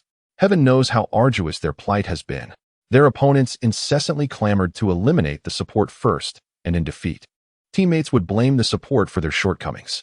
On the battlefield, support types not only had to precisely enhance their allies, but also evade enemy attacks. In victory, the credit was given to the leading attack and control types. In defeat, the support was left to shoulder the blame, such a burden. As they beheld the first's silhouette, they envisioned the rise of the support type, and the pangs of their own struggles became impossible to suppress. The first summoned the water martial soul, and 3 soul rings of yellow, and purple appeared sequentially beneath his feet. After utilizing the purification of water to dispel the chill within the senior's body, he shrugged and descended gracefully. It was effortless, devoid of any difficulty, even without resorting to the ultimate technique of the heavenly mountain palm, the 6 yangs melting snow. Subsequently, the protagonist engaged in 2 more battles in the arena, which bore little distinction from the initial encounter. In each instance, the protagonist employed the carefree movement technique to deftly assess the opponent's soul abilities before closing in for a close-quarters confrontation, ultimately toppling the adversary onto the stage. Disengaging from a throng of admirers, the protagonist exited the arena. Having come to a clear understanding, the protagonist, fortified by the support of Bai Dong, felt entirely secure within the confines of Soul Master City. Should anyone dare to covet his self-created soul techniques, he would promptly engage the esteemed title Douluo, Qianjun and Jiangimo in a serious discourse. Merely masquerading as an underestimated contender could easily lead to one's downfall. The path of martial arts cannot be traversed solely through arduous training. It necessitates a plethora of formidable opponents. Discarding the gold soul coins he had earned, he recognized that with strength, wealth could be effortlessly attained. In the ensuing days, the protagonist once again embraced a structured routine. In the mornings, he practiced swordsmanship and palm techniques. Afternoons were dedicated to contemplating the one-yang finger and delving into the medical scriptures. After a hearty dinner in the evenings, he would take a brief respite before heading to the battle arena for some light exercise. Later, he would practice the Divine Illumination Sutra in the courtyard, each day proving to be immensely fulfilling. With the commencement of the new academic year imminent, both upperclassmen and the incoming freshmen had arrived at the academy. The dining hall was bustling with activity, and the protagonist selected a secluded corner to dine alone. At that moment, a few individuals approached him. The first individual furrowed his brow slightly, lost in contemplation, pondering that there had been no trouble during this period. "You are indeed the nephew of the Saintess. I am Douluo, the class leader of Grade 6, Class 1. Should you require assistance in the future, do not hesitate to seek me out," the man declared emphatically, striking his chest with vigor. At first, a sudden realization struck. It was for Bibi Dong's arrival. On that day, Bibi Dong had already captured the attention of those with ulterior motives. A former luminary of the academy, she possessed beauty and now held the title of Saintess. It was only natural that the hormone-driven elite class would harbor certain thoughts. After a few days of inquiry, everything had been uncovered. A fly cannot alight upon an uncracked egg. In the hearts of those with intentions, the first was now that very crack. Through a series of indirect conversations, the first had grasped the other's intentions. "Do you wish to pursue my aunt?" she inquired candidly. And no, absolutely not. Douluo's face flushed crimson, his gaze evasive. He neither denied nor dared to affirm. If this were to leak, it would spell disaster. His purpose for being there was merely to establish his presence and perhaps, if fate allowed, to encounter the Saintess, yet he never anticipated the first forthrightness. "In the future, if you need anything, just seek me out," he hastily proclaimed before departing. "It seemed that my aunt was quite popular," the first mused with a gentle smile. With such directness and swiftness in her approach, how could the other party leave so quickly? Chapter 32. Classmates at the break of dawn, the first student hurriedly made their way towards their respective classroom, laden with a backpack. On the first day of class, arriving late was certainly not ideal. He was also eager to observe the distinctions between this institution and the Academy of Arcane Arts. The first grade class, often referred to as the young elite class, had but a singular requirement for enrollment: exceptional talent. Upon entering the classroom, he found a sparse assembly of a dozen or so classmates, with an occasional murmur breaking the silence. At first glance, I chose a seat by the window in the third row from the back. The sound of a bell resonated as a middle-aged man entered the classroom, ascending the podium and surveying the assembled students. "Greetings, everyone. I am Li Muhan, your homeroom teacher and the instructor for your Soul Master Theory course. Should you require assistance in your daily lives, do not hesitate to approach me. Our Soul Master Theory classes will span the next 3 years, occurring every morning for 1 period, with the remainder of your time being free for personal pursuits. In the afternoons, you will be guided by Teacher Hongshang in combat training. Your presence in the elite class signifies your remarkable talents. However, our academy adheres to a system of survival of the fittest, with assessments conducted annually. I hope that next year, you will still be part of Class 1. Li Muhan paused slightly before continuing. "On behalf of the school, I extend a warm welcome to you all." As his words concluded, a round of applause erupted in the classroom. Now, let us proceed with self-introductions, as we shall be companions in our journey ahead. Please share your name, soul. Soul power level, and aspirations. Time is of the essence, Li Muhan added. After a brief silence, the first charming girl at the door stood up, facing the back. My name is Tian Tian, I am 12 years old. My soul is an elemental staff, and I am a level 30 control system soul master. In the future, I aspire to become an exceptional soul master like the Holy Maiden. The first individual slightly raised their head at the tender age of 12, possessing an impressive 30th level of talent. However, what astonished them was the revelation that their aunt already had admirers. My name is Lu Handong, and at 12 years old, I wield the martial soul known as the Earth Bear, standing as a level 30 defense soul master. My aspiration is to become a title Douluo and restore the illustrious reputation of the Lu family, a robust youth with a face full of determination. It is remarkable that one can attain level 30 at such a young age. Is the elite class of the Martial Soul Hall Academy truly of such high caliber? I mused silently. Surely, in several decades, few from the main character group will reach such heights. I am Xiang Mu, aged 11. With the martial soul of the Sky Blue Vine, currently a level 29 Great Soul Master, dreaming of one day living a prosperous life alongside my mother. Upon hearing the introduction, it was evident that this individual, who referred to himself as Mu, likely hailed from humble beginnings, with a less than favorable familial background. My name is Feng Ming, and I am 12 years of age, possessing the martial soul of the Golden Wind Eagle. I currently stand at level 31 as an agility-focused soul master, with aspirations of making my grandfather proud. Then, a boy with an air of arrogance rose to his feet, surveying the assembly before taking his seat. It was clear, given his age, level of soul power, and manner of speaking, that his grandfather must hold a prominent position within the Spirit Hall. I am Yuing, also 12 years old, wielding the martial soul of the Overlord Spear. I have recently achieved level 30 as a strength-focused soul master, having just broken through and yet to acquire a third soul ring. My ambition is to ultimately defeat the heir of the Broken Soul Spear and establish the Overlord Spear as the preeminent weapon in the world. A young girl clad in silvery chainmail placed her hand over her heart, her final declaration nearly erupting from her lips. What an impressive display! At first glance, one could only be left astounded, especially with the competition for the weapon ranking list. The introduction continued, revealing that there was not a single individual in the classroom whose soul power fell below level 29, truly terrifying. Before long, it was the first one's turn. I am the first one, the very first, 12 years of age, with a water martial soul and a rank of level 33 as a support-type soul venerable. My aspiration, you see, is to lead a life of leisure, indulging in the simple pleasures of cat petting and dog walking. The first stood up, facing the classmates, lazily uttering a few words before slowly taking a seat once more, capturing the attention of everyone in the classroom, without even mentioning the audacious and domineering name. The mere mention of a 12-year-old at level 33 in the support category conveyed the sheer magnitude of talent possessed by this individual. As for aspirations, no one took them seriously. I am Shinming Chen, with a Golden Needle martial soul, 12 years old, and a level 29 support-type Great Soul Master. Should you find yourselves injured or unwell in the future, do not hesitate to seek me out.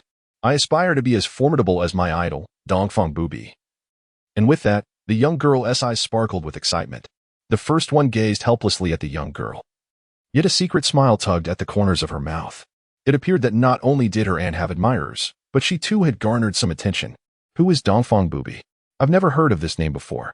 Indeed, the moniker was rather ostentatious, even more so than the title of first. The crowd buzzed with speculation. Silence. Please, Li Muchan gently clapped his hands. Now that everyone has acquainted themselves, let us commence our lesson. We shall discuss other matters afterwards. In our school, it is quite straightforward. The one with the highest soul power becomes the class leader. First, instinctively, the first stood up. From now on, you shall be the class leader. Managing your peers in the absence of the teacher, Li Muchan stated with undeniable authority. No one dared to oppose. Subsequently, Li Muchan opened his book and began elucidating the classifications of soul masters, including the branches of attack, support, and control, in an engaging and comprehensible manner. It must be said that many insights provided first with a deeper understanding of soul master cultivation. Throughout the lesson, Li Muchan frequently incorporated various events from the Douluo continent and the scenic beauty of diverse locales, rendering the class far from monotonous. Everyone listened attentively. With the sound of a bell, Li Muchan concluded the lecture. That will be all for today's theory class. This afternoon, wait in the classroom for teacher Hongshang, who will escort you to the training grounds. With that, he departed. After the teacher left, the students gathered in small clusters. Mengchen, who is Dongfang Bubi? That name sounds so formidable. Surely, he must be incredibly powerful? A girl inquired. The others listened with curiosity. Dongfang Bubi is a legend in the Spirit Hall's soul fighting arena, renowned as the most formidable among support-type soul masters. He has swept through the soul fighting arena without encountering a rival, emerging unscathed each time. He is the very embodiment of invincibility, a miracle among support-type soul masters. As she spoke of Dongfang Bubi, the young girl's lips moved animatedly, expressing her admiration in a flurry of words. In a moment of astonishment, I touched the necklace around my neck, realizing that I, too, seemed to embody the spirit of the Copper Dawn. It felt as though I was already a titled Douluo. At last, I comprehended the reason for my mere level of 29. It was because my parents had failed to bestow upon me an imposing name. Our class leader, the first, and the support type had already reached level 33. As for Dongfang Bubi, he swept through the Duhan arena with his auxiliary prowess. My ordinariness was entirely my parents' fault, as a chubby lad boldly proclaimed. A ripple of laughter ensued among us. What of Dongfang Bubi? It was only because I had yet to enter the Duhan arena that he appeared so formidable, unable even to defeat a mere support. The individuals in the arena are not so impressive. The proud youth, Feng Ming, who bore the martial spirit of the golden-winged eagle, remarked. Lord Dongfang Bubi could easily overpower you with but one hand. Shin Mingyao retorted defiantly. Class leader, speak up. Shin Mingyao turned once more to the first. I believe that for Dongfang Bubi to possess such a brazen name, he must indeed have some ability, the first mused, considering his female admirers before responding modestly. Just wait and see. I shall soon confront that Dongfang Bubi. Feng Ming wore an expression that suggested he did not regard Dongfang Bubi with any seriousness. Brother, the path ahead is narrowing. The first cast a gentle glance at the other party. As lunchtime approached, the crowd began to disperse, hurrying towards the dining hall. In the afternoon, a middle-aged woman clad in soft armor arrived at the training field with the first group of individuals. I am your instructor, Hongshang. I will establish your training regimen and guide you in your practice. Should you encounter any uncertainties, do not hesitate to seek my assistance. With a serious expression, Hongshang scanned the group and commanded, Who is the class leader? Step forward. I am the first, the class leader. The first responded as she stepped out. Understood. You will lead them in running 10 laps around the training field, Hongshang instructed, pointing with her hand. The first then took the lead, guiding the group as they began to jog forward at a leisurely pace. In that very instant, I grasped the teacher's intention. The training ground was so expansive that the instructor hardly believed they could complete 10 laps. Rather, it seemed the objective was to assess the physical fitness of each student. The body is fundamental. No examination can gauge an individual's physical prowess, willpower, and potential quite like running does. The leader guided the group in a run around the training grounds, all the while reminding them to pay attention to their breathing rhythms. He imparted some simple breathing techniques that could alleviate physical exertion. In light of this, many expressed their gratitude towards him, and even Lu Handong acknowledged the leader's esteemed position. With a gentle smile, she paid no mind to it, considering it a trivial investment, a mere trifle. Round and round, 1 circle, 2 circles, 3 circles. By the 6th lap, some individuals had already begun to fall behind, yet none chose to halt their progress. Even those who could barely continue persisted in their slow advancement. Gaining entry into the elite class is indeed no simple feat. It demands not only talent, but also an exceptionally resilient spirit. As the 7th lap approached its conclusion, most participants had exhausted their stamina, yet Shen Mengyao, belonging to the support category, astonishingly persevered until the very end of this lap. By the latter half of the 8th lap, apart from the leader, only Tian, Lu Handong, Feng Ming, and Yu Ying, for formidable soul masters, along with Xiang Mu, who possessed a level 29 sky blue vine martial soul, struggled to maintain their pace. Moments later, as Xiang Mu collapsed, so too did Tian. This cohort truly boasts an abundance of promising talents. Teacher Han Chang observed from the side, perusing the students' profiles while taking notes in a notebook, her eyes gleaming with enthusiasm. Chapter 33. The dawn in the east. Adjust your breathing. There is no need for haste. Inhale, exhale. The first individual exhibits only a slight breathlessness. starkly contrasting with the trio who persist solely through sheer willpower. Not long after the commencement of the ninth circle, Ying, adorned in silver soft armor and wielding the soul of the Overlord spear, fell to the ground.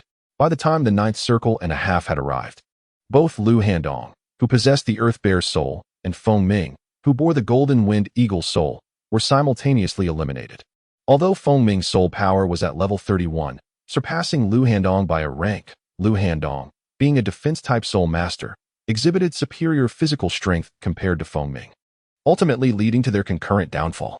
As the protagonist realized he was left entirely alone, a surge of adrenaline coursed through him, propelling him forward like a gust of wind. In comparison to his previous pace, he was now moving at more than double the speed. Ever since he embarked on the cultivation of the divine reflection scripture, he began to evolve towards the ideal of a flawless soul master. His strength, physique, recuperative abilities, and the purity of his soul power were all undergoing comprehensive enhancement, with each day surpassing the last. As his level ascended, the disparity between him and other soul masters of the same rank widened considerably. Initially, I had speculated that even without cultivating other martial arts, upon reaching the 70th level of Soul Sage, I would undoubtedly rival any ordinary titled Douluo. The classmates assigned by the teacher to rest outside gazed in astonishment at my figure receding into the distance. Meanwhile, Feng Ming and Lu Handong, who had just been assisted to their feet, were engulfed in profound bewilderment at the sight before them. Is this truly an auxiliary? Hong Shang, having now tucked away her notebook, breathed heavily as she observed me entering the final sprint. She recognized that this cohort had birthed a genuine prodigy. The boy sprinting ahead would no doubt match, if not surpass, the saintess who graduated 2 years prior. The Spirit Hall is truly on the verge of flourishing. With the emergence of the Haotian twin stars from the Haotian sect and the presence of Bibi Dong alongside me in Spirit Hall, we possess the capability to overshadow the Haotian sect. As a product of the Spirit Hall, Hong Shang felt an overwhelming surge of excitement at the advent of new talent within its ranks. After completing the 10th lap, the first competitor gradually came to a halt, taking a few steps forward before managing to regulate his breathing. Ignoring the bewildered expressions of onlookers, he approached the teacher. "Well done," Hong Chang exclaimed, giving the first competitor a hearty pat on the shoulder. A sharp gasp escaped the first competitor as he felt his shoulder go numb. He had encountered the Soul King before, but this teacher was undoubtedly formidable. At the very least, a Soul Emperor, perhaps even a Soul Saint, he mused inwardly. Suddenly sensing something amiss, the first competitor felt Hong Chang's hands exploring his body. With a slight exertion, he broke free and swiftly moved to join his classmates. Although he understood that the teacher was merely assessing his physique, it was still uncomfortable for a grown man to be prodded in broad daylight, especially in front of his peers. This marked the third occasion. Just days prior, he had undergone a similar examination by the two titled Douluos, Qianjun and Jiangma. The first competitor was not one to suffer such indignities lightly. While Hong Chang had momentarily lost her grip, she had already gleaned a general understanding of the first competitor's physical condition. Are you transformed from a 100,000-year Titan giant ape? No. Even a Titan giant ape would not possess your physique. Hong Chang trembled as she spoke. Although she was aware that a 100,000-year soul beast could not remain concealed within the spirit city and that the first competitor could not possibly be a transformed soul beast, her curiosity compelled her to voice the question. What do you think? The first competitor replied with a sardonic glance at the teacher. At that moment, although his classmates were unaware of his physical condition, they could infer from the teacher's expression that the first competitor was indeed extraordinarily powerful. They couldn't help but wonder when auxiliary system soul masters had become so formidable. A wave of pressure washed over them. All right, I am fully aware of your situations.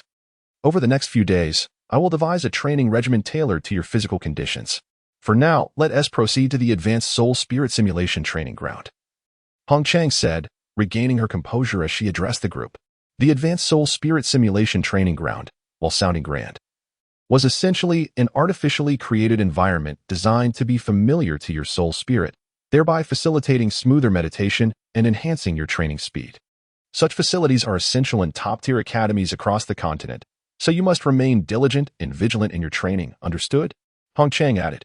Subsequently, she guided the group to witness an array of peculiar simulated training environments. Clearly, these were locales where soul spirits thrived. Ying, with her soul spirit being the Overlord Spear, trained in a derelict military camp.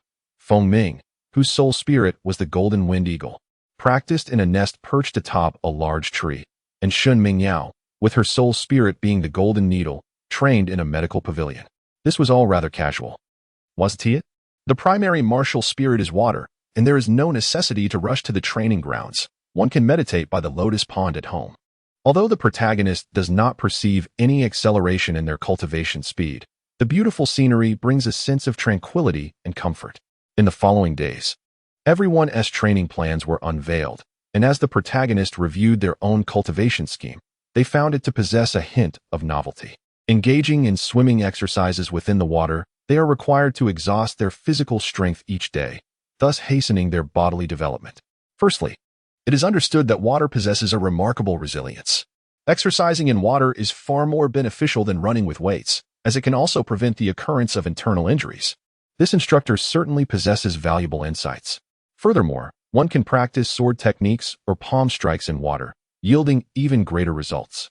As 3 months have swiftly passed, progress in the current martial arts has slowed due to the limitations imposed by a low soul power level. Increasing the intensity of training does not yield a commensurate return on investment. At the outset, I perused various martial arts, hoping to draw parallels and elevate my own martial prowess to new heights. Among them, I devoted particular attention to the blood blade technique, as Di Yun had achieved remarkable progress by fusing it with the Lianqing swordplay. Perhaps, through this dual cultivation, unexpected delights await. In my daily routine, aside from training, I stealthily ventured to the soul combat arena each evening, achieving an unbroken streak of victories that has propelled me to the silver soul combat rank. Meanwhile, my classmates, exhausted from their training regimens, remain blissfully unaware that I am, in fact, the formidable Dongfang Bubi. Only teacher Hongshang has begun to perceive something amiss, her gaze upon me increasingly peculiar. Currently, within the realm of silver fighting spirit, one has achieved an impressive streak of 12 consecutive victories, with a mere 8 more wins required to ascend to the golden fighting spirit tier. Although the arena has summoned formidable challengers in an attempt to thwart the leading contender, these efforts have inadvertently served as stepping stones, further amplifying his renown within the fighting spirit arena. As the sun rises in the east, I remain undefeated. This phrase has gradually circulated throughout the arena, echoing in the halls of martial Soul City. The fighting spirit arena resounds with fervent cheers in support of the champion. With this particular bout taking place at the very heart of the arena, aptly named the Star Arena, drawing an even larger audience. The first incarnation, known as Dongfang Bubi, is engaged in close combat with an opponent designated as Chongshan, a formidable soul master of level 39. This adversary specializes in defensive techniques, possessing the Silver Soul Badge and wielding the martial spirit of the iron-armored rhinoceros, which grants him exceptional defense among his peers. The battle arena has aptly selected him as the first opponent due to his formidable prowess. Aware of Dongfang Bubi's tenacity, he adopts a defensive stance, waiting for the opportune moment to counterattack.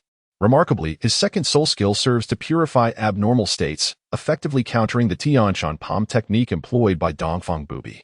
In response, the latter concentrates his energy into his index finger, executing the One-Yang finger technique in an instant, targeting the Shinfeng, Yutong, and Yunmin acupoints of his opponent. The force of the strike temporarily severed the flow of soul power to his adversary's arms. Crack, crack, crack. At the first opportunity, he executed the art of the butcher's knife, skillfully separating sinews and bones, before gracefully retreating. Although Zhongshan remained in the state of a martial spirit, his arms, bones, and meridians were already in disarray. Not only was he incapable of fighting, but even standing still became a challenge. With beads of sweat the size of soybeans ceaselessly trickling down, leaving him paralyzed with fear. I concede, Zhongshan thought, gazing at the young man before him, clad in a resplendent crimson robe, feeling genuine admiration from the depths of his heart. The sun rises in the east. Only I remain undefeated. The fervent fans of the champion roared in unison, their cheers echoing with fervor. In their hearts, the undefeated in the east had become an unassailable belief. Over the past 3 months, the champion had participated in countless soul battles, effortlessly vanquishing his opponents each time, fostering an unwavering trust among his followers. Such occurrences were exceedingly rare in the annals of the soul battle arena. It was this very trust that led them to believe that no matter who stood before him, the undefeated in the East would never falter. Crack, crack, crack. Upon witnessing his opponent's concession, The champion stepped forward to restore Zhongshan's arm. The essence of water nurtures all living things. First, he utilized the primary soul skill to restore Zhongshan's vitality, while also facilitating a slight recovery from his injuries. Thank you. Zhongshan replied with a slight bow before turning to depart. Having faced numerous defeats against the opposing soul masters, he felt no sense of shame in his loss. Upon stepping into the arena for the first time, I made my way to my exclusive lounge within the soul fighting grounds, where a platter of fruits awaited me on the coffee table. Seated on the sofa, I took a moment to reflect on the recent battle, extracting valuable insights from the experience. Suddenly, a series of knocks echoed through the room. Frowning slightly, I thought it improbable that the attendant was unaware of my preferences. With a hint of impatience, I opened the door, only to be greeted by the exuberant figure of Bibi Dong. "Auntie, is that you?" My eyes brightened at the sight. In the past few months, I had been unaware of what Bibi Dong had been occupied with, as she had not visited me at school. On several occasions, the first had visited the residence of Bibi Dong, only to find it devoid of company. This time, however, she unexpectedly encountered Bibi Dong, and her face lit up with joy. It was said that a remarkable figure had emerged in the soul arena, one who, under the guise of a support type, had rendered a multitude of soul masters nearly despondent. "I couldn't help but surmise it was you," Bibi Dong exclaimed with evident pride. "It's not that exaggerated," the first modestly replied. "By the way, allow me to introduce a friend of mine, Xiao Gang. Come in." Bibi Dong then gestured towards the entrance. "It is he." The first's expression momentarily faltered. Chapter 34. A soul of no waste. At the call of Bibi Dong, a young man in his 20s entered with a composed demeanor.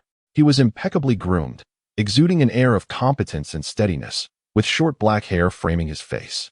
His lips were pressed together tightly, rendering them somewhat thin. Although his gaze was resolute, it inadvertently revealed a hint of suppressed frustration. This individual was complex and contradictory. Juxtaposing the information from a past life with the person before him invited deep contemplation. "Greetings, I am Yu Xiaojiang, a friend of Donger. You may also call me Brother Yu," he said, casting a curious yet bewildered gaze at the youth before him, tinged with a trace of sorrow. Finally, he managed to muster a stiff smile. "Hello, I am D.E., he replied, nodding towards Yu Xiaojiang while assessing this individual destined for significant involvement in the future.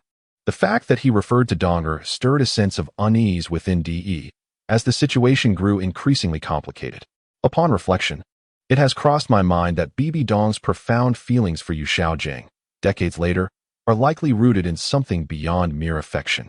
After years of contemplation, Bibi Dong had become somewhat unhinged, and by that time, Yu Xiaojiang had transformed into her obsession, the singular beacon of light within her soul. Therefore, I once contemplated seizing the opportunity to eliminate Yu Xiaojiang while Bibi Dong's emotional attachment was still nascent. Even if Bibi Dong were to blame me, such a choice would surely be far less daunting than confronting Qian Xuanji directly. The longer I hesitate, the more significant Yu Xiaojiang's presence looms in Bibi Dong's heart. Yet, unexpectedly, as I was still devising my plans, their bond had already deepened considerably. Observing the joy radiating from Bibi Dong's eyes, I questioned whether I could truly go through with my intentions. From Bibi Dong's perspective, could she accept that her own kin had taken the life of her beloved, all in the name of her well-being? Would this not plunge her into yet another vicious cycle? Such matters weighed heavily on my mind. I pressed my fingers to my temples, feeling a headache begin to surface. "What's wrong first?" Bibi Dong inquired with genuine concern. "It's nothing. I was merely reflecting on the details of the match and got a bit carried away," I replied, feeling a tumult of emotions as I met her worried gaze. "Really? You mustn't overexert yourself. You are the most gifted soul master I have ever encountered. Even that so-called Haotian new star, Tang Hao, pales in comparison to you at the same level," Bibi Dong proclaimed, her face glowing with pride. "Is that truly the case?"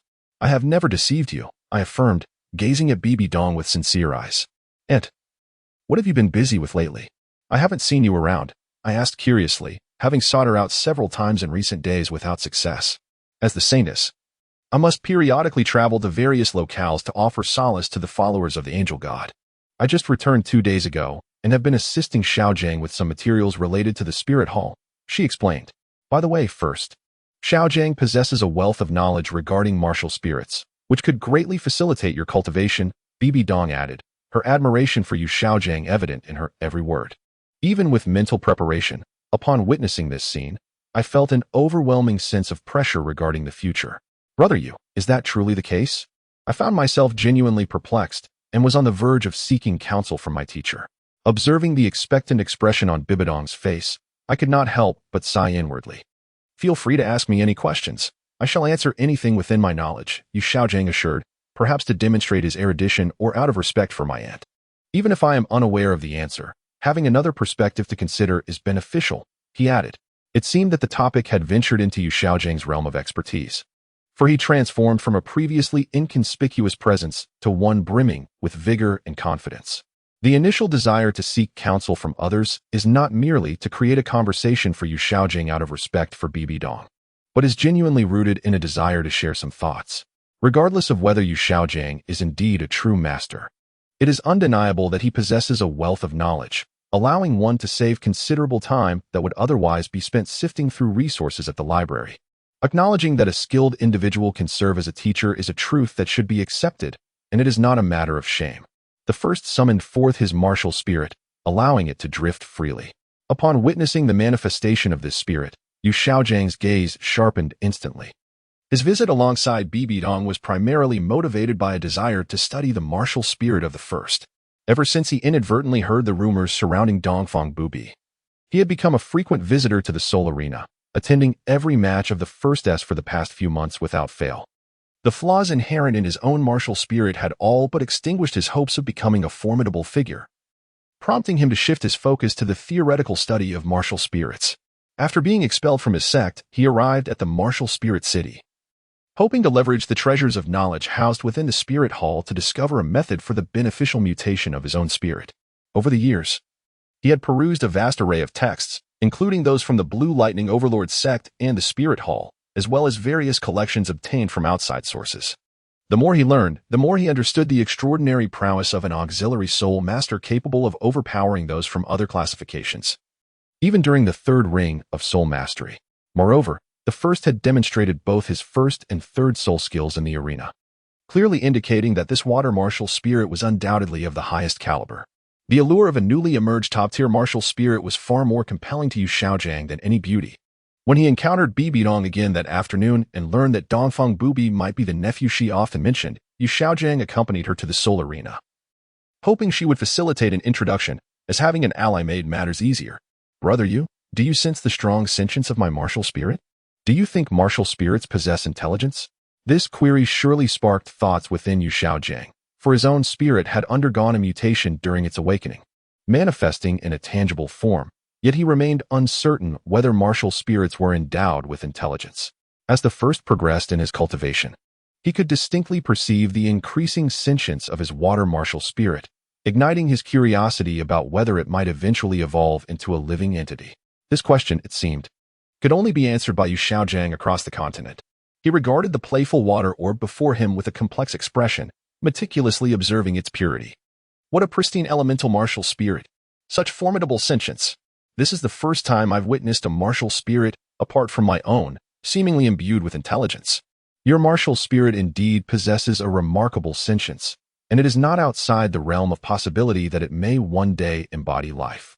To my mind, martial spirits are alive. They inherit traits, and I even believe our ancestors exist within us through our martial spirits.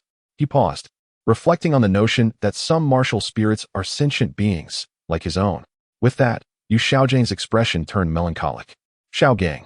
One cannot choose their martial spirit at the time of awakening, Bibidong comforted him. I know, he replied. Come forth, commanded Luo Sanpao, his expression shifting with intensity.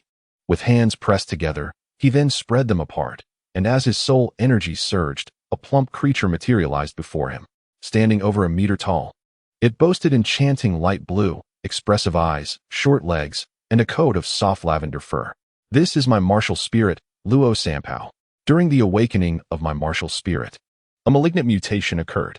Although it is a beast-type martial spirit, it possesses a corporeal form akin to that of an artifact martial spirit. Yet its innate soul power is merely at half a rank. After speaking, he gazed at his martial spirit, a complex expression crossing his face. Luo Sanpao exhibited a rudimentary intelligence, capable of comprehending simple commands, and after the demonstration, it was promptly retracted. At this moment, Yu Xiaojiang found himself engulfed in a period of self-doubt, fearing the disdain of others. Were it not for the influence of his aunt, he might never have showcased the prowess of Luo Sanpao before me. Brother Yu, have you ever contemplated the notion that a martial soul could evolve in tandem with the growth of its wielder, thereby fostering its own enhancement? The first could not restrain himself from inquiring. Yu Xiaojiang was momentarily taken aback, a flicker of excitement crossing his features, only to be swiftly supplanted by a profound sense of despondency. It is one thing to speak of such possibilities. However, the practical implementation eludes comprehension. While soul masters grow stronger as they accumulate soul rings to augment their martial souls, the concept of reciprocation, wherein the martial soul fortifies itself through the strength of its master, seems nearly insurmountable. In the end, Yu Xiaojiang gazed fervently at the youth before him, contemplating the remarkable potential of an auxiliary system soul master. Could it be? The first and Bibi Dong exchanged glances, both reflecting a shared sense of joy. From a young age, one has exhibited remarkable intelligence, possibly possessing a means to resolve Xiaojiang's martial spirit dilemma. I believe an individual's strength is determined by three core elements: vitality, spirit, and the purity of soul power. To simplify, one could say it encompasses a robust physique, a profound soul, and potent, refined soul energy. This perspective, shared by the first, underscores the importance of enhancing the body through rigorous training, purifying soul power via meditation, and comprehending the essence of sword intent and fist intent to elevate the soul. Upon reaching a certain threshold, these improvements will, in turn, reverberate back to the martial spirit. This conclusion, drawn from the first's personal experience of witnessing increasing sentience within their own martial spirit, is not intended to deceive Xiaojiang. Is it conceivable that your Luo Sanpao is not a malignant mutation, but rather a reflection of your inability to furnish your martial spirit with sufficient resources for evolution, thereby causing its development to stagnate after only a modest advancement? At first glance at Yu Xiaojiang, without granting him a moment to ponder, he immediately inquired. Chapter 35, Thoughts? How can you say such a thing? Xiaojiang exclaimed. Don't mind him. Bibiong hurriedly explained to Yu Xiaojiang. He means no harm. Then, what specifically must be done for a martial spirit to evolve? Yu Xiaojiang trembled as he spoke. Yet internally, he was incessantly questioning himself. Had he truly hindered the evolution of Luo Sanpao? Was it not Luo Sanpao who had impeded his own cultivation? For years, he had harbored disdain for his martial spirit, never anticipating that one day someone would reveal to him that it was not the martial spirit itself that was inadequate, but rather his own shortcomings. How could Yu Xiaojiang come to terms with such a notion? There are no worthless martial spirits, only inept soul masters.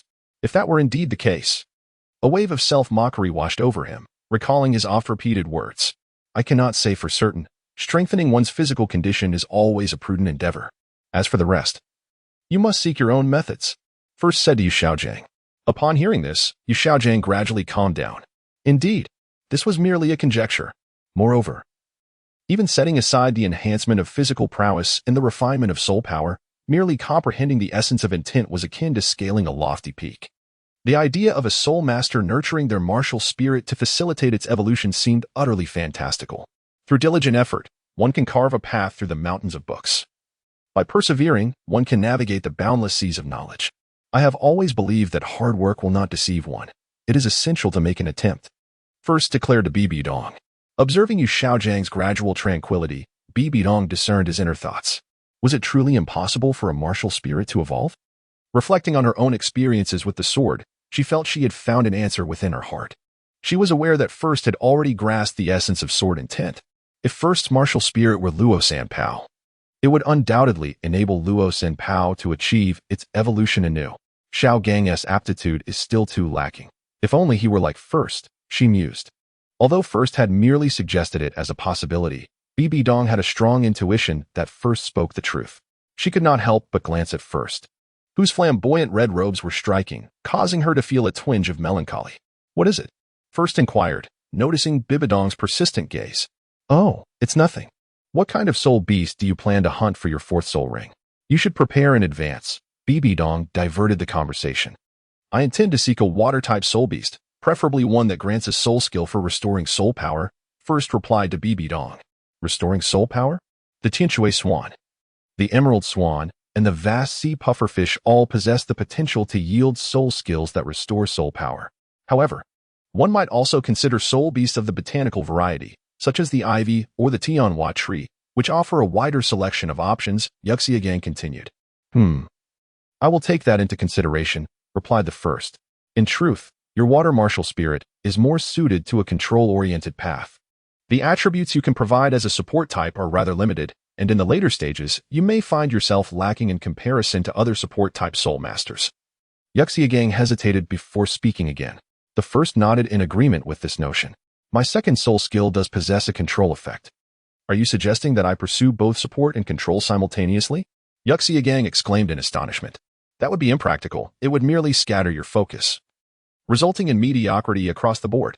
Yuxiagang refuted. I have my own plans. The first declared resolutely. In reality, the first second soul skill was merely an experiment, an endeavor to master the 3 states of water. Although it did not achieve complete success, it yielded some results. Thanks to the chilling essence of the Tianshan heart method, his second soul skill acquired an ice attribute. This realization led the first to understand that soul power is fundamentally paramount. There may yet arise opportunities to control the states of water, ice, and gas.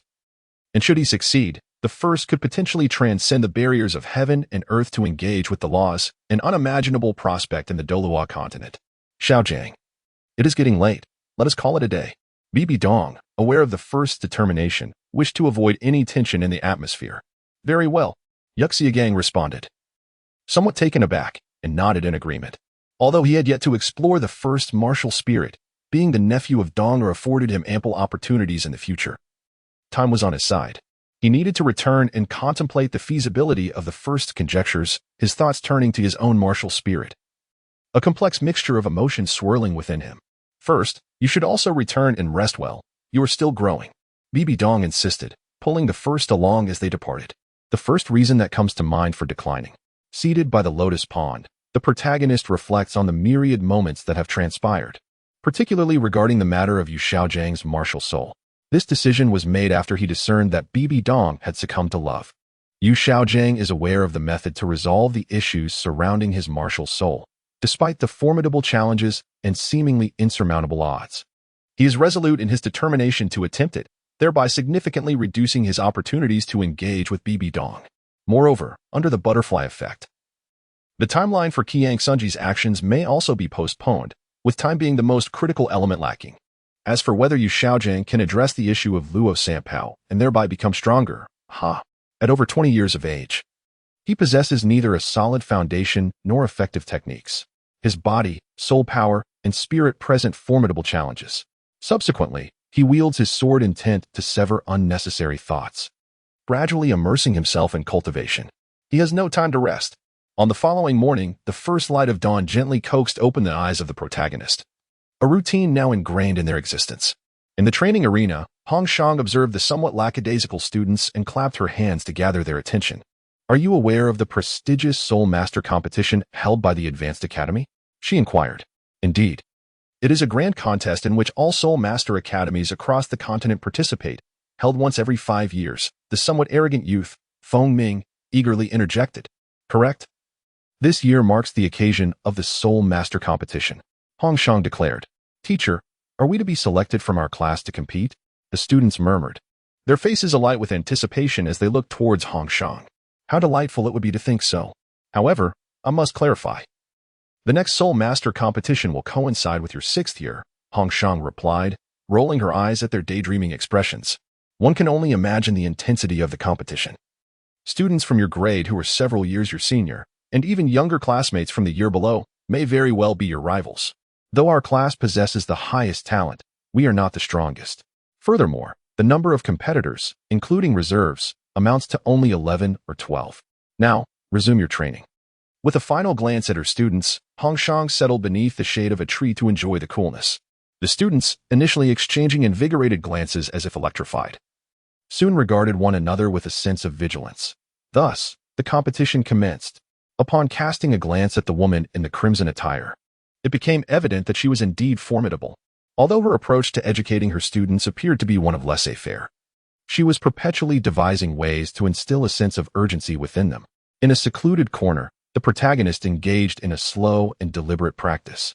At times, he honed his palm techniques. At other moments, he focused on swordplay and occasionally shifted to the art of the blade. He even retrieved a copper soul coin, tossing it towards a distant tree trunk, executing a technique known as rain of flowers showering gold. one of the signature skills of the elusive Master Wu. Unfortunately, he was merely at the threshold of mastery. This endeavor was a means for him to compensate for his lack of long-range offensive capabilities, as he was reluctant to augment his water martial soul with attack-oriented soul skills for the time being. After all, acquiring numerous techniques only enhances one's prowess, provided it does not impede the progression of other martial arts. As the future of the Spirit Hall, Hongshan could not afford to overlook the protagonist, who, despite being classified as a support type, was stubbornly aspiring to become a battle spirit master. Initially, Hongshan attempted to dissuade him, but the protagonist, armed with an array of peculiar rationalizations, insisted that he lacked a sense of security, found his teammates unreliable, and believed that the best form of support was to personally vanquish the adversary. Though these arguments bore an air of logic, they were devoid of practical application, after all. How many support characters possess physical attributes akin to his? Eventually, it came to light that the protagonist had been frequenting the battle arena each night, emerging as a rising star in the competitions. After witnessing several of his matches, Hongshan decided to cease her intervention. It was high time for these young ones to experience the world. Reflecting on the fact that the protagonist had been engaged in real combat for several months, Hongshan mused internally. Noting the waning daylight, she summoned the group. From the following day, they would embark on practical training, with the objective of obtaining the Silver Battle Spirit Badge at the arena. Each member was required to participate in a match daily, whether solo or in teams, with the sole exception of the protagonist. Without waiting for their reactions, she dismissed them and departed. "Class leader, have you perhaps bribed the teacher?" inquired Xiangmu. Indeed. The training has been quite rigorous for us, yet the teacher shows remarkable leniency towards you. I harbor serious doubts that our class leader has offered the teacher something," they murmured, as the building began to lean slightly askew. The first to speak said, "Consider this. Is it possible that I am simply too formidable, leaving my teacher with little to impart? Yet, could this secret truly remain hidden?" Gazing towards the setting sun on the horizon, a subtle smile graced his lips, and his heart brimmed with anticipation. "You?" remarked a supportive figure, the wind elementalist, as he opened his mouth to mock, only to be struck by the sudden realization of the extraordinary physical prowess possessed by the first. Could it be that this individual is indeed too powerful? Chapter 36. Astonishment. Due to the excessive number of students in one class, Hongshan divided everyone into two groups, one for the afternoon and the other for the evening, each to engage in practical combat at the Seoul Arena. As dusk approached, Feng Ming, Yuing, and Shun Mingxi, part of the second team, arrived at the entrance of the Seoul Arena, marveling at the majestic iron pillars before them. Although nearly a semester had passed since the start of school, this was their first visit, and they stood by, gazing in wonder. As Feng Ming and Ming Chen emerged from the entrance, they were greeted by the excited shouts of Tian Tian, a member of the first team, known for her sweet appearance and elemental staff spirit. "So, what is the feeling of combat? Did you win?" inquired Yuing, the wielder of the Overlord Spear, her battle spirit evident in her eager questioning. "Why not try it for yourselves and find out? Guess who we encountered?" Tian Tian and her teammates exchanged words, deliberately avoiding the main topic while wearing expressions of astonishment and curiosity as they gazed at Shun Mingxi and Feng Ming. "Could it be the unparalleled Dongfang Bubi?" Shun Mingxi exclaimed, her face lighting up with excitement. "Pfft," Feng Ming scoffed. The members of the first team were clearly focused on the interaction between Feng Ming and Shun Mingxi.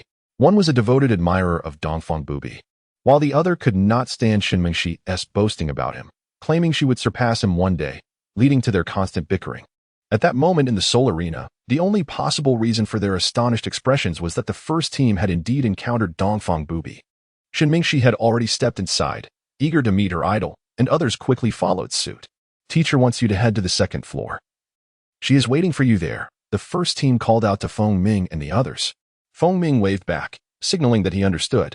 Although Shun Mingxi was eager to see her idol, she had learned over the past few months that Hongshan's magical might was not to be trifled with. Following the others to the second floor, they complied with the teacher's arrangements. Once reunited with everyone, Hongshan began to explain the rules of combat and assisted them in obtaining their combat badges, holding the iron combat badge in his hand. Feng Ming looked up and asked, "Teacher, what level is Dongfang Bubi? Is his strength truly formidable?" The group of students, poised to sign up, involuntarily halted their steps. Having heard the name Dongfang Bubi so often due to Feng Ming and Shun Mingchen, they were eager to discern their teacher's assessment of this figure. It was not merely a question of strength, as Hong Shang pondered thoughtfully. It was indeed quite astonishing.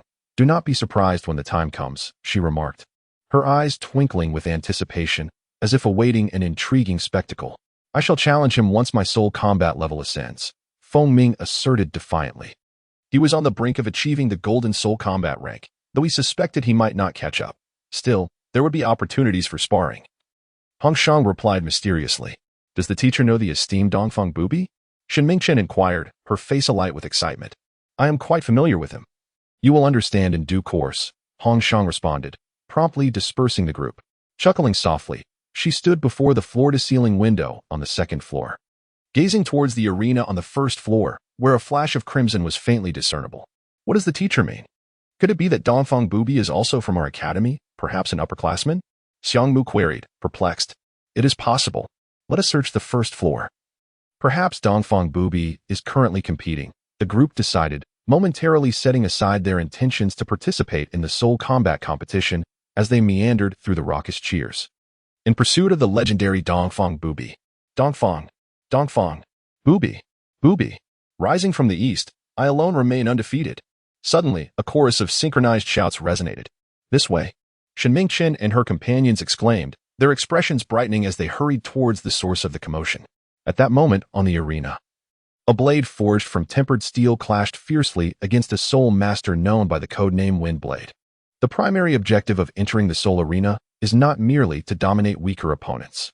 In a situation where one has exhausted all challenges among peers, one must embark on the path of transcending ranks. This pertains to a level 43 agile attack type soul master, wielding the spirit of the Azure Windblade, a weapon discussed in the lectures of Master Li Muhan. The Azure Windblade is a prestigious spirit, characterized by its ability to harness the forces of wind, thereby enhancing the speed of the wielder's strikes. While the enhancements provided by the Azure Windblade may appear singular, they should not be underestimated. The age-old adage, among all martial arts, speed is invincible, has been heard countless times, hence the need for utmost vigilance. The first two soul abilities of the Wind Blade amplify the user's physical speed, while the third ability imbues the weapon with wind attribute attacks. The fourth soul skill is a technique of instantaneous advancement, allowing one to evade being targeted by control-type soul masters. This time, the adversary encountered is the most formidable opponent faced since arriving in the Soul Master City for the soul fighting competition. Initially, I embraced the purpose of honing my swordsmanship. Hence, I refrained from employing any palm techniques and solely relied on the blood blade technique to engage in battle. The first practitioner of the carefree movement technique does not lag behind the wind blade in terms of speed. However, the speed at which the wind blade wields its knife is evidently superior to that of the first. The first practitioner exhibited an enigmatic sword technique, initially managing to barely withstand the opponent's onslaught, yet feelings of elation continuously surfaced within. He could distinctly perceive that his swordsmanship was advancing at a remarkable pace. Clang, clang, clang. The blades of the two combatants clashed fervently within the arena, sparks flying in all directions. The battleground bore the marks of their fierce engagement. This duel had persisted for half an hour, and both participants were slightly breathless. The Windblade had never anticipated that what he deemed a straightforward contest would transform into an overtime battle. At the outset of the duel, upon observing that his adversary wielded a weapon that was not a sword spirit, he felt nothing but disdain for the audacity to challenge him in swordplay. Though he initially suppressed his opponent with ease, he was taken aback when the adversary, employing a peculiar sword style, managed to deflect his attacks. Furthermore, the opponent's rate of progress was astonishing. From a point where he could easily dominate without utilizing spirit abilities, he now found that even with all his powers unleashed, he could merely maintain a slight upper hand. As time elapsed, the opponent's swordsmanship grew increasingly incisive, with the angles of attack becoming ever more unpredictable. A reduction in defensive postures juxtaposed with an escalation in offensive maneuvers. At this moment, the Wind Blade was utterly focused on deciphering the opponent's sword techniques. Not daring to relax in the slightest, beads of sweat the size of mung beans clung to his brow, with no time to spare or inclination to disregard them. At this moment, the execution of the sword technique became increasingly fluid, each move seamlessly following the last, leaving no opportunity for the opponent to react. Just as a bead of sweat slid down from the brow of Feng Ren to the corner of his eye. Taking advantage of the instant when Feng Ren's eyes narrowed slightly, first, Adjust the rhythm of your breathing and accelerate abruptly. Strike downward. Slice upward. The tip of the blade twists, deflecting the approaching Qing Feng knife aimed at you. Using the wrist as a pivot, grip the knife in reverse. With each movement, crash, flick, slash, thrust, wipe, sweep. Every technique flows more seamlessly than before. Attack. Attack. Press on with the assault. Retreat. Withdraw. Step back. Step back at every turn. The wind blade struggles to withstand the crimson knife before it. The first blood was often drawn from the most unimaginable places by the time the wind blade sensed it. The tip of the blade was already mere inches from his eyes. 1 strike, 2 strikes, 3 strikes. At last, the defenses lay wide open, unable to withstand the onslaught. The wind blade gazed at the bloodied blade, perilously close to his brow, his breath momentarily stilled. Crack! As the first blade was sheathed, the wind blade felt as though he had been pulled from the depths of water, gasping for air. Wind blade! Wind blade! Who else could rival him? The invincible Dongfang. The sun rises in the east. Only I remain undefeated. The audience below watched the two combatants with fervor, although devoid of extravagant special effects. The contest of speed and pure swordsmanship unveiled a different form of conflict. The two appeared as butterflies dancing upon the edge of their blades. Life and death suspended upon that mere foot of steel, a rare display of fighting spirit. During their duel, it seemed the spectators held their breaths, fearful of disturbing the combatants, their hearts racing with anticipation. Only after the victor was determined did they all rise, chanting the names of the two warriors, having forgotten the stakes they had wagered. They felt their journey had been worthwhile. On the stage, the wind blade looked at the slowly sheathing blade of the first, and after a long pause, uttered a heartfelt thanks. The first bowed politely, exclaiming, "I concede." After stepping down from the arena, he cast a satisfied glance at the Bloodblade's technique, which had now reached a state of seamless integration. Suddenly lifting his gaze, he noticed Feng Ming and others standing dumbfounded beside the stage. With a casual wave of his hand, he chose not to approach them and turned away instead. The sensation of displaying one's prowess before an audience was truly delightful. He nodded at the esteemed teacher Hongshang on the second floor before departing from the Colosseum. First, I headed to the blacksmith shop of the Houghton sect to leave the blood knife for repairs, as its blade had sustained minor damage from recent clashes, though the edge remained relatively intact. This was indeed a battle of soul masters, which elucidated why their combat style revolved predominantly around their own martial souls. The enhancement provided by weapons pales in comparison to that of martial souls. Subsequently, I arrived at a jade processing factory, where I fondled a light green jade box containing intricately crafted game pieces, each the size of a thumb, divided into black and white hues, polished to a remarkable sheen. Although jade itself is not exorbitantly priced, the quantity I required was substantial, coupled with the need for exquisite quality and perfection.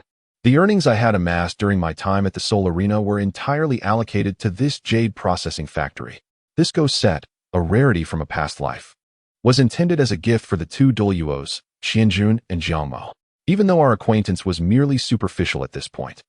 Fostering connections through such gestures would surely yield fruitful relationships in the future. Chapter 37. The gift the weekend had arrived. During this period, apart from managing the enthusiastic classmates, I continued my training in a methodical manner. With no classes today, I engaged in some basic exercises, and after freshening up, I donned a clean set of clothes, preparing to strengthen my connections with the two titled Douluos. Before me stood the boundaries of the Spirit Hall, where idlers were met with a firm stance. Two individuals, around 25 or 26 years of age, clad in the ceremonial silver armor of the Spirit Hall, crossed their long spears before me. "I seek the titled Douluos, Qianjun and Jiangma," I announced, extending my token towards them. The two withdrew their weapons, exchanging glances, and one stepped forward, respectfully taking the token to inspect it closely. After a moment of scrutiny, he slightly bowed and returned the token to me. It was merely a token. This incident underscored the esteemed status of titled Douluos in the eyes of the populace. "Esteemed sir, the titled Douluos Qianjun and Jiangma are likely near the treasure pavilion on the western side of the Holy Mountain. Please proceed this way," one of them indicated, guiding me with a gesture. "Thank you, gentlemen," I replied with a respectful salute and followed the direction indicated by the guard. The two guards of the Spirit Hall stood resolutely, their postures as straight as statues, their gazes fixed ahead. They embodied the visage of the Spirit Hall. On the last occasion, I accompanied Bibi Dong, merely trailing behind without daring to observe my surroundings closely. This time, as I tread upon the marble floor, I advanced slowly, taking in the architectural arrangement and the selection of flora that are evidently the result of meticulous craftsmanship. From a localized perspective, one can behold a series of picturesque scenes, while from a broader viewpoint, a distinct charm emerges. The entirety of the sacred mountain appears sparsely populated. Along the way, I encounter very few individuals, and those I do chance upon exhibit calm expressions and hurried steps, merely casting a curious glance in my direction without further acknowledgement. Before long, I arrive at the entrance of the treasure pavilion. During my previous visit, the flora was in full bloom, yet now it reveals a hint of withering. On the platform where I last beheld them, two titled Douluos remain engaged in their tea-drinking and contemplative musings. It seems as though the seasons hasten by and time cycles on, yet these two have remained constant in this world. They were just discussing you, wondering why you haven't sought us out after all this time, and speculating whether you had lost interest in that ancient whale resin. Upon noticing me, Qianjun Douluo's expression shifted slightly, and he playfully jested. "You truly cannot resist being mentioned," exclaimed Jiangma beside him. Having met these esteemed elders before, I offered a slight bow in respect. We are not yet so familiar. They possess the standing to jest, while I must adhere to decorum. Well, there are no outsiders here. Jiangma gestured for me to approach. Just now, my brother and I were discussing you when you arrived. Surely, you didn't time your visit to coincide with my brother's return with the ancient whale resin. Jiangma teased. How could that be?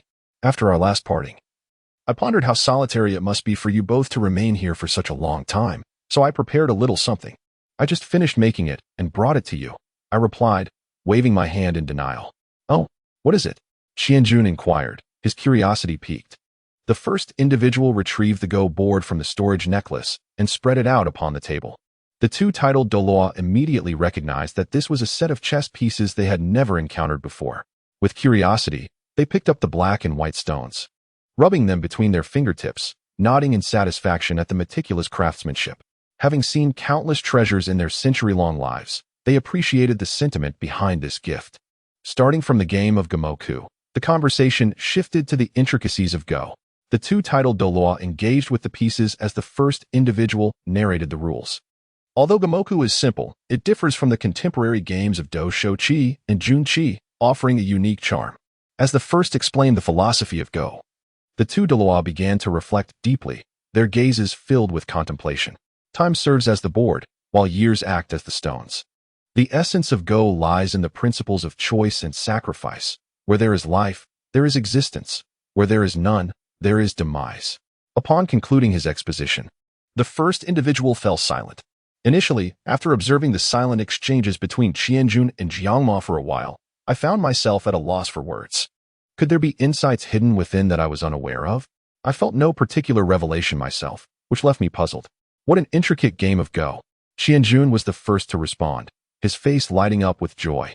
The beauty of Go lies in its boundless variations. The game mirrors the complexities of life, serving as a profound medium for tempering the heart and mind. Jiangma, too, was roused from his reverie. At the first sight, he promptly remarked, "This game of Go was created by our ancestors to cultivate one's state of mind and to gain insights into life. However, as our family gradually fell into decline, the significance of Go diminished for us, relegated merely to a form of leisure. The words I just spoke are those bequeathed by our forebears. I perceive that both esteemed elders have little to occupy their time. Thus, engaging in Go could serve as a delightful diversion." The first borrowed a rod and promptly began to ascend. Although he had not yet gleaned any insights, perhaps others had experienced something profound, especially considering their century-long existence. Rich with experience. Excellent. This is indeed a remarkable opportunity. It may even allow one to ascend to greater heights. Indeed, the first level is a formidable chasm. Your ancestors must be extraordinary, and their cultivation might not pale in comparison to ours. The two echoed in agreement. We, as brothers, are grateful for your kindness. There is no need for formalities, just call us old masters. Qianjun's face radiated joy, as if a breakthrough in cultivation was imminent. Then I shall henceforth refer to you both as old masters, the first said, scratching his head in a naive manner. It was unexpected how effortlessly bonds had been forged. With further interactions, there was great potential for growth. Come, have a seat. Jiang Yimo gestured towards the adjacent chair.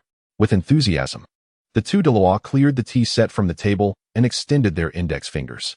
A faint golden soul power flickered at their fingertips as they deftly maneuvered. forming a chessboard that slowly emerged on the surface of the table. The stone of this table was sourced from the farthest northern lands, a vein of icy ore that produced several slabs of cold stone. Its texture was exceedingly hard. Only a soul saint could barely leave a mark upon it. Yet, under the deft touch of the two titled Douluo, it appeared as effortless as slicing through thin ice.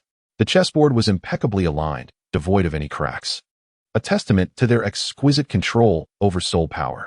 If I wish to achieve their level of mastery, I must cultivate the sun finger to at least the 4th rank. The first mused inwardly. Upon reaching the rank of titled Douluo, I must find ways to enhance my mental strength, begin to control the soul power within, and develop a profound understanding of my martial soul, as this is crucial for cultivation beyond level 95. Indeed, a soul master's achievements are determined by their shortcomings. Being young, one must lay a solid foundation and avoid the temptation of shortcuts. The two titled Douluo looked at the first with increasing fondness, treating him as one of their own, and began to share some secrets regarding cultivation beyond level 95. A towering edifice is built upon a solid foundation. I wholeheartedly agree with this sentiment. Hey, you seem quite cultured, Qianjun remarked, amused by the first's earnest demeanor. Hee, it's merely due to my extensive reading. The first chuckled. Qianjun and Jiang Mo, the two titled Douluo, commenced their game, while the first sat beside them, serving tea and water, and offering reminders whenever they touched upon the rules. Throughout the afternoon, he witnessed the transformation of two novice players into elite chess masters. The art of Go is indeed vast and profound. Jiang Mo exhaled deeply, and the contrasting shades of black and white at his fingertips represented the myriad colors of the world's evolution. After a game, the two players set down their pieces, exchanging a glance that spoke of a profound debt of gratitude. In just one afternoon, they had drawn upon a century's worth of experiences as fuel for their intellectual fire. Using the chessboard as a medium for transformation, they could now sense the bottleneck at the 96th level. Within a year or two, their soul power would surely advance further.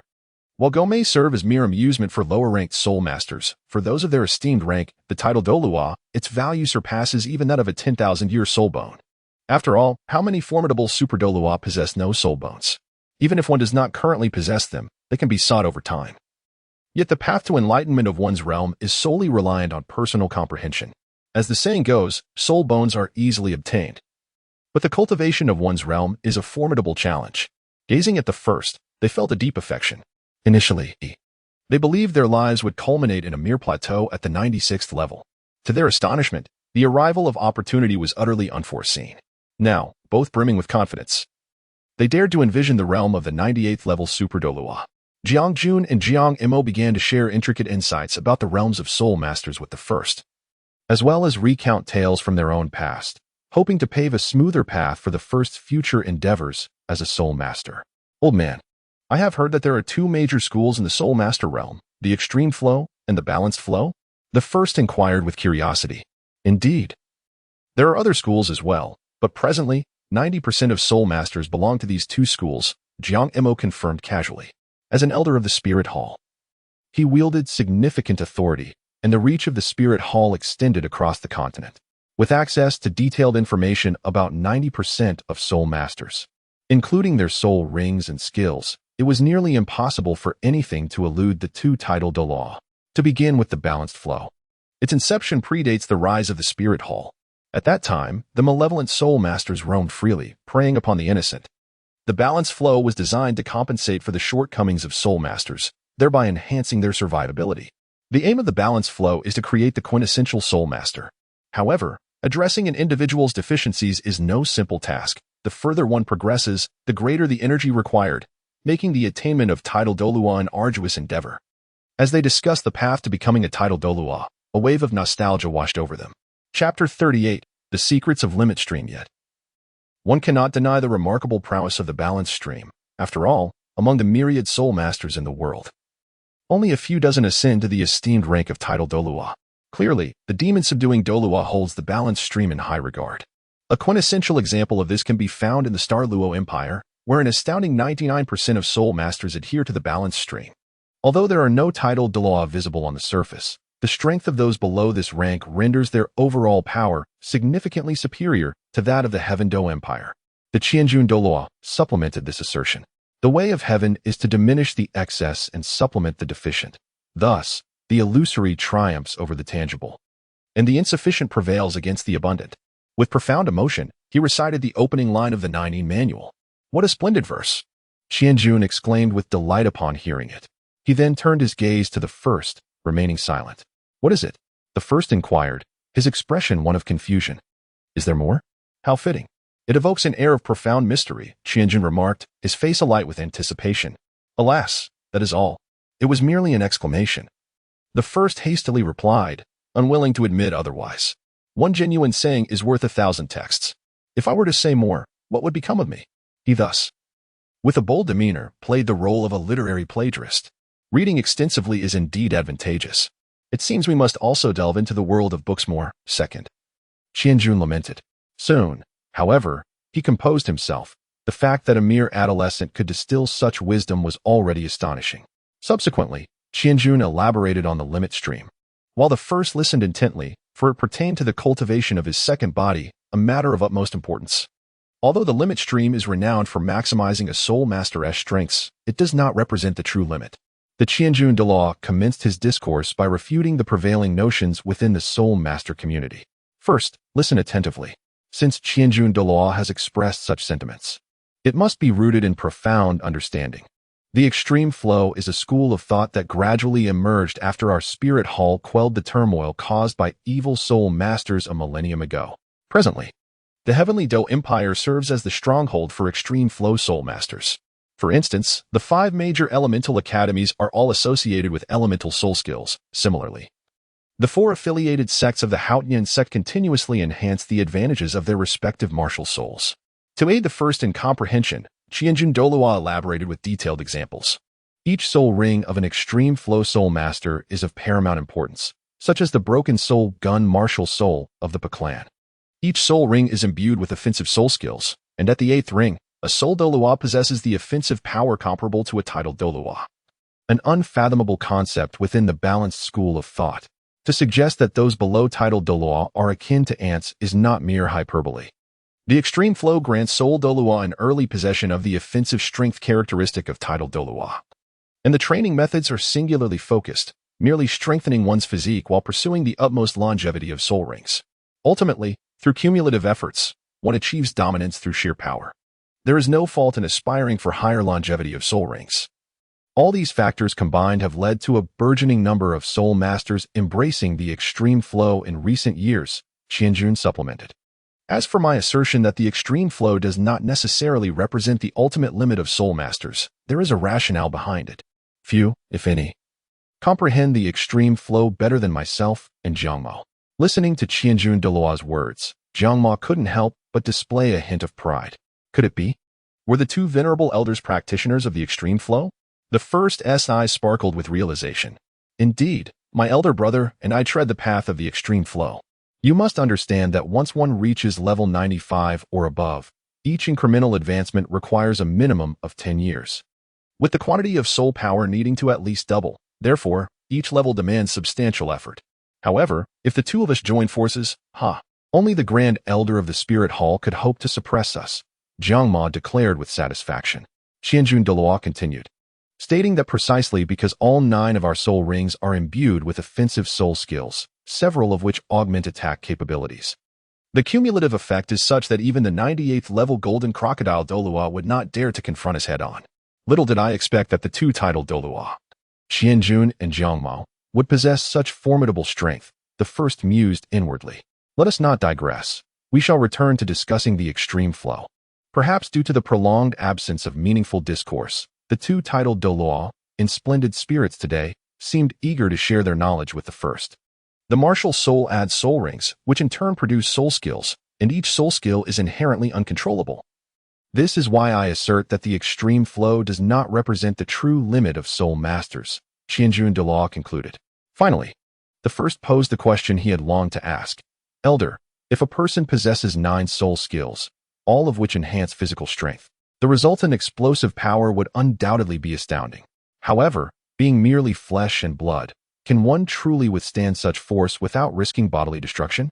For others, the soul abilities they generate may be uncontrollable. However, this is not a concern for the first. Even Tang San, in later times, did not possess all enhancement-type skills with his second martial soul, the heart.I hammer. He merely unleashed the power of his 9 soul rings in conjunction with his own soul power through the great Sumera hammer, aiming to overpower his adversaries with sheer force.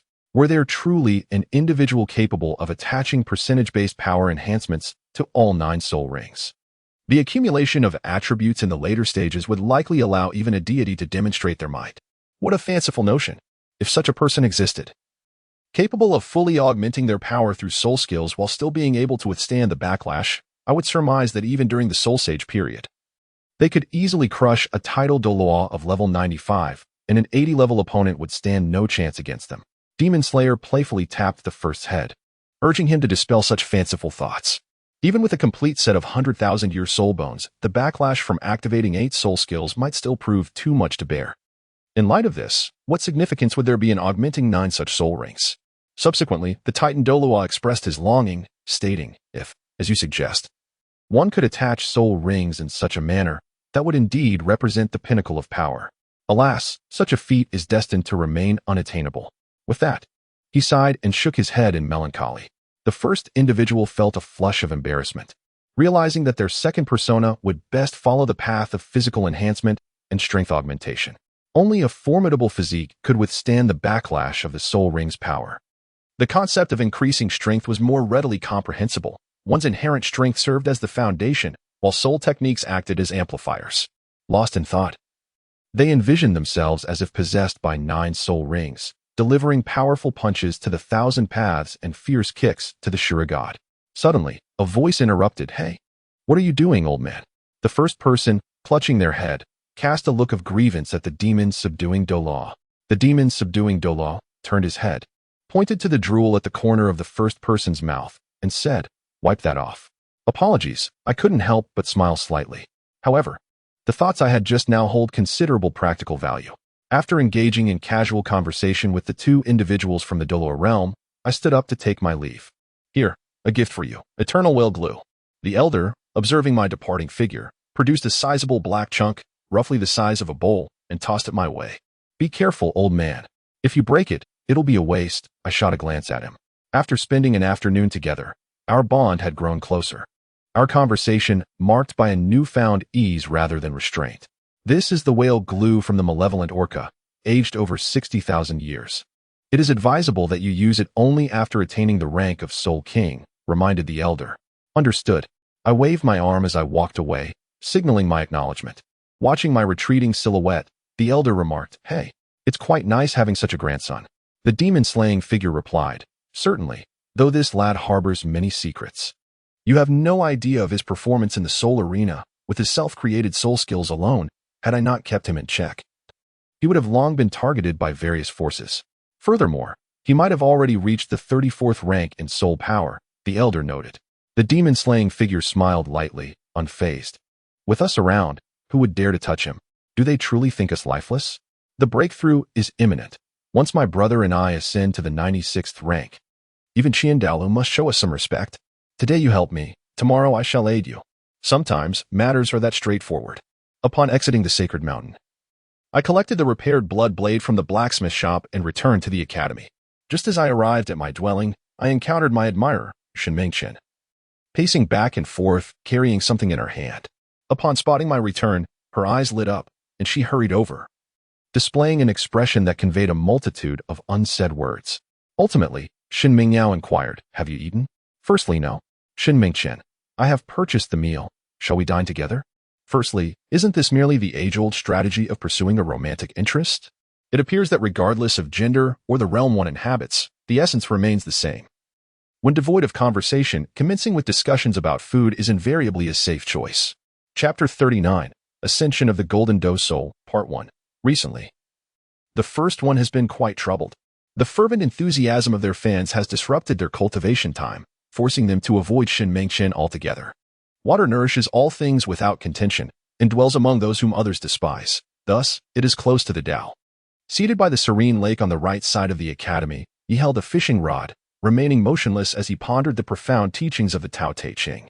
Each recitation bestowed upon him new insights, elusive and ineffable, as if his soul were undergoing a purification. As he reeled in the line, a splendid koi broke the surface of the water. Observing the struggling fish in his grasp, he sighed deeply and released it back into the lake, watching as it swiftly darted towards the depths. A cascade of emotions surged within him. Only the strong possess the authority to dictate the fates of others. He resolved not to be a fish awaiting liberation, but to become a fisherman who commands the destiny of the shoal. Stowing away his fishing gear, he donned a sword at his waist and turned towards the arena of soul battles. In the afternoon, a duel awaited him there. The melancholic youth had faded away, leaving behind only an emerging swordsman.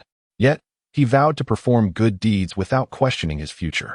In room 003 of the arena, the overseer responsible for the soul arena was briefing a young man, likely in his mid-20s, about the formidable Dongfang Bubi. Dongfang Bubi. What an audacious claim. The young man scoffed, gripping the documents in his hands, although a serious expression lingered in his eyes. Indeed, travel broadens the mind. He never anticipated that a spontaneous journey would lead him to such intriguing developments. When did even the support classes become this formidable? Studying the detailed information purchased from the arena's administrator, he knew the data was reliable, yet he summoned the individual for further inquiries, feeling a shiver run through him. Meanwhile, in room 004, Xiao Gang expressed his concerns. Do you think the first can win? I don't know, Bai Dong replied anxiously. This time, the first opponent is a level 49 soul master with the inked jade turtle martial soul, boasting extraordinary defensive capabilities. If the first can penetrate his defense, victory is attainable. Xiao Gang analyzed. Though the superficial data suggested a loss for the first, his inner thoughts contradicted that notion. Moreover, you should be quite familiar with this contestant, as he was an opponent in the previous Soul Master competition and likely possesses even more insights. Xiao Gang countered. Though the first participant boasts an impeccable record, having never tasted defeat in numerous competitions, it is not merely their formidable physical prowess that sets them apart, but rather their astonishing close combat skills. If the opponent were to adopt a purely defensive stance, would the first participant truly emerge victorious? Such a prospect seems exceedingly unlikely. However, Yu Xiaojiang refrained from voicing these thoughts. Firstly, articulating them in front of Bibi Dong would be inappropriate, and secondly, he genuinely could not fathom the true nature of the first participant. In his theoretical framework, the hierarchical structure of soul masters is rigid, rendering it nearly impossible for one to triumph over an opponent of a higher rank under normal circumstances. Yet, the emergence of the first participant shattered this understanding, leaving him perplexed about the underlying issue. A 30-some level support-type soul master defeating a soul master wielding 4 soul skills, such a notion would have been unthinkable in the past. Yu Xiaojiang found it impossible to discern the limits of the first participant's potential. They exhibited an uncanny ability to conceal their true capabilities. Just when others believed they had reached their zenith, they would unveil something entirely new. If anyone possessed knowledge of the first participant's genuine strength, it would undoubtedly be Bibi Dong. He had previously sought her insight, only to be met with her evasive responses. This only heightened his curiosity. Could it be related to soul bones? The possibility seemed substantial. Yu Xiaojiang continued his analysis, and from that moment on, he recognized that the first participant's strength was far from ordinary. Today, he thought, let me witness what other hidden cards you possess.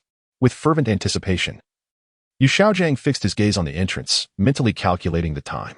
Bibi Dong, however, felt a twinge of concern as she glanced toward the entrance of the arena. She was well aware of the identity of the first participant's adversary, Shi Xian. Renowned across the continent for the Shi family S branch known for the black jade turtle martial spirit. Not only was their defensive capability exceptional, but they also exhibited remarkable resistance to abnormal attributes, coupled with commendable offensive power. Shi Xian had been the vice-captain of the Tiando Royal Academy team in the previous Soul Master competition, leaving a lasting impression with their steadfast, defensive style. In truth, Bibi Dong remained uncertain about the true strength of the first participant. She simply felt that the first participant grew increasingly formidable with each passing day. However, she could not articulate the specifics of that prowess. Presently, she harbored a hope that the first participant possessed other means unknown to her, as long as they refrained from employing sword intent.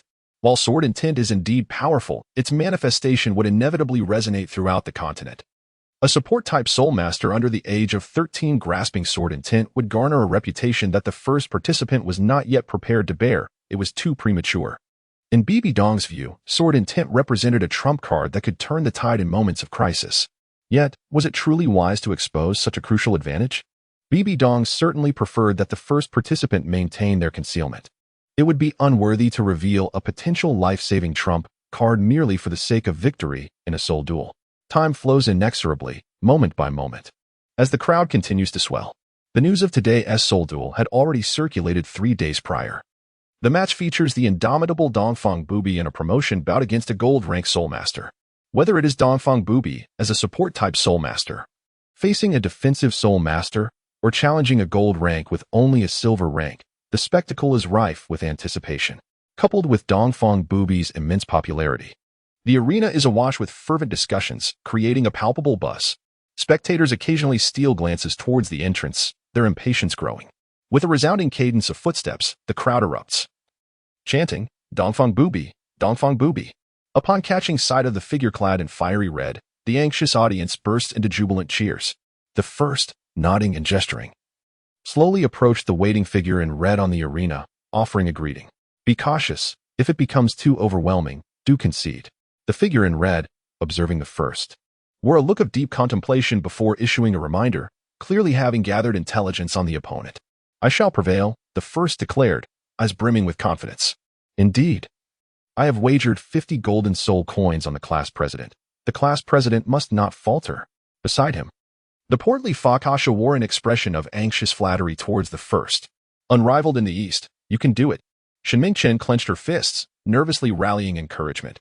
At first, she was momentarily taken aback, but soon comprehended that this was the most steadfast support from her fans.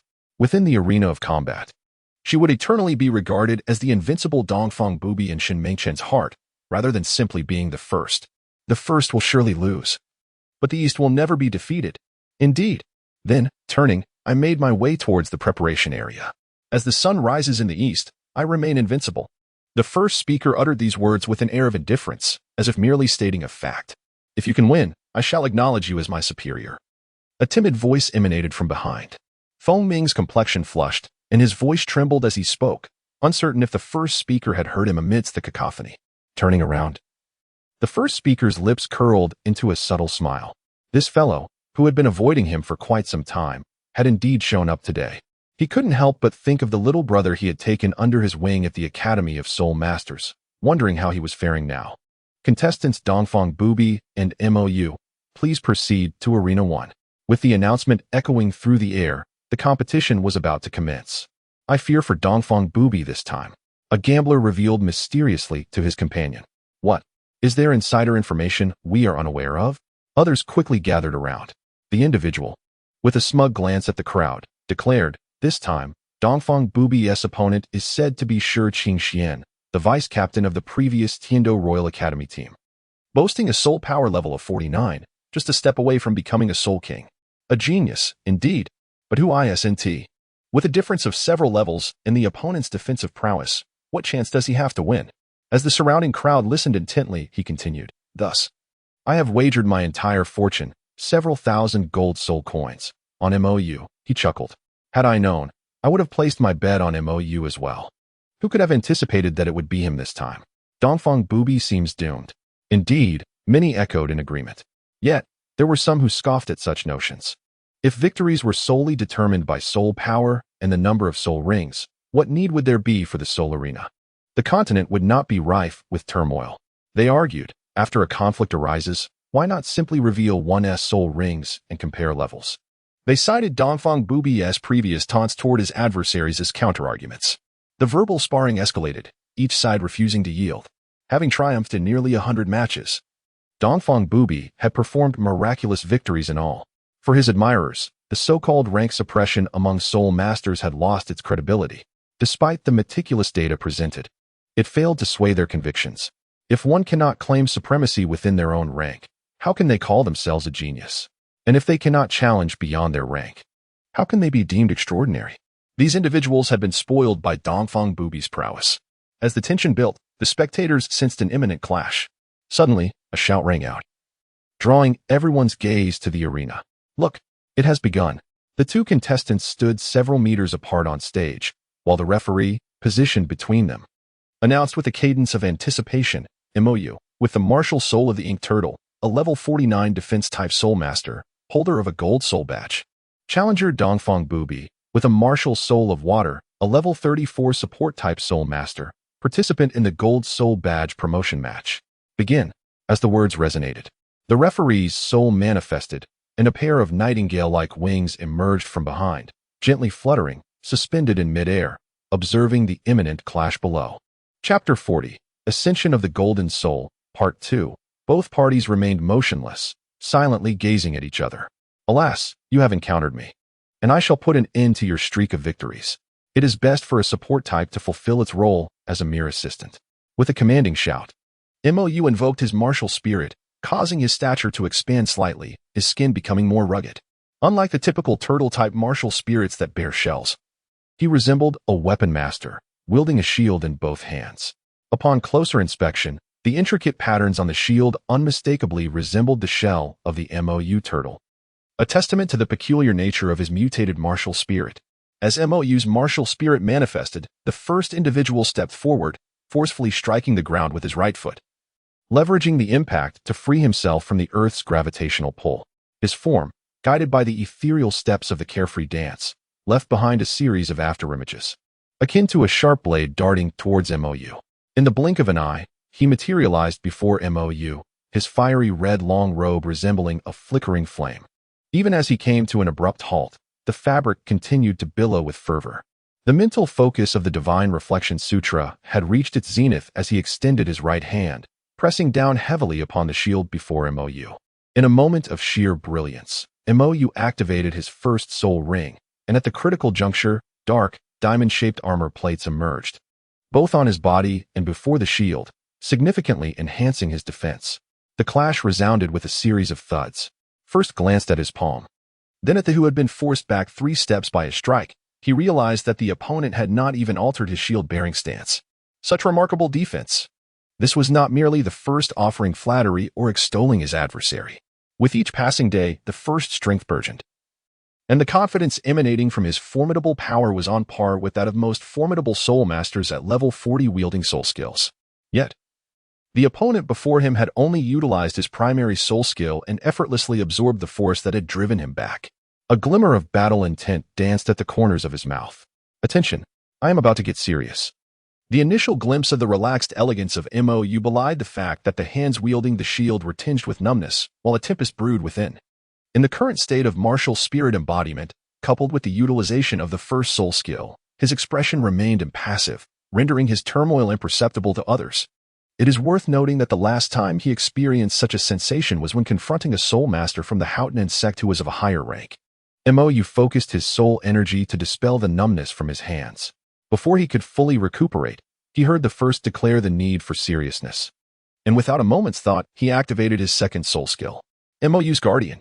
With a resounding clap, a layer of inky shield enveloped Mo entirely, only to be met with a cacophony of sound, like rain upon banana leaves, echoing throughout the arena. At this moment, in the eyes of the first, a hexagram domain centered around Mo slowly materialized. With a deft footwork, he maneuvered from the position of Qian to Zhun, transitioning from Li to Dui, increasing his speed with each step. To the majority of the audience, the first speed appeared to reach its zenith, blurring the senses until he seemed to split into 2, then 4, and finally 8. 8 manifestations of the first surrounded Mo, each employing diverse techniques to assail the shield generated by Mo's second soul skill. Gasps of astonishment rippled through the crowd. They had never witnessed a soul master achieve such velocity without relying on soul skills. Perhaps a soul sage or a soul emperor could, but that was far beyond their reach. Crack, crack, crack. In less than 3 breaths, the shield generated by the second soul skill emitted sounds of impending collapse. Mo roared. In a moment of urgency, he unleashed his third soul skill. The shield in his grasp radiated a profound black light that surged into the barrier, stabilizing the faltering shield and augmenting its defensive capabilities. Amidst the relentless barrage of palm strikes, sheltered by the protection of the first 3 soul skills, Mo finally exhaled deeply, granting himself a moment to assess the battlefield. Prior to the soul battle, he had gleaned from documents that the first possessed formidable prowess in attack, speed, technique, and even defense. Yet, the true extent of that strength remained elusive. Despite his careful observations, the first might far surpass his expectations.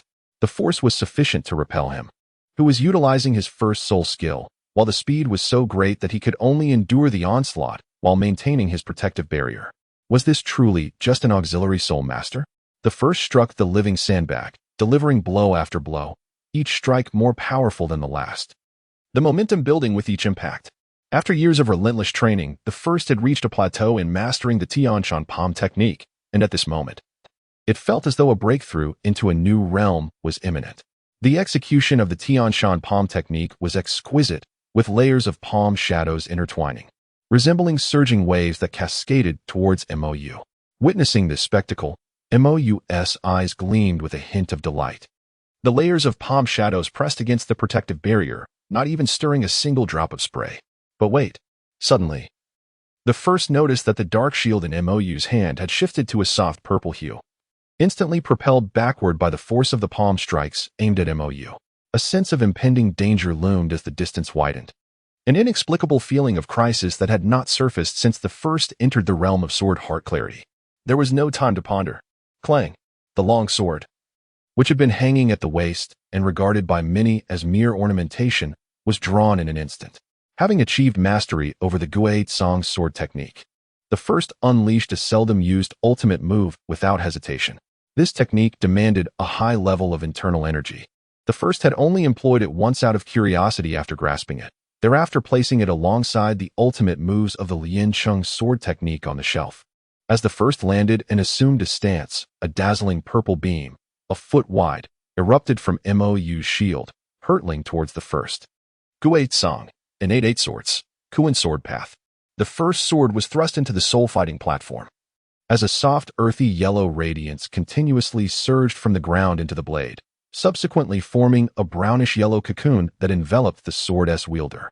The return to origin, the 8 innate swords, designed in harmony with the 8 grand sword arts, encompass a comprehensive repertoire of techniques for offense, defense, control, and support.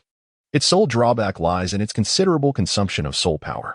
The 8 innate swords, rooted in the 8 sword arts, utilize internal energy as a vessel, forcibly transforming and compressing acquired internal power into innate true energy, thereby invoking the natural forces of heaven and earth to repel adversaries. Even though the first possesses an unparalleled mental technique, the divine illumination scripture, and boasts a cultivation level that far surpasses that of any soul master of the same rank. The use of more than 3 sword techniques leads to exhaustion of soul power. This is a slight improvement over the previously comprehended sword technique. The horizontal sword of 9 fields. Earlier, the gathered crowd witnessed the first gaining the upper hand over Mou due to a speed advantage. Erupting in cheers, the sun rises in the east, only I shall remain undefeated. Yet, amidst this triumph, the first suddenly ceased its assault and retreated swiftly. Before anyone could grasp the situation, a beam of purple light shot forth from the Mou shield. Boom! The first, Shen Mengchen, shouted loudly, her expression still radiant with joy, only to realize the first had been struck by the purple light. The shift from offense to defense occurred too rapidly. A group of classmates rushed to the stage, intent on halting the match. Stop! Hong Chong interposed before the crowd. Stay calm. The first is unharmed. With a level of prowess far exceeding that of the others, Hong Chong had observed the peculiar series of movements executed by the first prior to the purple light's impact. Noticing the earthy yellow glow surrounding the body, she deduced it to be a defensive soul skill.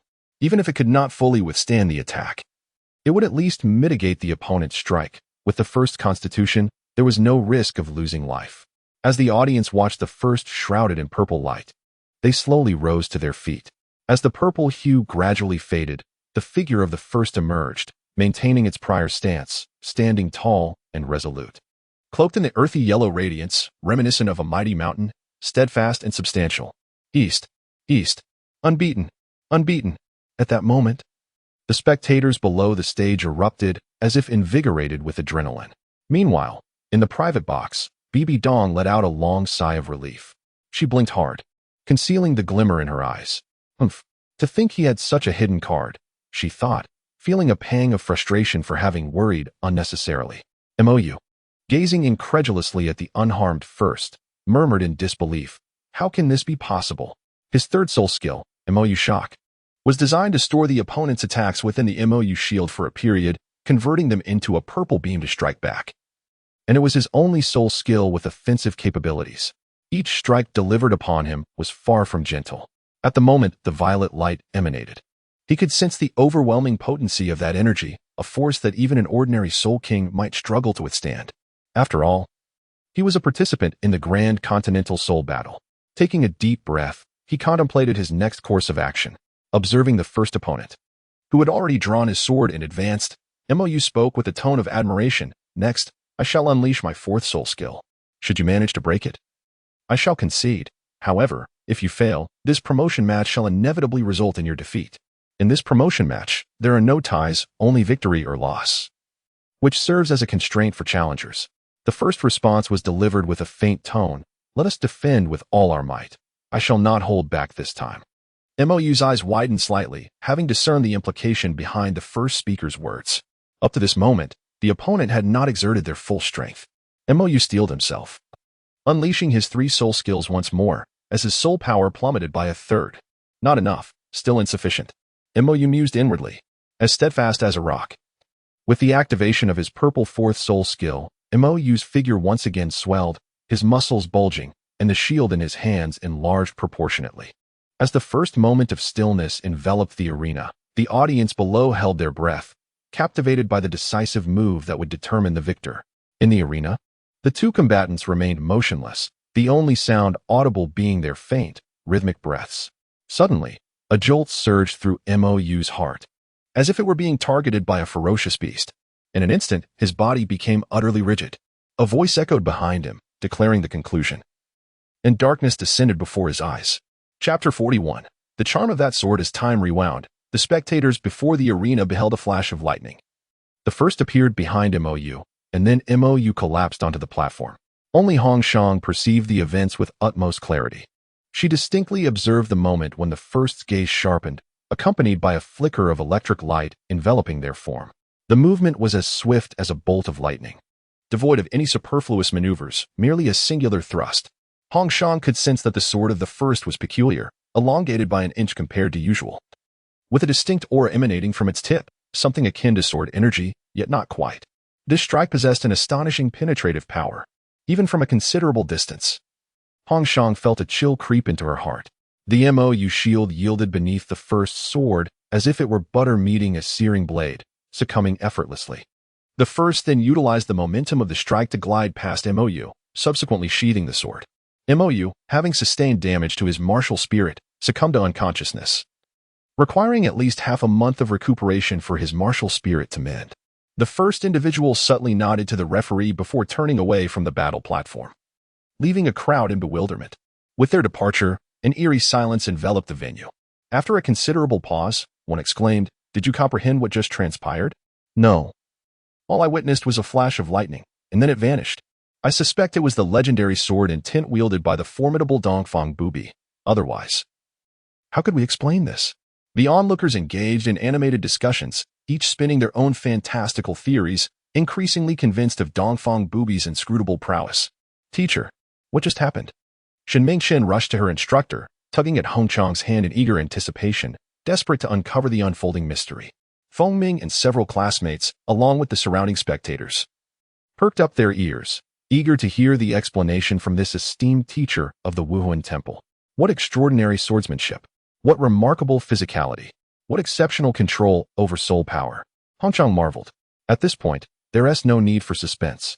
Feng Ming interjected, his face alight with urgency as he urged the teacher to speak swiftly. That strike from Dongfang Bubi must be an exceptionally powerful self-created soul skill, Hong Chang asserted with confidence. "Come on, teacher, get to the crux of the matter." Feng Ming pressed on. "It's apparent to anyone that this is an exceptionally potent self-created soul skill. I haven't finished my explanation yet. Why the haste?" Hong Chang shot Feng Ming a glare. He shrank back, sheepishly smiling, momentarily forgetting that he was addressing the formidable Hong Chang. "This sword technique is exceptionally intricate. My comprehension is limited," she continued without allowing the crowd to interject. "However, at the moment Dongfang Bubi unleashed his attack, I distinctly sensed his speed and power surge to an unfathomable degree. When I mention that Dongfang Bubi possesses a terrifying physique, it is due to this astonishing instantaneous explosion of power, which likely surpasses the amplification offered by the typical 10,000-year soul skills. To endure such strength at merely the 34th level, wouldn't you agree his physique is formidable?" Hong Chang surveyed her audience, falling silent. "Indeed, formidable. likely surpassing most soul ancestors, nodded the seasoned veterans of the battle arena in thoughtful agreement. Teacher, please continue. How is his control over soul power so exceptional? Xiangmu interrupted, foolishly inquiring as Hong Chang paused her narrative. You can ask Teacher Li about that tomorrow, she retorted, casting him a sidelong glance, disinclined to elaborate further. As for the peculiarities surrounding the tip of the sword, there was no need to divulge such details to the crowd. Clearly, you weren't paying attention in class. A self-created soul skill with such a significant amplification, without sufficient soul power control, who could possibly master it? A classmate explained to him. Embarrassed, Xiangmu lowered his head, realizing he had posed a foolish question. As Hong Chang's elucidations gradually circulated, the crowd began to grasp the intensity of their discussions regarding the prowess of the first strike. So, Dongfang Bubi's sword is truly that formidable. Indeed. He typically engages his adversaries with either a blade or his bare hands. Who could have anticipated that he would wield a sword? It is not that the invincible Dongfang Bubi employs a sword, but rather that no one has ever compelled him to draw one, remarked an onlooker with a sigh. In truth, this marks the first occasion in several months that he has faced an opponent wielding a sword. Finding a worthy contender is no simple task. Thankfully, with the presence of Shi Qingxian this time, we have uncovered the depths of Dongfang Bubi's concealed prowess. What about Shi Qingxian? It seems you are still unaware. That MOU is none other than Shi Qingxian, the vice-captain of the Royal Academy's battle team from the day before. In Box 004, Xiao Gang exclaimed, "First place wins." Bibi Dong, watching the initial victory, could no longer conceal her delight, softly cheering as she shared her joy with her companion, Yu Xiaojiang. What is happening? Yu Xiaojiang's expression was one of disbelief. Although the statistics indicated a vast disparity between First and Shi Qingxian, having observed First duels for months, he had always believed victory was possible. Yet, he never anticipated such an effortless triumph. In his mind, he envisioned that First would ultimately rely on his soul bone to turn the tide. But now, where was the soul bone? He merely witnessed First swiftly appearing behind Shi Qingxian, who fell to the ground in an instant. What transpired in between? He could not fathom. However, he recognized that had First employed that technique from the outset, the battle could have concluded in a heartbeat. This was what astounded him most.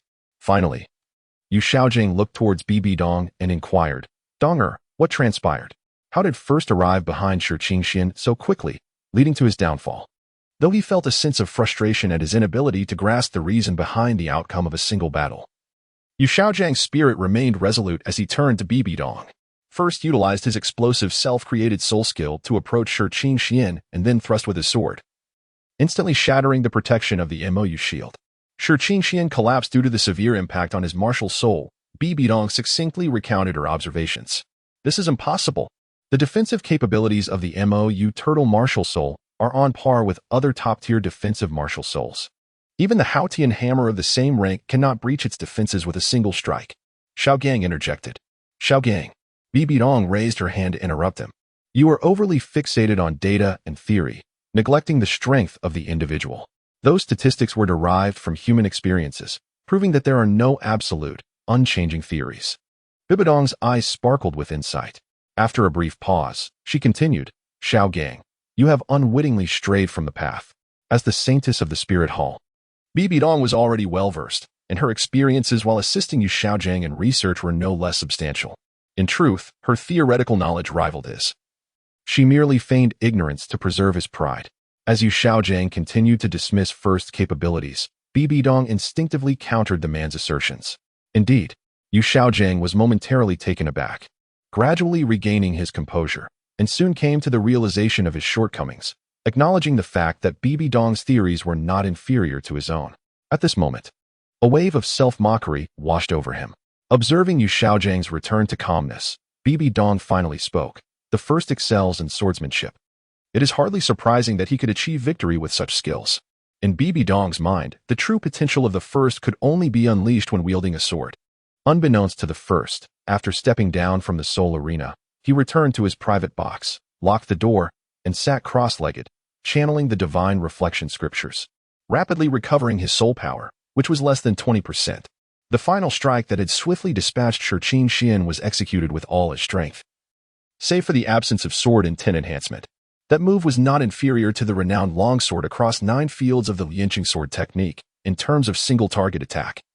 It was even more formidable. The additional inch at the sword's tip was a manifestation of innate sword energy, transformed through the technique of vibrating sword path, yielding a brilliance that surpassed mere sword energy. It possessed the ability to shatter through barriers, cleaving through gold and jade, utterly invincible. Before the strike, the first had possessed at least 60% of his soul power, yet in less than a breath, he had expended nearly all of it, leaving him with less than 20%, a testament to its immense power. Had he not shown restraint, another name would likely have been etched upon the copper pillar at the entrance of the soul arena. Perhaps aware that the first required time to recuperate his soul power after this ordeal, no familiar faces came forth to disturb him. Once he had restored his physical state, he stood outside the soul arena, casting a glance behind him, sensing a tinge of emptiness.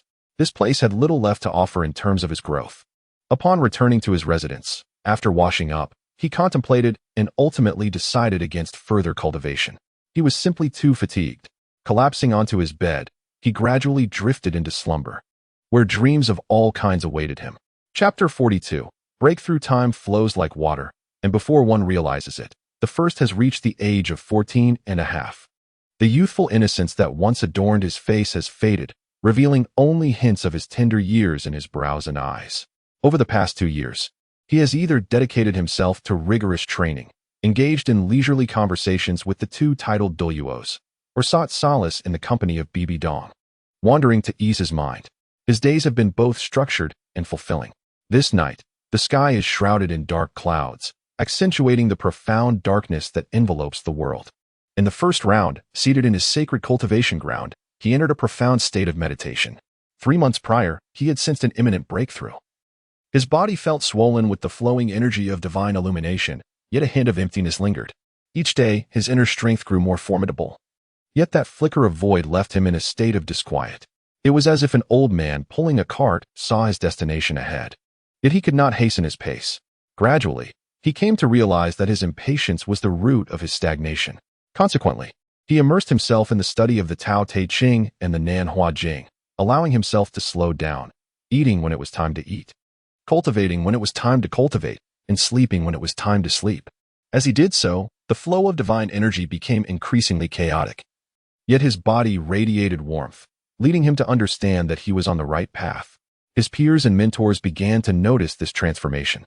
He no longer resembled the fervent cultivator of yore, often seen leisurely perusing a book under the sun. His once formidable aura began to softly retract, revealing an air of harmony and scholarly grace. Had he appeared in the arena of soul combat at that moment, even acquaintances would scarcely believe he was the same indomitable figure who once instilled trepidation in his peers through sheer presence. This night, an unparalleled sense of completeness enveloped his being. At the moment of enlightenment, the time for breakthrough had arrived. Seated in a meditative posture, the first practitioner channeled the profound teachings of the Divine Illumination Sutra, striving to actively transcend the various obstacles before him, one after another. Suddenly, his internal energy spiraled out of control.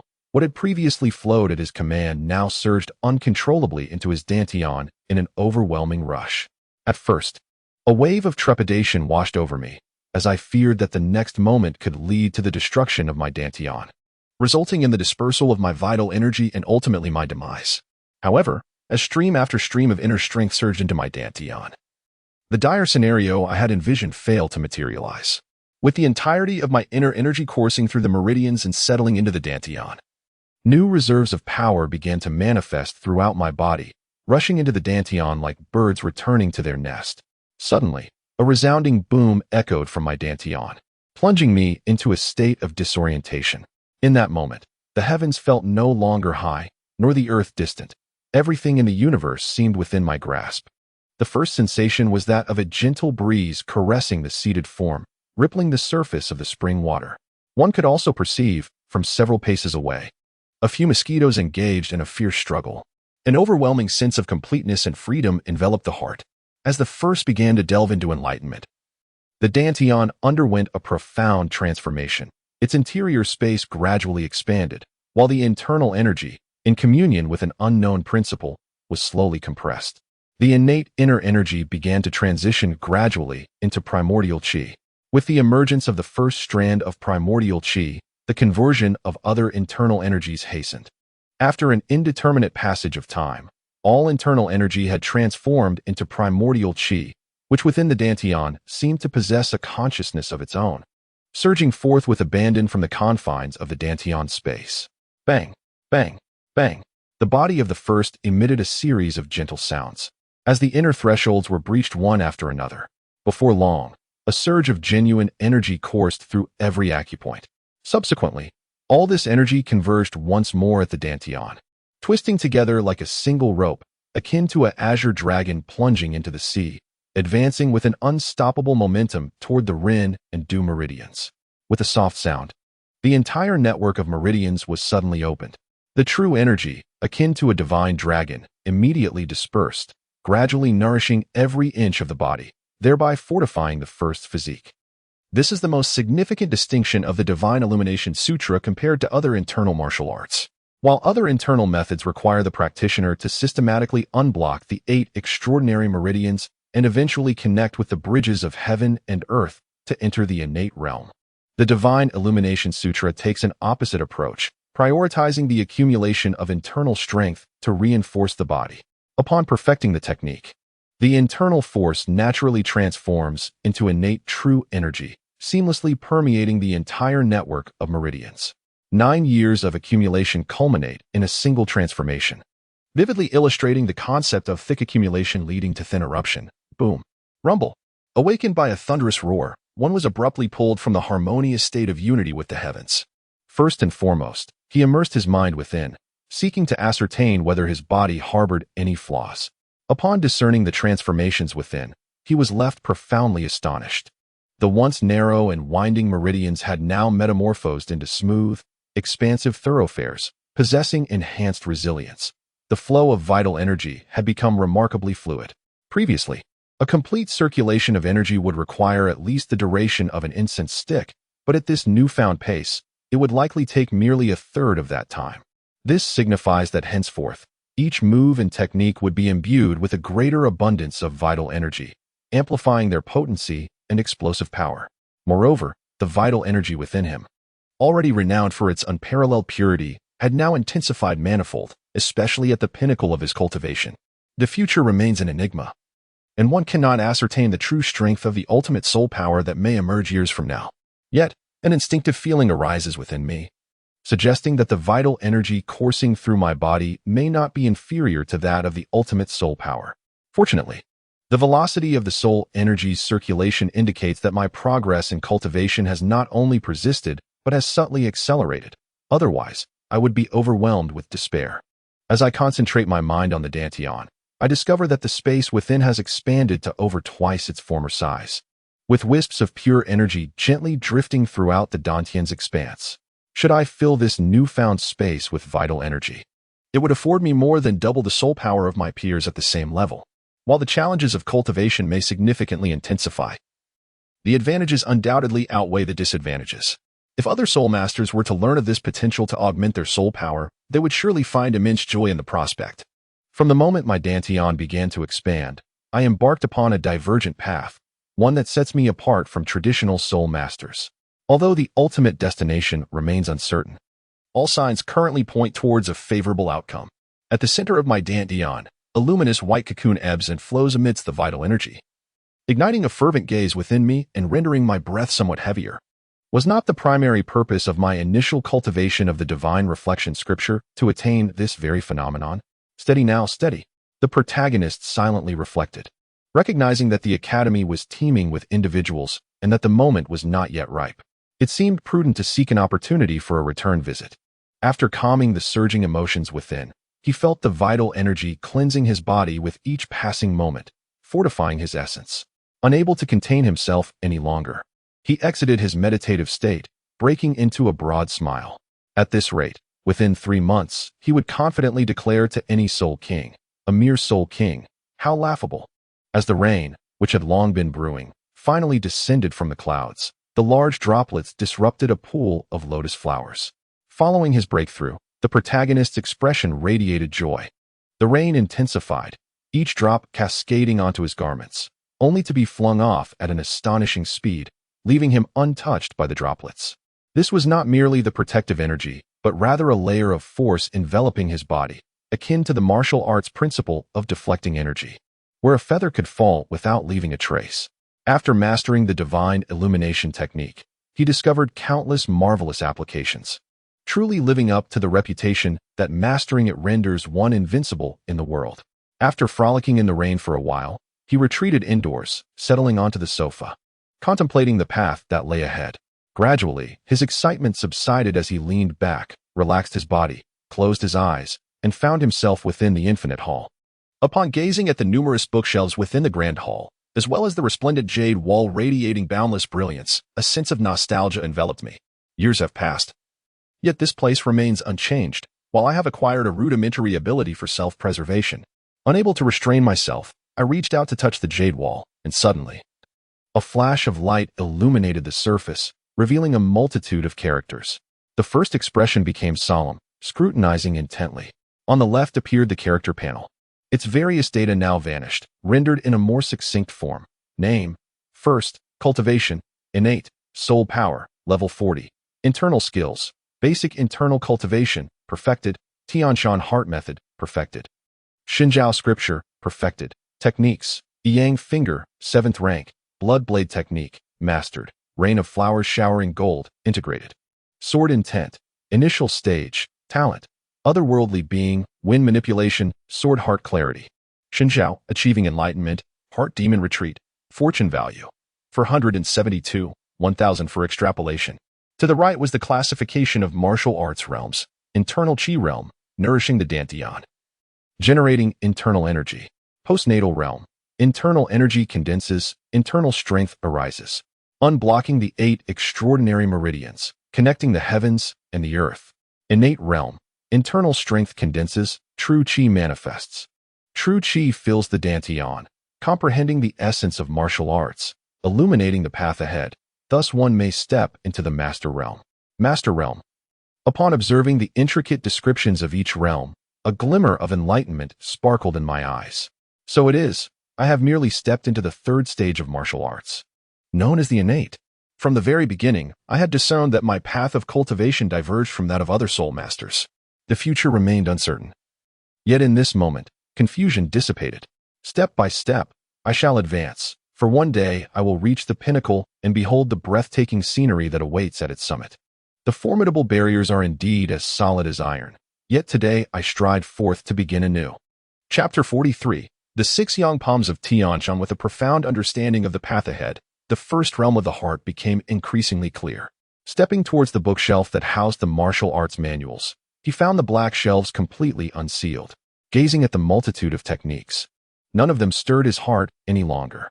Among the illustrious martial arts were the prajna palm, the flower-plucking finger, the one chi transforming 3 purities sword technique, the deadly chain of 3 immortal swords, the Hu family knife technique, the dragon capturing skill, the 6 Yang Palms of Tianshan, and the 18 dragon subduing palms with 3 palms missing, along with the subtle wave step. After meticulously examining each renowned martial art, he selected 3 external techniques and proceeded to another section of the shelf to retrieve the internal cultivation methods he had planned to practice next, before turning to leave. A technique for palm, a technique for movement, a technique for swordplay, and a method for internal cultivation were, for the time being, sufficient.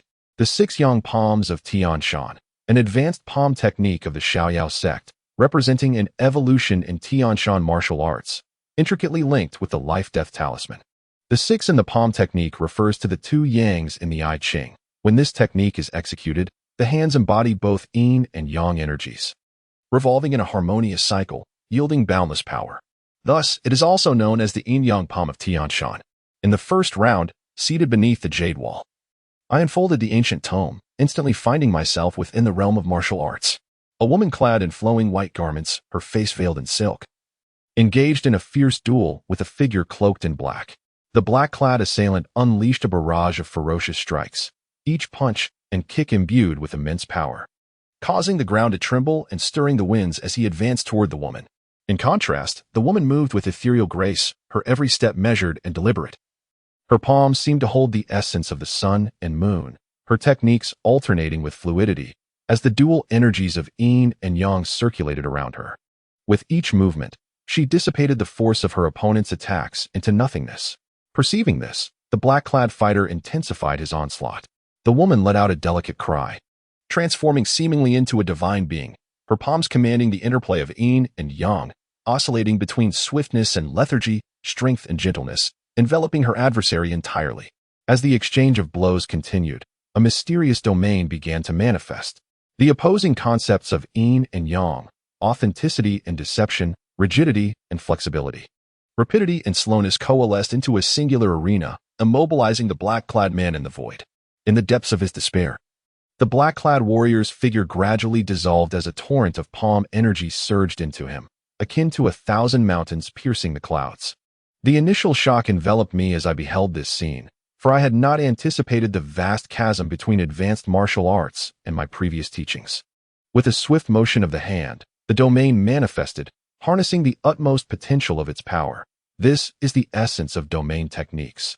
The first thought that came to mind was the moment 3 years ago when Qin Feng vanquished a multitude of malevolent soul masters with a single stroke.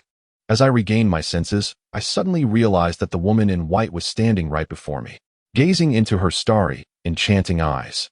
I was met with a radiant smile. A surge of energy coursed through me. The profound principles of myriad palm techniques manifested vividly in my mind.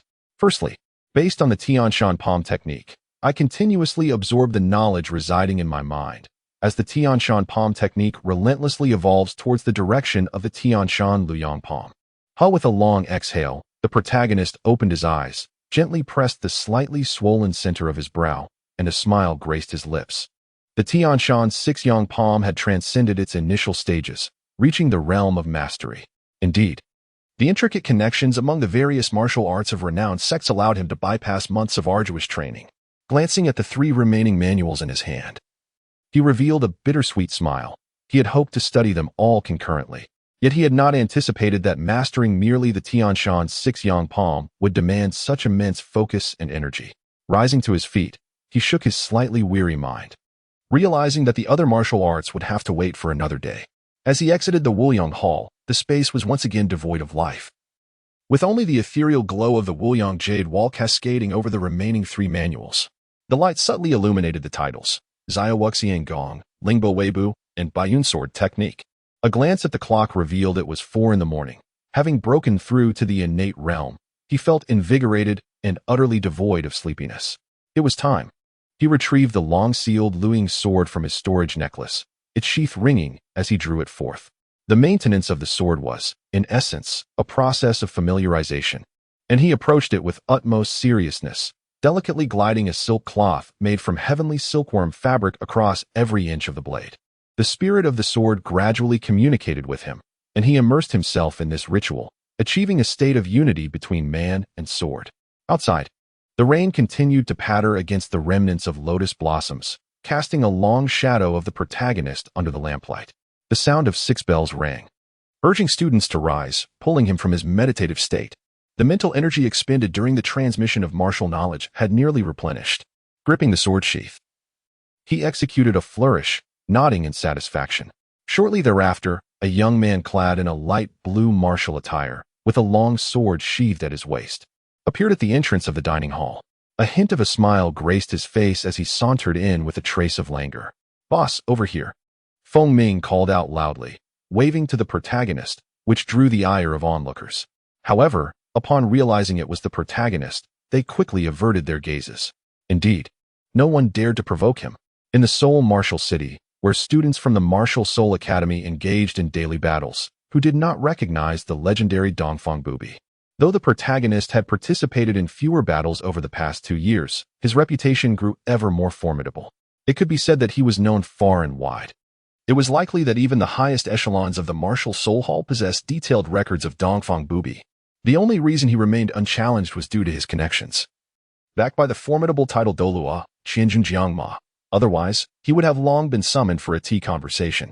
As first approached the table, Feng Ming had already prepared a sumptuous meal, featuring several delectable side dishes, 2 generous meat buns, and a large bowl of steaming meat soup. "Elder brother, I've heard that there will be a prestigious auction in Seoul City tomorrow afternoon. Shall we attend together? Tomorrow is conveniently a holiday." Feng Ming quickly proposed upon seeing first take a seat. "An auction, you say? It would be worthwhile to take a look." This was my first experience attending an auction, and I thought it would be a splendid opportunity to broaden my horizons. In this life, I need not elaborate. In my previous existence, I was merely an ordinary individual, lacking the standing to partake in the affairs of the affluent. Moreover, the auction house, wasn't it precisely the venue where the protagonists of tales from my past would stumble upon remarkable treasures? The protagonists yearned to glimpse their own fortune. After breakfast, they arrived at the training grounds alongside their classmates, including Feng Ming. Since the third grade, theoretical classes had been significantly reduced, now comprising only 2 sessions per week, with the remainder of the time dedicated to rigorous training under the guidance of teacher Hong Shang. This evoked memories of physical education classes from a previous life, eliciting a sigh for the unfortunate teacher Li. Upon reaching the training area, most of the group was already engaged in their exercises, while Hong Shang lazily settled into a comfortable spot, occasionally offering guidance to those struggling in their practices, demonstrating her competence as an instructor. The sole difference from 2 years prior was the addition of uneven wooden stakes in the area to the right, varying in height and spacing. At that moment, Ewing wielded a formidable spear, skillfully battling several classmates while nimbly maneuvering between the stakes. Occasionally, a classmate would tumble from the stakes, only for another to take their place. Shin Mengqian stood nearby, quickly rushing to assist anyone who fell, summoning her golden needle martial spirit to tend to their injuries. Those familiar with the past would instantly recognize this as the renowned Plum Blossom Stakes. The Plum Blossom Stakes offered a myriad of training possibilities, serving not only as essential equipment for practicing Plum Blossom Fist, but also allowing ordinary individuals to hone their skills and significantly enhance their agility and perception. Since Feng Ming acknowledged the protagonist as the leader, he had consistently followed in their footsteps, even serving them first at mealtimes, embodying the role of a loyal subordinate. Thus, the protagonist shared the training methods for the Plum Blossom Stakes with Feng Ming, guiding him in his practice, which greatly improved his agility. Later, inadvertently observed by Hong Shang, Feng Ming exchanged several portions of precious soul beast meat with the protagonist to acquire the techniques of the Plum Blossom Stakes. Without any modifications, she directly applied them to her own teaching, intensifying the training for her students to a grueling level, causing widespread lamentation. Over the past 2 years, some classmates had been eliminated from the class while others joined, resulting in minimal overall change. Most of the group had reached approximately level 36 in their soul power, with Feng Ming having achieved level 37 3 months prior, nearing level 38. Ascending 6 levels in 2 years was considered a commendable pace within the realm of soul masters. First, without disturbing others, he stepped aside to cultivate for a while, and then took out his handwritten copy of the I Ching, engrossed in its profound study. The protagonist has subtly realized that the martial arts philosophies he has studied are intricately connected to the principles of the I Ching. Over the years, as he has delved deeper into the I Ching, he has gained profound insights. Long before he acquired the Golden Soul Badge, Hong Shang had been somewhat lenient in her training of him. Although reluctant to admit it, she genuinely felt there was little left to teach. As for the other students, they could only gaze enviously at him. Wishing to emulate his success, they would first need to obtain a Golden Soul Badge themselves. At this moment, within the papal chamber, a cardinal in crimson robes knelt respectfully before the Pope, bowing his head in reverence. "Rise," said Qian Sunji, observing his trusted aide. He then inquired, "Is that Yu Xiaogang still entangled with Dong Air?" "Indeed." The cardinal did not dare to lift his gaze, instead burying his head even lower. "Understood. You may leave now.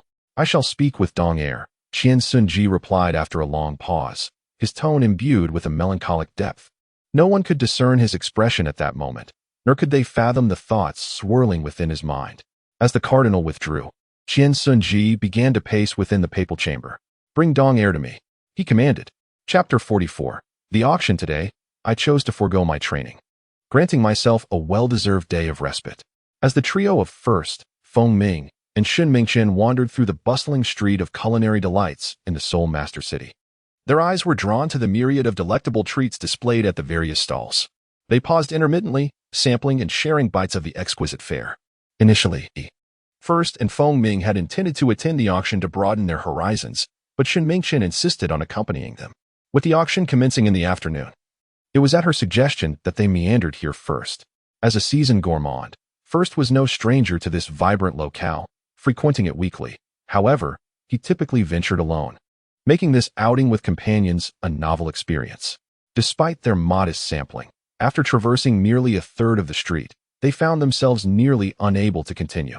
Exiting the food street and glancing at the time, the trio slowly made their way towards the eastern part of the city, where the auction house was situated amidst the most bustling commercial activities. In the distance, they beheld a magnificent structure resembling a single-story castle, adorned with a stone sculpture of an auction hammer at its entrance. Exchanging knowing glances, they affirmed they had arrived at the correct location. Approaching the entrance, Feng Ming took the lead, presenting a black invitation letter to the guards stationed at the door. His grandfather, a high-ranking official within the spirit hall, had dedicated his life to its service, having achieved an impressive level of 86 in soul power, and his esteemed position was surpassed only by a select few titled Douluos. This invitation had been procured through his grandfather's influence. Upon entering, a lady clad in a form-fitting, crimson gown approached them. Upon sighting Feng Ming's invitation, she smiled warmly. "Esteemed guests, this way please." Her voice, slightly husky, exuded an irresistible allure. Without awaiting their response, she gracefully led the way, her movements captivating yet peculiarly enchanting, compelling the trio to follow in her wake. The first and Feng Ming gazed at the woman before them, her form-fitting gown accentuating her alluring figure to perfection. Following in the wake of this fiery woman, the two adolescent boys found themselves inexplicably parched. Humph. Shin Mingchen cast a sidelong glance at the first and then at her own bosom, emitting a heavy sigh that resonated with her essence. Upon hearing Shin Mingchen's voice, the boys instinctively diverted their gaze. They trailed the woman through a series of twists and turns until they arrived at a doorway, which she pushed open to usher them inside. What lay beyond was a corridor, flanked on either side by young maidens clad in sheer fabric, standing at intervals of 1 meter. Should one be inclined, they could select 2 companions. The words of the woman in the red dress carried an unspeakable implication. Both Feng Ming and Shin Mingchen were momentarily taken aback, their cheeks aflame. Although their astonishment stemmed from different sources, they stood at a loss in that moment. "Simply take us directly to the auction house." A glint of sword intent flickered in his eyes, shattering the illusions. The first spoke coldly.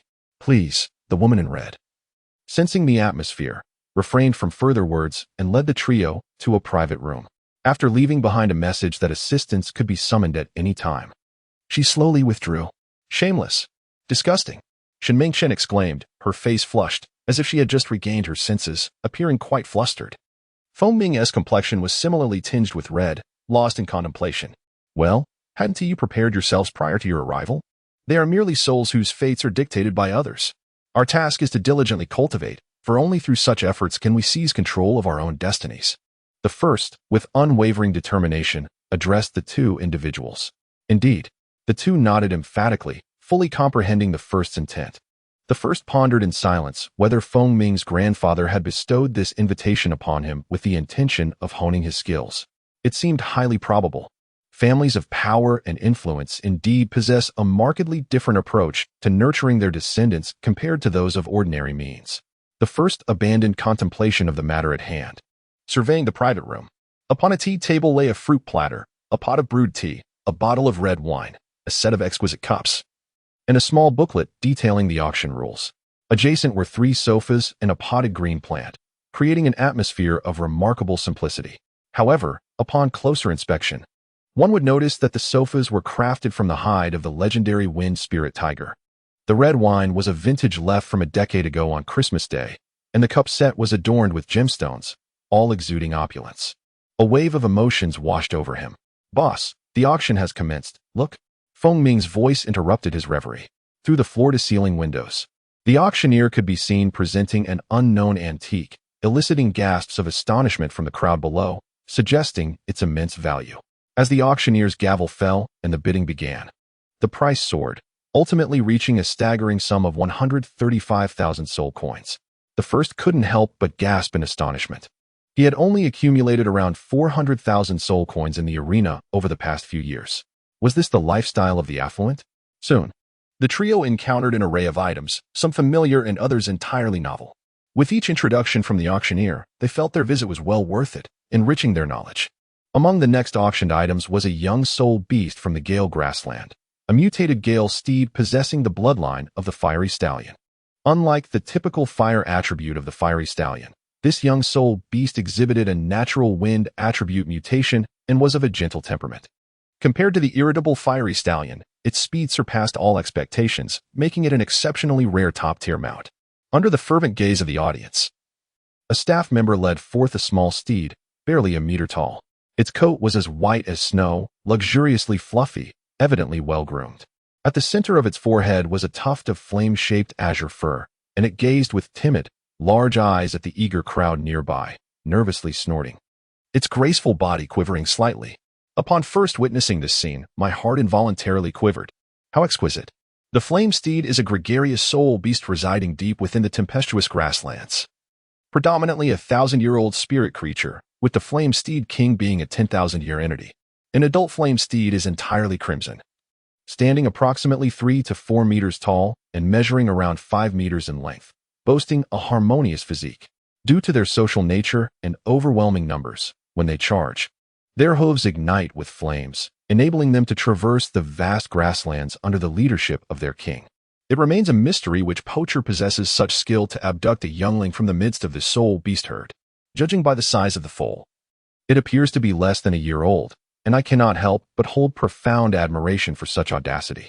The flame steed, capable of wielding fire elements, is known for its volatile temperament, rendering it impossible for humans to tame.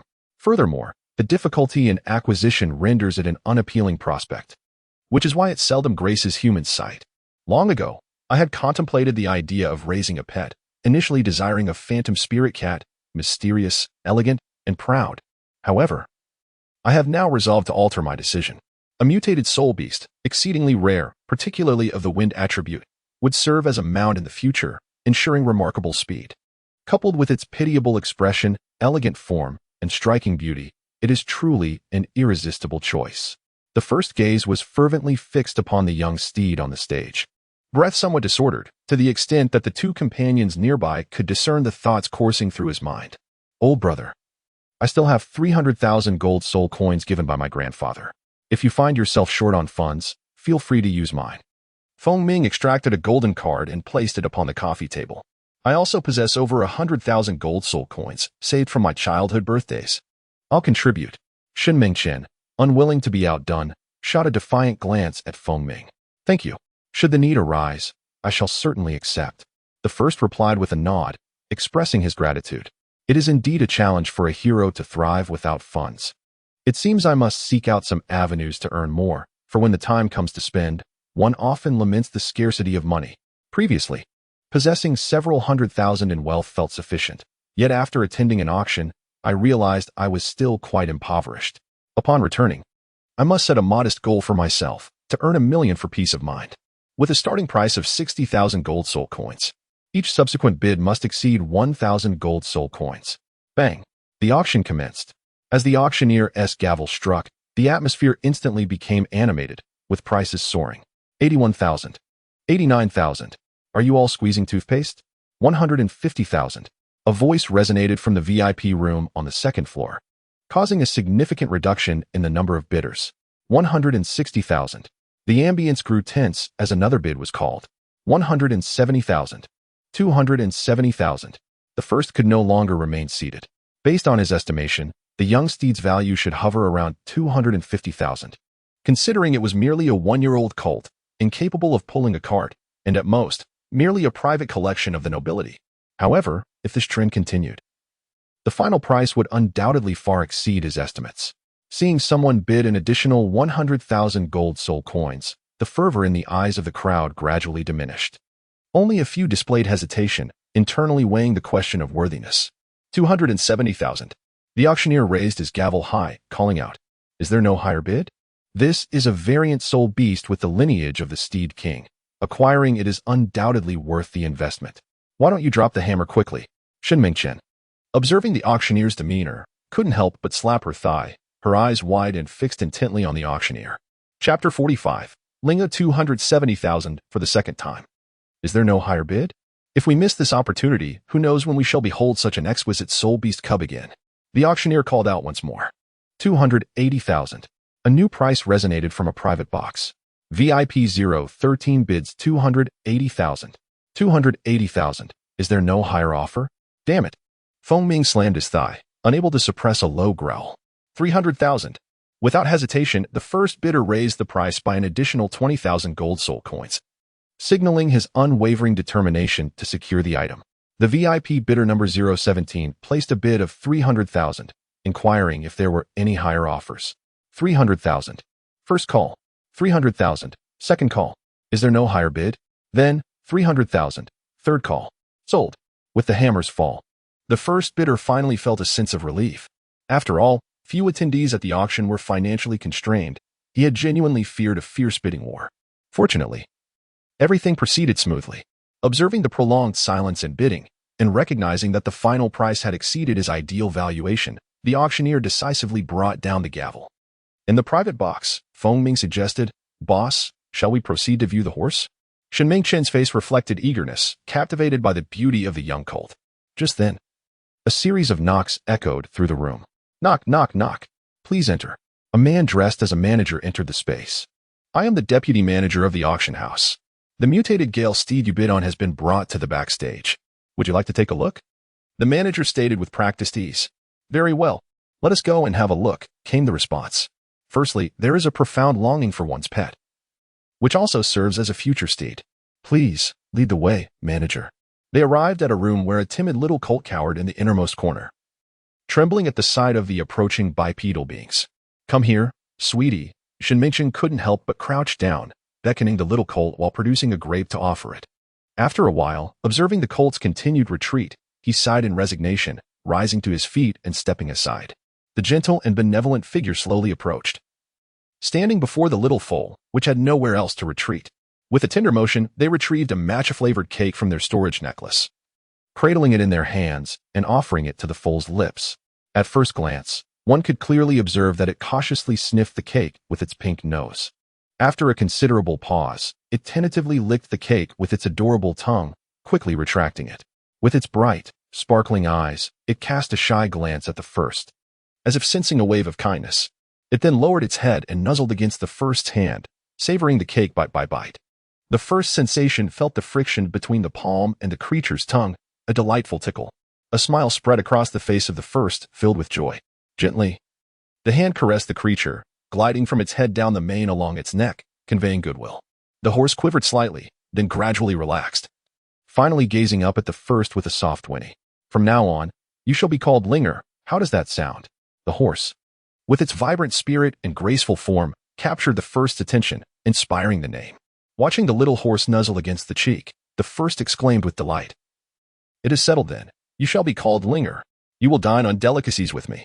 The horse responded with a playful whinny. "May I pet Lingo?" Observing the interaction between the master and the steed, Shen Mingchen and Feng Ming gazed on with envy. The two extended their hands, attempting to entice Linger with treats, only to find that Linga swiftly snatched the food and retreated to enjoy it alone, keeping them at bay. Watching the playful game of hide and seek unfold, the first sighed, "All right, enough of this. Linger is still quite timid. With more interaction, it will improve." Then, the first produced a gold card and presented it to the manager, saying, "I am quite satisfied." The manager smiled, replying, "That is wonderful to hear. We have also prepared a set of equestrian gear for you. Please collect it from the attendants upon your departure. We have a wide array of high-quality goods, and we look forward to your continued patronage." First, they politely agreed. After completing the formalities, Linger's ownership was finally established. The three played with Linger for a while longer before returning to the VIP room. Of course, Linger accompanied them. Fortunately, it was still small, and the staff permitted its entry. Otherwise, it would have been left alone in a small room. Observing the bustling auction scene outside, the people appeared almost frenzied, excitedly shouting bids. The three exchanged puzzled glances, bewildered by the commotion. 340,000 gold soul coins. 500,000 gold soul coins. The bidders were utterly mad. At that moment, money seemed to lose its value. Until finally, a VIP bid 10 million gold soul coins. Is there anyone willing to offer more? This piece of the ancient explosive ape's right arm bone was pristine and of superior quality, considered rare even among 10,000-year-old soul bones. Experts predicted that the soul skill within should be a strength amplification type, exceedingly rare. Once fused, it could elevate one's power significantly. Listening to the auctioneer's anguish cries, the three finally understood that this auction featured a 10,000-year-old soul bone, which explained the crowd's frenzy. This was a treasure sought even by titled Douluo. And being of such ancient provenance, a single 10,000-year-old soul bone could serve as a cherished heirloom for a prominent family, passed down through generations. Each soul master, as they cultivated, could attach 9 soul rings to their martial soul, each capable of producing a soul skill. If they attached a 100,000-year soul ring, they could generate 2 soul skills. To acquire additional soul skills, aside from learning the rare self-created skills, one could only achieve this through the fusion of soul bones. Excluding the mysterious and unpredictably produced external soul bones, each individual could only attach 6 bones. 1 for the head, the torso, the left and right leg bones, and the left and right arm bones. Similarly, a 100,000-year soul bone could provide 2 soul skills. Fusion of soul bones could significantly enhance a soul master's physical abilities, offering numerous advantages. However, the scarcity of soul bones was extreme. The emergence of each piece could incite fierce competition among the major factions. Feng Ming and Shun Mingchen gazed at the soul bone on the auction floor with fervent eyes, their desire unmasked. For few soul masters could maintain their composure in the presence of such a coveted item. The first cast a fleeting glance at the soul bone, then picked up a piece of fruit from the platter, playfully teasing Linger. A soul bone? Huh. To the first, who had gained clarity regarding the path ahead, it held no value whatsoever.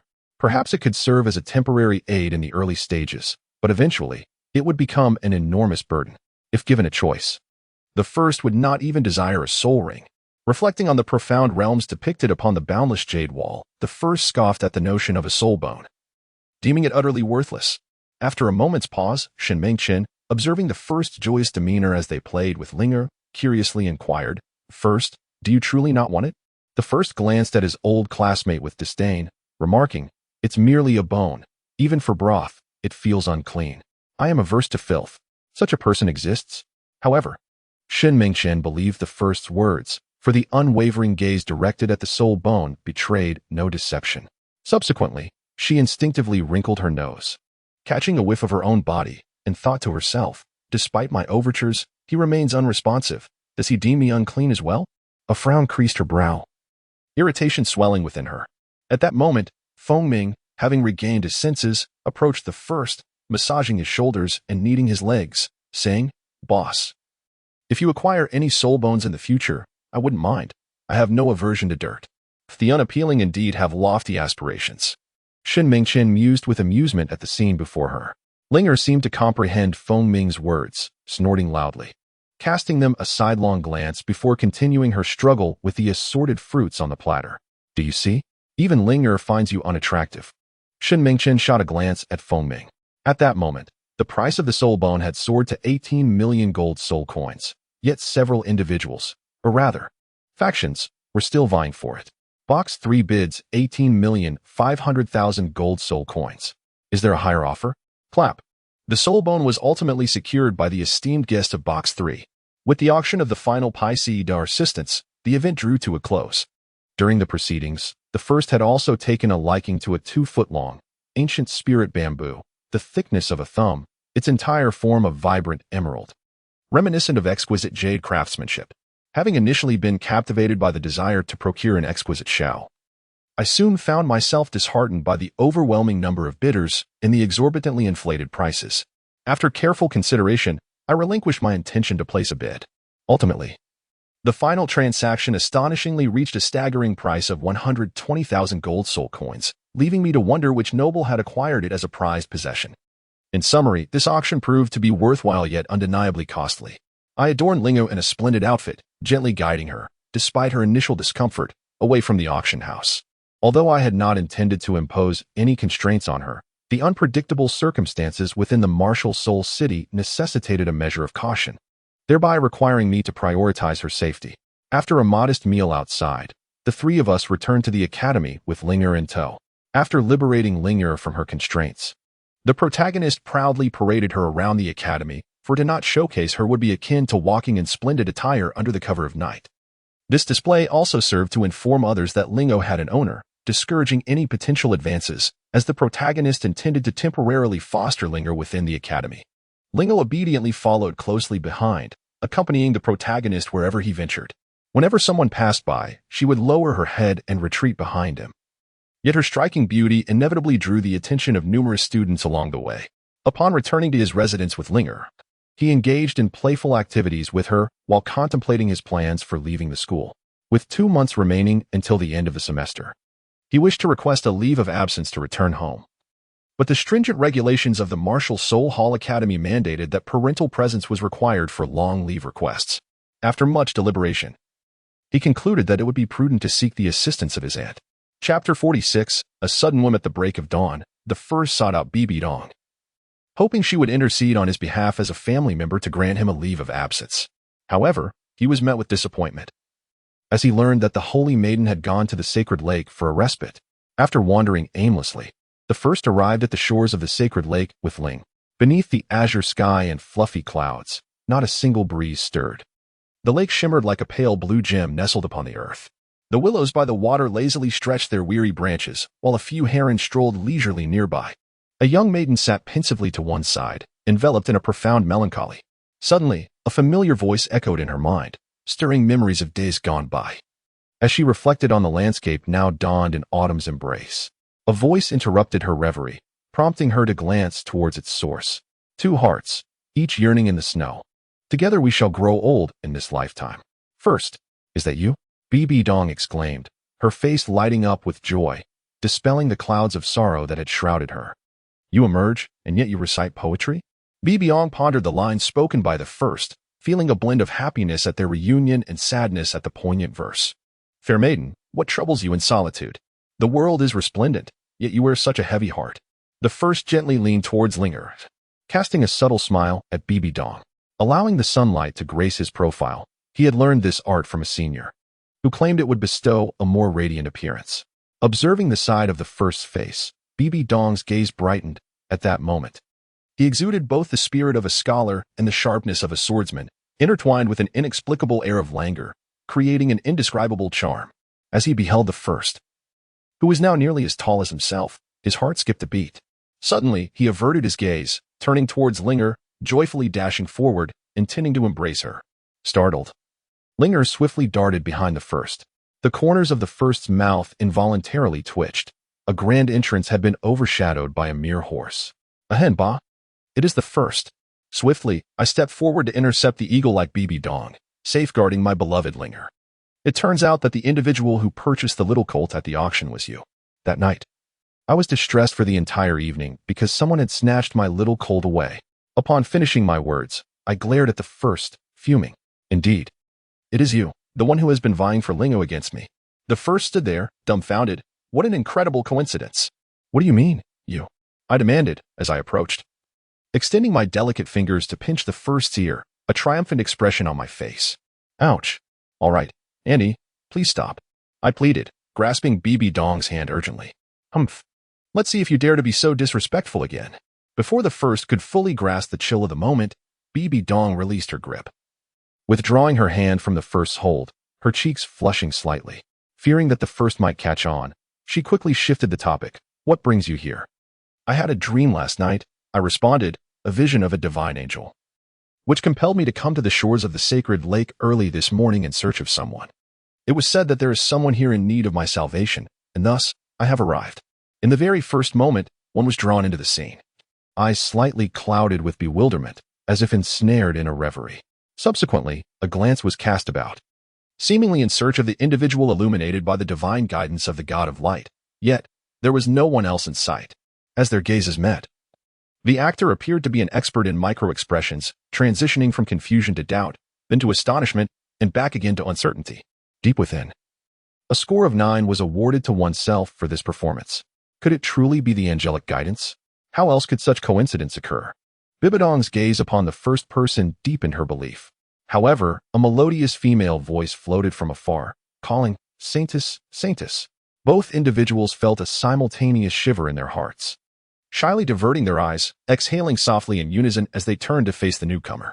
Alas, with a sudden flutter in his heart, he instinctively took a step back and quickly addressed Bibi Dong, saying, And I just remembered that I need to take Linger for physical training, so I must take my leave. We shall converse another time. With a beckoning call, he hastily sprinted away into the distance. Observing her master's departure, Lingo tilted her head in confusion and blinked her eyes before chasing after him. The initial encounter left Bibi Dong perplexed. However, after the figure departed. She exhaled a sigh of relief, bewildered by her own racing heart. Xiaotao, is there something amiss? One must remain composed in the face of adversity. As a lady, one should not shout or scream. Bibi Dong remarked reproachfully at her maid.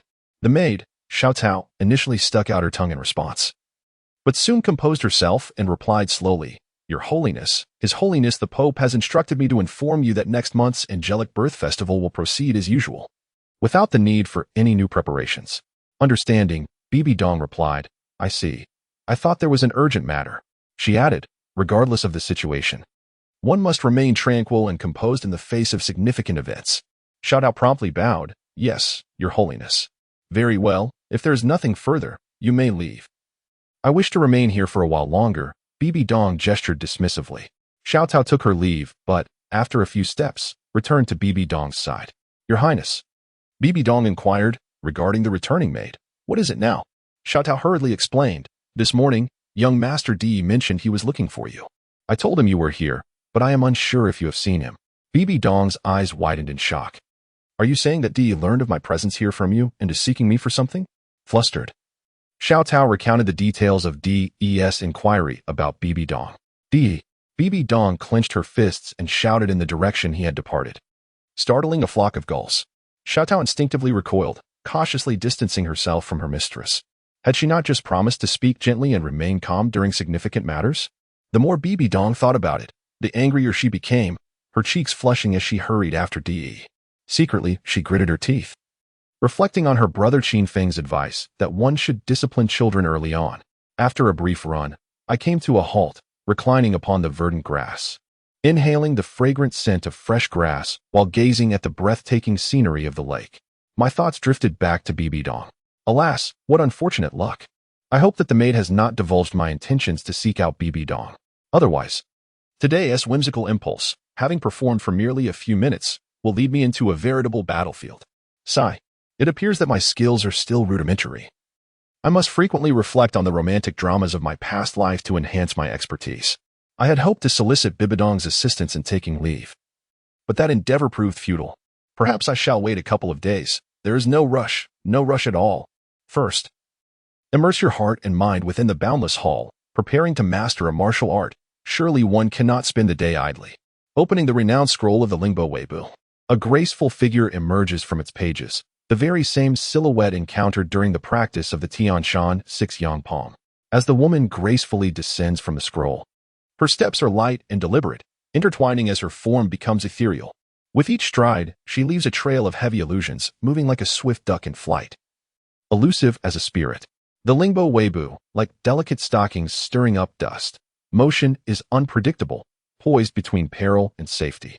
The rhythm of advance and retreat is elusive, akin to coming and going.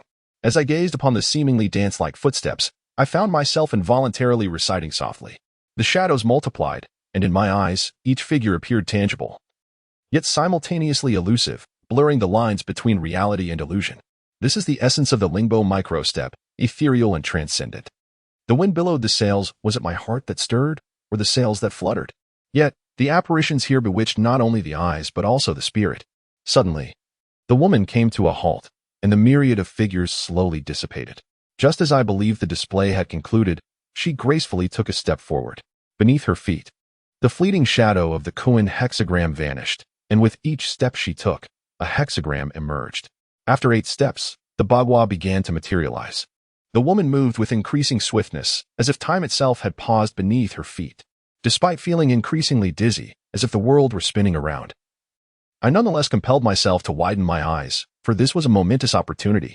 Gradually, my eyelids grew heavier, and I faintly heard, the boundless vastness is nothingness. Unity of heaven and humanity is attained.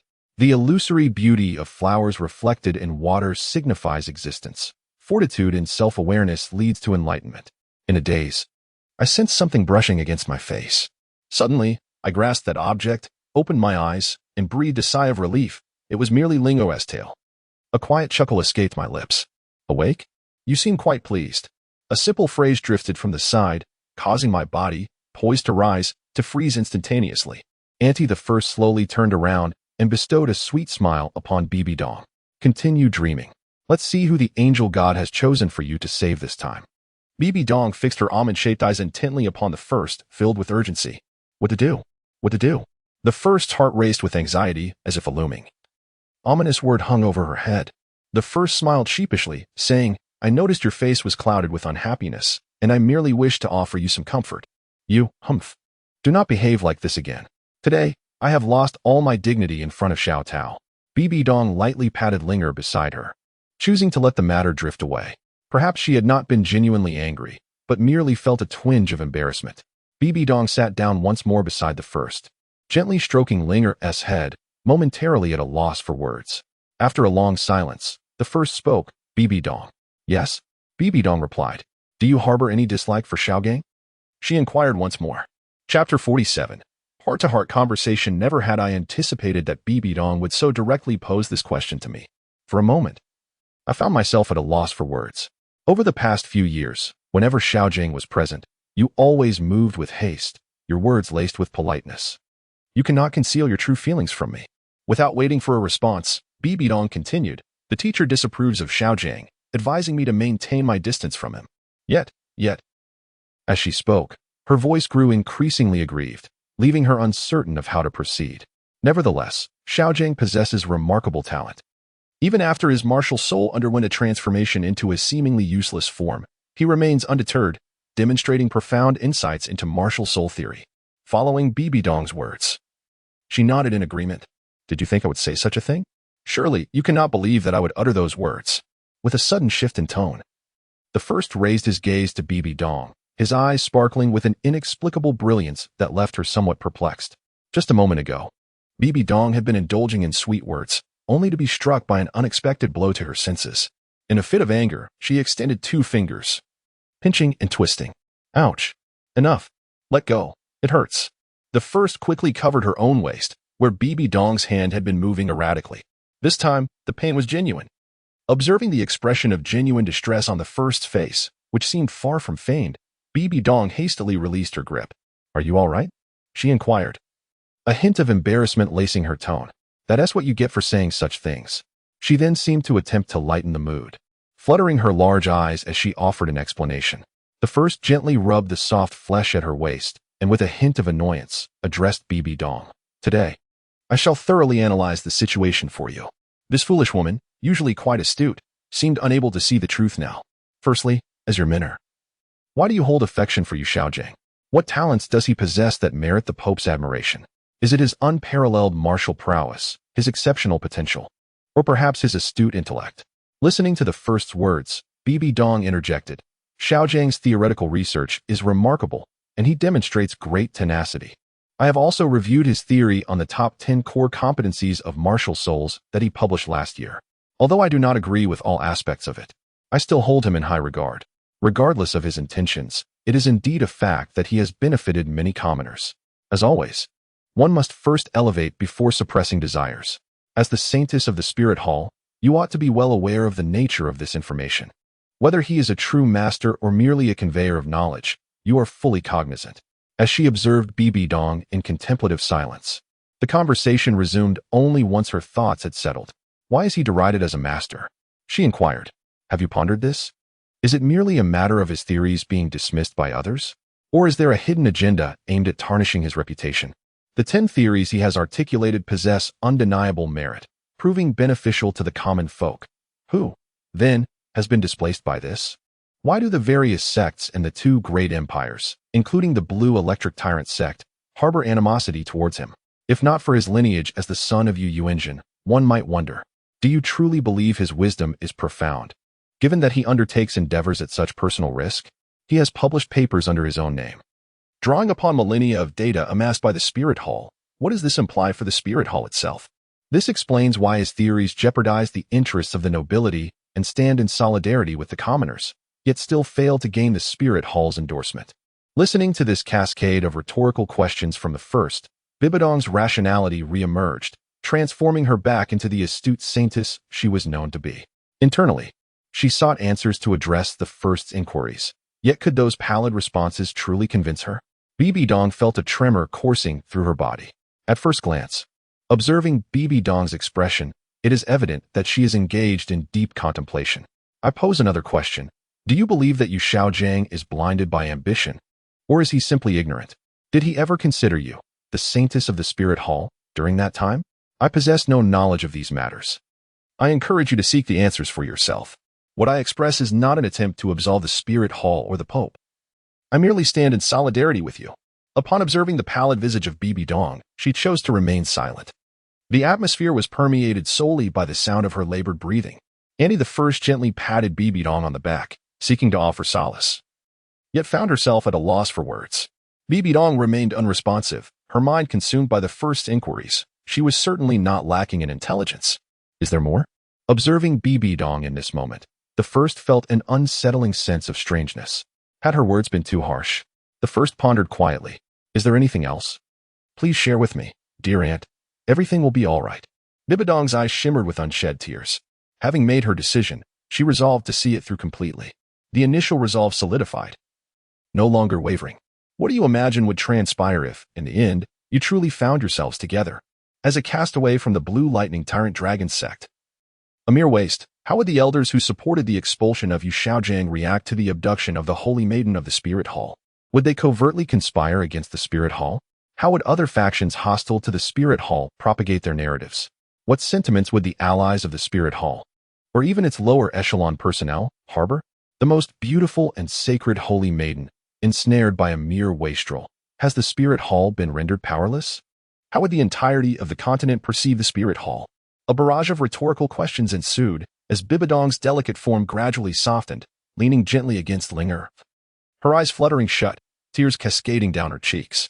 Linger turned and tenderly licked Bibi Dong's cheek with her rosy tongue, as if offering solace. The first gently patted Bibi Dong's back, distinctly sensing her delicate form quivering softly. Cry if you must. If you're weary, allow yourself a moment to weep. The first spoke tenderly. As Bibi Dong absorbed these words, she could no longer contain herself. She turned around, embraced the first waist, and rested her head upon her lap, releasing a torrent of tears that grew louder with each passing moment. In this moment, she was merely a woman of exceptional cultivation, enraptured by love, rather than the Pope of a later era, devoid of such profound life experiences. She could not answer any of the initial questions, however. She was aware that the first had not deceived her, nor would they ever do so. With a gentle hand, he softly tapped the rhythm, offering solace to the woman. After a considerable time, Bibi Dong's breathing gradually elongated and became more even.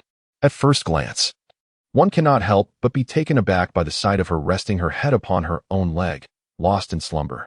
As I reached out, poised to rouse her, I found myself captivated by the tear-streaked beauty of her visage, reminiscent of a rose glistening after a gentle rain, evoking an instinctual desire to simply admire her serene countenance. Never mind. Considering the sorrow she has borne for so long, I shall allow her leg to serve as a pillow for this once. Thus, the first whispered to oneself. A gentle breeze caressed the willows, while gulls and herons leisurely searched for small fish in the shallow waters. Lingo occasionally nibbled on a blade of grass, at other times playfully challenging the butterflies that fluttered by. A young man, with his head bowed, gazed at the traces of tears upon the eyelashes of a woman, lost in contemplative thought. All of this appeared as if it were a painting, encapsulating a life that could be succinctly described in 2 words, serene. As for the leg of the first, now devoid of sensation, who still cared about that? The sun gradually descended in the west, and as the girl's eyelids fluttered slightly, this picturesque dusk began to fade. Bibi Dong, still in a sleepy haze, opened her beautiful eyes to find the first staring intently at her. Instantly, her cheeks flushed, and her gaze shifted shyly to the side. She noticed the marks left on the first's clothing due to her, which, though dried by the wind, still made her feel embarrassed, causing her face to redden even further. Hastily, she rose and elegantly tucked a strand of hair behind her ear. What are you looking at? Bibi Dong playfully chided. I am admiring a beauty. The first replied with utmost seriousness. Observing Bibi Dong's expression, a blend of delight and irritation, the first felt a slight intoxication. One may not be drunk on wine, yet one can be entranced, he murmured. Tap, I am your little aunt. Bibi Dong lightly tapped the first's head with her hand. Indeed, you are my little aunt. At last, she regained her composure. Sighing softly, Bibi Dong expressed her thoughts. The first individual believes that Bibi Dong is still troubled by the matter concerning Yu Xiaojiang. After a moment's hesitation, they spoke. Aunt, you are mistaken. Bibi Dong looked at the first with a puzzled expression. In the realm of Douluo continent, Strength is revered above all. Only the powerful can achieve their desires. The Pope will never allow you to be with you, Xiaojing, not even by employing every possible means. The first spoke with unwavering conviction. You lack the strength of the Pope. You are but a caged bird, incapable of soaring to the heavens. Were you a title Douluo? Everything would be different. At the very least, you would possess the qualifications for negotiation. Firstly, I persuaded Bibi Dong from the perspective of the law of the jungle, emphasizing that the strength of one's abilities is the ultimate weapon determining whether she can live for herself in the future. Am I not strong enough? A hint of confusion flickered in Bibi Dong's eyes. The initial questions felt like a series of shackles, confining all possibilities. As the saintess, basking in the glory of the spirit hall, can I truly transcend all limitations? At first, it seemed as though Bibi Dong's innermost thoughts were laid bare. 15 years. A mere 15 years. Should anyone dare to impede your aspirations at that time, I shall take it upon myself to eliminate them. If the entire world refuses to acknowledge your worth, I shall effortlessly reshape this world for you. And if, by that time, you still harbor affection for him, then a thunderous shock shall resound. As the first raised her head slightly, an aura of unparalleled brilliance emerged in that moment. A formidable presence cultivated over years in the soul-fighting arena now unleashed in its entirety. Even while seated upon the ground, she appeared remarkably imposing. Bibiong gazed at her in a daze, her heart aching as she listened to the first words. The crimson sunset adorned the first like a regal garment. As if the heavens and earth conspired to crown her. Time seemed to stand still in that instant. Chapter 48. The storage bag. Time appeared to stand still. Linger seemed to sense the unusual atmosphere, gently nudging Bibi Dong with her head and brushing her tail against the arm of the first. In the golden glow of the setting sun, their silhouettes melded into one. Indeed, Bibi Dong nodded solemnly. For a moment, the ambience became delicate. It was getting late. Let us return. Ultimately, the first, feeling an inexplicable turmoil within, suggested that they head home. Oh dear. With a resounding thud against the ground. The figure of the first flipped over in a flourish, only to find their legs weaken in an instant, causing them to kneel upon the earth. A soft giggle escaped from Bibi Dong, who quickly stifled it with her hand, rushing to assist the first as they settled once more upon the grass. She then knelt beside them, placing the first's legs gently upon her own thighs, and began to tenderly massage their legs with her delicate hands. Isn't this all you're doing? The first remarked, unable to suppress a teasing tone as they observed Bibi Dong's efforts to maintain her composure. All right. Allow me to provide a massage for our future continent's mightiest warrior. I am eagerly awaiting the day he shelters me from the storms of life. The first's complexion flushed slightly, and his heart felt somewhat disordered. Bibiong recalled the scene in the bamboo forest of Drunken Soul Village, where the first had expressed his dream of doing whatever he wished in the future. Bibidong's face radiated determination. Fool! How could you possibly shield me from the storms of life? She smiled at the first, then lowered her gaze and began to massage him. Hearing from Tao Yao that he had something to discuss, Bibi Dong inquired gently, her eyes sparkling with mirth. I would like you to assist me in requesting an extended leave from school. An extended leave? How long? Upon hearing the first words, Bibi Dong instantly understood that this so-called extended leave would not be brief. With 2 months remaining before the holidays, seeking her assistance at this juncture likely indicated a request for a 2-month absence, at the very least, possibly even longer. Be gentle with the pressure. The first shot a glance of exasperation at Bibi Dong. So, does that mean you might not return to school on time next semester? Bibi Dong regarded the first with an uncertain expression.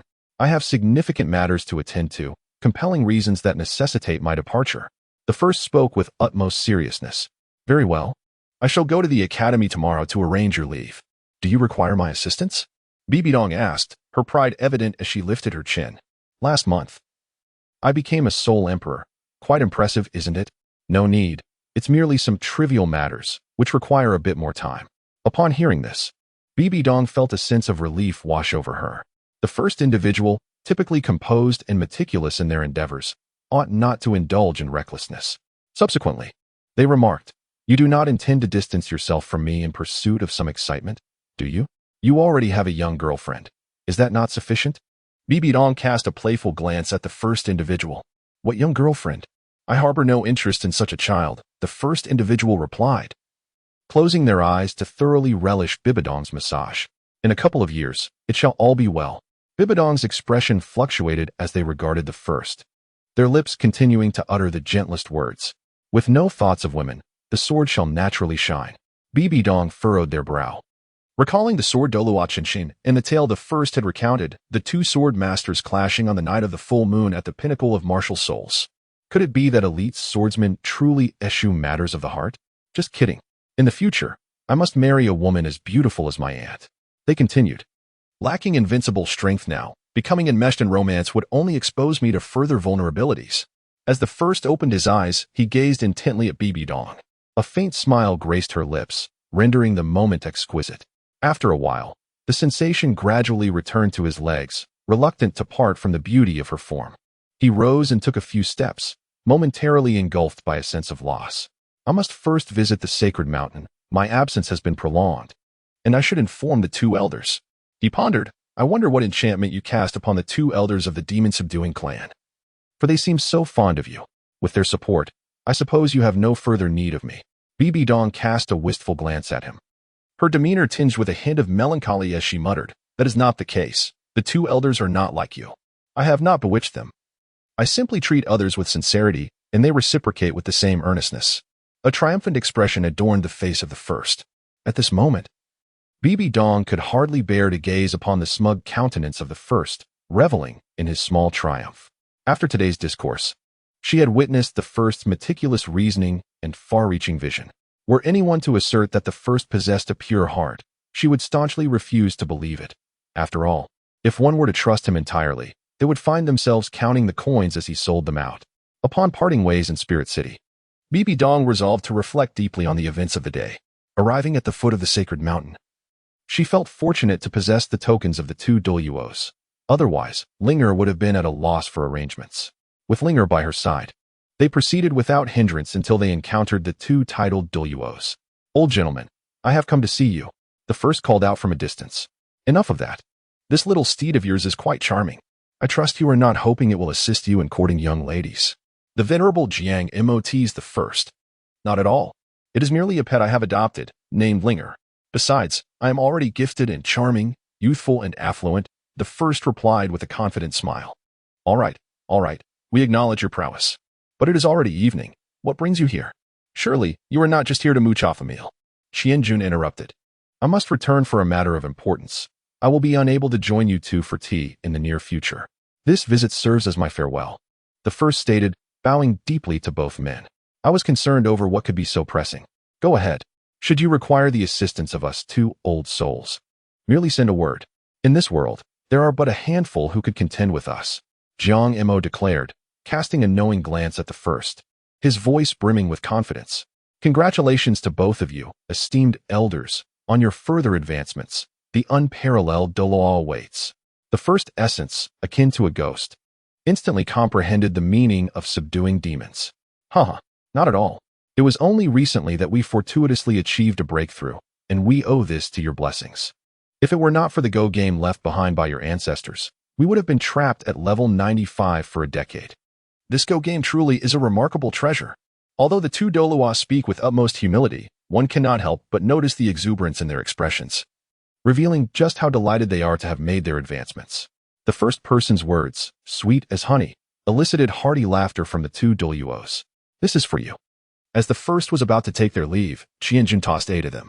Upon receiving it and inspecting it thoroughly, they discovered that it possessed quite a spacious interior, measuring an impressive 10 cubic meters. The first furrowed his brow slightly and remarked, Old man, I already possess a storage soul guide. I have no need for this item. As he spoke, he extended his hand, intending to return it to Qianjun. Qianjun cast a glance at the first and replied, This is no ordinary storage soul guide. It can even accommodate living beings.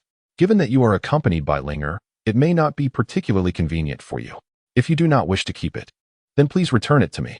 At the first moment, he retracted the storage bag, scrutinizing it carefully before accepting it, casting a grateful glance at the two venerable elders.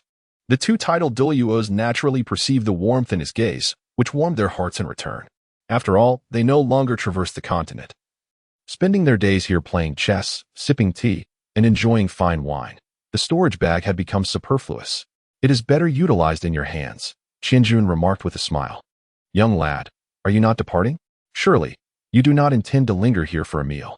The imposing aura of the demon could not withstand the intensity of the first gaze, leading to the ushering of guests.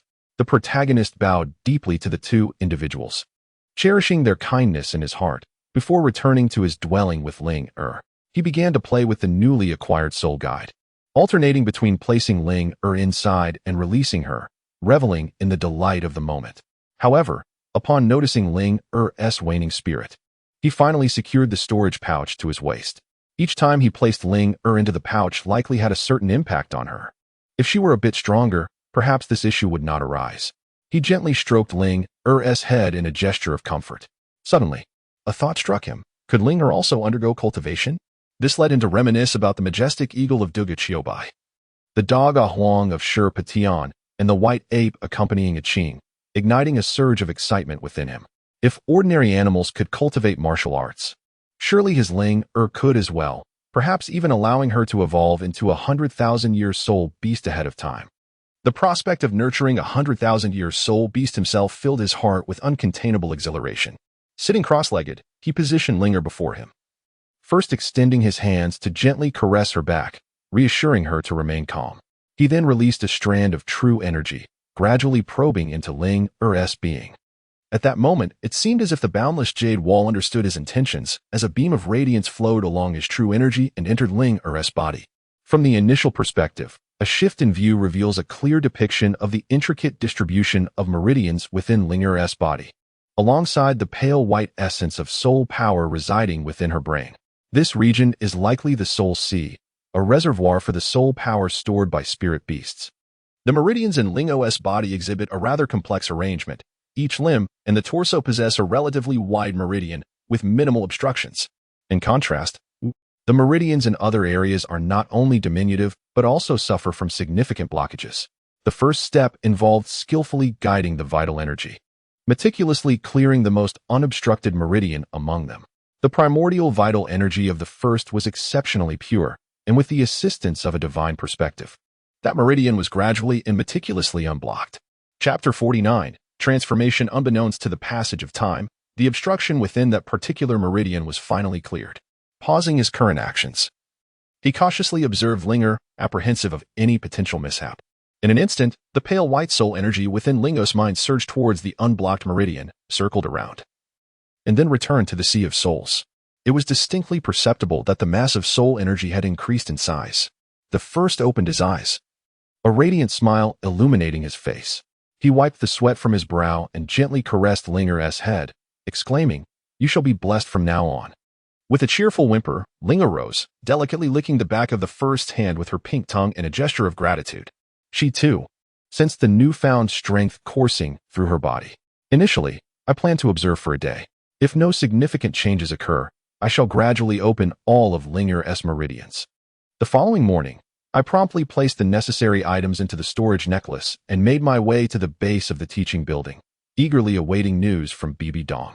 "All right, let us depart," I declared. Before long, Bibi Dong emerged from the building, waving the leave request form in the distance.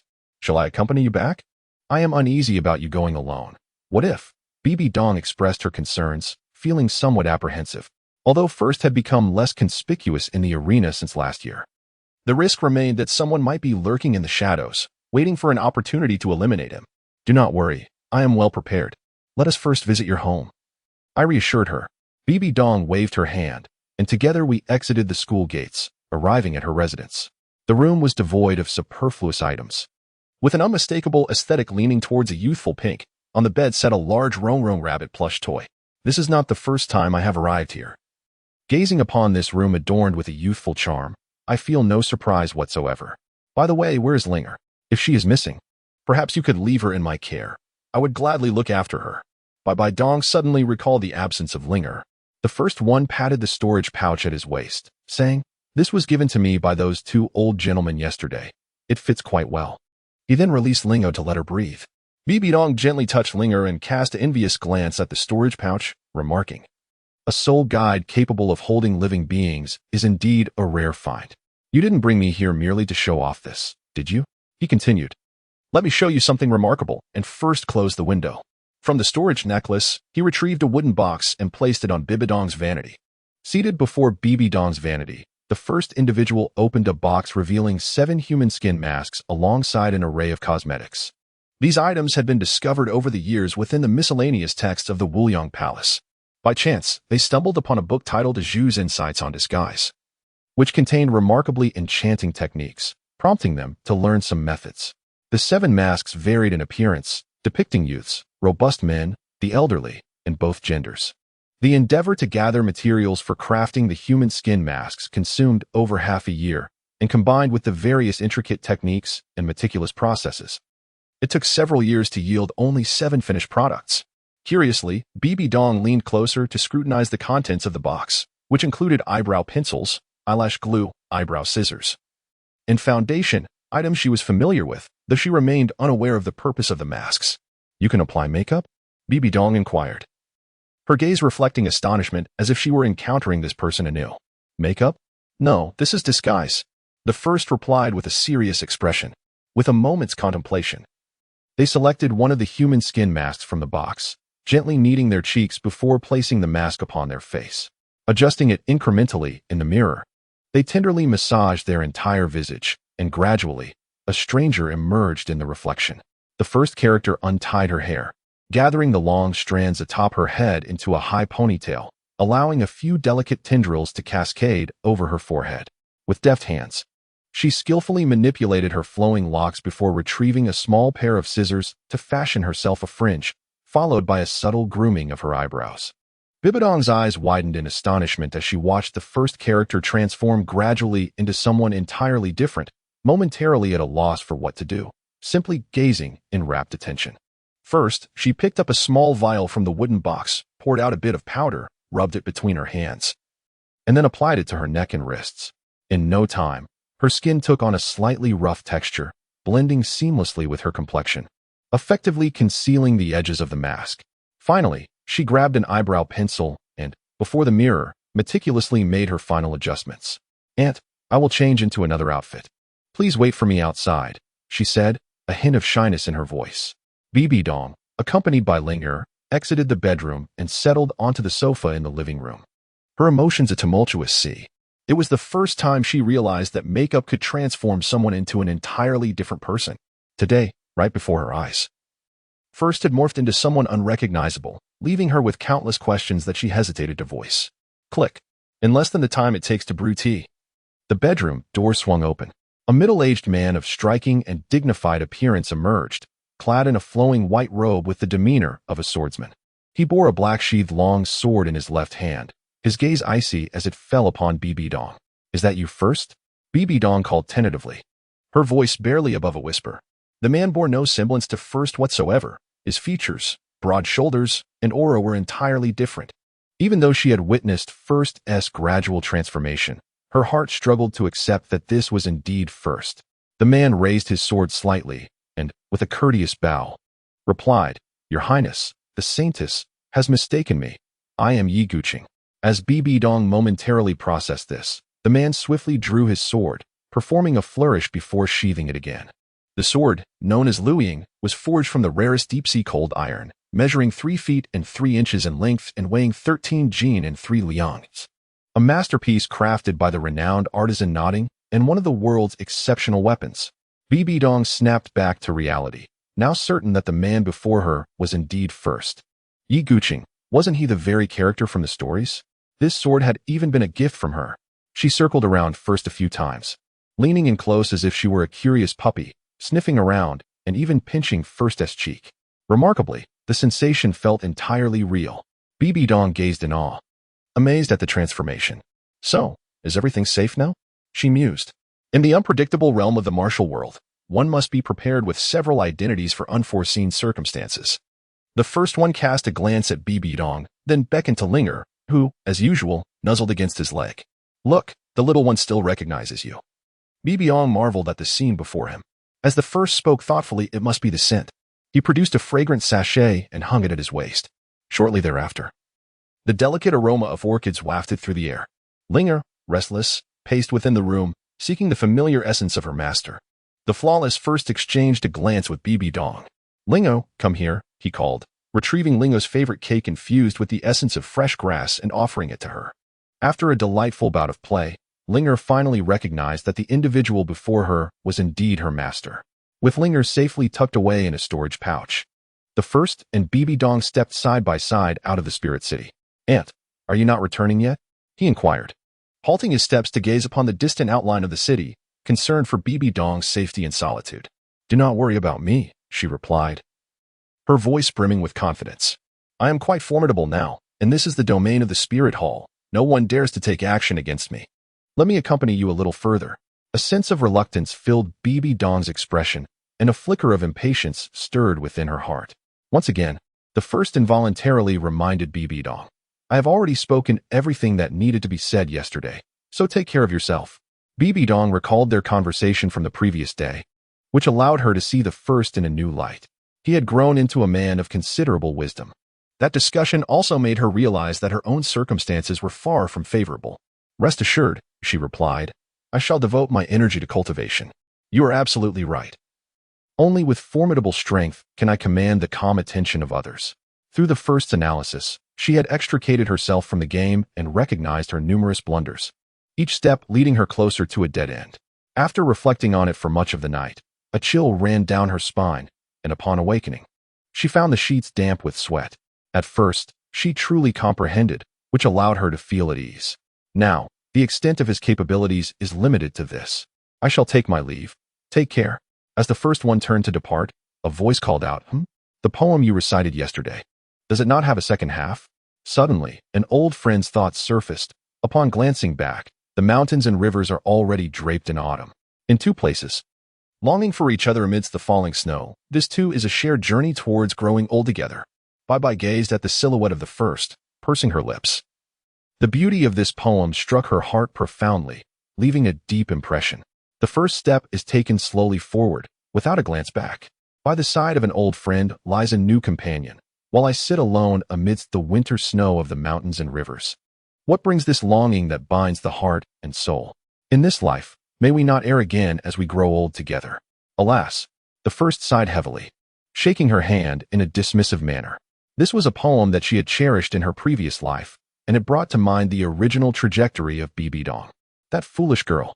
As Bibi Dong gazed at the receding figure of the first, she murmured to herself, her eyes reflecting a myriad of complex emotions. Chapter 50. The Return Journey. In the enigmatic realm of Spirit Hall City, a middle-aged man clad in black attire knelt on one knee, reporting to a mysterious figure seated above him, "My lord, according to the intel from our scouts, the individual known as Dongfang Bubi has taken leave from the Spirit Academy and may have even departed from Spirit Hall City. Ascertain his whereabouts and attempt to persuade him to join us. If he declines, return immediately without causing any unnecessary complications. Understood?" The enigmatic figure, holding a teacup, spoke with a measured tone. "Yes, I shall dispatch someone to handle this matter," the middle-aged man replied, his expression one of utmost humility. "Go forth. Ensure you remain concealed, and do not allow yourself to be detected." The mysterious figure gestured dismissively. "Understood. I take my leave." The man gradually retreated. Simultaneously, movements were initiated in other locations to encircle the first. Meanwhile, the first was practicing the Lingbo Weibo, a technique that allowed him to traverse swiftly while familiarizing himself with the new steps, creating numerous afterimages around him. The Lingbo Weibo is rooted in the principles of the I Ching, with each step representing a hexagram. The 64 hexagrams form a grand cycle. With each complete cycle, his inner strength not only remains intact but grows even more potent. The first journey was invigorating, rather than exhausting. It was filled with an exhilarating sense of freedom. Glancing up at the blazing sun, I sought out a shaded refuge to rest, intending to resume my travels once the heat subsided. I prepared to release Linger, as it would not be beneficial for her to remain confined within the storage pouch for an extended period. As soon as I set her free, she bounded towards me, nuzzling my leg with her head and emitting cheerful sounds. "Good girl, let's strive to keep you out of the storage pouch in the future." The first is aware that the storage space is entirely devoid of anything. Being confined within its cramped quarters, Linger can only lie down to sleep, inevitably succumbing to boredom over time.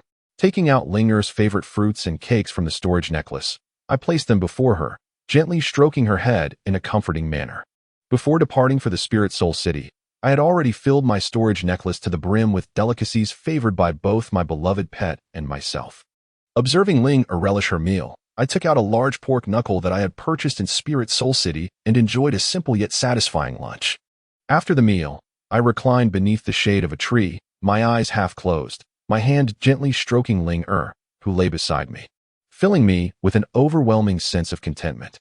After a brief respite, I cradled Ling in my arms, ensuring she was comfortably positioned. It seemed she understood my intentions, lying still and cooperating splendidly.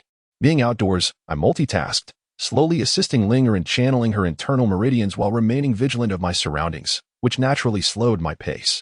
Over the course of an hour, I managed to clear half of a relatively spacious meridian in her limbs.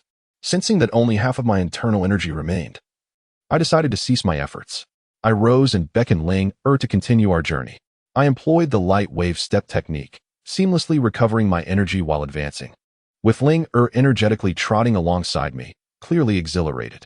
For her, the freedom to frolic rather than being confined in the storage bag felt like a taste of paradise.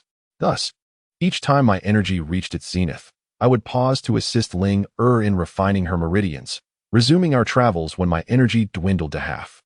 After more than a week, I had successfully cleared over 80% of Ling 5 primary meridians, and the white soul energy in her soul C had multiplied several times over. It was evident that it wouldn't be long before Ling transformed into a century-old soul beast.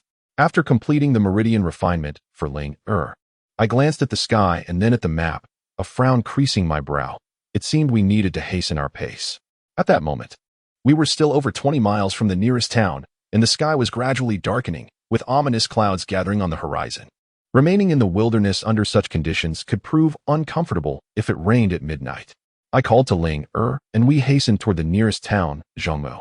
Despite the swift pace of both myself and my steed, a light rain began to fall midway, to prevent Ling from becoming a muddy mess. I stowed her back into the storage bag and continued onward. The rain intensified, becoming a torrential downpour. The Oakwood Inn, the most luxurious establishment in Zhongmu town, was relatively quiet due to the off-season. At that moment, the first-floor dining area was occupied by a young couple seated in a secluded corner by the window, engaged in a tender and intimate conversation. The woman curiously inquired, "Xin good, do you really think the decennial grand celebration at Spirit Soul City will be that lively?" Of course, on that day, not only will there be pilgrims from all over flocking to Spirit Soul City, but also prominent figures from various sects will pay their respects to the Spirit Hall. 10 years ago, my father and I attended, and the streets of Spirit Soul City were absolutely teeming with people, a scene of unparalleled exuberance. A young man with striking green hair and a hint of dark green in his eyes reminisced, "It certainly will not disappoint you." "How wonderful.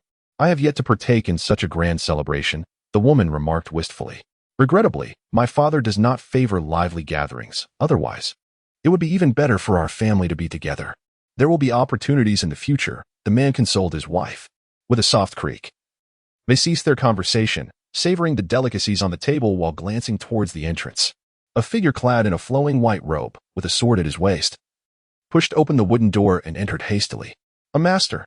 The green-haired man noted the sound of the rain around him and observed the white-clad figure, whose garments bore no trace of the downpour, his expression turning grave. This individual was none other than the transformed first, who, upon mastering the essence of illumination, had cultivated an aura that repelled the raindrops as they fell, leaving him unscathed. It was this remarkable display that left the green-haired man in astonishment. The server, taking in the appearance of the newly arrived first, regarded him intently and in a gentle tone inquired, would the esteemed guest prefer to dine or seek accommodation? "First, proceed to the counter, reserve a luxurious suite, prepare a few signature dishes, and enjoy dining in the room." "Very well, please follow me." At first glance, I noticed a couple dining not far away. I nodded towards them and followed the waiter to the accommodation area on the second floor. "Xingu, I never anticipated encountering such a formidable expert here," he exclaimed. He even acknowledged us with a nod. "Do you happen to know that individual?" The woman looked equally astonished. "One walks through the rain, yet the fine droplets do not touch them." This was my first encounter with him, and his demeanor was striking. Had I met him before, I would surely remember. However, I am uncertain when such an expert emerged. In terms of soul force control, he may surpass even my father. The man spoke with conviction. For now, let us set aside the fact that this couple had been thoroughly bewildered by the first encounter, scaring themselves in the process. The first character, having selected a room with the attendant, found it to be pristine and tidy, eliciting great satisfaction.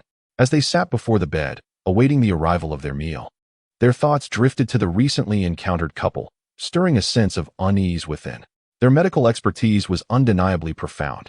The man possessed emerald green hair, with a hint of the same hue in his eyes, and upon observing his complexion, it was evident he was deeply afflicted by poison. At last, they had come across a character mentioned in the original text, one who bore a lethal toxin. And the striking green hair inevitably brought to mind the figure of Douluo. This youthful individual, brimming with vitality, must surely be the late son of the poisoned Douluo. The intricacies of fate are indeed remarkable. The intention to procure the ice and fire yin-yang I had been firmly set, yet before any action could be taken, they had encountered the very son of the original owner of this treasure. Could such serendipity truly exist? Dear guest, your dinner has arrived. The reverie was interrupted as the first character glanced at the attendant wheeling in a cart, replying, "Thank you. Please leave it here. You may collect the dishes tomorrow. Enjoy your meal." The attendant gently closed the door and departed. The first bite of the steaming delicacies prompted me to hastily release languor. I endeavored to offer her a generous chicken leg, and to my delight, she exhibited no signs of pickiness. Sighing softly as I recalled the young man I had seen earlier, I pondered deeply before taking up a pen and paper. With a flourish, I filled the page with elegant script in a short span of time. After meticulously reviewing my work, I placed it by the bedside, resolved to present it to him the following day. Since we are fated to meet, I shall grant him a chance at life. The next day, at the restaurant, I leisurely savored my breakfast. The stir-fried beef was somewhat overcooked. It would have been better had it been served 3 seconds earlier. As I ate, I critically evaluated the signature dish of this establishment. Suddenly, I noticed a couple entering, wiping their mouths with napkins before approaching me. "Senior." They looked at me, exchanged glances, and bowed slightly.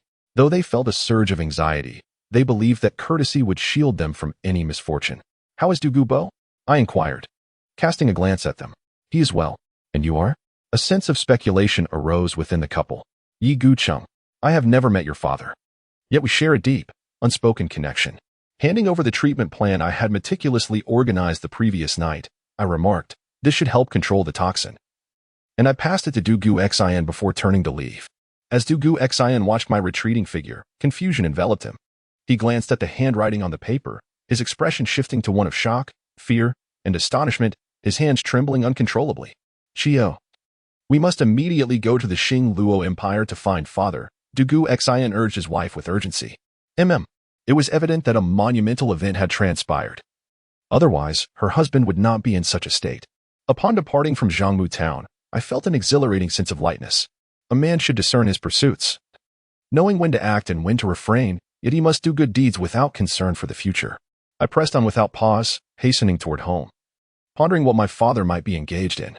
And my mother, has she perhaps given me a younger brother or sister? In that moment, my heart ached with longing for home. Chapter 51. Unprecedented cultivation. Speed. Time flowed as one traveled. Early in the morning, the first had already arrived at the entrance of Drunken Soul Village. "What are you two up to so early? Who are you?" The two looked at the young boy in confusion. "You are the first." The thin monkey pondered for a moment and recognized his childhood companion. Although the first had undergone significant changes over the past 3 years, the resemblance to his mother, Qianlan, was unmistakable in his features, and coupled with the familiar address, it was no surprise he was recognized. "You've returned. Your mother has been fretting about you every day, my child. You haven't thought to come back all these years." Thin Monkey's father took the first's hand, unable to help but scold him. "Father, hurry and take the first home. Aunt Lon will surely be delighted to see him."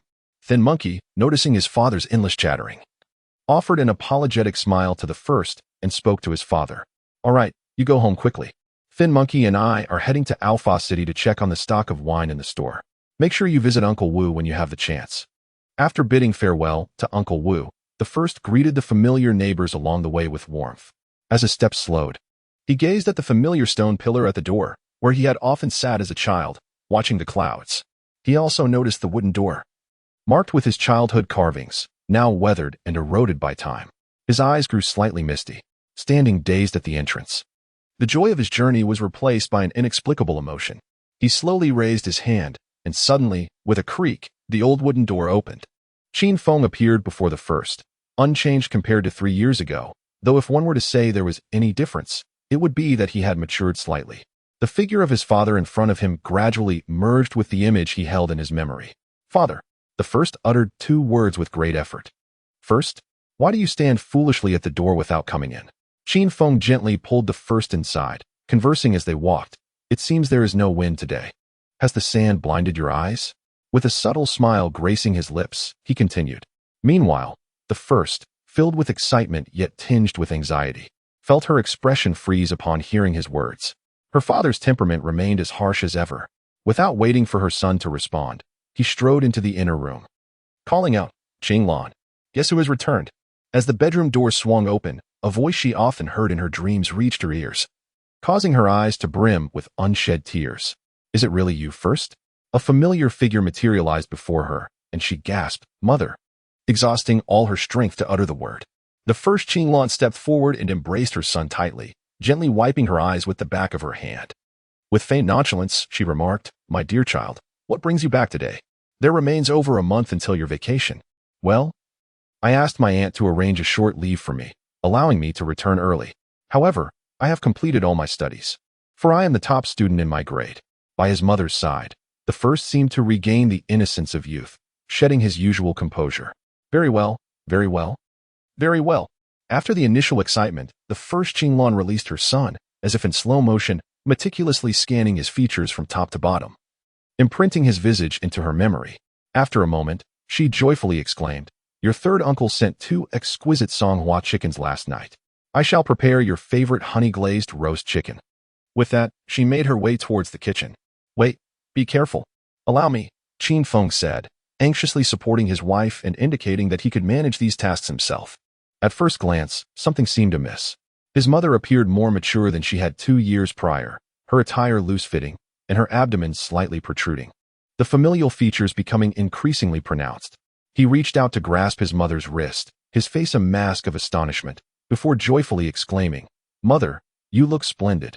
It seems you are already 3 months along, Qin Feng declared with pride. Please, take a seat. I shall handle the meal preparations. Over the past few years, I have honed my culinary skills. In that moment, he felt a surge of happiness, comforted by the presence of siblings alongside their parents.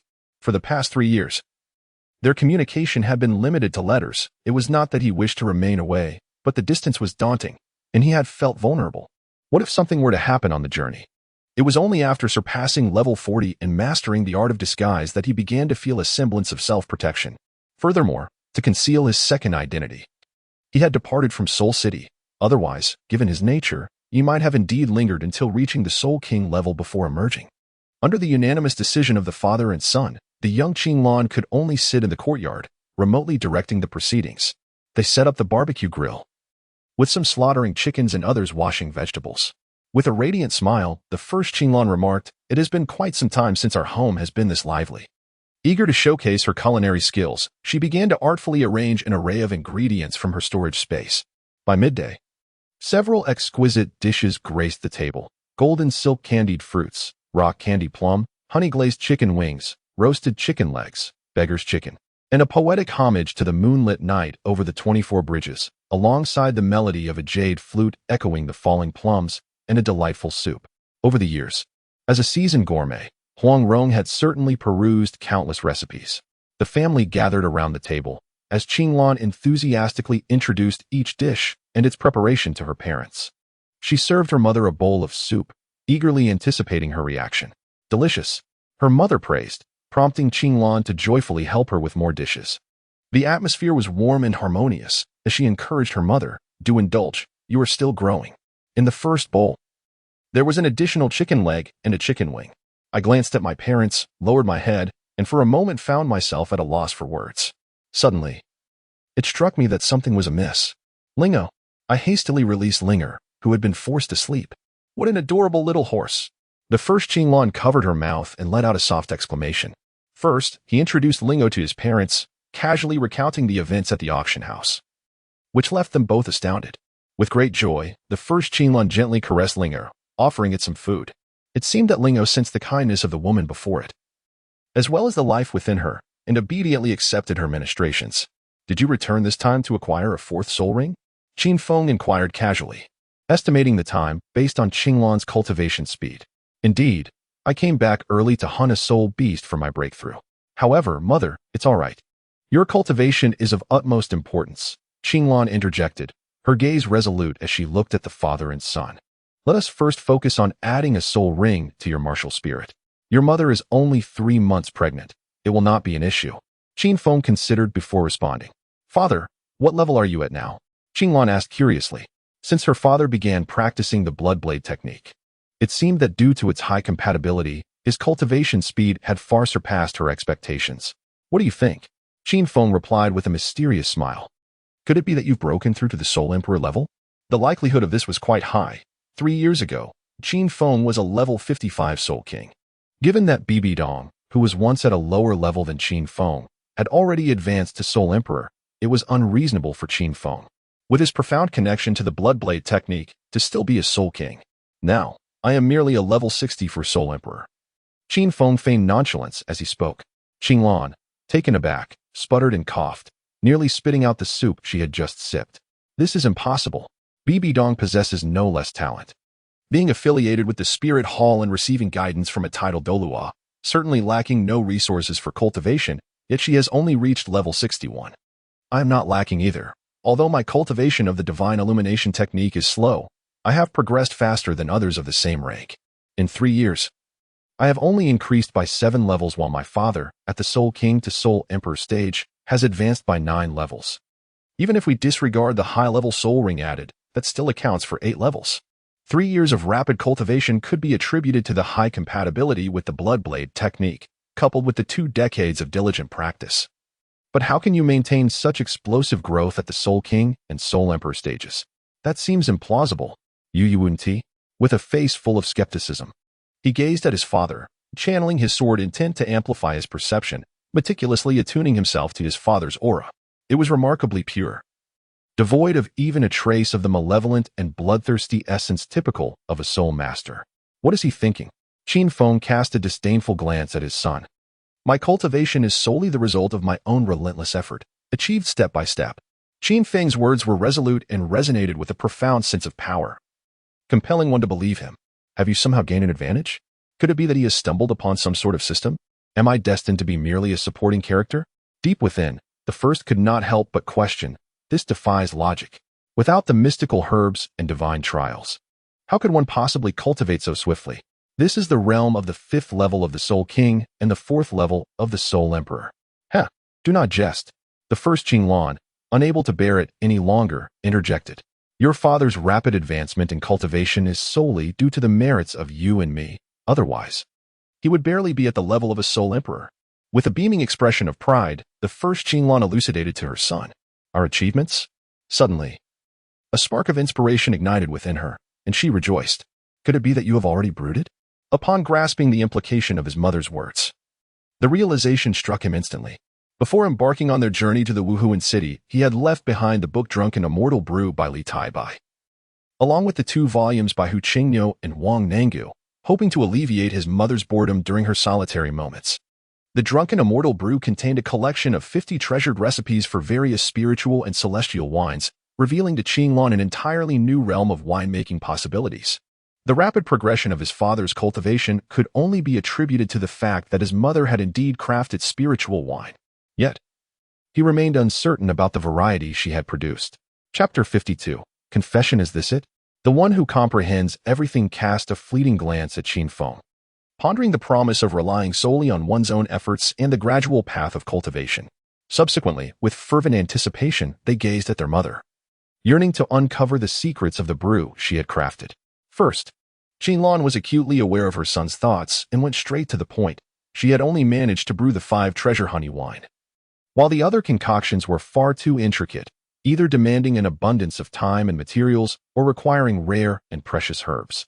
The 5 treasure honey wine, a secret elixir of the 5 poison sect, was brewed from 5 toxic ingredients: snake, spider, scorpion, centipede, and toad, hence the name 5 treasures. The wine was as clear as water, and during the brewing process, a variety of medicinal herbs and honey were added to mask the fishy taste. Upon tasting, it felt as if one were indulging in honey itself, which contributed to its fame. Consuming this wine could significantly enhance one's internal strength and aid in cultivation. You may not realize it, but But your father has nearly become a drunkard these past few years, never parting with his wine, Qinglong revealed to the first. That will no longer be the case. The more one drinks, the lesser the enhancement to cultivation. Its current effect on me is minimal, Qinfeng said, shaking his head in disappointment, a look of regret on his face. Having experienced a remarkable acceleration in his cultivation speed, he now found the current marginal increase rather unimpressive. He once dreamed of using this wine to cultivate himself to the rank of title Douluo, but alas. Then, Qinfeng retrieved a small, transparent jar of wine from the room, containing approximately 5 pounds of liquid. The wine was crystal clear, yet something felt amiss with the 5 treasures inside. Qinfeng remarked to Qinglong, "Your mother modified the recipe slightly. This 5-treasure wine incorporates the fire toad, golden-eating centipede, mystic water snake, azurewood scorpion, and earth-digging spider, 5,000-year soul beasts. Utilizing the theory of the 5 elements mutual generation and restraint, the toxicity was eliminated, maximizing the medicinal properties, far surpassing the original version. This is largely thanks to those 2 medical texts of yours. Unfortunately, with my current expertise, I can only use 1,000-year soul beasts in the wine. Had I been able to use 10,000-year soul beasts, the efficacy would surely be even greater," Qinglong said, a hint of greed in her voice. "You've already turned the 5-treasure honey wine into something extraordinary, and yet you still lament," the first replied, momentarily speechless. "It's unfortunate that due to your sword training, you cannot drink yet, otherwise." Qinfeng shook the jar, enticing Qinglong. Drinking it years from now would yield the same results. There is nothing to regret. How much of the 5-treasure honey wine remains? I wish to give some to the 2 esteemed elders. The initial inquiry was regarding the quantity of the spirit liquor, with hopes of having some excess to present 2 esteemed titled Douluos, Qianjun and Jiangma, in order to foster deeper connections through frequent interactions. The varying ages of the 5 treasures necessitate adjustments in the accompanying medicinal herbs, rendering the brewing process quite cumbersome, thus resulting in limited production. Moreover, with my current consumption, only 5 jars remain. As for the individuals to whom the first wishes to present the liquor, those who maintain regular correspondence with the first are naturally aware. You may take them all. Those 2 seniors have cared for you well, and it is only fair that you do not solely seek to receive. Regarding your future needs, my mother and I will brew more for you in due time." After addressing the question posed by the first, Qinfeng imparted his guidance. "Indeed, I understand. And please do bring a bit for my aunt as well. In truth, my return during this leave was not solely for the purpose of the 4th spirit ring. I have 2 important matters to attend to." After a brief pause to consolidate my thoughts, I turned to Qinfeng and said, "The first matter is to request that you accompany me to the Sunset Forest to find a certain location." Upon observing that Qinfeng had attained the impressive level of 64, it was deemed prudent to proceed with caution, as the likelihood of encountering significant peril appeared minimal. Therefore, the intention to accompany Qinfeng in the quest for the fabled treasure site arose. Qinfeng's curiosity was instantly piqued. The significance of this location evidently surpassed that of hunting souls, indicating its extraordinary nature. Even the ever-composed first Qinglong revealed an expression of intrigue. The eye of ice and fire. What? The couple stood in astonishment, their gazes fixed intently upon the first. Having perused various medical texts, they were well aware of the unique topography associated with the eye of ice and fire. Wherever this wondrous site lay, it was bound to be adorned with an abundance of celestial herbs, heroic blood, xianbing by whole wine, Bodhi heart, and drunken immortal brew. As the first Qinglong uttered the name of each exquisite wine, both Qinfeng and the first found themselves swallowing in anticipation. The allure of these intoxicating brews was palpably potent for connoisseurs.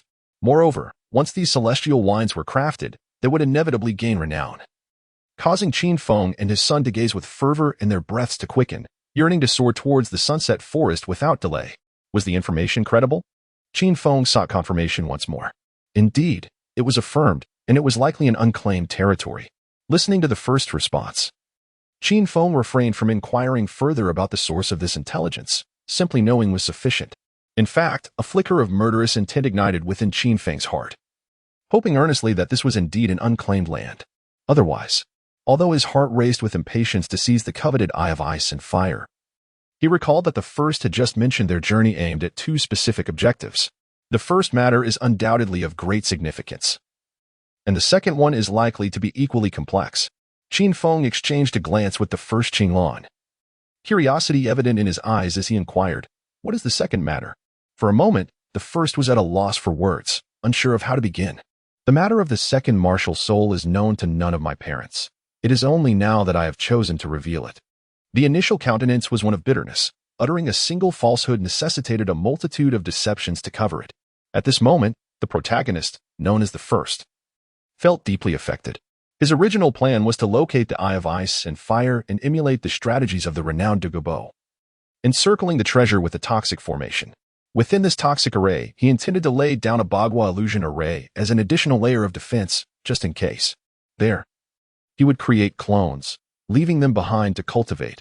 As the environment seemed sufficiently secure, as long as he could endure, he would emerge at his pinnacle. Moreover, should misfortune befall him in the future, these clones could serve as a trump card. However, with his mother expecting, and both he and his father bound for the Sunset Forest, a swift return was decidedly impossible. More poignantly, after seeing the surprise, affection, and longing in his mother's eyes, the first felt an overwhelming ache in his heart, yearning to remain by her side. Given the circumstances, filial piety demanded he stay. In the midst of his contemplation, a resolution began to form within him. Observing the conflicted expression on the first's face, his parents assumed he was entangled in a significant predicament and urged him to speak forth. Qin Feng was even prepared to draw his bloodied blade. Seeing the expressions on his parents' faces filled the first with unease. In truth, after integrating the first soul ring, he had sensed a subtle change within himself. Qin Feng, direct and forthright, exclaimed, "What sort of man shies away? Speak your mind. It cannot be that you are encountering difficulties in your cultivation. Share it, and we shall resolve it together." Recalling the moment he absorbed the soul ring, he found no fault, although the age of the ring was rather advanced. The absorption had proceeded smoothly. Qin Feng's brow furrowed deeply, almost converging into a single line. The first Qinlan anxiously gazed at her son. Although her rank was not particularly high, she understood that in the realm of cultivation, one must not be the slightest bit careless. Ever since she had acquired her first soul ring, I gradually realized that I was unlike others. I possessed a second martial soul. This second martial soul is my very essence.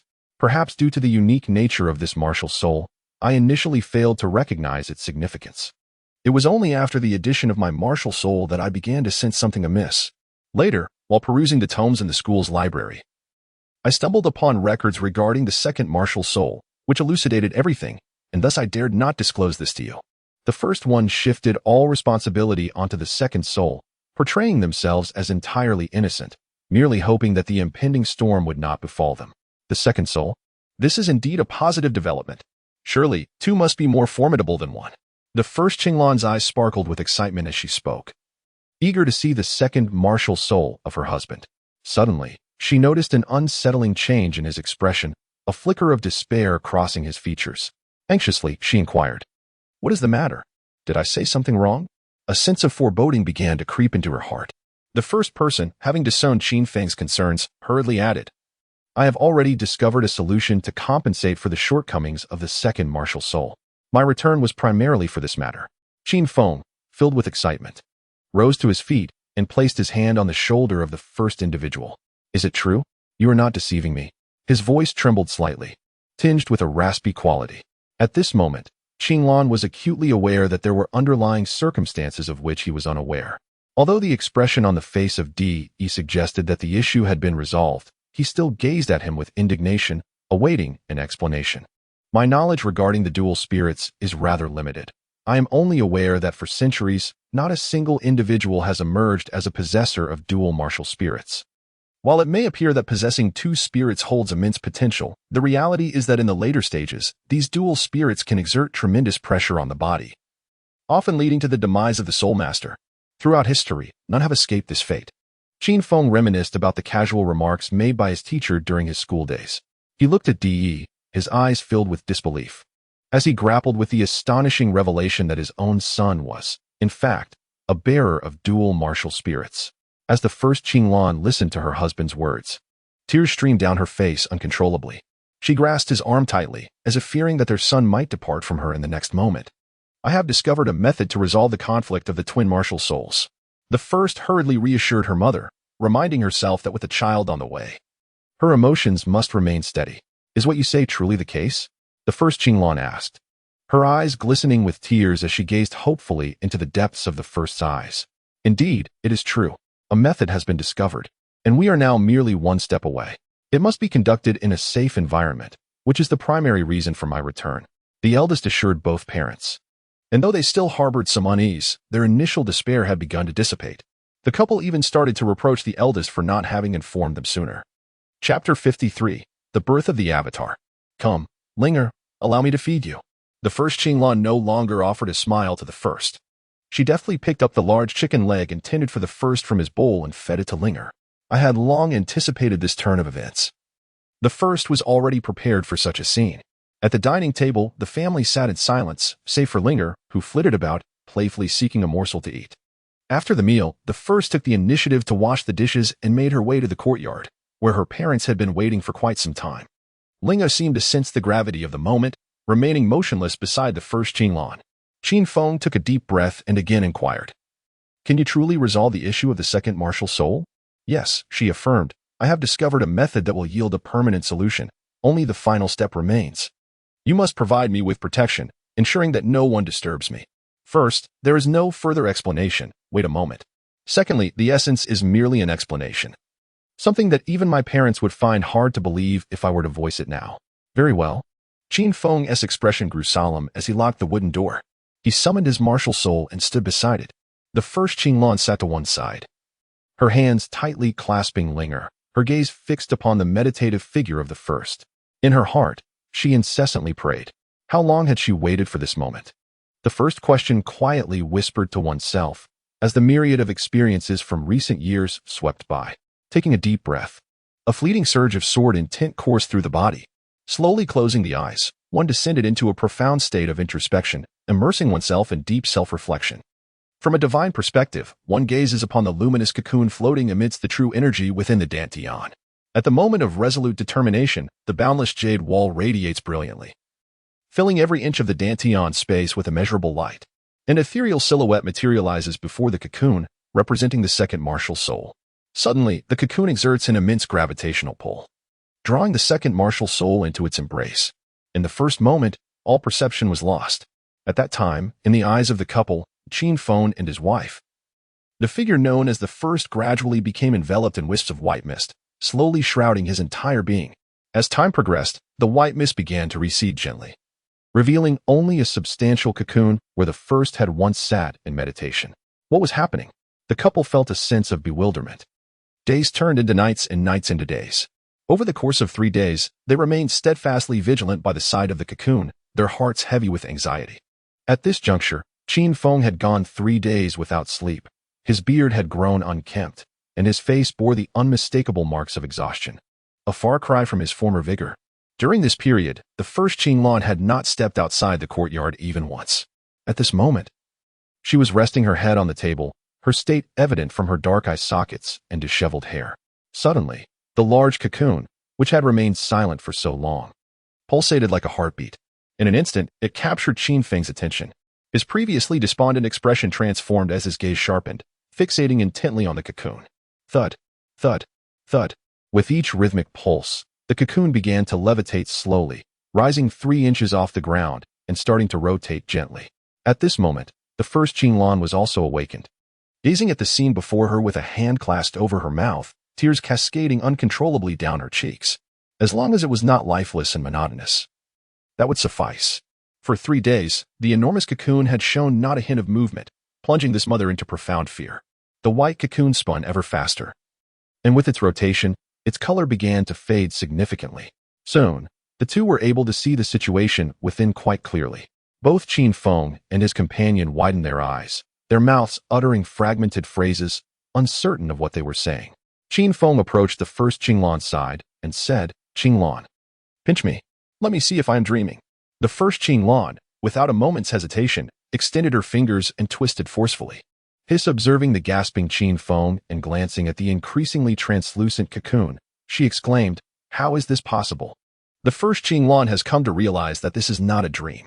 At this moment, the great cocoon gradually dissipates, revealing 2 figures slowly emerging. 2 identical beings sit facing each other in a meditative posture, their hands pressed together. One is clothed, while the other is entirely bare. As I slowly opened my eyes, A subtle smile graced my lips, and my perspective seemed to divide, akin to gazing into a mirror. Such an inexplicable sensation enveloped me. Firstly, a set of clothes was retrieved from the storage necklace and handed to the doppelganger. Qin Feng and the first Qing Lan stood in a daze, gazing at the two identical sons before them, their hearts swirling with confusion. What could this possibly mean? It was only when the two stood side by side before them that realization dawned. Staring at the mirror-like figures, the parents found themselves unable to recognize their own sons. This absurd scenario had indeed unfolded. This is impossible. How can this be? Ultimately, it was the first Qinglan who, in her anxiety, posed the question. She could sense that both individuals before her were her sons, yet she was acutely aware that she had only given birth to one. Observing the wearied expressions of their parents, the two knelt heavily on the ground. Thud, thud, thud, father, mother. They bowed deeply 3 times. An overwhelming sense of guilt swelling within them. Qin Feng and his wife, at a loss, hurried to assist the children before them. Though they were baffled as to why the first had manifested into two, the bond of blood that connected them was indelible. The first Qinglan hastily retrieved a handkerchief to wipe away the dirt that sullied the heads of the two individuals. They supported their parents as they settled onto the stone bench, and only then did they gradually reveal the circumstances. Is this method something you stumbled upon in a tome you inadvertently discovered? Is it indeed possible, through arcane techniques, to extricate one's martial soul from the corporeal form, thereby manifesting a doppelganger? Are you truly willing to embark on such uncertain ventures? The first Qinglan and Qin Feng listened intently to the first's explanation, as if engrossed in a captivating tale. Although it seemed unbelievable, the reality lay before them. Isn't this a success? The first elucidated. Observing the two manifestations of the first before him, Qin Feng felt an intense irritation. Had it not been for his wife's intervention, he would have undoubtedly administered a thorough beating. This incident reaffirmed the adage that one must discipline their children early. Are you both firsts now? Did you emerge from the original first? What about the previous first? Qinlan inquired, hesitating to delve deeper into her thoughts. No, it's somewhat complex to explain, but it's not as you imagine. We are both the original first, united in body and mind, sharing consciousness. This not only alleviated the pressure exerted by the second martial soul on my body, but also significantly enhanced my survival capabilities, offering countless future benefits, the first hastily clarified. Well then, allowing you to undertake such a perilous endeavor without informing us is unacceptable, Qinlan exclaimed, dropping her pretense and seizing one of the firsts, pinning him to the table. With a resounding slap, she began to chastise him. Father, please pull mother away. Her anger isn't good for the fetus. The first dared not resist and quickly turned to Qin Feng, hoping for assistance. You are right. Letting your mother vent is beneficial for her health, Qin Feng remarked with a broad smile, also grasping the other manifestation and mimicking his wife's actions, finally seizing the opportunity to discipline this troublesome child. In that moment, the first reveled in dual joys. It appeared that being a division of oneself was not entirely devoid of its challenges. Let's see if you dare to conceal matters from us again. I won't. The first fervently shook his head in response. You both should rest. I hadn't anticipated this would take so long. The first observed the fatigue etched on his parents' faces. Indeed, we shall discuss everything tomorrow, Qin Feng replied, gazing at his two sons. The events of the day had been overwhelmingly exhilarating, and he needed a moment to recuperate. The couple retreated to their room, leaving the two firsts in the courtyard. It was at this juncture that the first finally had the opportunity to assess his own condition. His main body remained at level 40, likely due to the absence of one martial soul, and he felt significantly more at ease. The first summoned forth the water martial soul, with 3 soul rings of yellow and purple materializing beneath his feet. The water martial soul was more agile than ever, and he could sense that his original martial soul had vanished. Remarkably, his doppelganger had also reached the 10th level, and with the addition of a single soul ring, it could transcend further. The newly emerged doppelganger was entirely nurtured in accordance with the original, possessing an equivalent physical constitution. It was equally endowed with a complete network of meridians, capable of enduring a 10,000-year soul ring in both body and spirit. The thought that his first soul ring began at a 10,000-year mark filled him with uncontainable joy, and he couldn't help but burst into laughter. What was even more significant was the knowledge that he had been granted a chance for redemption. Even if one of them perished, he had the means to rise again. Remembering how tirelessly his parents had guarded him, exhausted after 3 days, he quickly covered his mouth to avoid disturbing their rest. After a brief moment, he sighed again. A thought crossing his mind. What would happen if he consumed the celestial herb and then created a second doppelganger? The possibilities flooded his imagination. Upon examination, it was discovered that within the mind of the avatar, there existed a spectral manifestation of the infinite Hall.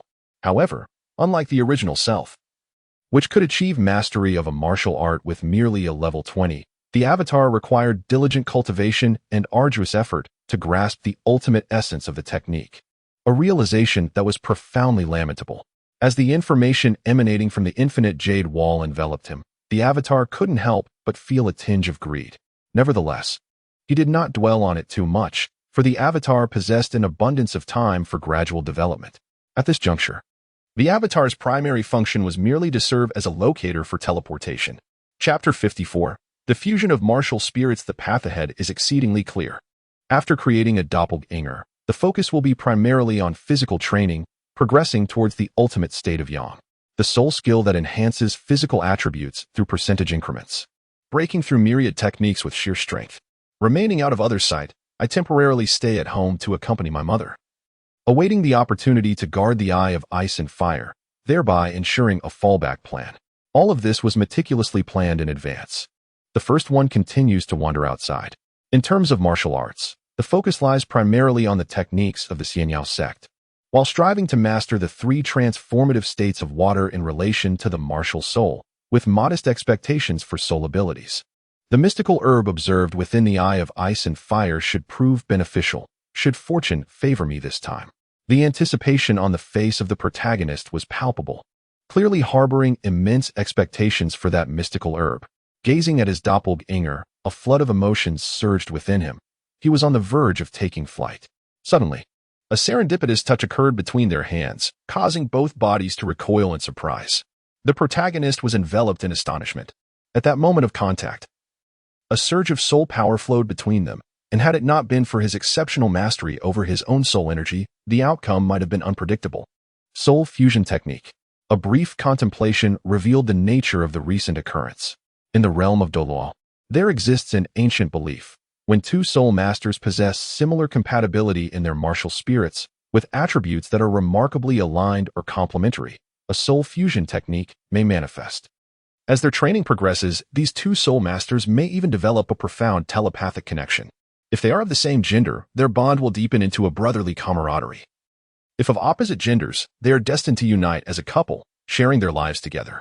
Each soul fusion technique possesses the ability to transcend ranks in combat, exhibiting formidable strength, yet the number of soul masters capable of wielding such techniques is exceedingly rare, making them highly coveted by the populace. Upon further reflection, it was not unexpected that the 2 could achieve a soul fusion technique. The foundational conditions for such a technique are straightforward: compatibility and complementarity in attributes. There are many soul masters who meet these criteria, yet the concept of compatibility is more enigmatic. What connection can be drawn between a flower and a soul? Or between an eye and a hammer? Only the dragon and serpent martial spirits exhibit a high degree of compatibility. This realization introduced a multitude of uncertainties. In contrast to these cryptic rumors, the protagonist harbored his own speculations.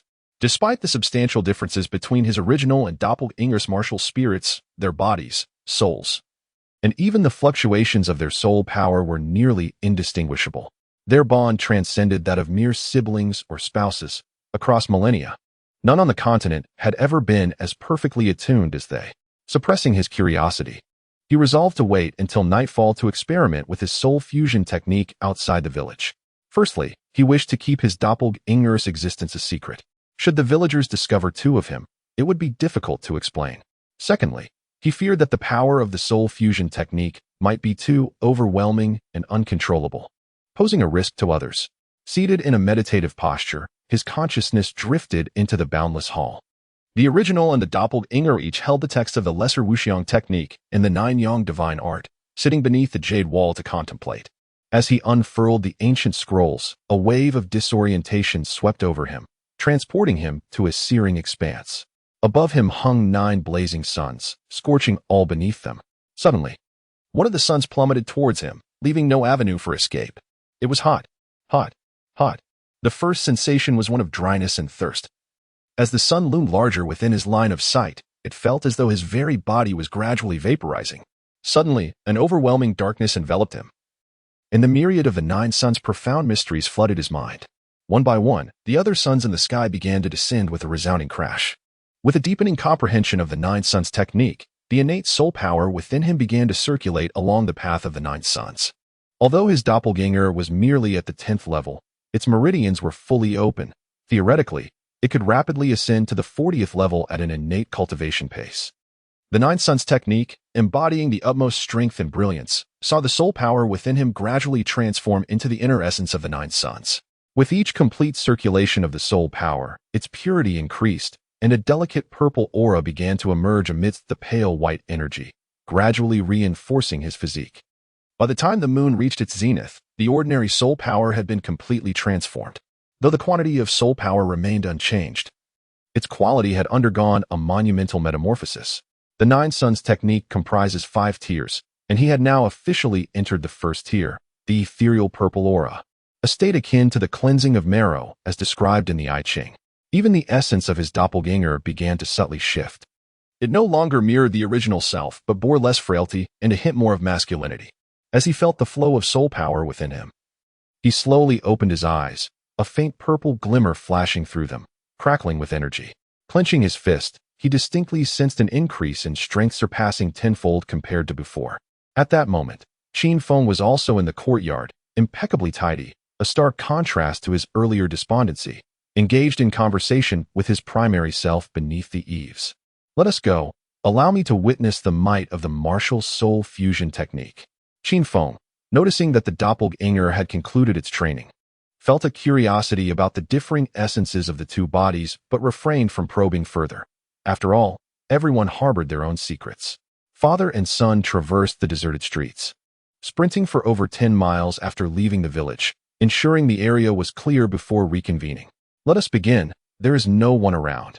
Qin Feng was not taken aback by the fact that the first had a martial soul fusion technique with his doppelganger, for after all, their unity was the epitome of compatibility, rendering any astonishment unnecessary. At this moment, he was simply eager to witness this so-called divine technique of martial soul fusion.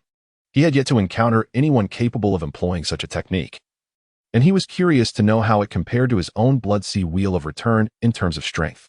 The original summoned forth a water martial soul, swirling around him, while the doppelganger enveloped itself in the martial soul, revealing no visible differences at first glance.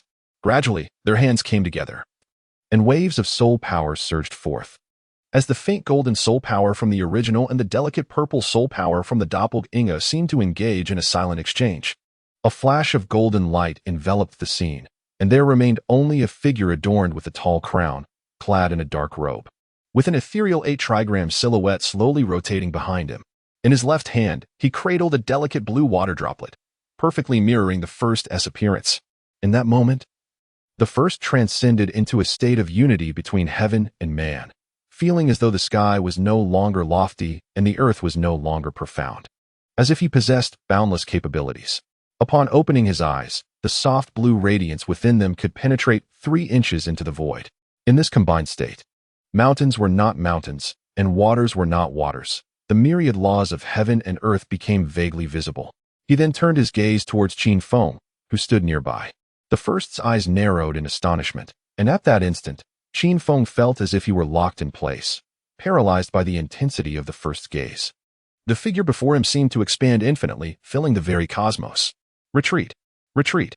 Retreat! An alarm rang within him. Facing the first, Qin Feng found himself frantically stepping backward, having forgotten that the first was his son, incapable of causing him harm. He felt as if his very essence had been laid bare, devoid of any secrets.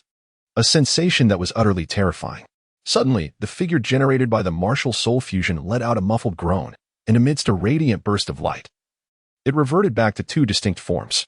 The first, pale and weak, leaned against the frail manifestation beside him, disregarding everything else as they sat face to face, their hands pressed together, embarking on the journey to restore their soul power. Qin Feng, having retreated more than 30 meters, finally emerged from that peculiar state, his heart racing violently, beads of sweat forming on his brow, the long-lost sensation of safety resurfacing in his heart. Observing the two in the distance who had exited the state of martial soul fusion skill, he exhaled slowly. Taking a step forward, he gazed at the pair regaining their soul energy, his expression a tapestry of complexity, vigilant of his surroundings as he murmured, The martial soul fusion skill truly lives up to its name. In less than an hour, the first had already replenished his soul power, his heart brimming with astonishment. Never having anticipated the unique nature of his martial soul fusion skill. Deep down, the first understood Qin Feng's reaction. It was not that his martial soul fusion skill was so potent that it left Qin Feng defenseless, but rather the state induced by the fusion skill allowed him to perceive everything about Qin Feng as if observing from a higher dimension, compelling Qin Feng's body to instinctively seek escape from that condition. Though it seemed an eternity had passed during the martial soul fusion, it had merely lasted 3 fleeting breaths. Before a detailed examination could be conducted, it concluded due to the depletion of the doppelganger's soul power. The martial soul fusion technique exhibited by the duo consists of 2 variations, one of which was demonstrated this time, predominantly featuring the primary water martial soul. In that state, it felt as though their beings were entwined with the very essence of the universe, rendering everything in existence transparent to their discerning gaze. He still vividly recalls the moment his eyes fell upon Qin Feng, where he beheld a multitude of intricate lines, the pale white line of fortune, the black and white line of life and death, the golden line of wealth, and the pink line of romantic destiny.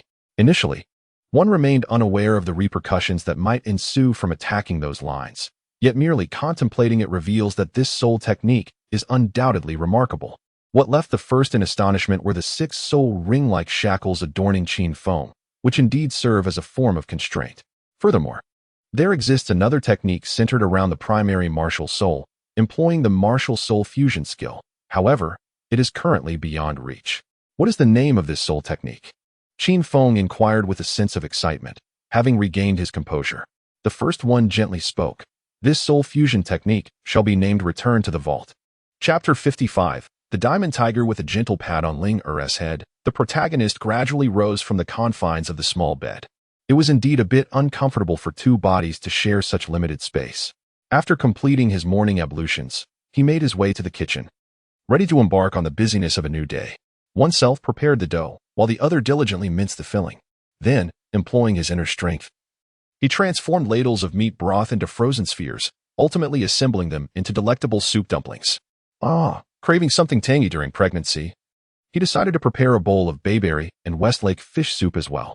Qin Feng and his companion were roused by a delightful aroma wafting through the air. Upon entering the dining area, they beheld the neatly arranged tableware. One of the protagonists was serving rice while the other emerged from the kitchen, placing 2 steaming baskets of soup dumplings onto the table. Absolutely perfect. The first Qinlan gazed at this son, then at that son. Everything was so astonishing. She then glanced at her own belly, a maternal radiance illuminating her face. How wonderful it would be to bear a daughter. She already had 2 sons, yet longed for a daughter to complete her family. The eldest Qinlan expressed her sentiment, asserting that this time her mother was undoubtedly expecting a daughter. In response, the eldest, wishing to bring joy to her mother, playfully agreed with her words. Qin Feng cast a peculiar glance at the eldest, bemused by the sudden sweetness of his son's tongue, which contrasted sharply with his usual sharp wit. After a lively breakfast filled with warmth and laughter, Qin Feng convened with the 2 to discuss their forthcoming plans. The first decision was to have Qin Feng and his clone venture into the Soul Beast Forest, where the latter would acquire the first spirit ring for the main body. Meanwhile, the main body would remain at home to attend to his mother. After the clone had successfully acquired the spirit ring, it would stay behind to care for her while the main body, accompanied by Qin Feng, would journey to the Sunset Forest. Qin Feng contemplated this plan, finding its feasibility quite high. This arrangement would ensure that the first spirit, Qinglan, would always have someone by her side, and the clone, having obtained the first spirit ring, would possess sufficient strength to handle any unforeseen circumstances. Thus, the main body and Qin Feng could proceed to the Sunset Forest without concern for any issues at home. What are your requirements for the first spirit ring? Qin Feng inquired. As a person of action, he was determined not to delay any further and was eager to secure the first spirit ring for Qinglan before embarking on the journey to the Sunset Forest to claim the treasures of the Qin family. Wishing to avoid prolonged uncertainties, I desire a spirit ring that enhances all attributes by a percentage, ideally a 10,000-year-old spirit ring, Qinglan replied. Are you certain you won't perish from this endeavor? Qin Feng exclaimed, astonished at his son's audacity to aspire for a 10,000-year spirit ring at the first level. You truly dare to dream. Rest assured, it poses no risk. Our physical constitution is now identical. Before our return, I had two esteemed predecessors test both my physical and spiritual fortitude, confirming that I can absorb spirit rings up to 15,000 years. The first pair assured Qin Feng. So your fourth soul ring has also absorbed a 10,000-year soul ring? Indeed. The first looked at his father with immense pride. Although he was aware that the soul rings were shackles, he realized he must first delve into the depths, contemplating strategies only after achieving the rank of title Douluo. Qin Feng licked his parched lips, his face radiating joy and excitement that was palpable. It seemed he would need to devote himself to training. Being the son of a formidable father indeed placed a considerable burden upon him. After a consensus was reached among the group, the first decided to have his avatar carry the storage bag, which was already filled with provisions. Qin Feng bid farewell to the first and Qinglan, while the first disguised his avatar to resemble Yi Guqing, granting the two bystanders a significant expansion of their horizons. The father and son then exited the village, heading directly towards the grandest soul beast forest in the Annaler Duchy. The first Qinglan strolled through the village with her son, accompanied by Linger, and felt the benefits of her doppelganger eliciting a continuous smile upon her face, with the first step taken in the ethereal wave stride. Although constrained by the level of his spiritual energy, he did not reach the point of creating afterimages. Nonetheless, his speed rivaled that of an ordinary steed. Coupled with the passive restoration of spiritual energy, the nebulous purple aura within his body further accelerated his pace. At this moment, he resembled a perpetual motion machine, growing increasingly spirited as he ran. I never imagined your speed would be so remarkable, Qin Feng remarked to his son, who was by his side. Hee. If I cannot surpass others in strength, I must at least outpace them, replied the first, though a flicker of doubt crossed his mind. But does the Songlong forest of the Andaral Duchy harbor the soul beasts I seek? Fear not. 6 months ago, I ventured there in search of the 5 treasures to brew the 5 treasures honey wine and encountered a diamond tiger over 1,300 years old. It will undoubtedly suffice for your first spirit ring, Qin Feng exclaimed, wearing an expression that conveyed his son's fortunate fortune. At first glance, the news of a diamond tiger residing in the Songlong forest is indeed a tantalizing prospect worth pursuing. The diamond tiger ranks notably high among the feline soul beasts, its entire being aglow with a radiant golden sheen. In terms of offensive and defensive capabilities, it surpasses even the white tiger to some extent. Its speed is remarkably balanced, outpacing ordinary feline soul beasts significantly. However, its sole vulnerability lies in its reliance on close-range attacks, unlike the white tiger, which excels at both long and short distances. A 10,000-year-old diamond tiger would not be inferior to an ordinary 30,000-year-old soul beast, barely qualifying as a top-tier soul beast. Unfortunately, due to its rarity and the relentless hunting by soul masters, it has gradually dwindled in numbers, making the existence of one here all the more surprising. One can only hope that this diamond tiger remains undiscovered. The prospect ignited a fervor within the heart of the protagonist, quickening their pace as they journeyed. The duo sprinted tirelessly, pausing infrequently along the way. After 5 days, they finally arrived at the outskirts of the Songlong forest, seeking a spot to restore their physical condition. Early in the morning, father and son, greeted by the rising sun, applied mosquito repellent and scent-masking powder to their bodies before stepping into the depths of the Songlong forest. Stay close, Qin Feng cautioned his companion, anxious that he might not fully comprehend the gravity of their situation. There are numerous 10,000-year soul beasts within, although you are strong. Your soul power is only at level 10, and you are certainly no match for them. Understood, I will stay close, came the reply. The first tightly grasped the already unsheathed Luoying sword, acutely aware of his own precarious situation. Although his physique was robust, it could not surpass that of a 10,000-year soul beast. Even a 1,000-year soul beast could bring about his demise. Thus, he closely followed Qin Feng, remaining vigilant of his surroundings. The dense forest, perpetually buffeted by fierce winds, caused the leaves to rustle and produce sounds reminiscent of crashing waves. Hence the name of the Songlong forest. This environment significantly impacts soul masters, severely limiting their auditory perception. However, it is a paradise for feline soul beasts, where dragons soar through the clouds and tigers ride the winds. Even members of the Dai family from the Star Luo Empire frequently venture here to augment their soul rings. As they progressed, the trees grew increasingly formidable, with trunks so massive that 3 adults could not encircle them. This area was already known as the domain of 10,000-year soul beasts, prompting the father and son to further reduce their pace for safety. Suddenly, a fierce gust of wind surged from the side, carrying with it a blue silhouette that lunged towards the first. The figure was seen before the roar was heard. Before the first could react, a flash of crimson light cut through the air. With a resounding thud, the earth trembled. Qin Feng, wielding the blood knife, fixed his gaze upon the lifeless corpse that lay upon the ground. Its fur was a deep azure, and it measured 6 meters in length. This was a 26,000-year wind spirit tiger, renowned for its swiftness and ambush tactics, aptly dubbed the assassin of soul beasts.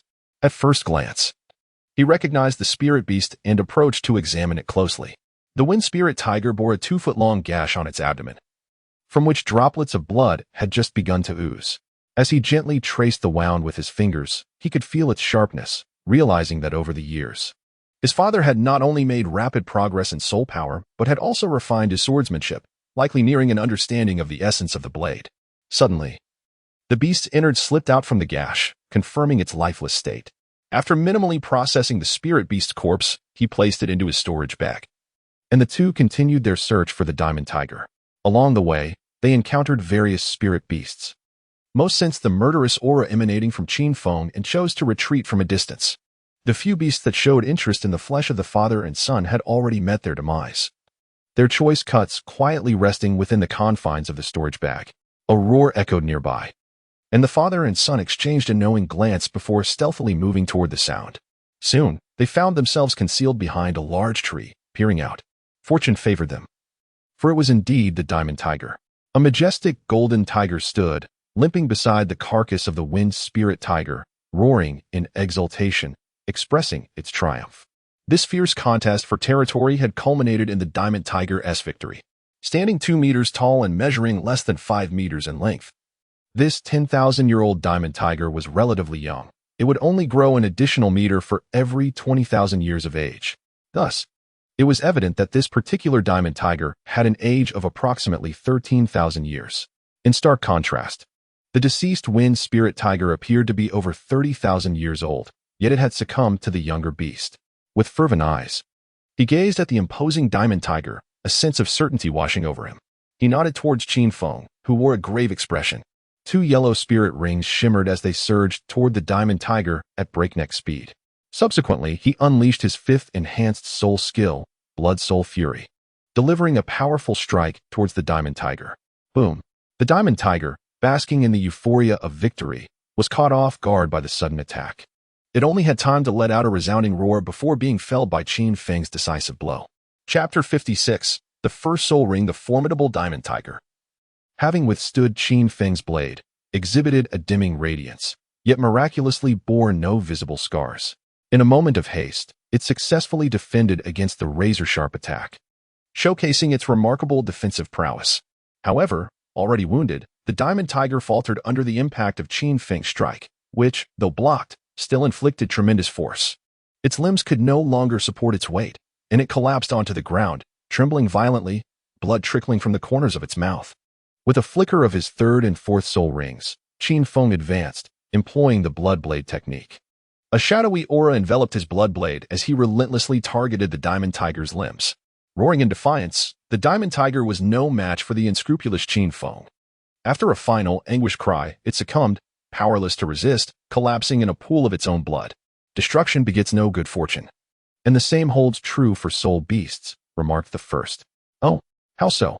Back when I sought to augment my water martial soul with a 2nd soul ring, I too was ensnared by the roar of the ice tiger, which led to my transformation into a soul ring. This diamond tiger follows a similar fate, the first elucidated. Then you should hasten to slay it and absorb the soul ring. Qin Feng shot a glare at his companion, who was still indulging in idle chatter amidst the soul beast forest. With a shrug and a grip on the Luing sword, he aimed for the diamond tiger's eyes, thrusting the blade forward, which promptly penetrated its target. An exquisite blade. With a graceful turn of the sword, the bloodstains cascaded down. A faint, dark luminescence began to emanate from within the diamond tiger, coalescing into a black soul ring. The father and son duo first attended to the scene, storing the diamond tiger in a spatial bag, knowing that the Millennium Tiger Bone would greatly benefit their future training. Their attention then shifted to the newly formed black soul ring. Are you certain you can absorb a Millennium Soul Ring? Qin Feng inquired, his concern palpable. Rest assured, there is no issue. In the first position of lotus, he drew the black soul ring into his being, while Qin Feng stood vigilantly nearby, his gaze predominantly fixated on his son, engulfed by a profound sense of unease. As the soul ring entered his body, he found himself within the boundless palace, where a radiant beam descended from the heavens, manifesting the three soul abilities conferred by the soul ring in written form. Golden body, under the divine level. It provides absolute defense for 2 seconds with a cooldown of 1 hour. Diamond physique, consuming 30% of soul power. A layer of golden light membrane envelopes the surface, enhancing defense by 250% for a duration of 3 minutes. Diamond transformation. Entering the state of diamond transformation, soul power diminishes rapidly, while defense and strength are augmented by 120%, and speed is increased by 50%, with significant enhancements to all attributes without any time constraints. In a single word, formidable. The effects of the three soul abilities are straightforward, yet overwhelmingly potent. One grants invulnerability for 2 seconds, another provides ultimate defense, and the last bestows comprehensive attribute enhancements. The invulnerable golden body skill had evidently been utilized during the battle between the Diamond Tiger and the Wind Spirit Tiger, yet it had not been observed in the conflict with Qin Feng. Despite the formidable nature of all three abilities, he unhesitatingly opted for the diamond transformation, mindful of the meticulously charted course ahead. Upon selecting the soul ability, the soul ring seamlessly integrated into his essence. With a roar, a diminutive golden tiger manifested within his sea of consciousness, charging towards his primary martial spirit. Skillfully maneuvering his primary martial spirit, he evaded the golden tiger's assault with the Lightfoot technique, unleashing the Tianshan's Six-Yang Palm, a torrent of palm shadows raining down upon the golden tiger. With each strike, the golden tiger dimmed further, and in a brief span, it was utterly vanquished. At that pivotal moment, an unforeseen anomaly occurred. The soul power from the 10,000-year soul ring surged towards his dantian like an overwhelming tsunami. Although the Zhuyang inner force was remarkably pure, it stood defenseless against the relentless onslaught of soul power, which came in wave after wave, leaving no room for resistance. The first expression changed dramatically. As he finally discerned the source of the problem, his soul and physical constitution were indeed capable of withstanding a 10,000-year spirit ring. However, constrained by the laws of nature in Douluo continent, the capacity of his dantian in his avatar was significantly inferior to that of his true self. While his true body could absorb the 10,000-year spirit ring, this body, being only at the 10th level, might not succeed. Furthermore, his cultivation of the Nine Suns' divine art was still rudimentary, resulting in an insufficient spirit power that could not match the influx of spirit energy. If the residual spirit power from the 10,000-year spirit ring flooded into his dantian, the destruction of his foundation would be a mere understatement. Anxiety surged within him. As the spirit power from the spirit ring surged into his body, his form began to tremble violently, expanding slightly, while the raging spirit energy wreaked havoc within him. Outside, Qin Feng wore a worried expression, contemplating whether to intervene. Yet, given that the first was merely at the 10th level, could he truly withstand the backlash from disrupting the absorption of the spirit ring? It would undoubtedly impact future cultivation. In that moment, Qin Feng found himself in a state of indecision.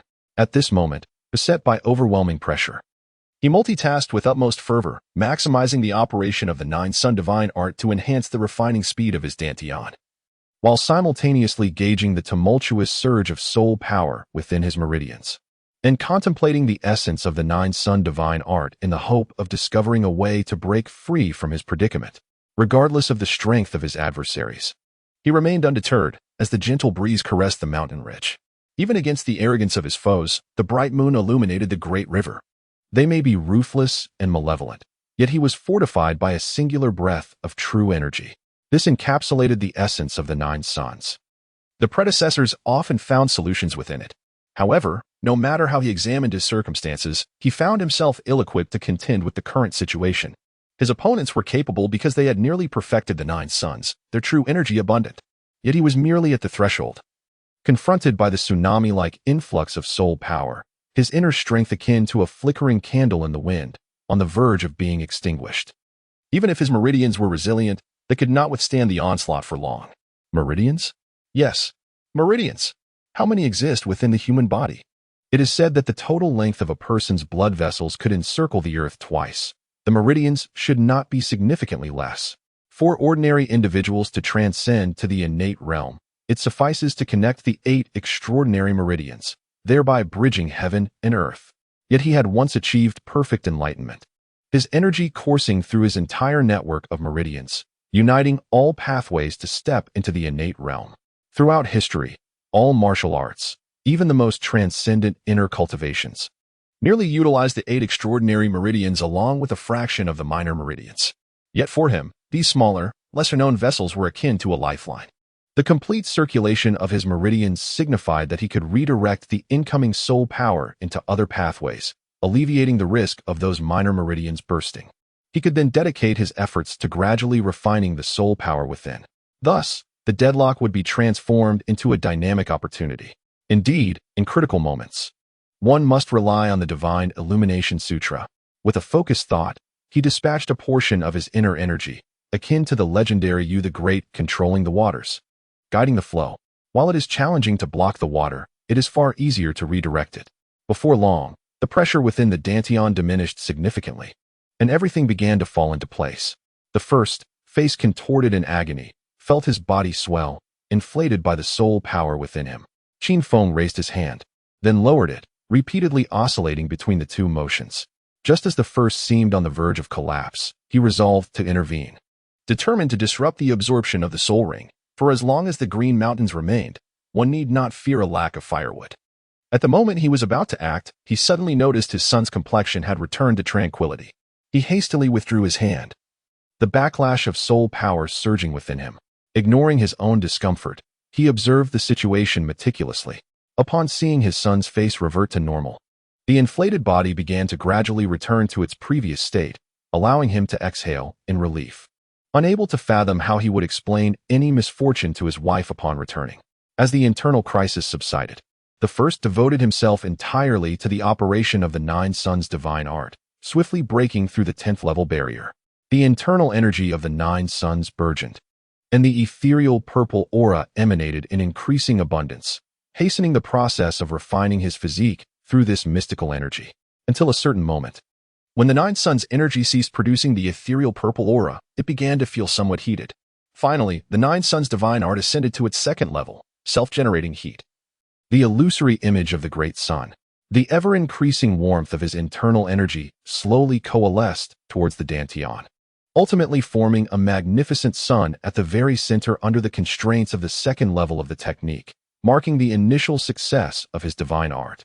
The soul power coursing through the fine meridians within him surged into that radiant sun, akin to rivers converging into the sea. The Dantian gradually expanded, the level of soul power steadily rising, transforming into a radiant golden hue, exuding even more heat. Meanwhile, the first, cooking at home, also breathed a sigh of relief, having narrowly escaped the potential ruin of his 2nd body. As the dawn of the 2nd day slowly ascended, the first gradually concluded his practice, opening his eyes to briefly reveal a flash of golden-red brilliance. Even Qin Feng, who was attentively monitoring the situation, felt a wave of warmth. "How are you? Are you all right?" Qin Feng inquired urgently, having grown apprehensive due to the numerous anomalies since the absorption of the soul ring. As the first achieved minor success in the 9 Suns' divine art, an intense warmth radiated from him, even scorching the earth beneath him to a shade of yellow.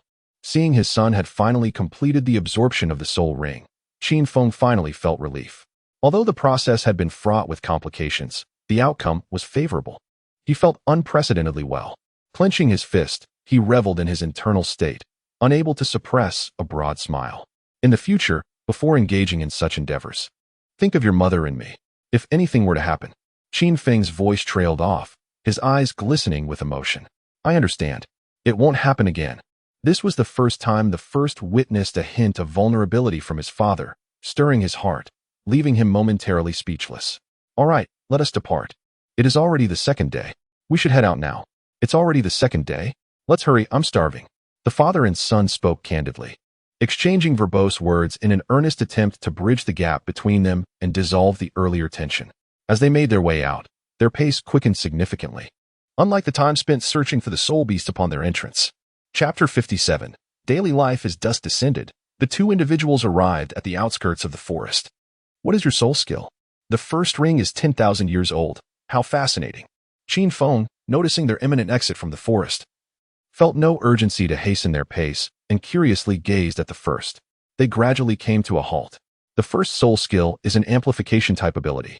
enhancing defense and strength by 120%, while increasing speed by 50%.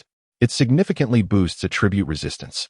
And the most remarkable aspect is that as long as my soul power is sufficient, I can remain in the diamond transformation state indefinitely. Merely a first soul skill. Rather ordinary. The first spoke with an air of indifference while uttering the most ostentatious phrases. As the martial spirit manifested, a singular black soul ring slowly ascended from beneath his feet, with no other discernible changes. With a commanding shout, he activated the diamond transformation, and his entire being shimmered with golden light, as if he had mastered the indestructible body technique.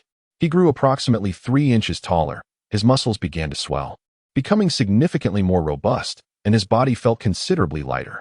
Such overwhelming strength. The unprecedented sensation of power left him somewhat disoriented, as he could distinctly perceive the magnitude of his newfound might. Moreover, in the state of diamond transformation, not only was his external defense enhanced, but even the fortitude of his internal organs was augmented by 150%. This was an all-encompassing enhancement without any blind spots. How long can you maintain this state? Qin Feng gazed in astonishment, realizing that this enhancement rivaled the amplification soul skills of other sixth-ring battle soul masters. Such a soul skill could not merely be attributed to the 10,000-year-old diamond tiger. Contemplating this, he concluded that the inherent strength of this martial spirit must have significantly amplified the effect of the soul skill. Upon hearing his father's inquiry, the first's expression instantly fell. As he exited the diamond transformation state, I can only sustain it for 3 minutes, and in combat, merely around 1 minute. Qin Feng, upon hearing the substantial soul power consumption, was not surprised. After all, such a rare 10,000-year soul skill warranted a considerable expenditure, especially given the current low soul power of the first body. Rather than offering consolation, Qin Feng remarked, 3 hours of recovery and only 1 minute of combat. My son, a man's endurance cannot be this short. You must strive harder. After patting the first on the shoulder in a rather peculiar manner, he sighed and shook his head as he ambled toward the edge of the forest. What a father he was! The two spent the night recuperating in a nearby town before hastily making their way home. The matter concerning the Eye of Ice and Fire could not be delayed. Each passing day added to the risk. Furthermore, it had been 3 months since Qing Lan had conceived, and the family hoped to resolve this issue before the child's arrival. First, what level is your body at now? We should start planning for your second soul ring, Qin Feng inquired during their journey. I am currently at level 17 in soul power, and I am confident I can reach level 20 in about 3 months. At that point, I will seek a soul beast with percentage attribute enhancement soul skills. I prefer straightforward and decisive methods.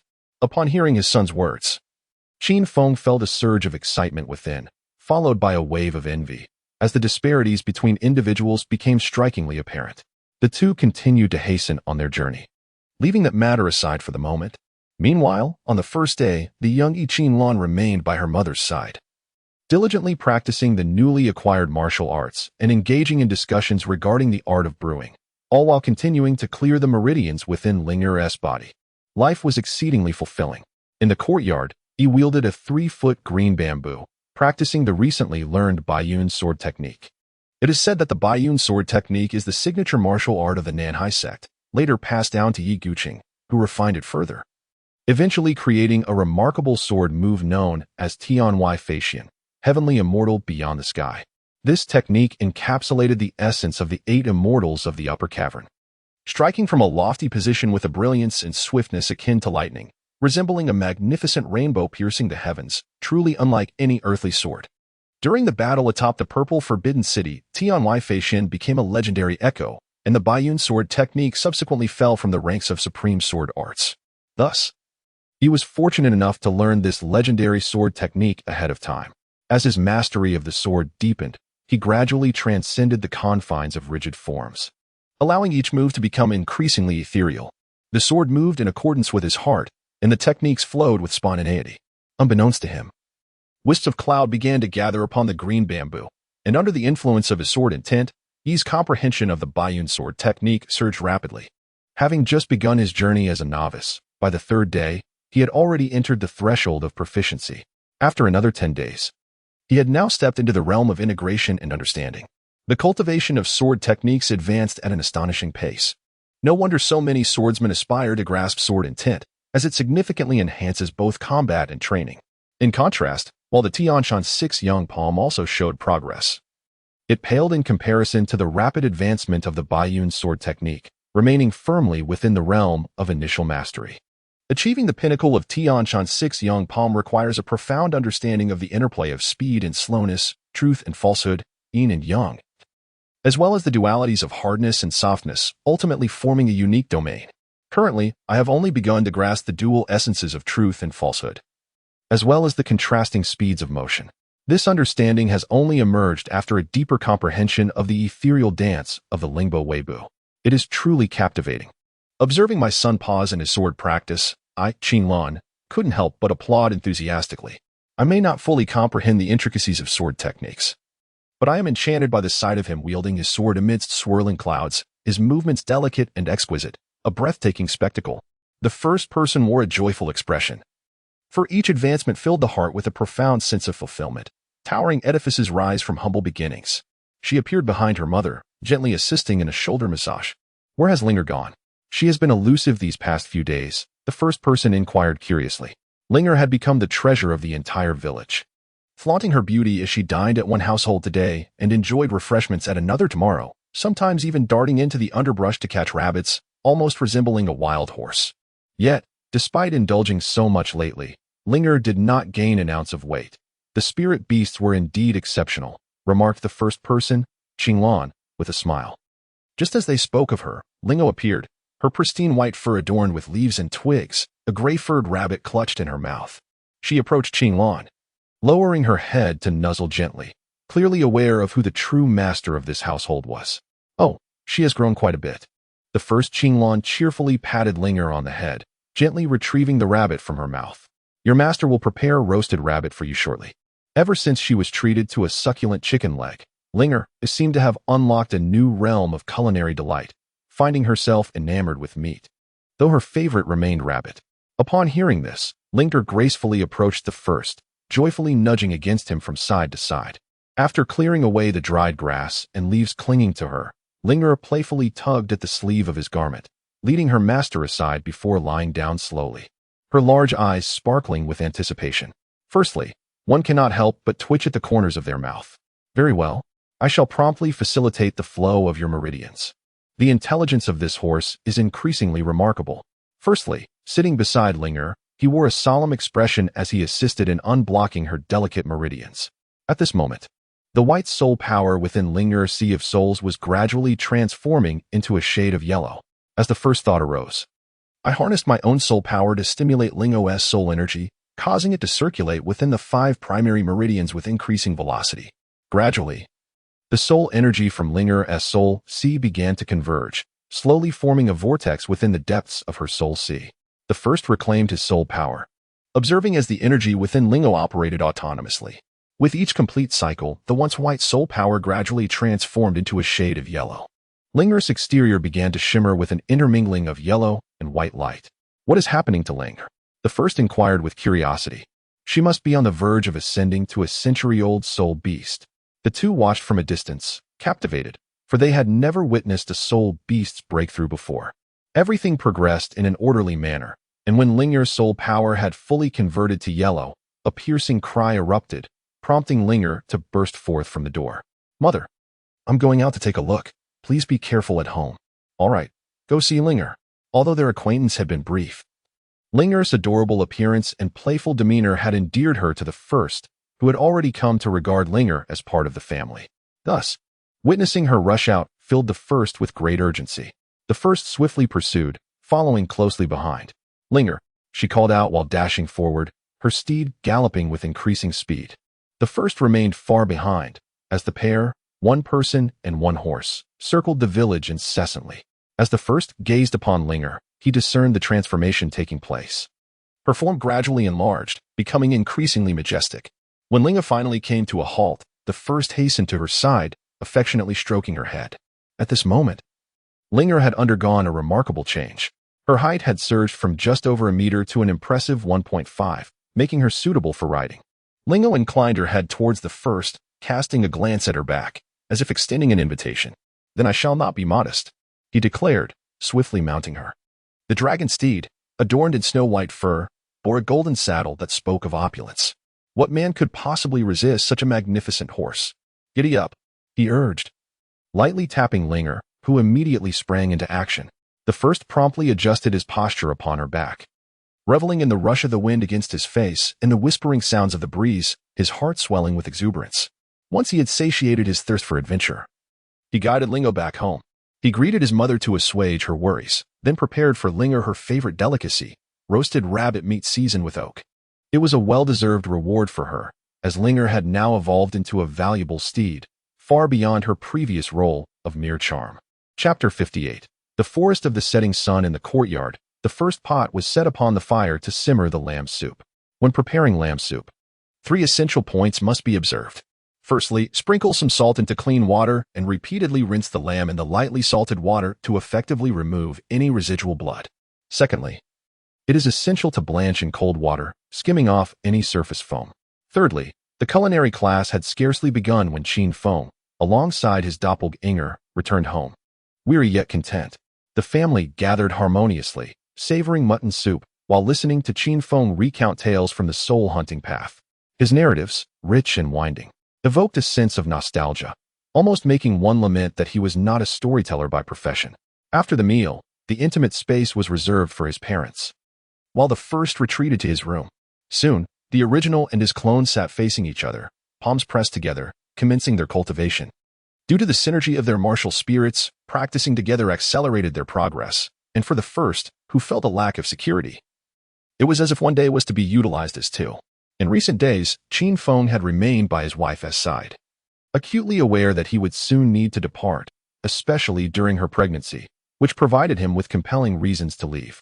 Despite having a son of unparalleled talent and a kind, gentle wife, and witnessing his own cultivation soar over the years, now a soul sage, he felt no trepidation. He understood that the Douluo continent was a realm governed by the survival of the fittest. The uncertainties of fortune and misfortune were unpredictable. Only through becoming stronger could he safeguard his family. Previously unaware, the existence of the ice and fire duality, I now beckoned him with irresistible allure. The two embraced, relishing their fleeting warmth, and a week passed without the first intruding upon the couple. On this day, Qin Feng softly comforted first Qin Lan, and upon witnessing this, the first recognized that it was time to embark on their journey. After their first disguise, they set off to the sunset forest alongside Qin Feng in search of the Eye of Ice and Fire, while also intending to acquire a 4th soul ring. Given the passage of time, it was indeed the moment to seek a breakthrough. The Sunset Forest is located approximately 100 miles east of Tiando City and stands as one of the 3 major gathering places for soul beasts on the Douluo continent. Whether it harbors soul beasts over 100,000 years old remains a mystery, rendering it extraordinarily perilous. With time of the essence, the two examined the map and, without a moment's delay, proceeded directly towards the Sunset Forest. At home, after lunch, the mother and son sat at the table basking in the sunlight. Once upon a time, an ant and an elephant entered into a union of matrimony. Alas, it was not long before the elephant met an untimely demise.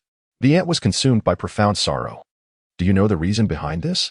Without a moment's hesitation, the first Qinglan declared, "It is because the ant and the elephant share a profound bond." "No," retorted the ant, weeping as it lamented to the elephant that it need not engage in any further endeavors for the rest of its days, but to bury it. Upon witnessing her mother's improved mood, the first quickly recounted several tales of Xiao Ming, eliciting joyous laughter from her mother. A woman in the throes of pregnancy is often enveloped in anxiety. Thus, the first spared no effort in ensuring her mother maintained a cheerful disposition.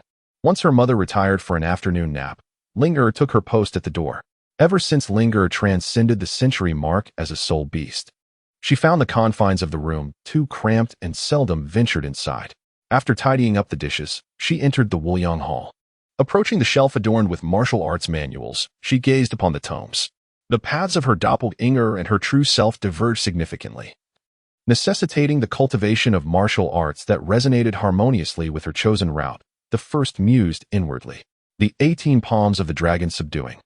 A secret technique of the Beggar S sect consists of merely 18 unremarkable moves, purportedly crafted based on the principles of the I Ching.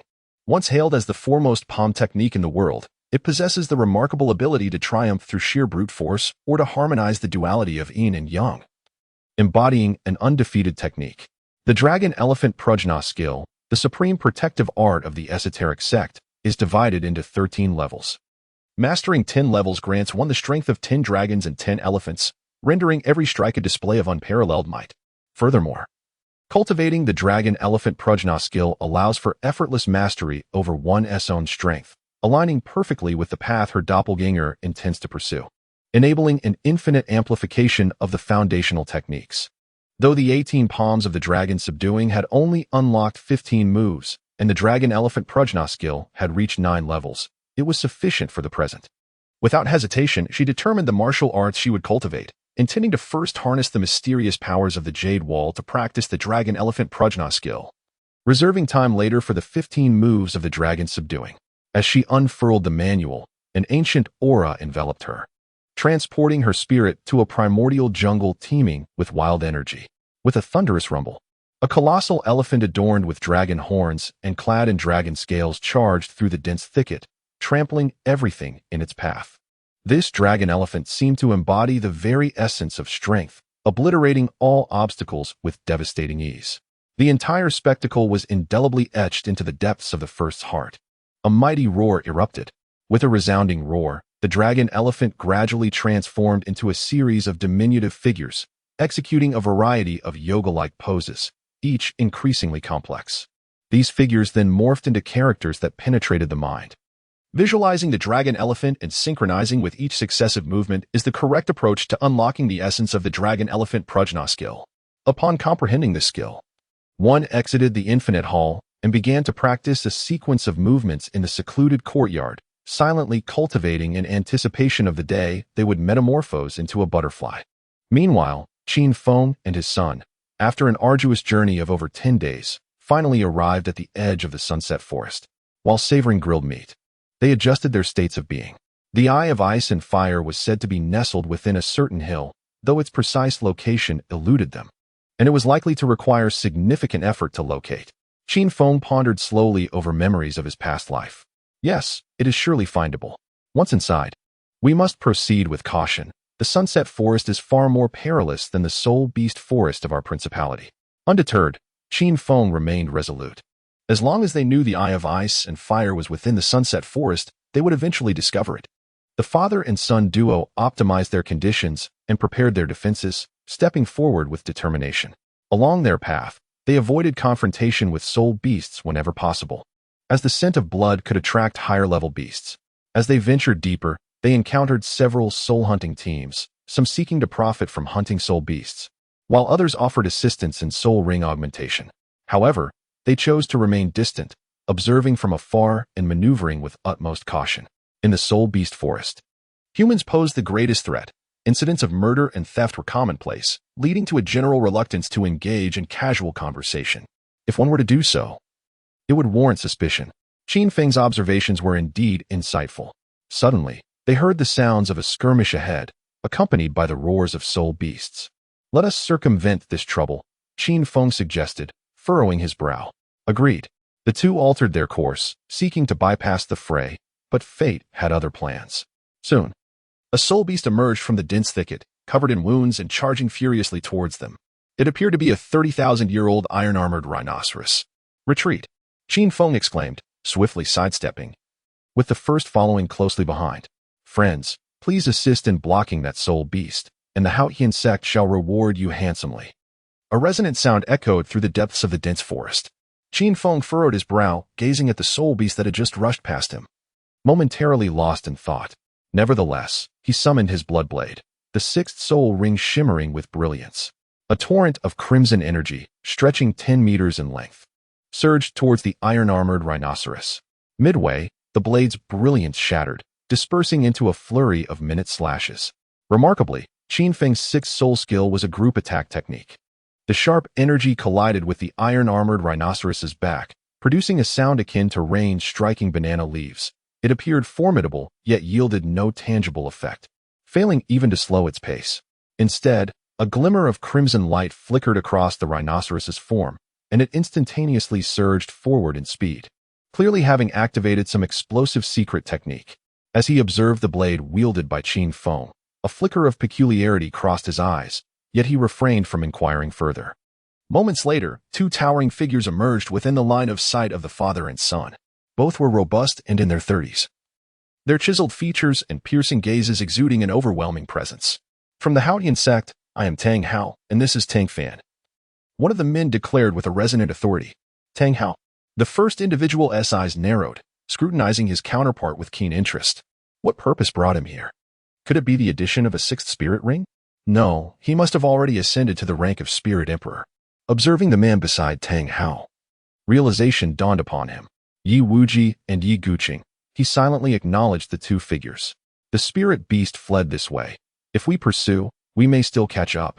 Qin Feng indicated towards the direction taken by the iron-armored rhinoceros. Thank you. We shall take our leave, Tang Hao remarked. His gaze lingering on Qin Feng momentarily before pulling along the still curious Tang Fan, following the indicated path. As he watched the duo depart, Qin Feng exhaled slowly, a sense of relief washing over him. While continuing their journey, he pondered aloud, "Are you perplexed by my actions? Had you not intervened, it might have incited hostility from the two of Haotian sect, leading to unpredictable consequences. Conversely, were you to engage forcefully with that spirit beast in haste, even if you managed to subdue it, your own condition would be compromised, entrusting your life to others. Such folly is not the mark of a sage." The course of action taken just now was indeed the most prudent. After a moment of contemplation, he articulated his conjecture. Chapter 59. Breakthrough. Listening to the analysis provided by the first, Qin Feng wore an expression reminiscent of a father observing his son coming of age. Indeed, even if we were to thwart that soul beast, what assistance could those two from the Haotian sect offer us? Their favors are not as generous as one might presume. The disparity between potential gains and risks is undeniably vast. Remember, promises within the realm of soul masters hold little value, even those made by the Haotian sect. One must always prioritize self-preservation. Perhaps it was the maturity of the first that prompted Qin Feng to candidly express his views without embellishment. After exchanging opinions, the father and son cast the matter aside. Meanwhile, Tang Hao and his companion returned in frustration after their futile pursuit of the armored rhinoceros. Their faces were laden with disappointment.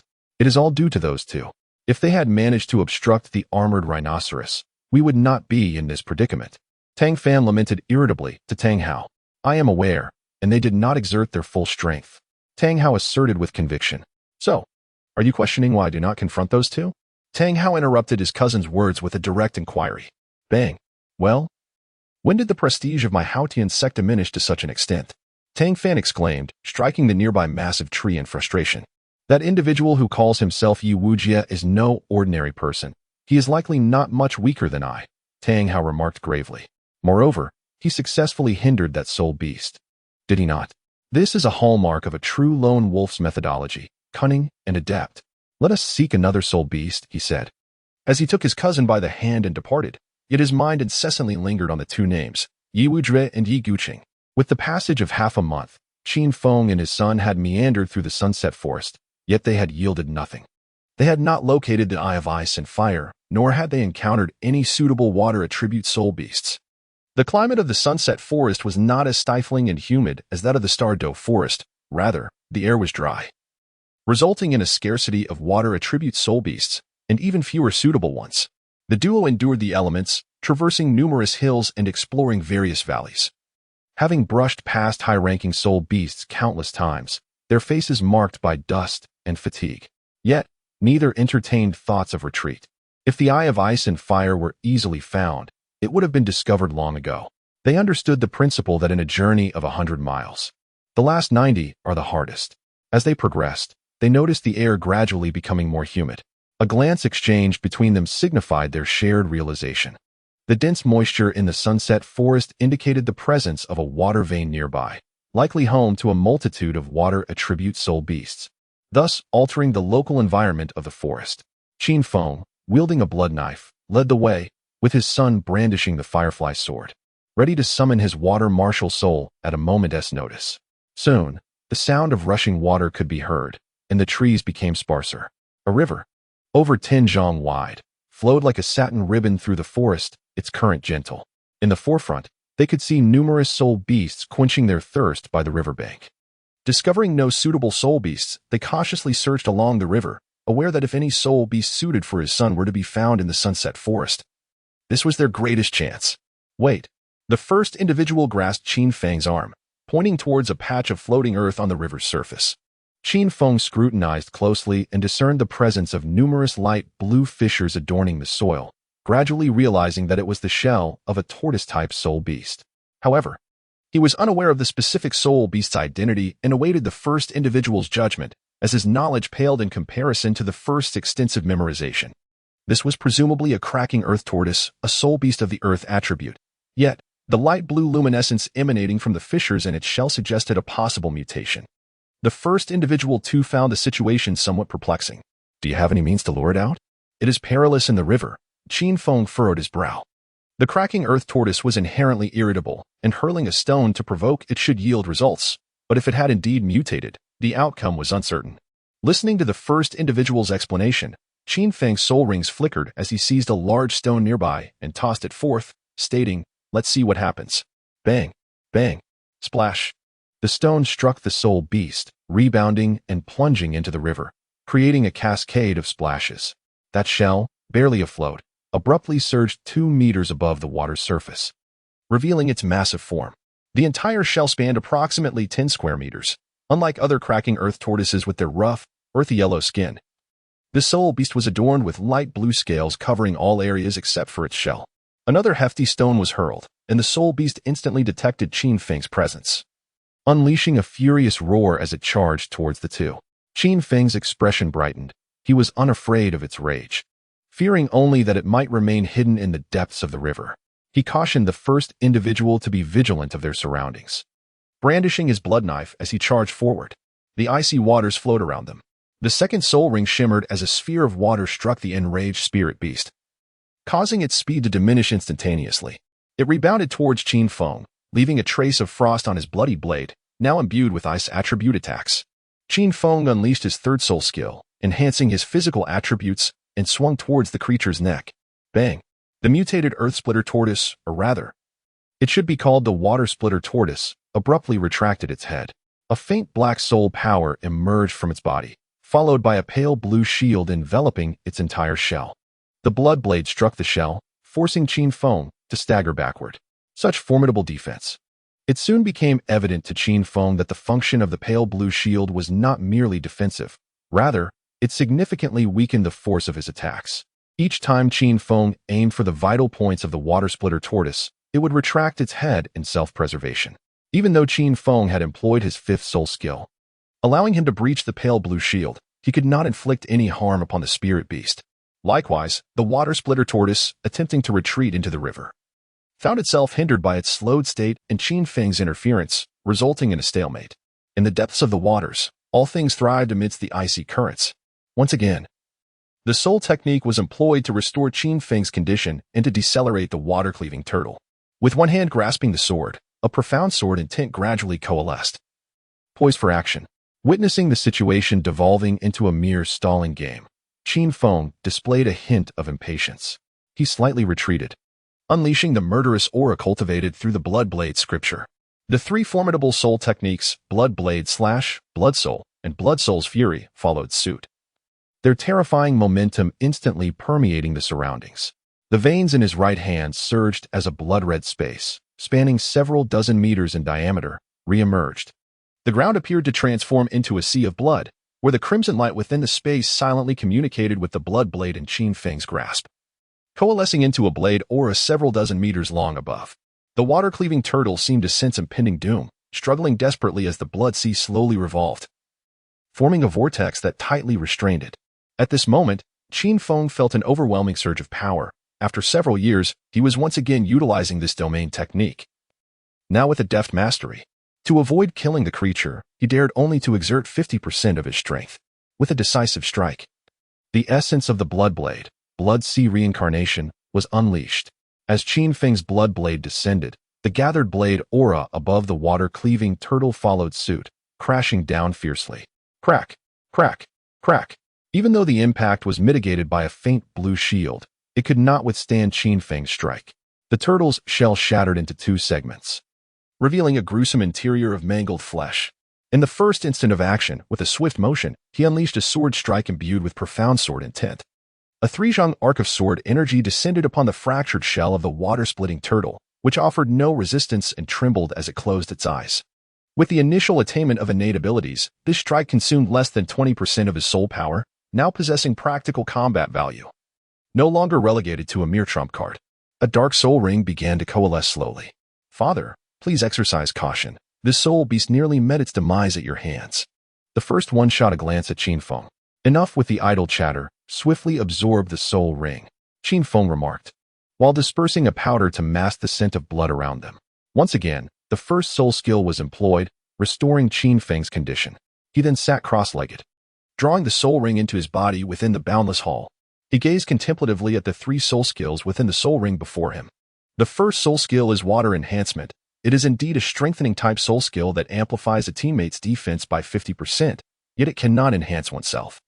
The second soul skill is water shock. When attacked, it reflects 30% of the damage, effective at close range. The third soul skill is a sealed. So closed, a translucent layer of light blue water envelopes the surface of the body, diminishing the damage received by 50%. The first impression of the third soul skill was striking, had it not been for Qin Feng's decisive use of his ultimate move. He might not have been able to contend with the formidable splitting water turtle. Without hesitation, he opted for the method akin to sealing and began his advancement to the soul sect. Unlike the convoluted process of absorbing the soul rings with his doppelganger, this time he effortlessly shattered the bottleneck of the soul sect.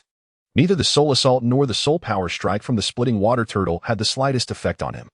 The first practitioner of the minor Wu Xianggong gradually absorbed the final gifts bestowed by the splitting water tortoise. This art emphasizes tranquility and non-action, allowing one to transcend into the vast void. Its movements are formless and elusive, lacking any discernible trace. While it may not compare favorably to other supreme techniques, it remains the pinnacle of the Shaoyao sect's martial arts, serving as a precursor to the eternal and ageless Changchun Gong. As the flow of true energy transformed, the four soul rings surrounding the first began to resonate harmoniously, hinting at a potential fusion, yet somehow lacking a vital element, ultimately separating once more at a crucial moment. At this juncture, the first soul power surged, ascending to the 42nd level before it finally stabilized. With a spirited gleam in his eyes, he stretched languidly and quickly departed from this place of turmoil alongside Qin Feng. Chapter 60, The Eye of Ice and Fire. What is a soul skill? Qin Feng inquired with curiosity. You should be quite familiar with it. It is the light blue shield skill of that great tortoise. It reduces damage by 50%. Replied the first with a grin directed at Qin Feng. No wonder that tortoise has such formidable defense, Qin Feng mused, astonished by the creature's resilience. It was indeed remarkable that a mere 10,000-year soul beast could compel him to resort to his utmost skills. The father and son ceased their idle chatter and resumed their journey to explore the Eye of Ice and Fire. 7 days had passed since their initial breakthrough, and the initial excitement had long since faded. Qin Feng had also learned that all was well at home, allowing him to set aside his worries and focus entirely on the search for the Eye of Ice and Fire. He nonchalantly picked a branch of entwined growth from the grass and stored it, knowing it was one of the materials needed to concoct a rejuvenation pill. Along the way, his storage space had accumulated quite a number of medicinal herbs. As they gazed at the hill before them, they marked it on their map, both sighing heavily. They had traversed countless mountains this month, their spirits somewhat dulled, hoping for a stroke of luck this time. At this moment, the two were merely going through the motions of climbing, but as they neared the summit, they began to feel a rise in temperature. Ordinarily, one would expect the temperature to drop with altitude, but soon they caught a faint whiff of sulfur. Indeed, it is nearby, the first exclaimed, recalling descriptions of the Eye of Ice and Fire from his previous life. Is it here? Qin Feng, upon hearing the first's exclamation, felt a surge of energy, shaking off the previous lethargy. Let us quicken our pace. The two, filled with exhilaration, hastened their steps. Upon reaching the cliff at the mountain's peak, the pungent aroma of sulfur intensified, and they gazed into the abyss ahead, shrouded in clouds and mist, rendering the depths invisible.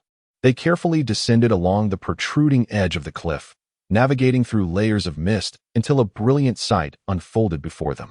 An oval lake, split into crimson and milky white, emerged. Visible mist continuously rose from the water, forming the very clouds they had just traversed. Ice and fire in opposition, the dual energies coexisting, truly the Eye of Ice and Fire. How much Xianbing Bihua wine could be brewed from this? Even without the legendary celestial herbs, it would be worth it. Douluo is within sight. Qin Feng's voice trembled with excitement. The two attributes of spring water within the eye of ice and fire were the finest natural materials for brewing Xinbing Bihua wine, capable of maximizing its effects. Should they truly succeed in brewing the ultimate Xinbing Bihua wine, it would undoubtedly offer tremendous benefits for the cultivation of a titled Douluo. Indeed, it was no wonder the first, dubbed the old wine enthusiast by his mother, immediately thought of Xinbing Bihua wine. Be cautious and hold on tightly. At first, a wave of joy surged within as they had searched for nearly a month and finally found it. No one despises having an abundance of resources. As they approached their destination, the two became increasingly cautious. A misstep at this juncture would be utterly regrettable. Approximately half an hour later, they finally set foot on the ground, their eyes fixed on the distant red and white oval lake, their excitement almost beyond words. Surrounding the ice-fire dual eyes were an array of herbs: ginseng, cinnabar lotus, heavenly star grass, heavenly vine, and Tianshan snow lotus. In this miraculous land, a year's growth of herbs equated to a decade's worth in the outside world, with enhanced potency. Various precious medicinal plants flourished like weeds, and plants with conflicting medicinal properties intertwined in ways unimaginable beyond this realm. Let us proceed carefully and avoid touching any plants. Although the first one knew that Qin Feng had certainly perused medical and toxicological texts, the reminder felt necessary. Should they encounter poisoning, even with ample medicinal resources here, the chaotic growth would complicate the gathering of antidotes. I understand. I will be cautious, Qin Feng replied, his eyes ablaze with enthusiasm. They walked slowly, keeping a safe distance from the toxic herbs. Look, fragrant Douluo, immortal product, the first exclaimed. Qin Feng lifted his gaze to behold a large pink flower swaying gently. Its petals sparkled like crystal, with a pale purple center forming a visible pink shield around it, enveloped in a delicate fragrance. While the fragrant Douluo immortal product could not neutralize toxins, carrying it would provide a defense against poisonous onslaughts. As they stood before this extraordinary flower, inhaling its subtle scent, their bodies felt significantly lighter. In the realm of the dual eyes, one would inevitably be eroded by the ice-fire aura. Even a titled Douluo could not linger for long. Discovering the fragrant Douluo was akin to finding a secure supply station, easing their concerns. Should they reach their limits, they could retreat here to recuperate. Continuing their journey, the pair cautiously skirted the area where the snow-colored swan kiss resided. Shortly thereafter, they encountered numerous celestial herbs, such as Douluo tulips, narcissus jade skin bones, and the wondrous Tongtian chrysanthemum, prompting them to pause frequently in admiration. The 8-petaled immortal orchid possessed gentle medicinal properties, safe even for expectant mothers, benefiting their unborn children. Indeed, the narcissus jade skin bones is the primary ingredient for crafting the ice skin jade bone pill. The father and son duo began deliberating on how to maximize the value of these herbs. Father, have you consumed this Tongtian chrysanthemum? The first inquired thoughtfully. No, at 40 years old, it would be a waste to partake in such celestial herbs, Qin Feng replied after a moment of contemplation. Moreover, this herb is better suited for your avatar. It enhances the flow of qi to the limbs and invigorates the 8 meridians, capable of forging an indestructible body, combined with your primary martial soul. Its value can be fully realized. No, it merely appears to be a perfect match. However, I am innately attuned to the myriad paths of cultivation. As my mastery of the arts progresses, these will become mere byproducts. On the contrary, the coxcomb phoenix flower is far more suitable for the initial stages of guidance. This sentiment is sincerely expressed. The unparalleled divine skills become increasingly arduous as one advances, and not everyone is akin to Zhang Wuji, who, through a series of fortuitous encounters, attained the pinnacle of the 9-yang realm within mere years. Though the doppelganger can wield a golden finger, the internal cultivation methods must be painstakingly refined through personal effort. Consuming the coxcomb phoenix flower significantly alleviates the challenges associated with mastering the 9-yang divine art. Upon achieving perfection in this skill, one attains an indestructible body, immune to all toxins, with each punch and kick endowed with tremendous power, far surpassing the capabilities of the majority of lightness skill practitioners. In comparison, the use of the rare mushroom, celestial chrysanthemum, merely embellishes one's prowess. In truth, the most suitable celestial herb for the doppelganger is the crystal blood dragon ginseng, which, when consumed, invigorates the vital energy like a surging tide, allowing for an astonishingly swift cultivation of the dragon elephant prajna. I wonder if Tang Hao's uncle has acquired it by now. It seems that future dealings are inevitable. What about you? Qin Feng inquired further. After a moment of hesitation, the first finally spoke. I plan to consume the aniseed frost grass alongside the fiery apricot blossom. Qin Feng instantly discerned the first's intention. Indeed, I can sense that over the years of my cultivation, my water martial soul is on the verge of transformation, needing only a pivotal moment to complete its metamorphosis. Concurrently consuming the fiery apricot blossom serves merely as a safeguard, in case the potency of the aniseed frostgrass is too overwhelming for my body to endure. By utilizing the fiery apricot blossom to temper the effects of the aniseed frostgrass, the martial soul will, in a brief moment, achieve its transformation. Subsequently, it will plunge into the duality I, balancing the powers of ice and fire to complete the physical refinement. The first elucidated. Seeing the first had devised a meticulous plan, Qin Feng refrained from further comments, recognizing that even if the first's aspirations were unfulfilled, the risks would not be excessively perilous. He then turned his conflicted gaze towards the miraculous heavenly chrysanthemum. The first person plucked the rare and extraordinary chrysanthemum and presented it to Qin Feng, saying, "If you do not wish to have it, I shall transform it into chrysanthemum tea, which is known for its cooling and detoxifying properties. Although it may seem a tad extravagant, everyone shall have the opportunity to partake, and I have yet to savor such an exquisite floral infusion." At first, I was indeed somewhat intrigued, gazing at the fluffy, pale purple chrysanthemum in my hand, with the longest petals measuring approximately 1 foot in length. It surely could provide prolonged enjoyment. The first licked his lips. Upon seeing the expression on his face, Qin Feng realized that he was not jesting. He swiftly snatched the Qirong Tongtian chrysanthemum and settled beside the fragrant Qilua, celestial product, sitting cross-legged. At that moment, he disregarded any thoughts of waste. After all, it was certainly preferable to becoming a chrysanthemum tea concoction at the hands of the first. The Qirong Tongtian chrysanthemum possessed a balanced and harmonious medicinal quality, serving as a panacea among celestial herbs, suitable for consumption by virtually all spirit warriors. He smacked his lips regretfully as he glanced at Qin Feng, who was indulging in the herbal delicacy. It seemed that the opportunity to savor chrysanthemum tea would have to wait until the next occasion. He then pondered how to safeguard this precious territory.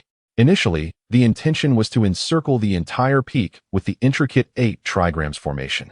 Yet the magnitude of the undertaking proved to be overwhelming, leaving the two with insufficient time. Ultimately, they resolved to first establish a poisonous array to enclose the eye of ice and fire, with plans to gradually enhance it in the future. Moreover, with the ethereal presence of the fragrant Qilua celestial product nearby, the risk of unforeseen mishaps diminished significantly. As the first was preparing to gather medicinal herbs, she suddenly turned to gaze at Qin Feng, her face a mask of astonishment. What was this? The bridge connecting heaven and earth, a manifestation of the innate realm. The Bloodblade Sutra that Qin Feng cultivated was bestowed upon him by her, and being an innate cultivator herself, she was particularly attuned to such a presence. Haha, I have reached the innate realm, breaking through 3 levels in succession. I am now at level 67, and within 2 years at most, I shall step into the Soul Saint realm. Shortly thereafter, Qin Feng joyfully shared his elation with the first, and as he transcended into the innate realm, the effects of the wondrous Tongtian chrysanthemum gradually melded with his essence, slowly refining his innate aptitude. The first was filled with joy, not expecting such an unexpected delight. The Soul Sage, even among the various powers of the Douluo continent, is considered to be of a mid to high tier. 10 years ago, Qin Feng could hardly have imagined that one day he would ascend to the rank of a soul sage, yet now it seems within reach. Come, you should consume the celestial herb first. We can attend to the rest later, Qin Feng suggested after taking a moment to regain his composure, recalling that the first had yet to partake of the celestial herb. Indeed, the two of them arrived at the Eye of Ice and Fire, where they could distinctly feel their bodies rebelling against the environment, an inexplicable discomfort enveloping them. The first stood beside the octagonal ice grass, wielding an iron dagger, while Qin Feng held a jade blade next to the fiery apricot beauty. These two celestial herbs required distinct methods for their harvest. Be mindful of your strength when throwing. Take it slow, the first cautioned once more. Understood, Qin Feng replied gravely.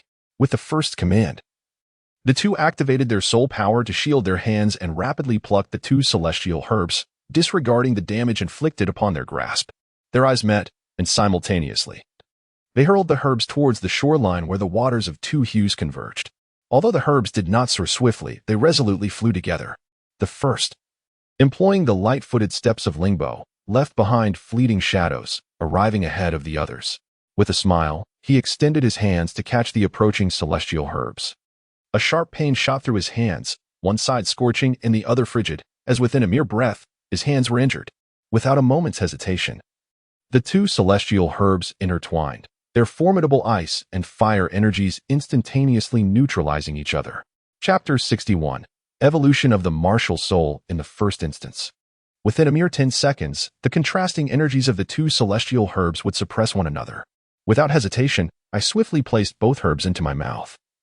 A series of chews ensued, and before I could savor their flavors, they transformed into a liquid essence that flowed into my belly.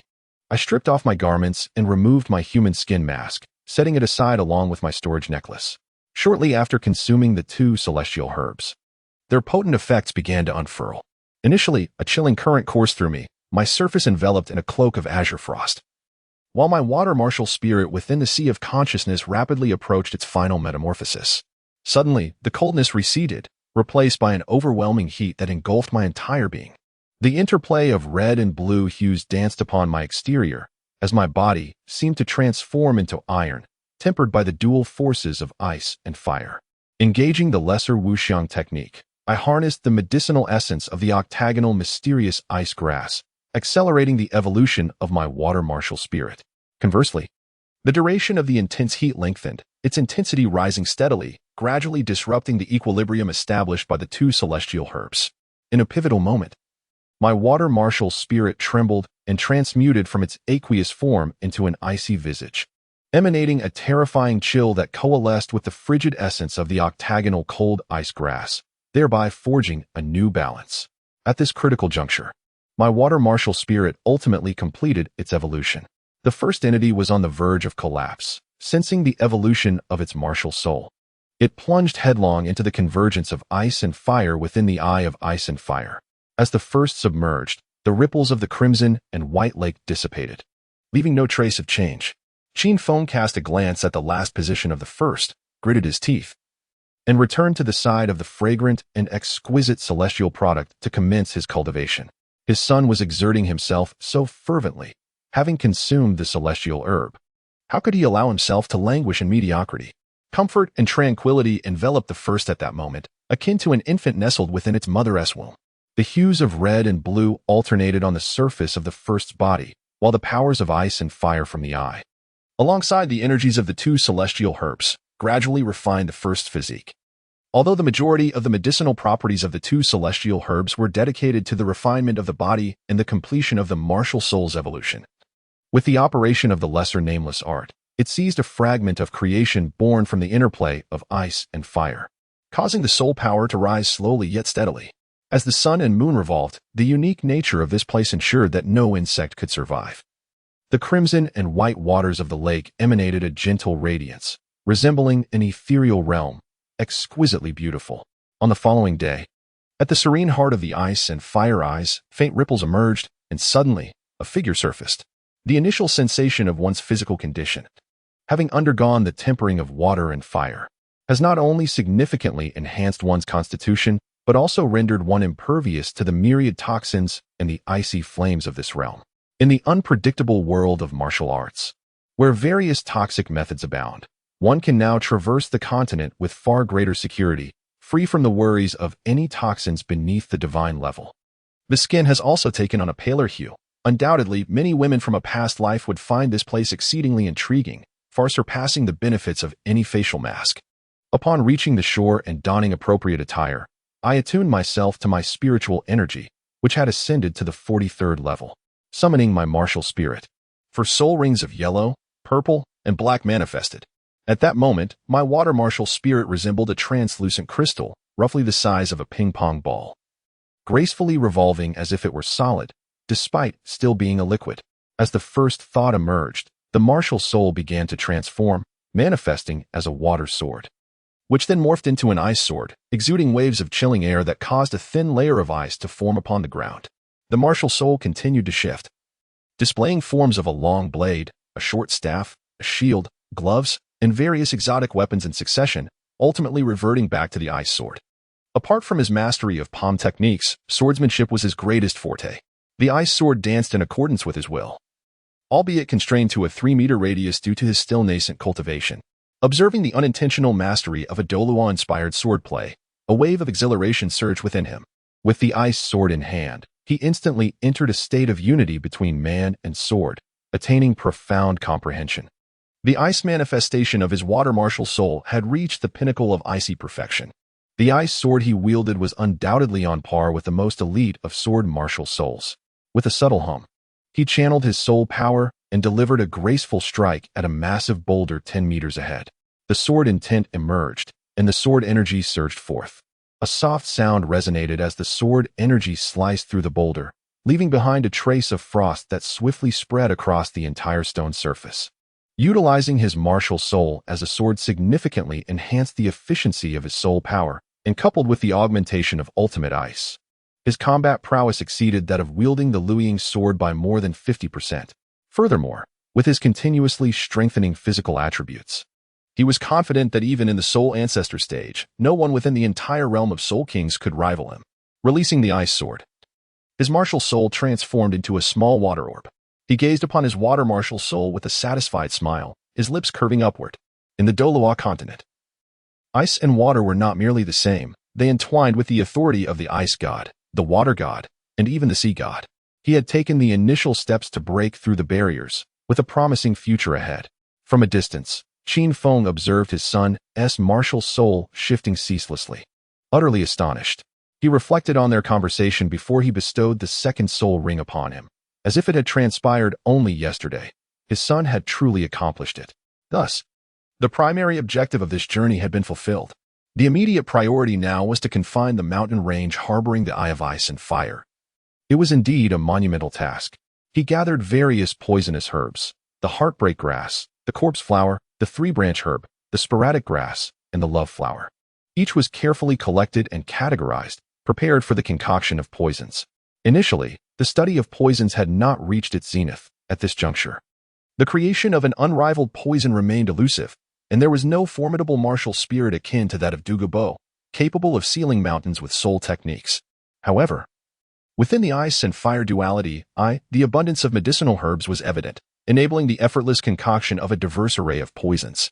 Coupled with a natural immunity to all toxins, there lay a firm grasp on the mastery of the snow-colored swan's kiss. Utilizing this theoretically potent herb, which could infinitely amplify toxins, various poisons could be catalyzed to form a lethal concoction. Consequently, the poison formation laid out would rival the snake venom array orchestrated by Douluo. During the initial phase of toxin refinement, Qin Feng dared not approach. The myriad types of poisons were overwhelmingly daunting, evoking a sense of trepidation. Bone-corroding poison, heart-eating powder, 3 laughs carefree elixir, bewildering powder, corpse transformation powder. As time progressed, the first foray into toxin crafting became increasingly proficient, entering a state of deep focus.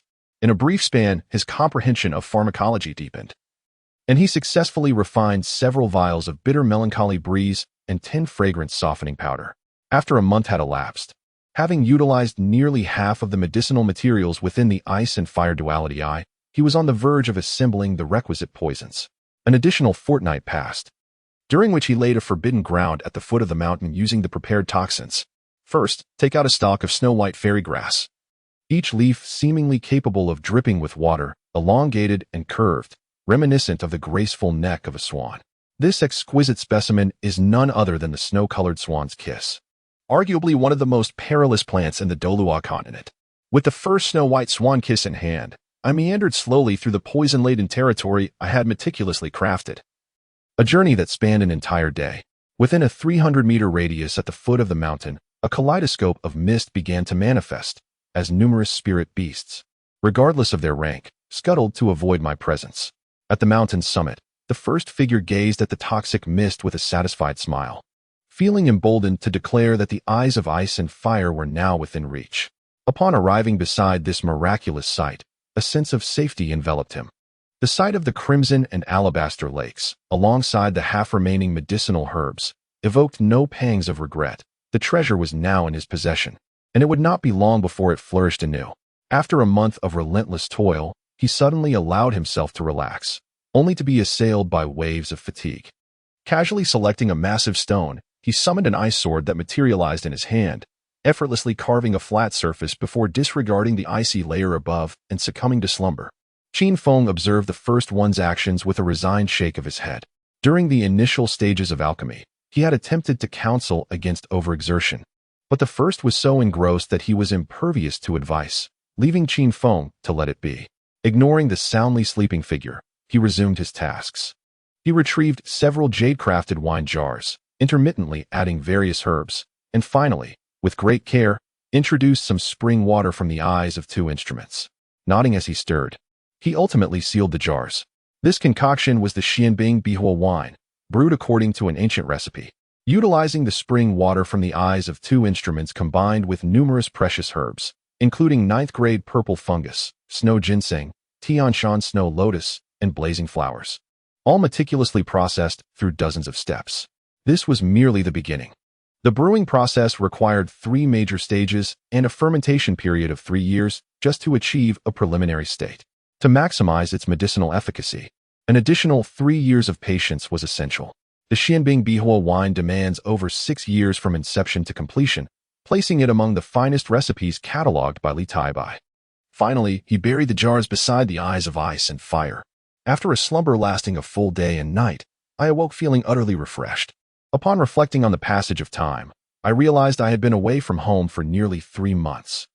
Although my mother had been made aware through my doppelganger that both my father and I were safe and had successfully located the Eye of Ice and Fire, her worries remained unabated. It was time to return. As the sun began its descent in the west, I conferred with my father, and we resolved to set off back home at dawn the following day.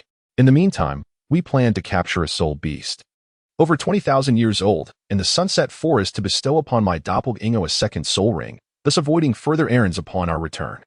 My doppelganger had achieved a harmonious flow of energy throughout its meridians, and my cultivation of the 9 Yang divine skill had reached its 2nd tier. Accelerating my training further, just days prior, I had attained the 20th level, and now I was merely in need of a soul beast to complete my progression. The first to be harvested were the coxcomb phoenix amaranth and the 8-petaled fairy orchid, while the other herbs shall remain to grow for the time being, to be utilized later as circumstances permit. The phoenix coxcomb amaranth is intended for the doppelganger, while the 8-petaled fairy orchid possesses a mild medicinal quality, perfectly complementing the essence of her mother, the first Qinglan. Tonight, the moon shines particularly round, observing her father, who tosses and turns restlessly beside her. She understands that he longs for home. On the following day, as the first light of dawn broke, Qin Feng emerged from the confines of the multicolored poisonous mist, shielded by the enchanting fragrance of ethereal silks. Casting a glance over his shoulder, he let out a subtle sigh of relief. "What type of soul beast do you intend to augment your second martial soul with?" he inquired, continuing his journey alongside his son. "A soul beast exceeding 20,000 years, possessing no weaknesses in both offensive and defensive capabilities, would suffice. If it is a rare soul beast, that would be even better. After all, did we not encounter a golden crocodile king on our way here, one nearing the 20,000-year mark? I find it quite promising," he remarked, his eyes glinting with anticipation. Although that golden crocodile king had yet to reach the 20,000-year threshold, its exceptional species quality more than compensated for its youthful age. Chapter 62. The Soft-Shelled Shrimp. What are you thinking? That golden crocodile king, with its rugged hide and formidable attacks, is far more ferocious than any other soul beast of 40,000 years. I truly lack the confidence to capture it alive. Qin Feng felt weary from the delusions of grandeur regarding the first. Does he truly believe himself omnipotent? Isn't there a potion? The first's lips curled into a slight smirk. In that instant, Qin Feng comprehended that there was no need for a head-on confrontation. His face instantly lit up with joy. With their objective set, the duo adjusted their course towards the area where they had previously encountered the golden crocodile king. The two moved through the wilderness like seasoned forest dwellers, one hand deftly parting branches and underbrush, while the other meticulously concealed their tracks to avoid detection by soul beasts or soul masters. 3 days later, the father and son had distanced themselves from the heart of the setting sun forest, arriving at its middle and outer layers, free from the threats posed by high-ranking 10,000-year soul beasts, allowing them to finally breathe a sigh of relief. In a hushed tone, Qin Feng advised the first, "Exercise caution and avoid making a commotion. If the golden crocodile king detects us, it will not be a trivial matter." "Understood," the first replied cautiously, treading even more lightly. They had arrived at the area where they last encountered the Golden Crocodile King, which was eerily quiet, devoid of other 10,000-year soul beasts. Clearly within the dominion of the Golden Crocodile King, the only sounds that filled the air were the rustling of leaves dancing in the wind. As the father and son maintained their composure, diligently searching, at last, they discovered their target basking in the sun by a small river. It was remarkably easy to identify. Distinctly different from ordinary crocodile soul beasts, its body gleaming with golden hues, yet measuring less than 6 meters in length. The golden crocodile, a member of the golden lineage of soul beasts, bore the bloodline of the Golden Dragon King, possessing strength and defense comparable to that of the Titan great ape of the same age. Legends say its teeth can even rend the defenses of a giant dragon. Though smaller in size than common crocodiles, its robust limbs and the sharpness of its fangs far exceed those of other crocodilian species, marking it as the sovereign of its kind, hence its title as the Golden Crocodile King. The martial soul of the second priest of the Spirit Hall is none other than the Golden Crocodile King. The first individual exchanged a meaningful glance with Qin Feng, and they gradually retreated until they were a kilometer away. Only then did they allow themselves a slight sigh of relief. Indeed, it was still present. The excitement on the first person's face was palpable. Such a rare soul beast was a true marvel. And even the sunset great forest could not guarantee the existence of another. What shall we do now? Qin Feng inquired, moistening his parched lips. I have long been prepared. The first individual produced 2 porcelain vials and introduced them. These are the 10 fragrant soft muscle powder and the sorrowful breeze, both enhanced by the kiss of the snowy swan. I have tested their efficacy while setting up toxic formations, and they yield remarkable results against soul beasts. The synergistic effect of these 2 remedies will undoubtedly reduce them to feeble creatures. The 10 fragrance soft muscle powder originates from the royal house of Riyang. It is colorless and tasteless. Once it takes effect, one's muscles and bones feel as though they have turned to mud, rendering any exertion impossible, while soul power becomes ensnared in a state of stagnation. The sorrowful breeze, produced by the first-class hall of Western Xia, is also colorless and tasteless. Upon inhalation, tears cascade down, and one's strength gradually dissipates, as if burdened by an immense weight. Enhanced by the kiss of the snowy swan, it becomes an unparalleled weapon for subduing the unwary. Follow me. Leading Qin Feng, they centered their search around the Golden Crocodile King, seeking the advantageous wind direction. Taking a deep breath towards the red vial, this was the antidote to the sorrowful sweet breeze. The pills within the white container possessed the power to nullify the effects of the 10 fragrant softening powder. First, he took out 2 porcelain vials and handed them to Qin Feng. As for himself, he was now impervious to all poisons. What a foul odor! After Qin Feng consumed the pills from the white porcelain vial, he opened the red vial, and a pungent stench enveloped him completely. The first is to keep a safe distance. After all, a bitter remedy is often the most beneficial. Let us proceed and test its efficacy. The first individual sprinkled a powder that masked scents upon the 2, then stealthily made his way toward the upwind direction of the Golden Crocodile King. At this moment, the Golden Crocodile King remained sprawled in repose, yet beside it lay a 1,000-year-old iron-armored turtle. The Golden Crocodile King leisurely swayed its tail from time to time, as if indulging in a snack, devouring the iron-armored turtle in gruesome bites. The scene was undeniably macabre, with blood pooling upon the ground. The occasional convulsions of the iron-armored turtle's body indicated that it was still alive, yet its shell, reputed to rival steel, offered no defense against the maw of the crocodile. The Golden Crocodile King needed not to bite. A mere clenching of its jaws resulted in the iron-armored turtle losing a portion of its body. Qin Feng and his son felt a chill run down their spines as they exchanged glances, silently grateful that they need not confront this monstrous creature head-on. In comparison to the Golden Crocodile King, even the Diamond Tiger seemed insignificant as a super soul beast. The first extended his hand to once again discern the direction of the wind. He and Qin Feng each held a porcelain vial, cautiously opening them to avoid making any sound.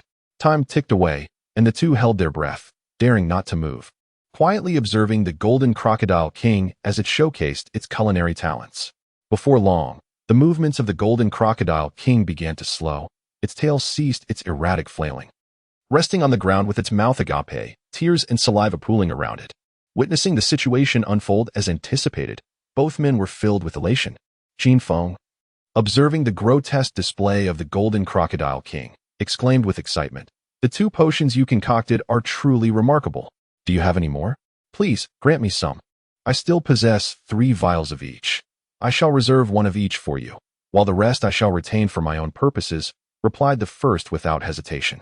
Very well, that will suffice, Qin Feng thought, his heart brimming with joy. Having witnessed the effects firsthand, he realized that even the formidable golden crocodile king could not withstand it.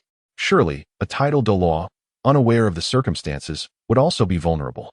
Qin Feng and the first cautiously approached the golden crocodile king, halting 30 meters away, ever vigilant, wary of the possibility that this could be a ruse by the beast. A 10,000-year spirit beast possessed the cunning of a human child. Caution was indeed prudent. The first took the 10 fragrance soft muscle powder from Qin Feng's hands and, placing it alongside his own bittersweet breeze, tightly grasped the 2 porcelain vials. With the techniques recorded amidst the golden rain of fluttering flowers, he cast them into the maw of the golden crocodile king. Exercising caution, the 2 waited a moment longer. Qin Feng summoned the blood blade and delivered a powerful vertical slash, sending the golden crocodile king hurtling away. Upon hitting the ground, the creature emitted a series of anguished roars, yet remained motionless, allowing them to breathe a sigh of relief. Qin Feng employed an amplification soul technique, fiercely slicing off the limbs of the golden crocodile king from a distance, and even trimming a few of its teeth. Observing the creature's weakened state, the first approached to staunch its bleeding.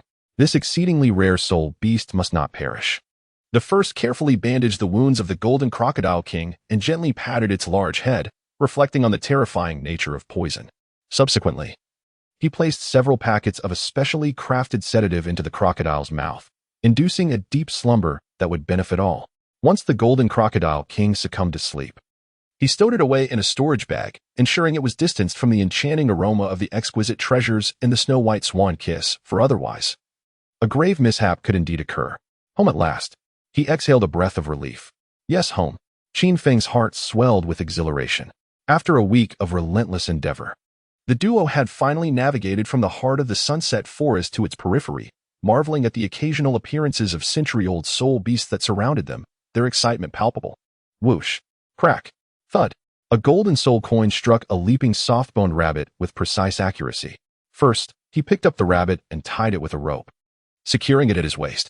As they journeyed onward, he frequently showcased his skills. The years spent mastering the art of money raining down finally proved invaluable. Once they exited the sunset forest, both father and son were adorned with an assortment of game. Continuing their trek, they encountered a small river, where a refreshing bath washed away their weariness. Subsequently, he transformed his appearance into that of a striking young man in his 20s, ever prepared for unforeseen circumstances. The duo began to prepare the game by the riverside. Having ventured several dozen miles from the sunset forest, they felt assured of safety from the disturbance of soul beasts. They had 2 soft-bone rabbits, one for braising and the other for grilling. The fiery chicken would serve excellently for making beggar's chicken. From the necklace, various pots and pans were extracted, heralding a celebration for the successful accomplishment of their objective. Qin Feng had long become accustomed to such occurrences. He had frequently indulged in the exquisite delicacies prepared by his son. During their time in the sunset forest, they had subsisted solely on dry rations, and now, reminiscing about the meals cooked by the first, a palpable excitement illuminated his face. After spending over 2 months in the sunset forest, both of them maintained a buoyant spirit, exchanging laughter and conversation. Qin Feng constructed a fire above the earth where the beggar's chicken lay buried, brushing the specially crafted sauce, concocted by the first, onto the ingredients on the grill. First, he prepared several hearty dishes using those wild ingredients, along with a few refreshing cold dishes, and simmered a pot of fish soup, intending to treat himself and his father. Before long, a delightful aroma wafted through the air. He glanced at the creamy, milky white fish soup, carefully ladling it into a clay pot. As he arranged the dishes, a medley of enticing scents enveloped him. Qin Feng gazed intently, unable to suppress his salivation. Delicious. Of course, one need not ponder who the chef was. In this world, if my culinary skills are deemed second to none, no one would dare claim the top spot. Pride radiated from his countenance. He then picked up a slice of the sauerkraut fish. Upon tasting it, the flavors lingered delightfully, leaving him in sheer bliss. How fragrant. Indeed, such a delightful aroma. As these words echoed, both he and Qin Feng's expressions shifted dramatically. They stood upright, scanning their surroundings, yet found no one nearby. Suddenly, a surge of sword intent flashed from him as he gazed skyward, noticing 2 figures descending upon them, poised upon their swords. Qin Feng quickly grasped the gravity of the situation. This was dire. He could sense the subtle murderous intent emanating from the approaching swordsman, which meant the other party must also discern his own level of skill. This connection was characteristic of swordsmen who had comprehended the essence of sword intent. He was fully aware of the identity of their visitor, with a martial spirit of the sword and an understanding of the killing sword intent. Who else could it be but the sword Douluo, Chin Xian? He could hardly believe that within less than 3 months, he had encountered such prominent figures repeatedly. In the dimness of contemplation, the first pondered how to proceed. Suddenly, a voice resonated with astonishment. 2 figures descended from the heavens. Standing not far from the first and his son, both appeared to be in their 30s, one clad in a flowing robe exuding an air of refinement, while the other, with cascading white hair and striking eyebrows, donned simple attire. At that moment, both regarded the first and his son with grave expressions. I am Ning Fengji from the 7 Treasure Glazed Tile School, and this esteemed individual beside me is the sword Douluo, our protector. May I inquire about the names of the 2 distinguished individuals? The cultured youth stepped forward, bowing earnestly. No need for such formalities. It is indeed an honor to meet His Excellency, the sword Douluo, and the young master. I am Yi Wujie, and this is my brother, Yi Guqing, Qin Feng responded, repeatedly gesturing humbly, and together with the first, returned the greeting while introducing themselves. Chapter 63. Serendipity. At this moment, Ning Fengji appeared outwardly composed. Yet his heart was tumultuous with astonishment. Earlier, having successfully adorned himself with the 7th soul ring in the Sunset Forest and ascended to the rank of soul sage, his spirits were buoyant. While traversing the path back from the sect with Sword Uncle, he was suddenly enticed by an alluring fragrance, which piqued his interest and led him to the recent encounter. What is the essence of sword intent? From his discussions with the sword Douluo, he learned that only a handful of individuals on the Douluo continent have grasped this profound concept. Due to the influence of the guardian Douluo, Chin Xian, it is likely that very few understand the significance of sword intent as Ning Fengji does. Beyond its advantages in combat, possessing sword intent signifies that one has unlocked the gateway to becoming a title Douluo. A revelation he had gleaned out of curiosity after inquiring with Sword Uncle some time ago. To his surprise, another individual in this world had comprehended sword intent, indicating a strong possibility of transcending to the realm of title Douluo and potentially possessing formidable combat prowess. Ning Fengji respectfully bowed to the 2 individuals, not merely out of courtesy, but with the intention of fostering a connection with them. It was indeed a privilege to encounter such distinguished figures. It was evident that such flattering words could only be articulated by someone as astute and diplomatic as Qin Feng. As for the initial greeting, it had merely consisted of a bow exchanged upon their first meeting. Now, as he locked eyes with the sword Douluo, the essence of sword intent shimmered within their gazes. This was not a moment to be taken lightly. In the presence of the continent's foremost swordsman, no practitioner of the blade could remain indifferent. Moreover, the sword Douluo appeared equally eager, for encounters between 2 individuals who have comprehended sword intent are exceedingly rare. The sword, a harbinger of death, serves as a catalyst for rapid advancement in combat. The sword Douluo's own father had ventured to challenge the angel Douluo, Qian Douluo, in pursuit of the pinnacle of the sword path, and he had no regrets, even unto death. The first gradually retracted his sword intent and gestured with his hand, suggesting, "If you don't mind, perhaps we could share a meal." The old man responded without hesitation, saying, "Then I shall not be polite." Chin Xian, devoted to the sword, sincere in both his craft and his relationships, made an unprecedented decision before Ning Fengji today, a notion that would have been unimaginable in the past. Ning Fengji, however, seemed unperturbed. His interest piqued as he replied, "There is no need for such formality. I am likely a few years your senior. If you hold me in esteem, feel free to call me Brother Ning." Having just emerged from the sunset great forest, he added, "We are indeed quite famished."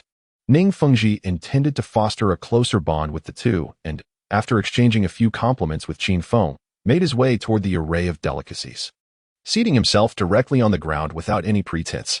At first glance, Ning Fengji exuded an elegant demeanor, yet his bold spirit was unmistakably apparent. I silently commended him, truly worthy of being the foremost among the top 3 sections. Alas, he was constrained by the limitations of his martial soul. Ah, what a splendid ambience! What a magnificent sword! Chin Xian had already diverted his gaze from the first figure, now captivated by the exquisite dishes before him, which resembled a breathtaking landscape painting. This particular dish, named Moonfall and Crows Crying Under the Frosty Sky, was crafted primarily from the rare shimmering golden pheasant. After being steamed, it was delicately cooled with cold water, preserving the ingredient's exquisite freshness to the utmost. I also infused it with my sword intent, deftly severing most of the fibers within the meat, resulting in a texture that was both resilient and tender without being overly tough. The first person wore a proud expression, and as for the sword intent, it has already been discovered, so there is no need for concealment. We shall see how it unfolds. Listening to the first speaker, Sword Douluo furrowed his brow slightly. This is akin to fishing alone in a cold river under the snow. Subsequently, the first introduced a series of dishes. A delightful endeavor for an amateur chef. Sword Douluo, along with Brother Ning, was invited to partake. As the first explained each dish, they sampled a small bite of everything. There is no need for such formality. We forge friendships through the sword, so just call me elder brother. Chen Xian could no longer restrain himself and interrupted the first speaker, his words laden with meaning. Then let us each share our own. Ning Fingji also chimed in. He was well aware of the reason behind it. Both had comprehended sword intent, creating a common topic and shared aspirations. As for preemptively stifling this Yiguqing, other titled Douluos might indeed attempt to win him over first, and if that failed, eliminate this potential powerhouse. However, Sword Douluo certainly would not. Having spent over 30 years with Sword Uncle and witnessing the joy in his eyes, he understood his innermost thoughts. If he had come alongside Bone Douluo today for the sake of the sect, he would not have shown mercy. But could this be a sign of great fortune in the unseen? Nonetheless, it was wise to cultivate friendships. Perhaps this opportunity could be used to draw these two closer. Ning Fingji appeared to possess a keen intuition, engaging in conversation with Qin Feng while his thoughts flowed. He had not expected that Brother Yi also possessed remarkable culinary skills, enough to make countless chefs feel inadequate. Chen Xian could not help but praise the first's culinary prowess, yet he was swift with his chopsticks. Life should encompass some hobbies. You must try my signature beggar's chicken, with a unique recipe that will leave you wanting more. He tore off a large chicken leg and handed it to Chen Xian. Without hesitation, Chen Xian took it and bit into it, exclaiming, delicious. Quite good. The cooking time is just right. The atmosphere gradually became more vibrant as they chatted about various topics, with the majority of the conversation being led by the father and son duo, listening to Chen Xian elucidate the various experts across the continent.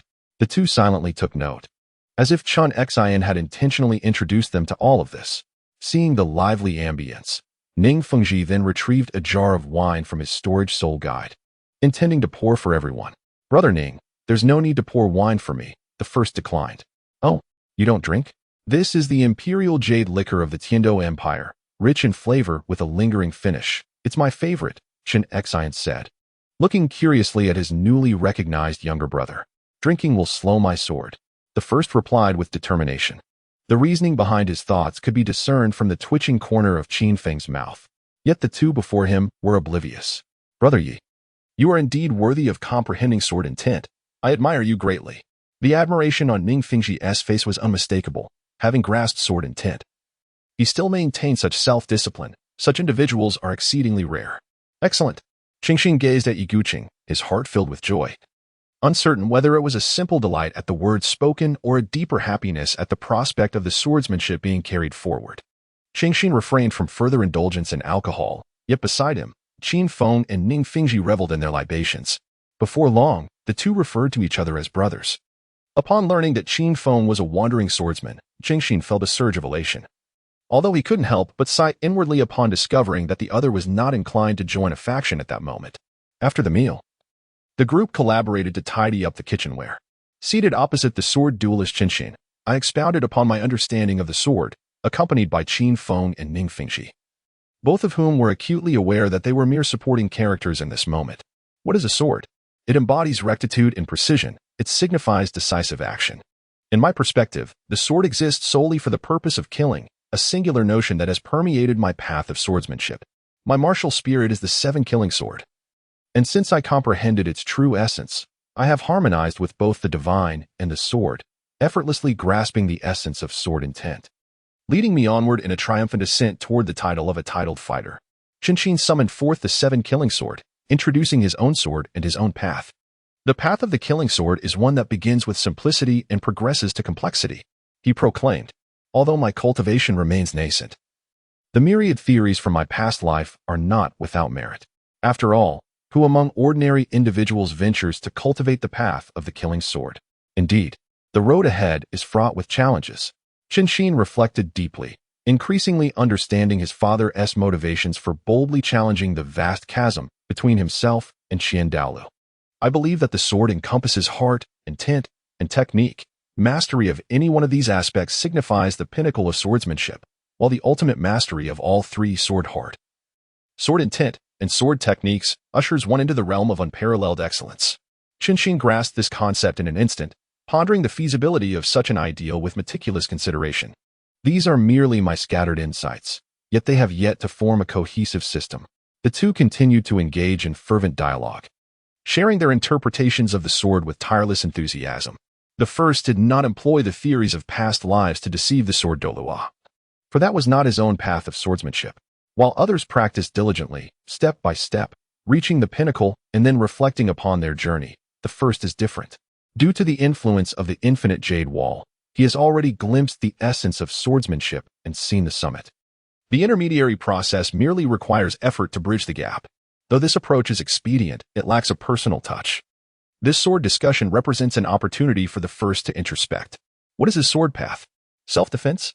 Dominance over the world? He feels a tinge of confusion. Still searching step by step, with a stroke of sword intent, he cleaves through the void. Between swordsmen, it is the sword that speaks. The wind howls. The waters of the easy river grow cold. This is my martial soul, the easy river, please teach me. An ice sword materializes in his right hand as he clasps the sword in salute, performing the greeting of a swordsman. Yet, no soul rings emerge, signifying his profound mastery over his martial soul. Regarding the sword path articulated by the sword Douluo, the first finds many aspects perplexing, and thus he chooses to sense it through the sword. Between swordsmen, what bears greater weight than the sword in one's hand? Qin gazes appreciatively at the straightforward first. A swordsman should indeed be thus. The two stand facing each other, while Ning Fengji and Qin Feng have retreated to a distance, their eyes fixed intently upon them. With the martial soul, the seven-killing sword, I humbly request your guidance, Qin reciprocates solemnly. In this moment, the disparity of soul power levels and status dissipates. They are all seekers of the path. Qin, holding his sword with one hand, reveals its sharp edge, awaiting the first to make his move. A blinding radiance pierces the heavens. The first sword aimed directly at the center, thrusting straight towards the chest. Excellent. A hint of a smile graced the corners of Qin's lips, as he realized it had been an eternity since he had witnessed such a swift and decisive sword technique. The seven-kill sword was positioned horizontally before his chest, deftly intercepting the initial thrust and launching a counterattack. The two blades met briefly before retreating, resulting in a flurry of offense and defense. Neither side employed soul techniques, nor did they harness their soul power. Instead, they relied solely on their comprehension of swordsmanship, executing fundamental sword moves, thrusts, cuts, hooks, and slashes. This marked the first time the opponent encountered such a formidable adversary, as no strike could breach the 1-foot radius surrounding Qin. Despite the lively exchanges, the observers, Ning Fengji and his companion, noted that the first was primarily on the offensive while being largely defensive, clearly at a disadvantage. The first had long anticipated this outcome. If he could merely match Qin's current level of swordsmanship, he would begin to question the true worth of the continent's foremost swordsman. First, one must calm the mind and seize this rare opportunity to refine one's foundational swordsmanship. In a fleeting moment, the technique that had long stagnated began to exhibit subtle, yet distinct transformations. Since embarking on this journey, victories have been steady. However, a certain depth has been lacking. Qin discerned the issue with the first and launched an assault with each move and stance directed at him. Whenever the edge of the first's sword sharpened, Qin's own swordsmanship intensified, sharpening its brilliance. Unparalleled grace, that was Qin's assessment of the first at this moment. Since the commencement of their duel, he could distinctly perceive the first's advancement. Whenever he managed to suppress his opponent's blade, the subsequent thrust would radiate even greater brilliance, demonstrating remarkable resilience. Qin delighted in nurturing the younger generation, a sensation he had not experienced in years. With great enthusiasm, he offered techniques to the first, eager to discover the extent of the abilities of this newly acquainted youth. Chapter 64. Transcendental Mastery. Half an hour passed in the blink of an eye. As the duel unfolded, the swordplay of both combatants became increasingly agile and incisive. At this moment, Qin Xin had long relinquished the nonchalance he initially displayed. In the beginning, he could effortlessly keep the foremost sword at bay, maintaining a distance of 1 foot. However, with the relentless advancement of his opponent, that distance dwindled to half a foot. The foremost sword is now capable of approaching within 3 inches of Qin Xin's entire being, a remarkable advancement that even the auxiliary spirit master Ning Fengxi, standing nearby, can discern. Clang. The two withdrew their intersecting longswords, simultaneously retracting their blades. With a subtle adjustment of breath and the circulation of spiritual energy, the temperature around him plummeted rapidly, causing a layer of white frost to form upon the ground. The chill then swiftly condensed inward, as the essence of extreme ice made its debut in an era unworthy of its presence. What a chilling spectacle it was. Qin Xin's eyes sparkled, fixated intently on this previously unseen sword martial spirit, while the 7-killing sword exuded an overwhelming aura of lethality, filling the atmosphere with an unmistakable air of impending doom. Observing the scene, Qin Feng quickly retreated, shielding Ning Fengxi. Gentle rain caressed the streets, soft as butter, while the grass appeared distant yet close. As he softly hummed, the sword intent of the first transformed into an ephemeral presence, his figure flickering to materialize behind Qin Xin, executing a horizontal slash. Clang.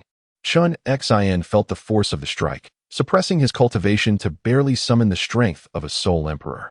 Just as he sidestepped to block the incoming blow and prepared to counterattack, the first executed the Lingbo Weibu, shifting with the fluidity of the Qian and Dui trigrams. Retreating with grace, a vast and profound sword intent descended from the heavens, utterly unstoppable. Do you not see? The waters of the Yellow River come from the sky, rushing to the sea, never to return? Boom. For the first time, Qin Xin withdrew, observing the 3-zhang scar left in the ground where he had stood moments ago. Exhilaration gleaming in his eyes. The sword of 7 emotions and 7 injuries glimmered with a crimson edge, intensifying its murderous aura. The 7-killing sword technique was unleashed. A myriad of thoughts swirling in the first's mind. This strike was both a severance of flesh and an assault on the spirit. The Yellow River flows far above the white clouds, a solitary city amidst towering mountains. Clang as the verse wafted through the air. The sword intent of the first became ethereal yet remarkably substantial, transitioning from defense to offense with ease, successfully parrying Qin Xin's strike. The murderous intent surged forth once more, manifesting in another fierce slash that pierced through the first sword momentum, lunging towards him. The first footstep danced lightly upon the waves, advancing and retreating. As the figures of the two combatants emerged in various places, Ning Feng fixed his gaze intently upon the first, who, while reciting poetry, wielded his sword. His face a portrait of shock, lost in contemplation. Kill. With a heavy sword devoid of edge, the dust heart sword swept through, forming a lethal character from 6 radiant sword lights, descending upon the first with lethal intent. The profound essence of the long sword spanned the 9 realms. Without evasion, the first unleashed the ultimate move of the Lianqing sword technique, empowered by the essence of sword intent. The sword aura surged to an impressive 5 zhang, striking down fiercely upon the crimson sword energy. With a resounding boom, a wave of force erupted, causing the first to retreat 3 steps, while Qin Xin remained unmoved. His expression somewhat fervent. Heaven knows how many years it has been since he last faced another bearer of sword intent. The intensity of his own sword intent thickened around him as he bore down upon the first with his blade. In the realm of the 7 killings, a vast and overwhelming killing intent enveloped the first, weighing heavily upon him and obscuring the flow of his soul power. The myriad sword intents, combined with the power of the domain, pressed down upon the first, who found himself shrouded in the innate domain of the 7-killing sword. He could distinctly feel his vitality waning significantly. "You lack martial ethics," he proclaimed as the mountains lay barren of flying birds, and the paths were devoid of any trace of humanity. "First, utilizing the most proficient technique of the Lianqing swordsmanship that I have mastered, I unleashed it in conjunction with the ultimate icy attributes of the Yishui Han, sweeping forth with a flourish. Within the domain of 7 kills, the temperature plummeted to that of a frigid winter. My offensive surged with greater swiftness as the overwhelming intent of the sword, propelled by the 7-kill sword, coalesced into a singular strike. Slash. The foremost sword technique resonates and shatters. As the first sword descended upon him, he felt an inexorable force locking onto him, sending chills down his spine, rendering escape utterly impossible. Slowly, he closed his eyes, entering a transcendental state of unity between man and sword. As vivid memories of his swordsmanship training flooded his mind, a true swordsman must embody courage and advance boldly. Taking a deep breath, he suddenly opened his eyes wide. His entire essence of sword intent coalescing with his soul power, erupting forth. A frigid aura, accompanied by the essence of his sword, surged forth from the icy waters, instantly enveloping the entire 7 kills domain. The first figure, wielding a sword, immersed himself in the profound essence of the Lianqing sword technique. His heart and will harmonized, merging seamlessly with the blade as he soared skyward to meet the crimson sword aura. The sword was frigid, the heart colder still, and the intent even more so. Qianxin furrowed his brow, perplexed, a weight of gravity settling in his heart as he observed the first figure charging toward the sword energy, poised to withdraw at any moment. Suddenly, the hand gripping the sword trembled, a chill coursed through him, and a delicate snowflake appeared upon the back of Qianxin's hand. In that instant, the entire 7 kill domain was enveloped by a sudden flurry of snow, rendering the faint crimson inside a vast, indistinguishable expanse of white. The sword energy directed at the first was gradually dismantled, overwhelmed by the heavy snowfall. Under the deliberate provocation of Qianxin, the foundation has been fortified. At this moment, under Qianxin's pressure, the Lianqing sword technique has finally made a breakthrough, achieving a realm of extraordinary mastery. It has comprehended a lethal move primarily based on the Lianqing sword technique, supplemented by the blood blade technique, and has unleashed a domain skill.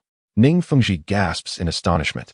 Qin Feng, filled with anxiety, gazes at the vast expanse of swirling snow, his hands clenched tightly, veins bulging, his heart brimming with tension.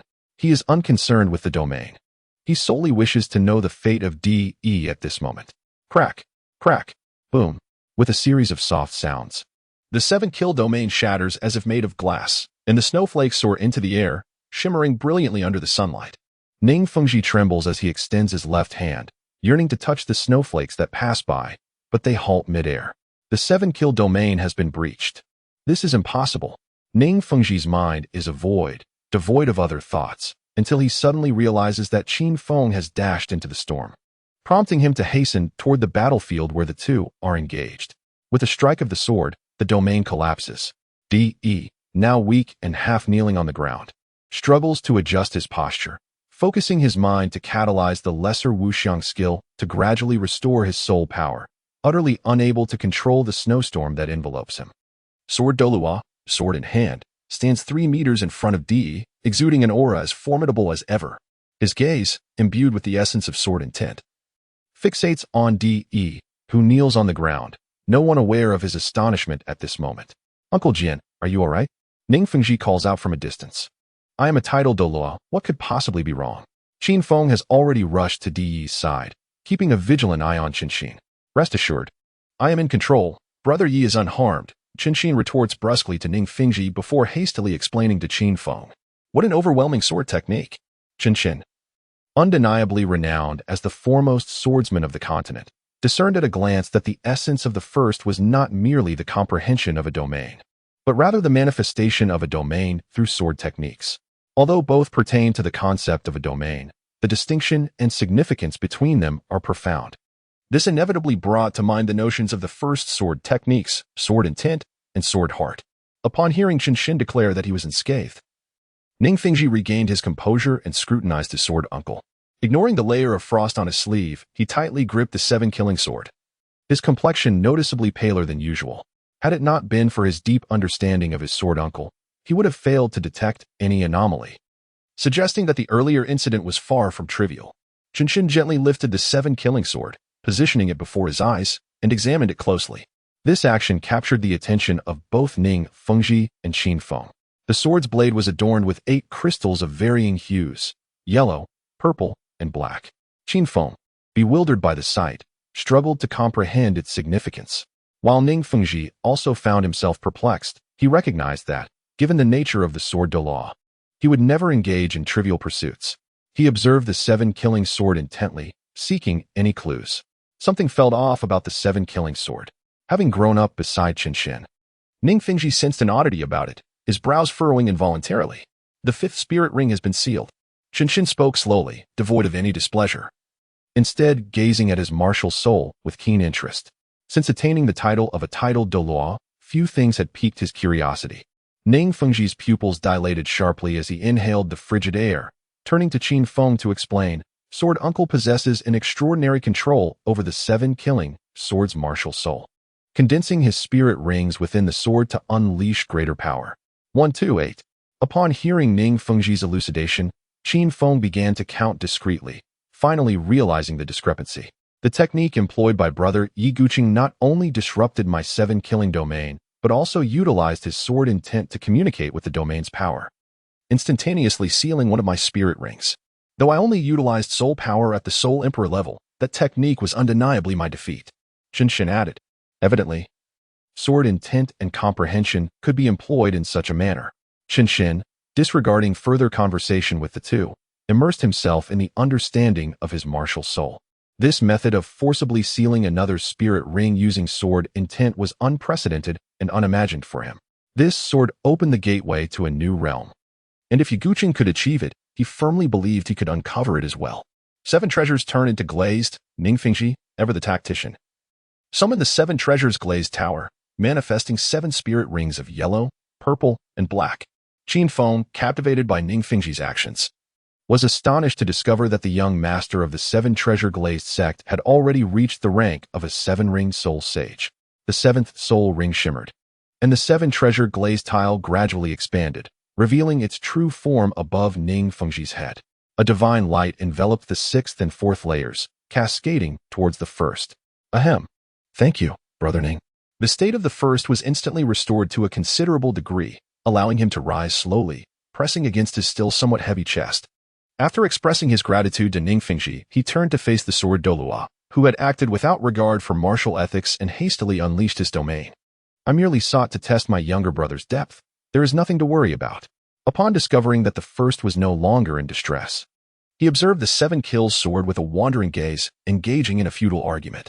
Just as he assumed that Yi Guqing before him might be angered, the first stepped forward, bent slightly, and deeply bowed. Thank you for your guidance, esteemed senior. His foundational understanding of the sword had become significantly more solid, and his city sword technique had achieved a remarkable breakthrough, all of which was inseparable from the insights gained from Chun Xian's demonstrations. Chun Xian assisted the first to his feet, casually waving his hand. No need for formalities. We agreed to address each other as peers. I did not teach you anything. It was your own comprehension, and I too have greatly benefited. But what exactly is your sword intent? Your Yishuahin possesses an ice attribute. Yet how can your sword intent be so versatile? This was something Chun Xian had already noticed during their battle, especially as the first continuously recited poetry while executing his sword techniques, creating a rather flamboyant display. As a swordsman, he was profoundly curious about everything related to the sword and, disregarding any taboos, hastened to inquire. The two individuals nearby also perked up their ears to listen intently. My sword intent is not derived from the ice sword intent of my martial soul, but rather, it is a fortunate enlightenment of the river and mountain sword intent, or perhaps more aptly, the natural sword intent. Upon hearing the first's explanation, Chun Xian reflected on the verses recited during their earlier confrontation, along with the corresponding sword techniques and intents, finding it indeed quite fitting. This is rather extravagant, isn't it? Chapter 65. The Power of Gold. Listening to Qinshin's complaints, Di felt a surge of amusement within. The reason he had once mastered the Lianqing sword technique was precisely for its flamboyant flair. Soon, he would unlock the seal of his elder brother's fifth soul ring, using the power of his own sword intent and domain to expedite the unsealing.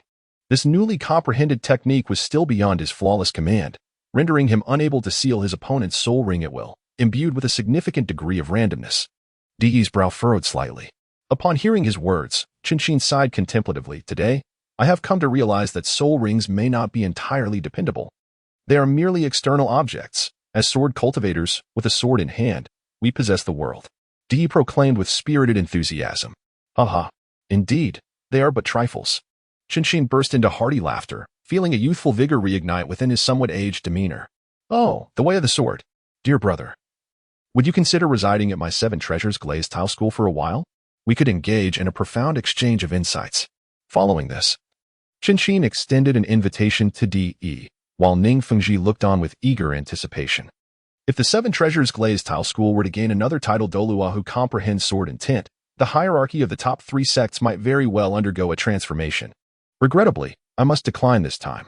My sister-in-law is currently with child, and her due date approaches. My brother and I are in a hurry to return home. We simply cannot spare the time. After a moment of hesitation, the first individual politely declined Qinshin's invitation. Alas, Qinshin glanced at the first and Qin Feng, instantly recognizing that they were not deceiving him. They were genuinely preoccupied with pressing matters. He silently lamented the missed opportunity, for he had sincerely wished to extend the invitation, as kindred spirits are rare to find. Acknowledging their commitments, he stated, "Since you are both occupied, we shall not impose. Our Seven Treasure Glazed sect has establishments in various major cities. Please accept this token. It should alleviate some inconveniences for you during your travels across the continent." Ning Fengji observed that the two had no time to visit the Seven Treasure Glazed sect, and thus produced a token engraved with the emblem of the Seven Treasure Glazed Pagoda. Presenting it with both hands, Qin Feng and the first exchanged glances before stepping forward to accept it. "Thank you very much. We shall undoubtedly trouble your esteemed sect in the future." Not at all, not at all, Brother Yi." Qin Feng and Ning Fengji began to engage in mutual flattery, while Qinshin and the first appeared somewhat out of place. "Brother, you two are a connoisseur of fine wines. This jar of 5 treasure flower honey wine is a rare gem I stumbled upon. As I do not indulge in alcohol, I shall gift it to you." After a brief moment of hesitation, the first individual retrieved a jar of 5 treasure honey wine from the storage space and presented it to Qinshin as a token of appreciation. The recent breakthrough in swordsmanship was largely due to the other's benevolence, and the first individual harbored no concerns about the possibility of the other deciphering the recipe for the wine. With that, there was no need for further formality. Should any matters arise in the future, the first individual invited Qinshin to visit the Seven Treasure Glazed sect without hesitation. Qinshin, equally unreserved, accepted the wine offered by the first individual, feeling justified in accepting a gift from a close friend. "Brother, Ning, the days ahead are long. We shall meet again in the world of martial arts. Farewell." The first and Qin Feng exchanged respectful gestures, bidding farewell with a promise of future encounters. Ning Fengji returned the gesture, his heart heavy with regret. The father and son of Qin Feng did not linger, turning away to depart. Alas, how splendid it would be if they could join our Seven Treasures Glazed Tile School. Watching the figures of the two men fade from view, Ning Fengji sighed once more. Was this not a promising beginning? We have already surpassed the spirit hall by leaps and bounds. Chen Xian swayed the wine jar in his hand. "Enough. You are burdened with too much thought. You are not even the sect master yet. Let your father contemplate how to entice Brother Yi. In a couple of years, when you take the helm of the sect, you will have plenty on your plate." As Chen Xian consoled Ning Fengji, he curiously observed the wine jar in his hand. He had not drunk any wine during their meal, yet now the desire for it was overwhelming. Moreover, a swordsman who does not partake in wine yet carries it must possess something extraordinary, especially since it was a gift from a dear friend. Its significance is profound. Pop! What an exquisite aroma! Chen Xian could not resist opening the wine jar, exclaiming in delight. Ning Fengji leaned in closer. It was not the scent of wine, but that of blossoms. Brother Ye's wine lives up to its name. This 5 treasure flower honey wine is truly exceptional. Sir Uncle, let us hasten to sample it. Ning Fengji gazed intently at the wine jar, showing no urgency to return to the sect. The two men settled on the ground, and Ning Fengji produced 2 wine cups, lifting the jar to fill them, scrutinizing the contents carefully. Clear as water, he gently inhaled, and the floral fragrance enveloped him. They had never encountered such a remarkable wine before. Raising their cups, they tasted it with eager anticipation. Their eyes gently closed, as if immersed in a sea of flowers. The sweetness of the blossoms permeated their hearts, transforming into the essence of the wine, leaving them languorous. Suddenly, they both opened their eyes wide. "This is... My soul power is accelerating. I feel an increase in my soul power." Ning Fengji could not help but pinch himself, realizing that it was no dream, and then cast a fervent glance at Sword Douluo. A wine that aids in cultivation is a rare find indeed. "No, this jar of wine shall be divided. I must see if I can decipher its formula, as I intend to keep the remainder for myself." Chen Xian, having watched Ning Fengji grow, instantly recognized the glint in his eyes and swiftly guarded his wine. "You know how crucial this is for our Seven Treasures Glazed Tile School. Do not even think about it." Chen Xian immediately interrupted Ning Fengji's words. Ning Fengji gazed pensively in the direction where the first had departed. "Sword Uncle, do you think Yi Guqing and the others will come to the Seven Treasures Glazed Tile School in the future?" "They will. Once his soul power level increases, he will surely return to seek me out. A worthy opponent is hard to come by, and I have waited far too long for such a rival. The two fell into a contemplative silence. At this moment, after leaving the sight of Ning Fengji, Qin Feng and his father sprinted away, only exhaling a sigh of relief long after. Even though they sensed no malice from sword Douluo, the pressure was still overwhelming. It was unexpected that Ning Fengji had already reached the rank of Soul Sage. They must have emerged from the sunset forest to hunt for the seventh ring. As Qin Feng journeyed onward, he was filled with reflections. Although Ning Fengji was likely several years his junior, he had already attained the rank of Soul Saint. Nevertheless, Qin Feng's spirit remained unyielded. With the abundance of treasures he possessed, surpassing Ning Fengji was merely a matter of time. The two continued their expedition without pause, anxious to avoid any unforeseen mishaps, their hearts yearning for home. 10 days later, upon reaching home, the first words echoed, "You say your father will return shortly? That scoundrel, absent for so long. Thankfully, you were by my side. Otherwise, who knows what he might be up to out there." Calculating the time, it was evident that Qinglan was already 7 months pregnant, her belly beginning to swell. Expectant women are often subject to whimsical moods. One moment they may fret over their husbands, and the next, their thoughts may drift elsewhere. Even Linger had taken to keeping her distance from her mother during this period. "He'll be back soon. See, he has returned." With a roll of her eyes, the first one expressed her profound exasperation. These recent days had been utterly unbearable. At that moment, the weary Qin Feng and his true self appeared at the entrance. The first Qinglan could no longer contain herself, tears streaming down her face. Qin Feng hurriedly approached, embracing his wife, as they whispered sweet nothings to each other, oblivious to the presence of others. As the first entity stepped out of the door, it was fortunate that its true form still resembled that of Yi Guqing, causing the villagers to merely regard the newcomer as a curious relative. Upon reaching a secluded spot outside the village, the first entity released the golden crocodile king from its storage bag. At that moment, the golden crocodile king remained entirely unaware. As the first entity vigilantly monitored its condition, it had only been fed a rabbit every few days to sustain its life. The soporific concoction, brewed from the eye of ice and fire, had nearly been depleted, and for the past 10 days, the golden crocodile king had predominantly languished in slumber. Observing the dormant creature, the entity hesitated not for a moment. It aimed for the creature's ocular region and, mustering all its strength, plunged the sword into its brain. Tragically, the golden crocodile king met its demise without a hint of awareness. Wisps of dark energy escaped from its body, coalescing into a black soul ring. Without further hesitation, the entity seated itself upon the ground, drawing the soul ring into its being while its true form stood guard. Within the infinite hall, the black soul ring hovered in midair, presenting 3 selectable soul skills before the first entity. Death roll, by ensnaring the opponent with its legs and executing a 720-degree spin. Spectral fangs of the golden crocodile king would manifest, viciously tearing into the opponent's flesh with formidable force. Upon first encountering the initial soul skill offered by the golden crocodile king, I was instantly captivated. It turned out to be a martial technique, which was quite commendable. Golden Might, a remarkable enhancement of 150% to strength, a 150% boost to defense, and a 30% increase in sharpness attributes, all of which are stackable. Upon witnessing the second soul skill, my breath quickened, for it truly allows for the continuous accumulation of percentage attributes. How can other soul masters compete in such a scenario? Is my own advantage not a tad excessive? With such a substantial enhancement, by the time I attain the rank of title Douluo, I may very well be capable of vanquishing deities. At this moment, a sense of elation began to wash over him. Even if other soul masters were aware of it, they would likely struggle to maintain their composure. He inwardly admonished himself to remain grounded and shifted his gaze towards the third soul skill, the roar of the crocodile king. The might of a sovereign cannot be challenged. With a single, thunderous roar, it dispels mental control effects while inflicting area of effect mental and dual attribute sonic damage upon the adversary. The third soul skill is quite intriguing as well. The first selection is the second soul skill, drawing the soul ring from above the infinite hall into the body to commence its refinement.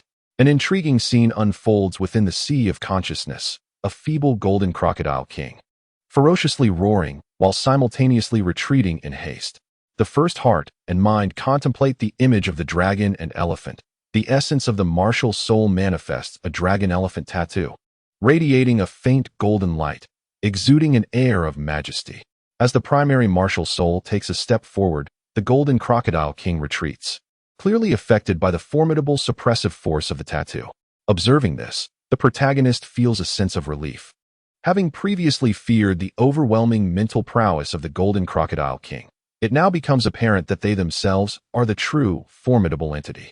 Employing the dragon-subduing palm technique learned during this period, they execute the technique Kunlong Yui, effortlessly dispersing the remnants of the golden crocodile king's spirit and channeling the immense soul power within into the meridians throughout their body.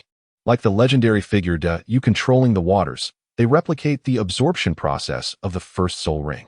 The shadow of a great sun within their dantian gradually begins to solidify as the soul power intensifies, becoming increasingly fervent, evolving towards the pinnacle of fire attribute soul power. At this moment, the protagonist's 9-yang divine art remains at the second level of self-generated heat, corresponding to the tier of the sun's shadow. Once that great sun crystallizes into substance, the soul power will naturally ascend to its ultimate form. The great sun will also split into 3. Stepping into the third level of the 9-yang divine art, the realm where the 3 yangs harmonize, birthing divine efficacy. As they refine the residual soul power of the golden crocodile king, the protagonist's level surges dramatically, despite their apprehension about an unstable foundation. Having rigorously suppressed the soul power level, they reach the 24th level, drawing ever closer to the 25th. This rapid ascent in levels evokes a sense of trepidation, as it feels almost surreal. Upon opening their eyes, the protagonist rises, 2 dark soul rings orbiting around them, fluctuating in motion. The transformation of the diamond and the power of gold. The first individual directly activated 2 soul rings, transforming into a small golden figure, their entire physique expanding considerably. They could feel an exhilarating surge of power coursing through them, accompanied by the rapid depletion of soul energy. Should a battle ensue, it seemed unlikely that their soul power would endure for long. Indeed, the revolution has yet to succeed. Further effort is imperative. Chapter 66, Affection. After a brief respite of 2 days at home, the protagonist set forth on the journey back to school, riding on Linger. A doppelganger remained at home, ensuring that no one in the outside world would catch a glimpse of their presence. With over half a month remaining until the start of the new term, there was ample time for the return, having taken leave early last semester. Any delay in returning would undoubtedly lead to complications, thus the decision was made to depart early. Over the past few months, Linger had undergone a remarkable transformation. Having surpassed the century mark of spirit beasts, she had grown rapidly, now standing at an impressive height of 1.70 meters. She exuded an air of grace, perfectly suited for transportation. For Linger, accompanying the protagonist back to school was an opportunity too splendid to be missed. With a spirited whinny, she galloped joyfully along the road, relishing the freedom from the whims of her capricious mistress. It was first discovered that while Linger was running, the effect of channeling one's true energy through the meridians was significantly enhanced. From that moment on, the pace of growth would accelerate. And it seemed that Linger was aware of this, running with even greater joy. Time was still ample, and there was no need to rush the journey. Instead, it would be embraced as an expedition, a means to adjust one's state of mind. Over the past few months, the relentless pursuit of soul rings and the exploration of hidden treasures had instilled a sense of impatience within.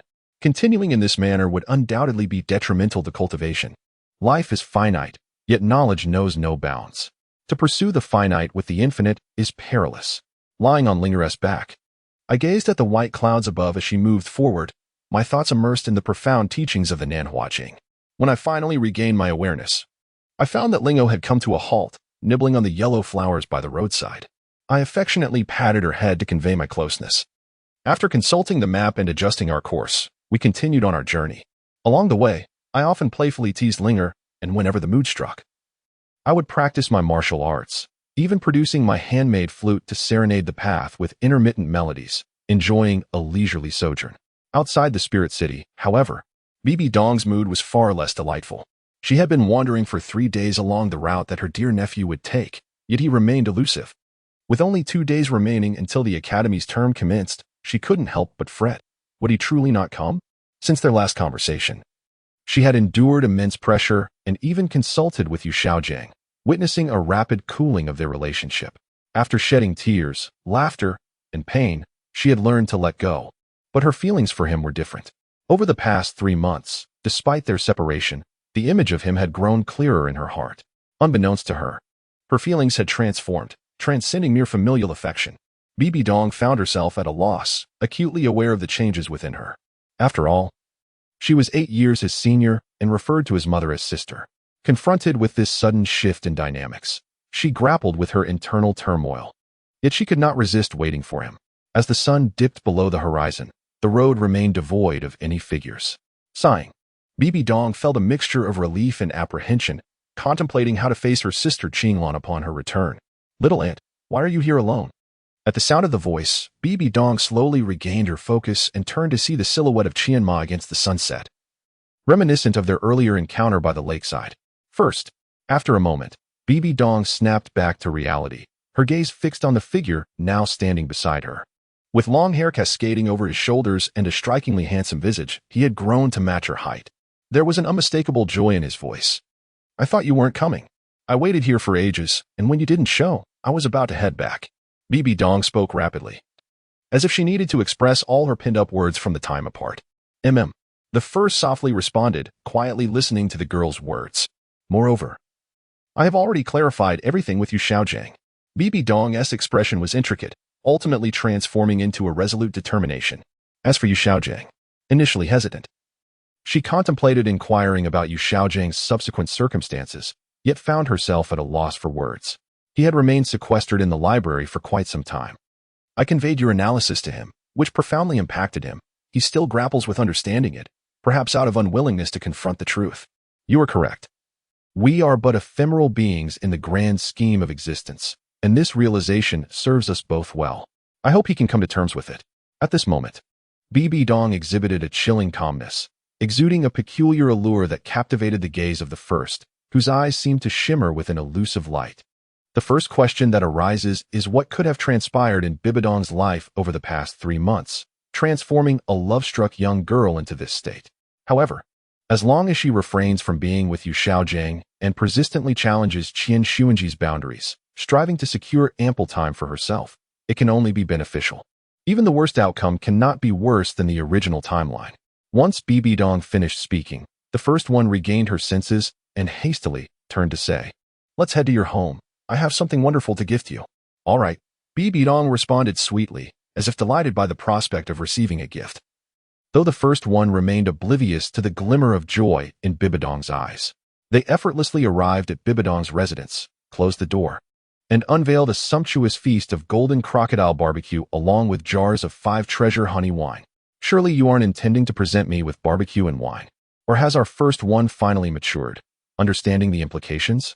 Bibi Dong teased. Observing the first one hurriedly lock the door behind her and set the barbecue and 2 jars of wine on the coffee table before the sofa. Her cheeks flushed slightly, as if recalling a certain thought, her heart racing with excitement. She leaned closer and whispered playfully in the first one's ear. Feeling the warmth beside her ear and inhaling the faint fragrance of orchids, the first one abruptly stepped back, breathing heavily, her face aglow as she lowered her gaze, unable to meet Bibi Dong's eyes. "Not at all. This is the barbecue of the legendary golden crocodile, akin to the second offering of the martial soul." "Ah, how amusing." Seeing the first one's flustered demeanor, Bibi Dong could no longer contain her laughter, covering her mouth with her hand. "Is that wine also part of the joke?" Bibi Dong, well aware that the first one harbored no such intentions, couldn't resist teasing her further. Such moments were rare and brought her immense joy. What an enchanting creature. Gazing at Bibi Dong, whose cheeks were now slightly flushed as she leaned in closer, the first one couldn't help but wonder if this was all too good to be true. Firstly, it is quite difficult to know what to say. After all, I am genuinely here to deliver the wine. Let us not jest. I shall summon my martial spirit, and the essence of pure ice shall manifest, cooling this room. What man of sound mind could possibly resist such temptation? Just a jest, why so serious? Bibi Dong languidly stretched, casting a sidelong glance at the first, revealing a faint smile, her fitted gown accentuating her figure most exquisitely. In this moment, only Bibi Dong knew her thoughts. Observing Bibi Dong returning to her usual demeanor, the first let out a sigh of relief, stating, "Primarily, I have brought you these 2 jars of wine." Fearing she might spiral into wild thoughts again, he quickly added, "This is spiritual wine, the honey nectar from the 5 treasures flower, crafted from various rare herbs, capable of enhancing soul power." "Is it truly?" Bibi Dong no longer regarded the first, her gaze fervently fixed upon the wine jars, illustrating her urgent yearning for strength. 3 cups a day at most will suffice. Then refine the medicinal potency. Only those who have partaken would understand. This knowledge was imparted to the first by Qin Feng, who advised that excessive consumption in a single day would squander the medicinal effect, yielding no additional benefits. In the realm of soul master cultivation, every moment counts, and the ability to save substantial time is enough to drive one to madness. Therefore, it is imperative that the untrustworthy do not learn that the honey nectar from the 5 treasures flower has been bestowed from my hands. Then quickly put it away. You drink it. I still await your protection. Bibi Dong hesitated for a moment, but ultimately pushed the wine jar back toward the first. You may have it. I have more. This is also a gift from my mother to you. Upon hearing that the first had more to spare, Bibi Dong ceased her reluctance, her eyes softening as if reflecting gentle waters, lost in thought. As the wine jar was first opened, a cup was poured. Bibi Dong took it, drank it all in one go, her eyes narrowing slightly, remaining silent as if fearing the floral aroma might escape her lips. After a considerable pause, feeling her soul power gradually increasing, she finally spoke. What a fragrant wine. Indeed, it is our family's treasured spirit. The first poured another cup for Bibi Dong. She cast a sidelong glance at him and raised the cup for another hearty drink, her eyes already hinting at a slight intoxication. She began to share her life story with the first, narrating her journey from an orphan to the saintess of the spirit hall, recounting the various hardships she had faced along the way. She felt utterly weary now, in need of a listener. Bibi Dong stowed away the 5 treasure flower honey wine and retrieved another bottle from her storage space, drinking while confiding her inner turmoil to the first.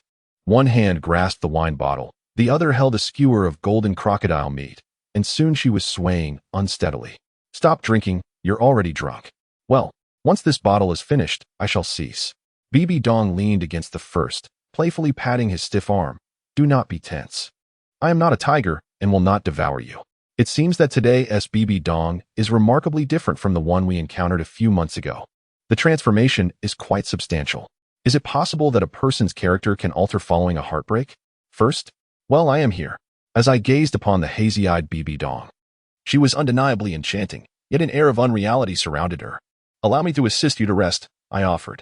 However, Bibi Dong seemed as pliable as a soft-bodied creature. In exasperation, I lifted her effortlessly into my arms and made my way to the bedside. Gently, I laid her down, unfastened the buttons at her collar, and tucked her in with care. Observing the flush on her cheeks, I softly closed the door behind me and stepped out. As I beheld the encroaching darkness of the